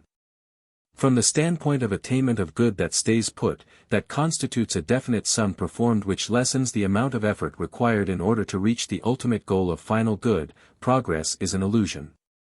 But we are looking for it in the wrong place. The World War is a bitter commentary on the 19th century misconception of moral achievement, a misconception however which it only inherited from the traditional theory of fixed ends. Attempting to bolster up that doctrine with aid from the scientific theory of evolution. The doctrine of progress is not yet bankrupt. The bankruptcy of the notion of fixed goods to be attained and stably possessed may possibly be the means of turning the mind of man to a tenable theory of progress, to attention to present troubles and possibilities. Adherents of the idea that betterment, growth in goodness, consists in approximation to an exhaustive, stable, immutable end or good, have been compelled to recognize the truth that in fact we envisage the good in specific terms that are relative to existing needs. And that the attainment of every specific good merges insensibly into a new condition of maladjustment with its need of a new end and a renewed effort. But they have elaborated an ingenious dialectical theory to account for the facts while maintaining their theory intact. The goal, the ideal, is infinite, man is finite, subject to conditions imposed by space and time. The specific character of the ends which man entertains and of the satisfaction he achieves is due therefore precisely to his empirical and finite nature in its contrast with the infinite and complete character of the true reality, the end. Consequently, when man reaches what he had taken to be the destination of his journey, he finds that he has only gone a piece on the road. Infinite vistas still stretch before him. Again he sets his mark a little way further ahead, and again when he reaches the station set, he finds the road opening before him in unexpected ways, and sees new distant objects beckoning him forward. Such is the popular doctrine. By some strange perversion this theory passes for moral idealism. An office of inspiration and guidance is attributed to the thought of the goal of ultimate completeness or perfection. As matter of fact, the idea sincerely held brings discouragement and despair, not inspiration or hopefulness. There is something either ludicrous or tragic in the notion that inspiration to continued progress is had in telling man that no matter what he does or what he achieves, the outcome is negligible in comparison with what he set out to achieve. That every endeavor he makes is bound to turn out a failure compared with what should be done, that every attained satisfaction is only forever bound to be only a disappointment. The honest conclusion is pessimism. All is vexation, and the greater the effort the greater the vexation. But the fact is that it is not the negative aspect of an outcome, its failure to reach infinity, which renews courage and hope. Positive attainment, actual enrichment of meaning and powers opens new vistas and sets new tasks, creates new aims and stimulates new efforts. The facts are not such as to yield unthinking optimism and consolation. For they render it impossible to rest upon attained goods. New struggles and failures are inevitable. The total scene of action remains as before, only for us more complex, and more subtly unstable. But this very situation is a consequence of expansion, not of failures of power, and when grasped and admitted it is a challenge to intelligence. Instruction in what to do next can never come from an infinite goal, which for us is bound to be empty. It can be derived only from study of the deficiencies, irregularities and possibilities of the actual situation. In any case, however, arguments about pessimism and optimism based upon considerations regarding fixed attainment of good and evil are mainly literary in quality. Man continues to live because he is a living creature, not because reason convinces him of the certainty or probability of future satisfactions and achievements. He is instinct with activities that carry him on. Individuals here and there cave in, and most individuals sag, withdraw and seek refuge at this and that point. But man as man still has the dumb pluck of the animal. He has endurance, hope, curiosity, eagerness, love of action. These traits belong to him by structure, not by taking thought. Memory of past and foresight of future convert dumbness to some degree of articulateness. They illumine curiosity and steady courage. Then when the future arrives with its inevitable disappointments as well as fulfillments, and with new sources of trouble, failure loses something of its fatality, and suffering yields fruit of instruction, not of bitterness. Humility is more demanded at our moments of triumph than at those of failure. For humility is not a caddish self-depreciation. It is the sense of our slight inability even with our best intelligence and effort to command events. A sense of our dependence upon forces that go their way without our wish and plan. Its purport is not to relax effort but to make us prize every opportunity of present growth. In morals, the infinitive and the imperative develop from the participle, present tense. Perfection means perfecting, fulfillment, fulfilling, and the good is now or never. Idealistic philosophies, those of Plato, Aristotle, Spinoza, like the hypothesis now offered, have found the good in meanings belonging to a conscious life, a life of reason, not in external achievement.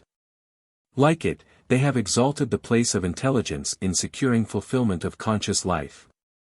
These theories have at least not subordinated conscious life to external obedience, not thought of virtue as something different from excellence of life. But they set up a transcendental meaning in reason, remote from present experience and opposed to it. Or they insist upon a special form of meaning in consciousness to be attained by peculiar modes of knowledge inaccessible to the common man, involving not continuous reconstruction of ordinary experience, but its wholesale reversal. They have treated regeneration, change of heart, as wholesale and self-enclosed, not as continuous. The utilitarians also made good and evil, right and wrong, matters of conscious experience. In addition, they brought them down to earth, to everyday experience.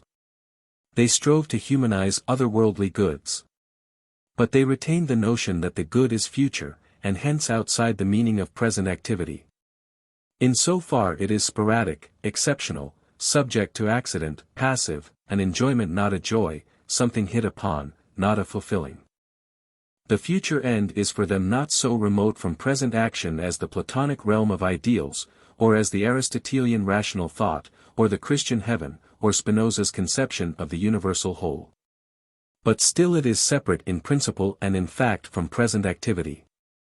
The next step is to identify the sought for good with the meaning of our impulses and our habits, and the specific moral good or virtue with learning this meaning. A learning that takes us back not into an isolated self but out into the open-air world of objects and social ties, terminating in an increment of present significance. Doubtless there are those who will think that we thus escape from remote and external ends only to fall into an Epicureanism which teaches us to subordinate everything else to present satisfactions. The hypothesis preferred may seem to some to advise a subjective, self-centered life of intensified consciousness, an aesthetically dilettante type of egoism. For is not its lesson that we should concentrate attention, each upon the consciousness accompanying his action so as to refine and develop it? Is not this, like all subjective morals, an antisocial doctrine, instructing us to subordinate the objective consequences of our acts, those which promote the welfare of others, to an enrichment of our private conscious lives? It can hardly be denied that as compared with the dogmas against which it reacted there is an element of truth in Epicureanism. It strove to center attention upon what is actually within control and to find the good in the present instead of in a contingent uncertain future. The trouble with it lies in its account of present good. It failed to connect this good with the full reach of activities. It contemplated good of withdrawal rather than of active participation. That is to say, the objection to Epicureanism lies in its conception of what constitutes present good, not in its emphasis upon satisfaction as at present. The same remark may be made about every theory which recognizes the individual self. If any such theory is objectionable, the objection is against the character or quality assigned to the self. Of course an individual is the bearer or carrier of experience. What of that? Everything depends upon the kind of experience that centers in him. Not the residence of experience counts, but its contents, what's in the house. The center is not in the abstract amenable to our control, but what gathers about it is our affair. We can't help being individual selves, each one of us. If selfhood as such is a bad thing, the blame lies not with the self but with the universe, with Providence. But in fact the distinction between a selfishness with which we find fault and an unselfishness which we esteem is found in the quality of the activities which proceed from and enter into the self, according as they are contractive, exclusive, or expansive, outreaching. Meaning exists for some self, but this truistic fact doesn't fix the quality of any particular meaning. It may be such as to make the self small, or such as to exalt and dignify the self. It is as impertinent to decry the worth of experience because it is connected with a self as it is fantastic to idealize personality, just as personality aside from the question what sort of a person one is. Other persons are selves too. If one's own present experience is to be depreciated in its meaning because it centers in a self, why act for the welfare of others? Selfishness for selfishness, one is as good as another, our own is worth as much as another's. But the recognition that good is always found in a present growth of significance in activity protects us from thinking that welfare can consist in a soup kitchen happiness, in pleasures we can confer upon others from without. It shows that good is the same in quality wherever it is found, whether in some other self or in one's own.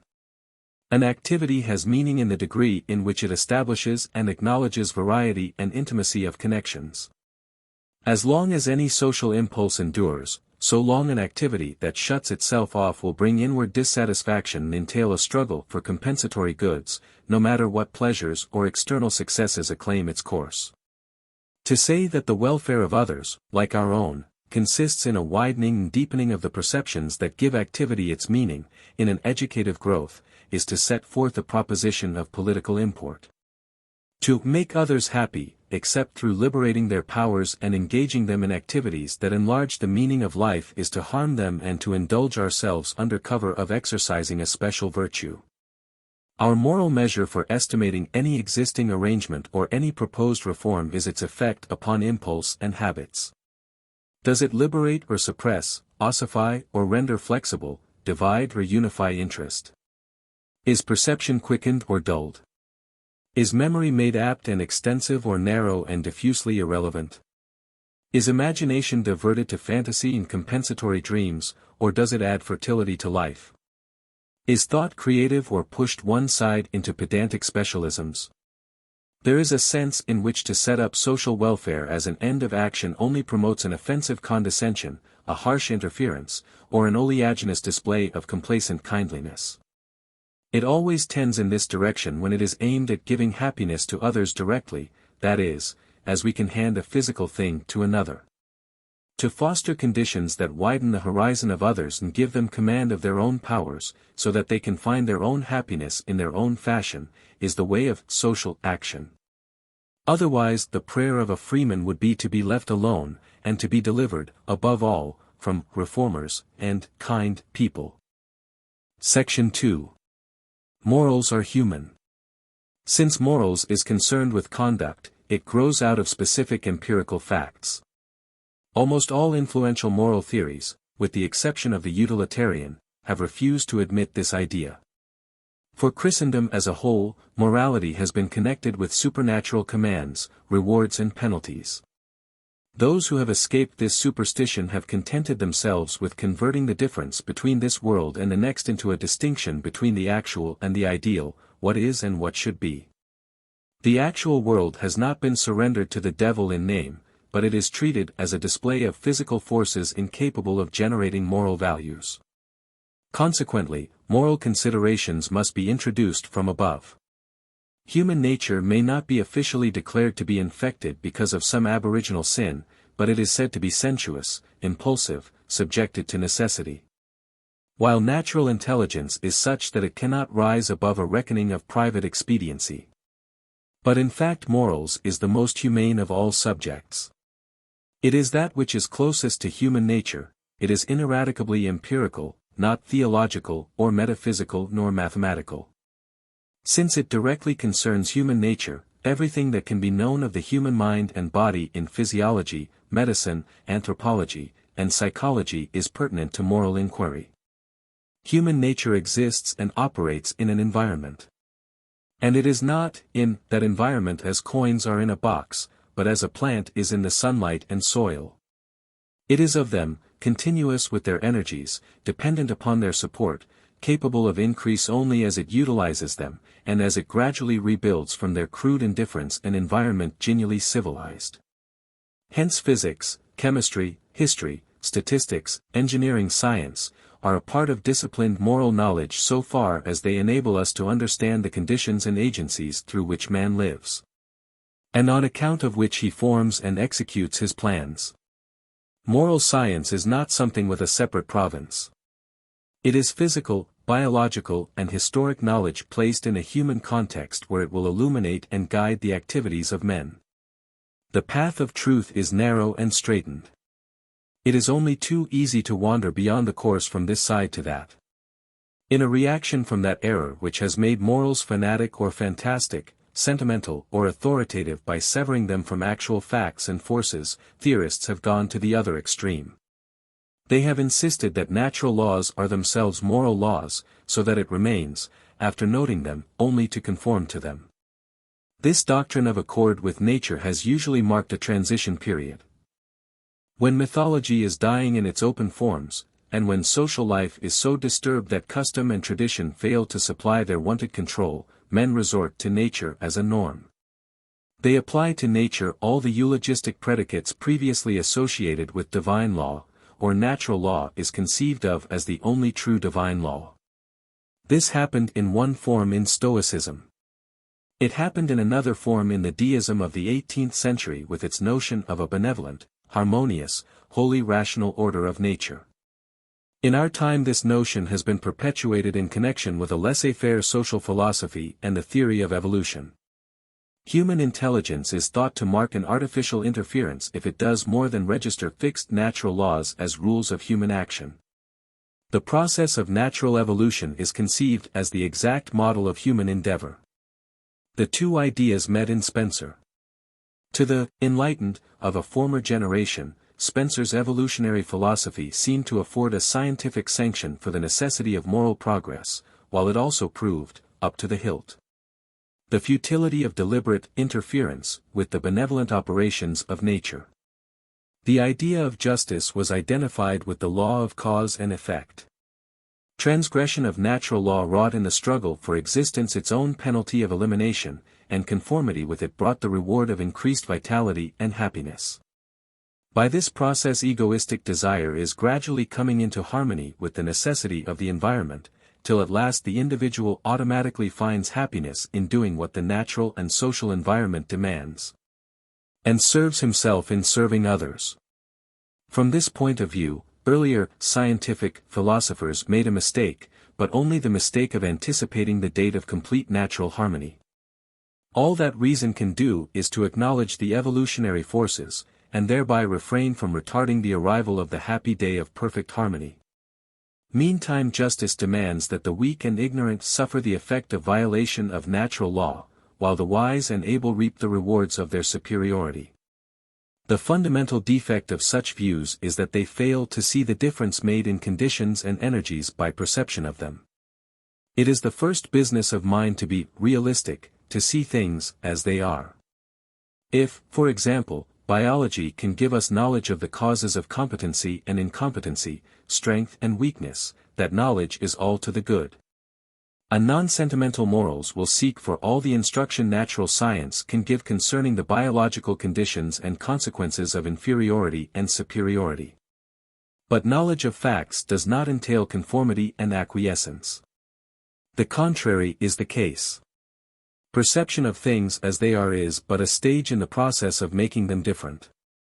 They have already begun to be different in being known, for by that fact they enter into a different context, a context of foresight and judgment of better and worse. A false psychology of a separate realm of consciousness is the only reason this fact is not generally acknowledged. Morality resides not in perception of fact, but in the use made of its perception. It is a monstrous assumption that its sole use is to utter benedictions upon fact and its offspring. It is the part of intelligence to tell when to use the fact to conform and perpetuate, and when to use it to vary conditions and consequences. It is absurd to suppose that knowledge about the connection between inferiority and its consequences prescribes adherence to that connection. It is like supposing that knowledge of the connection between malaria and mosquitoes enjoins breeding mosquitoes. The fact when it is known enters into a new environment. Without ceasing to belong to the physical environment it enters also into a medium of human activities, of desires and aversions, habits and instincts. It thereby gains new potencies, new capacities. Gunpowder in water does not act the same as gunpowder next to flame. A fact known does not operate the same as a fact unperceived. When it is known it comes into contact with the flame of desire and the cold bath of antipathy. Knowledge of the conditions that breed incapacity may fit into some desire to maintain others in that state while averting it for oneself. Or it may fall in with a character which finds itself blocked by such facts, and therefore strives to use knowledge of causes to make a change in effects.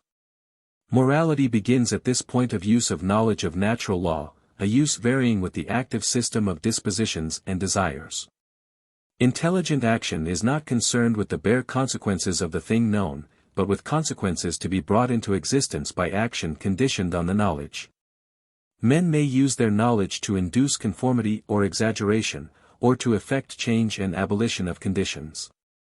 The quality of these consequences determines the question of better or worse.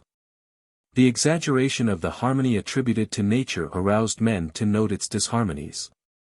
An optimistic view of natural benevolence was followed by a more honest, less romantic view of struggle and conflict in nature. After Helvetius and Bentham came Malthus and Darwin. The problem of morals is the problem of desire and intelligence. What is to be done with these facts of disharmony and conflict?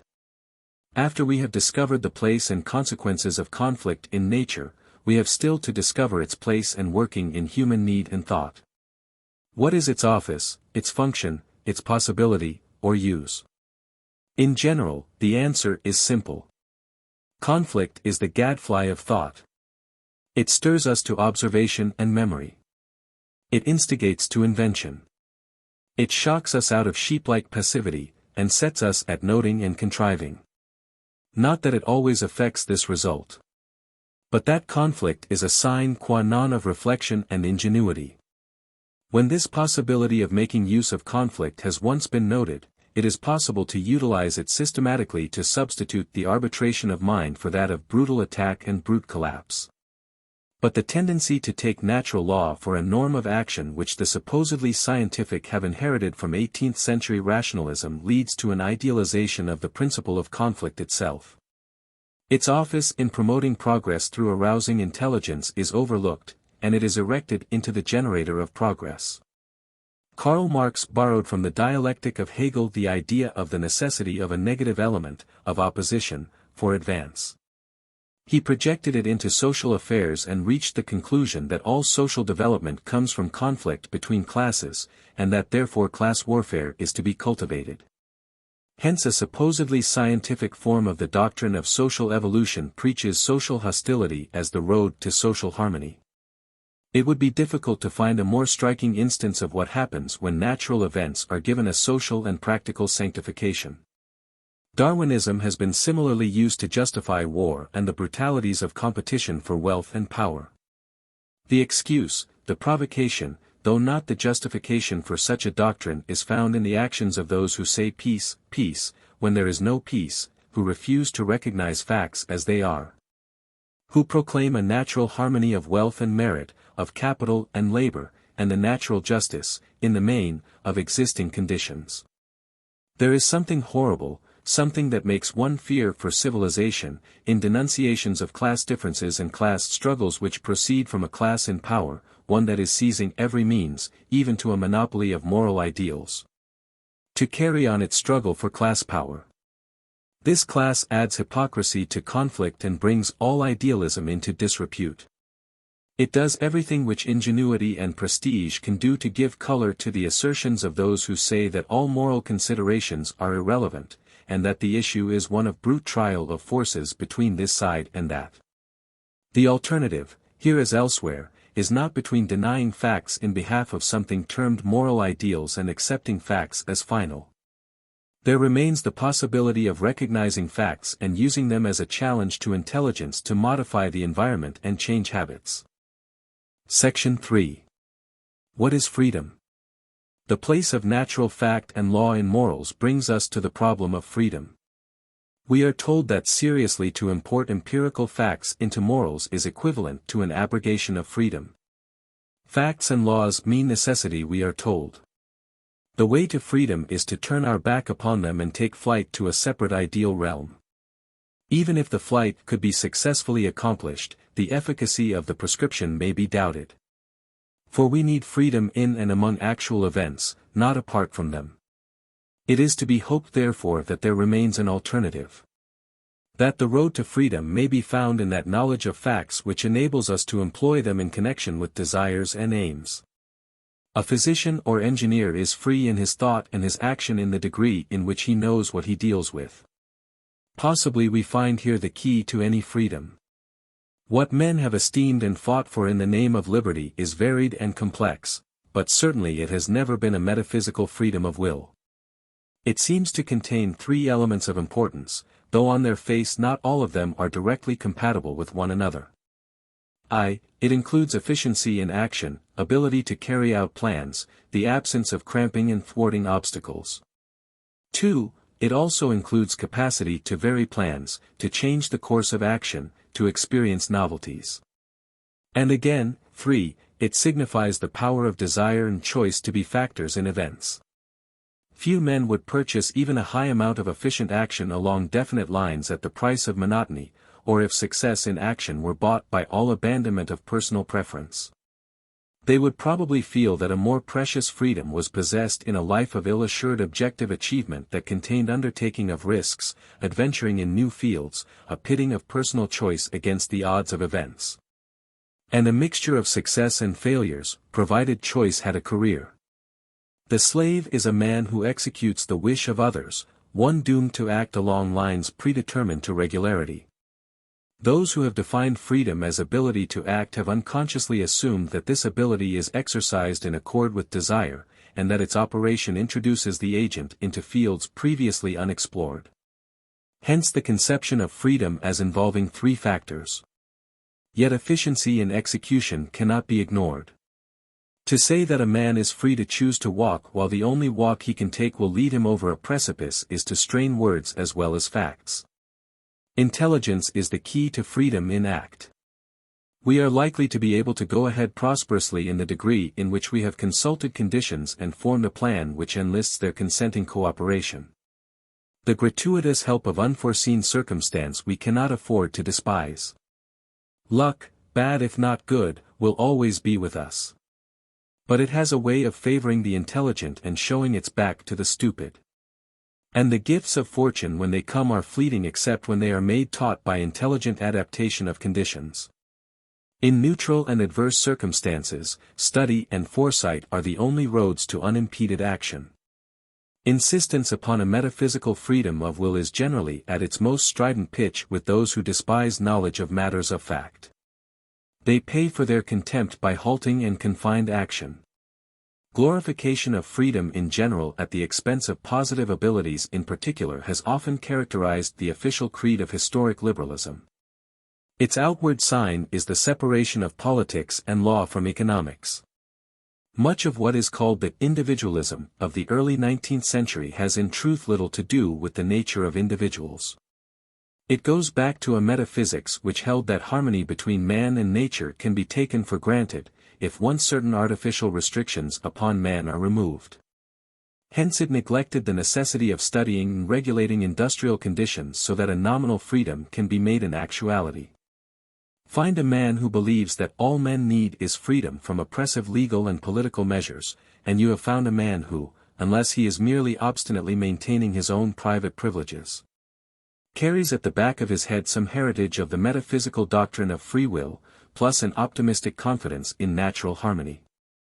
He needs a philosophy that recognizes the objective character of freedom and its dependence upon a congruity of environment with human wants, an agreement which can be obtained only by profound thought and unremitting application. For freedom as a fact depends upon conditions of work which are socially and scientifically buttressed. Since industry covers the most pervasive relations of man with his environment, freedom is unreal which does not have as its basis an economic command of environment. I have no desire to add another to the cheap and easy solutions which exist of the seeming conflict between freedom and organization. It is reasonably obvious that organization may become a hindrance to freedom. It does not take us far to say that the trouble lies not in organization but in overorganization. At the same time, it must be admitted that there is no effective or objective freedom without organization. It is easy to criticize the contract theory of the state which states that individuals surrender some at least of their natural liberties in order to make secure as civil liberties what they retain. Nevertheless, there is some truth in the idea of surrender and exchange. A certain natural freedom is possessed by man. That is to say, in some respects harmony exists between a man's energies and his surroundings such that the latter support and execute his purposes. In so far he is free. Without such a basic natural support, conscious contrivances of legislation, administration and deliberate human institution of social arrangements cannot take place. In this sense natural freedom is prior to political freedom and is its condition. But we cannot trust wholly to a freedom thus procured. It is at the mercy of accident. Conscious agreements among men must supplement and in some degree supplant freedom of action which is the gift of nature. In order to arrive at these agreements, individuals have to make concessions. They must consent to curtailment of some natural liberties in order that any of them may be rendered secure and enduring. They must, in short, enter into an organization with other human beings so that the activities of others may be permanently counted upon to assure regularity of action and far-reaching scope of plans and courses of action. The procedure is not, in so far, unlike surrendering a portion of one's income in order to buy insurance against future contingencies, and thus to render the future course of life more equably secure. It would be folly to maintain that there is no sacrifice. We can however contend that the sacrifice is a reasonable one, justified by results. Viewed in this light, the relation of individual freedom to organization is seen to be an experimental affair. It is not capable of being settled by abstract theory. Take the question of labor unions and the closed or open shop. It is folly to fancy that no restrictions and surrenders of prior freedoms and possibilities of future freedoms are involved in the extension of this particular form of organization. But to condemn such organization on the theoretical ground that a restriction of liberty is entailed is to adopt a position which would have been fatal to every advance step in civilization, and to every net gain in effective freedom. Every such question is to be judged not on the basis of antecedent theory but on the basis of concrete consequences. The question is to the balance of freedom and security achieved, as compared with practicable alternatives. Even the question of the point where membership in an organization ceases to be a voluntary matter and becomes coercive or required, is also an experimental matter, a thing to be decided by scientifically conducted study of consequences. Of pros and cons. It is definitely an affair of specific detail, not of wholesale theory. It is equally amusing to see one man denouncing on grounds of pure theory the coercion of workers by a labor union while he avails himself of the increased power due to corporate action in business and praises the coercion of the political state. And to see another man denouncing the latter as pure tyranny, while lauding the power of industrial labor organizations. The position of one or the other may be justified in particular cases, but justification is due to results in practice, not to general theory. Organization tends, however, to become rigid and to limit freedom. In addition to security and energy in action, novelty, risk, change are ingredients of the freedom which men desire. Variety is more than the spice of life, it is largely of its essence, making a difference between the free and the enslaved. Invariant virtue appears to be as mechanical as uninterrupted vice, for true excellence changes with conditions. Unless character rises to overcome some new difficulty or conquer some temptation from an unexpected quarter, we suspect its grain is only a veneer. Choice is an element in freedom, and there can be no choice without unrealized and precarious possibilities. It is this demand for genuine contingency which is caricatured in the orthodox doctrine of a freedom of indifference, a power to choose this way or that apart from any habit or impulse, without even a desire on the part of will to show off. Such an indetermination of choice is not desired by the lover of either reason or excitement. The theory of arbitrary free choice represents indeterminateness of conditions grasped in a vague and lazy fashion and hardened into a desirable attribute of will. Under the title of freedom, men prize such uncertainty of conditions as give deliberation and choice an opportunity. But uncertainty of volition, which is more than a reflection of uncertainty of conditions, is the mark of a person who has acquired imbecility of character through permanent weakening of his springs of action. Whether or not indeterminateness, uncertainty, actually exists in the world is a difficult question. It is easier to think of the world as fixed, settled once for all, and man as accumulating all the uncertainty there is in his will and all the doubt there is in his intellect.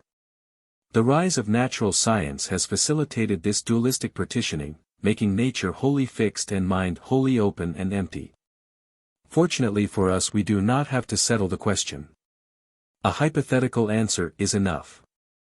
If the world is already done and done for, if its character is entirely achieved so that its behavior is like that of a man lost in routine, then the only freedom for which man can hope is one of efficiency in overt action.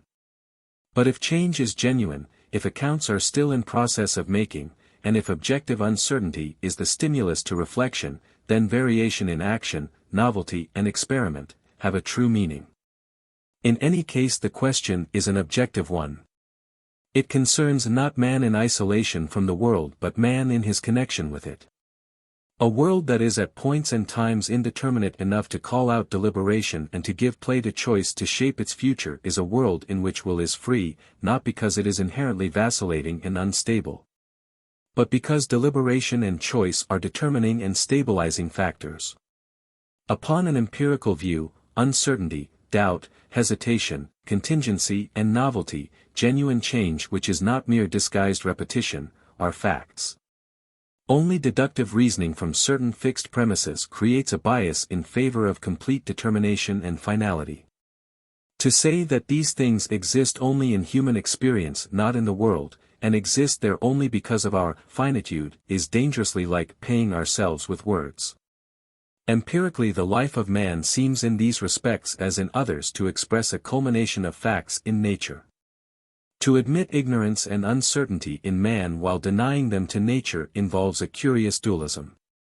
Variability, initiative, innovation, departure from routine, experimentation are empirically the manifestation of a genuine nisus in things.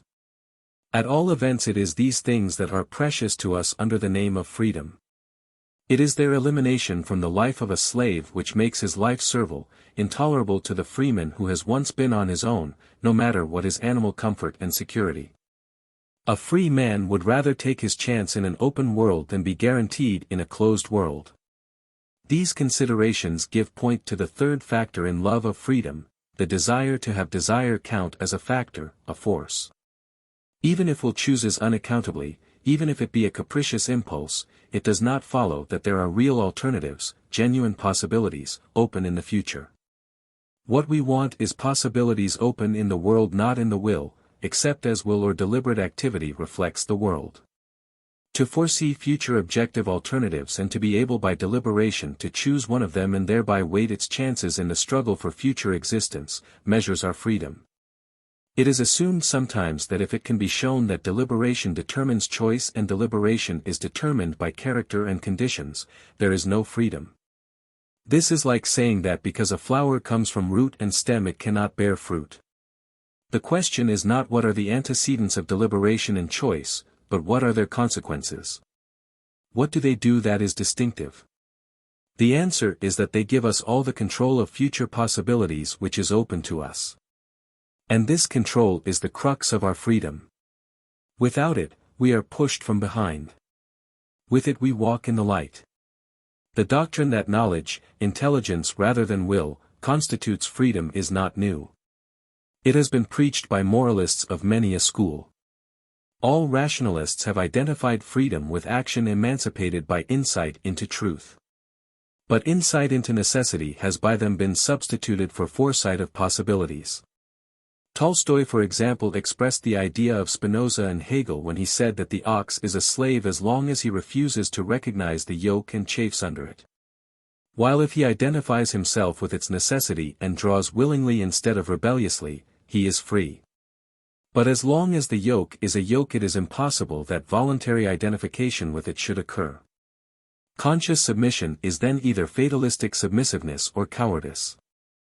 The ox accepts in fact not the yoke but the stall and the hay, to which the yoke is a necessary incident. But if the ox foresees the consequences of the use of the yoke, if he anticipates the possibility of harvest, and identifies himself not with the yoke but with the realization of its possibilities, he acts freely, voluntarily. He hasn't accepted a necessity as unavoidable, he has welcomed a possibility as a desirability. Perception of necessary law plays, indeed, a part. But no amount of insight into necessity brings with it, as such, anything but a consciousness of necessity. Freedom is the truth of necessity only when we use one necessity to alter another. When we use the law to foresee consequences and to consider how they may be averted or secured, then freedom begins. Employing knowledge of law to enforce desire in execution gives power to the engineer. Employing knowledge of law in order to submit to it without further action constitutes fatalism, no matter how it be dressed up. Thus we recur to our main contention. Morality depends upon events, not upon commands and ideals alien to nature.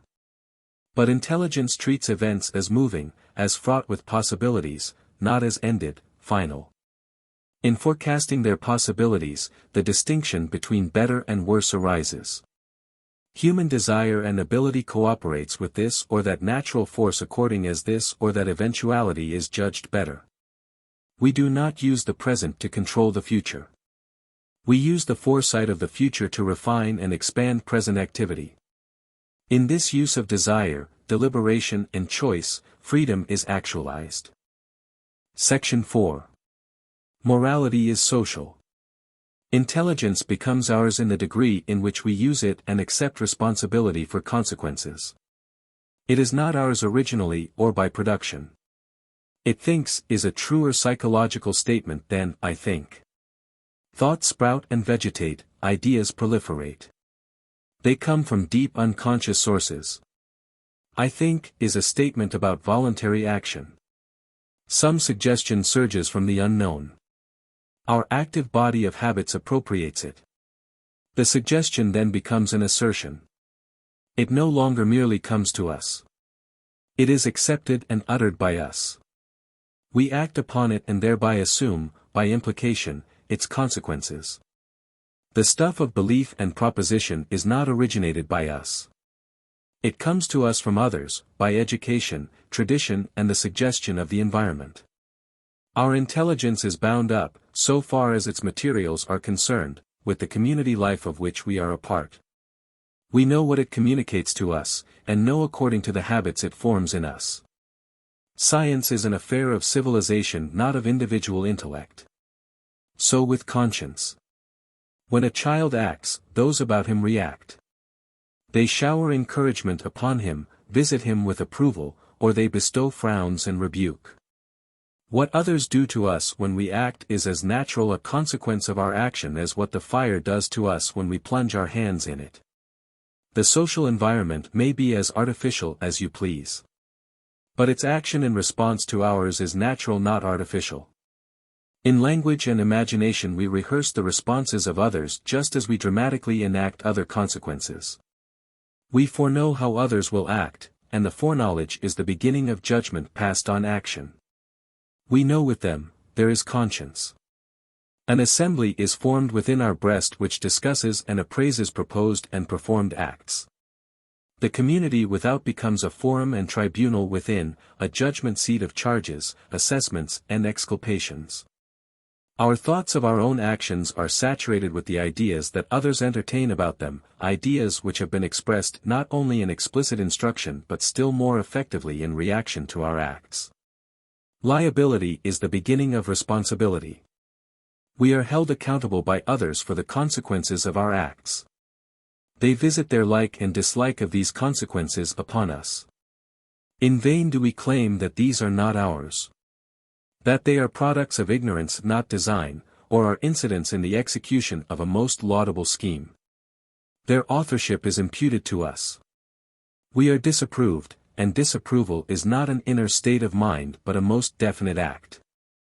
Others say to us by their deeds, we do not care a fig whether you did this deliberately or not. We intend that you shall deliberate before you do it again, and that if possible your deliberation shall prevent a repetition of this act we object to. The reference in blame and every unfavorable judgment is prospective, not retrospective. Theories about responsibility may become confused, but in practice no one is stupid enough to try to change the past. Approbation and disapprobation are ways of influencing the formation of habits and aims, that is, of influencing future acts. The individual is held accountable for what he has done in order that he may be responsive in what he is going to do. Gradually persons learn by dramatic imitation to hold themselves accountable, and liability becomes a voluntary deliberate acknowledgement that deeds are our own, that their consequences come from us. These two facts, that moral judgment and moral responsibility are the work wrought in us by the social environment, signify that all morality is social. Not because we ought to take into account the effect of our acts upon the welfare of others, but because of facts. Others do take account of what we do, and they respond accordingly to our acts. Their responses actually do affect the meaning of what we do. The significance thus contributed is as inevitable as is the effect of interaction with the physical environment. In fact, as civilization advances, the physical environment gets itself more and more humanized, for the meaning of physical energies and events becomes involved with the part they play in human activities. Our conduct is socially conditioned whether we perceive the fact or not. The effect of custom on habit, and of habit upon thought is enough to prove this statement. When we begin to forecast consequences, the consequences that most stand out are those which will proceed from other people. The resistance and the cooperation of others is the central fact in the furtherance or failure of our schemes. Connections with our fellows furnish both the opportunities for action and the instrumentalities by which we take advantage of opportunity. All of the actions of an individual bear the stamp of his community as assuredly as does the language he speaks. Difficulty in reading the stamp is due to variety of impressions in consequence of membership in many groups. This social saturation is, I repeat, a matter of fact, not of what should be, not of what is desirable or undesirable. It does not guarantee the rightness of goodness of an act. There is no excuse for thinking of evil action as individualistic and right action as social. Deliberate and scrupulous pursuit of self-interest is as much conditioned upon social opportunities, training and assistance as is the course of action prompted by a beaming benevolence. The difference lies in the quality and degree of the perception of ties and interdependencies, in the use to which they are put. Consider the form commonly assumed today by self-seeking, namely command of money and economic power.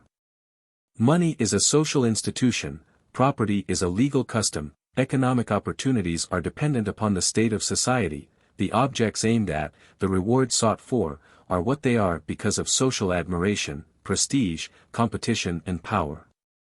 If money-making is morally obnoxious, it is because of the way these social facts are handled, not because a money-making man has withdrawn from society into an isolated selfhood or turned his back upon society. His individualism is not found in his original nature but in his habits acquired under social influences. It is found in his concrete aims, and these are reflexes of social conditions. Well-grounded moral objection to a mode of conduct rests upon the kind of social connections that figure, not upon lack of social aim. A man may attempt to utilize social relationships for his own advantage in an inequitable way. He may intentionally or unconsciously try to make them feed one of his own appetites. Then he is denounced as egoistic. But both his course of action and the disapproval he is subject to are facts within society. They are social phenomena. He pursues his unjust advantage as a social asset. Explicit recognition of this fact is a prerequisite of improvement in moral education and of an intelligent understanding of the chief ideas or categories of morals. Morals is as much a matter of interaction of a person with his social environment as walking is an interaction of legs with a physical environment. The character of walking depends upon the strength and competency of legs. But it also depends upon whether a man is walking in a bog or on a paved street, upon whether there is a safeguarded path set aside or whether he has to walk amid dangerous vehicles. If the standard of morals is low, it is because the education given by the interaction of the individual with his social environment is defective. Of what avail is it to preach unassuming simplicity and contentment of life when communal admiration goes to the man who succeeds, who makes himself conspicuous and envied because of command of money and other forms of power? If a child gets on by peevishness or intrigue, then others are his accomplices who assist in the habits which are built up. The notion that an abstract ready-made conscience exists in individuals and that it is only necessary to make an occasional appeal to it and to indulge in occasional crude rebukes and punishments, is associated with the causes of lack of definitive and orderly moral advance. For it is associated with lack of attention to social forces. There is a peculiar inconsistency in the current idea that morals ought to be social. The introduction of the moral ought into the idea contains an implicit assertion that morals depend upon something apart from social relations. Morals are social. The question of ought, should be, is a question of better and worse in social affairs. The extent to which the weight of theories has been thrown against the perception of the place of social ties and connections in moral activity is a fair measure of the extent to which social forces work blindly and develop an accidental morality. The chief obstacle, for example, to recognizing the truth of a proposition frequently set forth in these pages to the effect that all conduct is potential, if not actual. Matter of moral judgment is the habit of identifying moral judgment with praise and blame. So great is the influence of this habit that it is safe to say that every professed moralist, when he leaves the pages of theory and faces some actual item of his own or others' behavior, first or instinctively thinks of acts as moral or non-moral in the degree in which they are exposed to condemnation or approval. Now this kind of judgment is certainly not one which could profitably be dispensed with. Its influence is much needed. But the tendency to equate it with all moral judgment is largely responsible for the current idea that there is a sharp line between moral conduct and a larger region of non-moral conduct which is a matter of expediency, shrewdness. success or manners. Moreover, this tendency is a chief reason why the social forces effective in shaping actual morality work blindly and unsatisfactorily. Judgment in which the emphasis falls upon blame and approbation has more heat than light. It is more emotional than intellectual. It is guided by custom, personal convenience and resentment rather than by insight into causes and consequences. It makes toward reducing moral instruction, the educative influence of social opinion, to an immediate personal matter, that is to say, to an adjustment of personal likes and dislikes. Fault-finding creates resentment in the one blamed, and approval, complacency, rather than a habit of scrutinizing conduct objectively. It puts those who are sensitive to the judgments of others in a standing defensive attitude, creating an apologetic, self-accusing and self-exculpating habit of mind when what is needed is an impersonal impartial habit of observation. Moral persons get so occupied with defending their conduct from real and imagined criticism that they have little time left to see what their acts really amount to. And the habit of self-blame inevitably extends to include others since it is a habit. Now it is a wholesome thing for anyone to be made aware that thoughtless, self-centered action on his part exposes him to the indignation and dislike of others. There is no one who can be safely trusted to be exempt from immediate reactions of criticism, and there are few who do not need to be braced by occasional expressions of approval. But these influences are immensely overdone in comparison with the assistance that might be given by the influence of social judgments which operate without accompaniments of praise and blame, which enable an individual to see for himself what he is doing, and which put him in command of a method of analyzing the obscure and usually unavowed forces which move him to act. We need a permeation of judgments on conduct by the method and materials of a science of human nature. Without such enlightenment, even the best-intentioned attempts at the moral guidance and improvement of others often eventuate in tragedies of misunderstanding and division, as is so often seen in the relations of parents and children. The development therefore of a more adequate science of human nature is a matter of first-rate importance. The present revolt against the notion that psychology is a science of consciousness may well turn out in the future to be the beginning of a definitive turn in thought and action. Historically, there are good reasons for the isolation and exaggeration of the conscious phase of human action, an isolation which forgot that conscious is an adjective of some acts and which erected the resulting abstraction, consciousness, into a noun, an existence separate and complete. These reasons are interesting not only to the student of technical philosophy but also to the student of the history of culture and even of politics. They have to do with the attempt to drag realities out of occult essences and hidden forces and get them into the light of day. They were part of the general movement called phenomenalism, and of the growing importance of individual life and private voluntary concerns. But the effect was to isolate the individual from his connections both with his fellows and with nature, and thus to create an artificial human nature, one not capable of being understood and effectively directed on the basis of analytic understanding. It shut out from view, not to say from scientific examination, the forces which really move human nature. It took a few surface phenomena for the whole story of significant human motive forces and acts.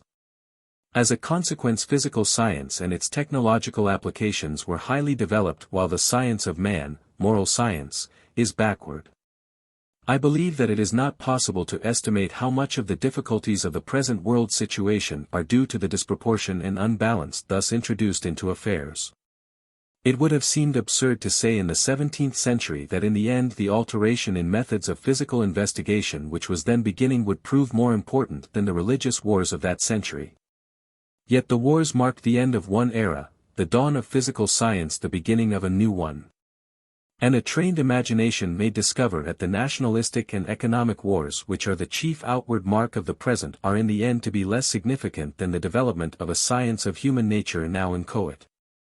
It sounds academic to say that substantial bettering of social relations waits upon the growth of a scientific social psychology. For the term suggests something specialized and remote. But the formation of habits of belief, desire and judgment is going on at every instant under the influence of the conditions set by men's contact, intercourse and associations with one another. This is the fundamental fact in social life and in personal character. It is the fact about which traditional human science gives no enlightenment, a fact which this traditional science blurs and virtually denies. The enormous role played in popular morals by appeal to the supernatural and quasi-magical is in effect a desperate admission of the futility of our science. Consequently, the whole matter of the formation of the predispositions which effectively control human relationships is left to accident, to custom and immediate personal likings, resentments and ambitions. It is a commonplace that modern industry and commerce are conditioned upon a control of physical energies due to proper methods of physical inquiry and analysis. We have no social arts which are comparable because we have so nearly nothing in the way of psychological science. Yet through the development of physical science, and especially of chemistry, biology, physiology, medicine and anthropology, we now have the basis for the development of such a science of man. Signs of its coming into existence are present in the movements in clinical, behavioristic and social, in its narrower sense, psychology. At present we not only have no assured means of forming character except crude devices of blame, praise, exhortation and punishment, but the very meaning of the general notions of moral inquiry is matter of doubt and dispute. The reason is that these notions are discussed in isolation from the concrete facts of the interactions of human beings with one another, an abstraction as fatal as was the old discussion of phlogiston. Gravity and vital force apart from concrete correlations of changing events with one another. Take for example such a basic conception as that of right involving the nature of authority in conduct. There is no need here to rehearse the multitude of contending views which give evidence that discussion of this matter is still in the realm of opinion. We content ourselves with pointing out that this notion is the last resort of the anti-empirical school in morals and that it proves the effect of neglect of social conditions.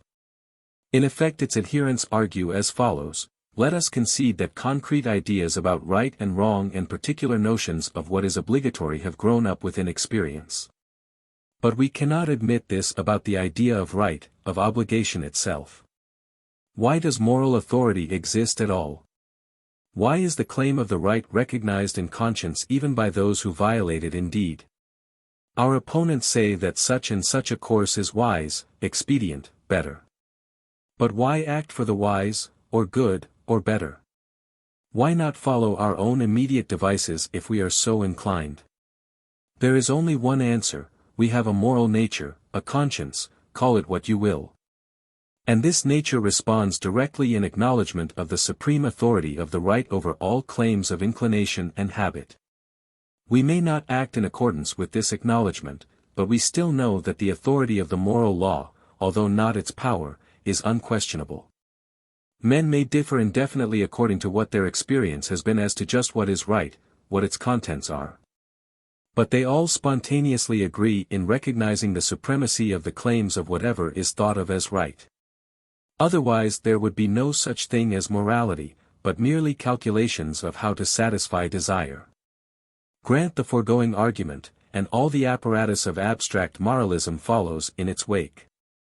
A remote goal of perfection, ideals that are contrary in a wholesale way to what is actual, a free will of arbitrary choice.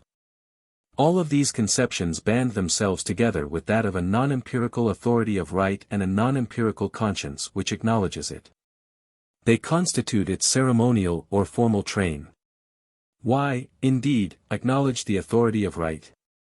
That many persons do not acknowledge it in fact, in action, and that all persons ignore it at times, is assumed by the argument. Just what is the significance of an alleged recognition of a supremacy which is continually denied in fact? How much would be lost if it were dropped out, and we were left face to face with actual facts? If a man lived alone in the world there might be some sense in the question, why be moral? Were it not for one thing, no such question would then arise. As it is, we live in a world where other persons live too. Our acts affect them. They perceive these effects, and react upon us in consequence. Because they are living beings they make demands upon us for certain things from us. They approve and condemn, not in abstract theory but in what they do to us. The answer to the question, why not put your hand in the fire, is the answer of fact. If you do your hand will be burnt. The answer to the question why acknowledge the right is of the same sort.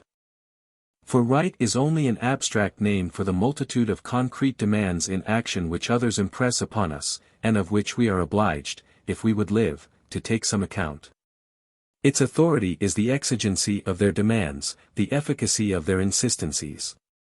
There may be good ground for the contention that in theory the idea of the right is subordinate to that of the good, being a statement of the course proper to attain good. But in fact it signifies the totality of social pressures exercised upon us to induce us to think and desire in certain ways. Hence the right can in fact become the road to the good only as the elements that compose this unremitting pressure are enlightened, only as social relationships become themselves reasonable. It will be retorted that all pressure is a non-moral affair partaking of force, not of right, that right must be ideal. Thus we are invited to enter again the circle in which the ideal has no force and social actualities no ideal quality. We refuse the invitation because social pressure is involved in our own lives, as much so as the air we breathe and the ground we walk upon. If we had desires, judgments, plans, in short a mind, apart from social connections, then the latter would be external and their action might be regarded as that of a non-moral force. But we live mentally as physically only in and because of our environment. Social pressure is but a name for the interactions which are always going on and in which we participate, living so far as we partake and dying so far as we do not. The pressure is not ideal but empirical, yet empirical here means only actual. It calls attention to the fact that considerations of right are claims originating not outside of life, but within it. They are ideal in precisely the degree in which we intelligently recognize and act upon them, just as colors and canvas become ideal when used in ways that give an added meaning to life. Accordingly, failure to recognize the authority of right means defect in effective apprehension of the realities of human association, not an arbitrary exercise of free will. This deficiency and perversion in apprehension indicates a defect in education, that is to say, in the operation of actual conditions, in the consequences upon desire and thought of existing interactions and interdependencies. It is false that every person has a consciousness of the supreme authority of right and then misconceives it or ignores it in action. One has such a sense of the claims of social relationships as those relationships enforce in one's desires and observations. The belief in a separate, ideal or transcendental, practically ineffectual right is a reflex of the inadequacy with which existing institutions perform their educative office, their office in generating observation of social continuities. It is an endeavor to rationalize this defect. Like all rationalizations, it operates to divert attention from the real state of affairs. Thus it helps maintain the conditions which created it, standing in the way of effort to make our institutions more humane and equitable. A theoretical acknowledgement of the supreme authority of right, of moral law, gets twisted into an effectual substitute for acts which would better the customs which now produce vague, dull, halting and evasive observation of actual social ties. We are not caught in a circle. We traverse a spiral in which social customs generate some consciousness of interdependencies, and this consciousness is embodied in acts which in improving the environment generate new perceptions of social ties, and so on forever. The relationships, the interactions are forever there as fact, but they acquire meaning only in the desires, judgments, and purposes they awaken. We recur to our fundamental propositions. Morals is connected with actualities of existence, not with ideals, ends and obligations independent of concrete actualities. The facts upon which it depends are those which arise out of active connections of human beings with one another, the consequences of their mutually intertwined activities in the life of desire, belief, judgment, satisfaction and dissatisfaction. In this sense conduct and hence morals are social. They are not just things which ought to be social and which fail to come up to the scratch. But there are enormous differences of better and worse in the quality of what is social. Ideal morals begin with the perception of these differences. Human interaction and ties are operative in any case. But they can be regulated, employed in an orderly way for good only as we know how to observe them. And they cannot be observed aright, they cannot be understood and utilized, when the mind is left to itself to work without the aid of science. For the natural unaided mind means precisely the habits of belief, thought and desire which have been accidentally generated and confirmed by social institutions or customs. But with all their admixture of accident and reasonableness, we have at last reached a point where social conditions create a mind capable of scientific outlook and inquiry. To foster and develop this spirit is the social obligation of the present because it is its urgent need. Yet the last word is not with obligation nor with the future. Infinite relationships of man with his fellows and with nature already exist. The ideal means, as we have seen, a sense of these encompassing continuities with their infinite reach. This meaning even now attaches to present activities because they are set in a whole to which they belong and which belongs to them. Even in the midst of conflict, struggle and defeat, a consciousness is possible of the enduring and comprehending whole. To be grasped and held, this consciousness needs, like every form of consciousness, objects, symbols. In the past men have sought many symbols which no longer serve, especially since men have been idolaters worshipping symbols as things. Yet within these symbols which have so often claimed to be realities and which have imposed themselves as dogmas and intolerances, there has rarely been absent some trace of a vital and enduring reality. That of a community of life in which continuities of existence are consummated. Consciousness of the whole has been connected with reverences, affections, and loyalties which are communal. But special ways of expressing the communal sense have been established. They have been limited to a select social group. They have hardened into obligatory rites and been imposed as conditions of salvation.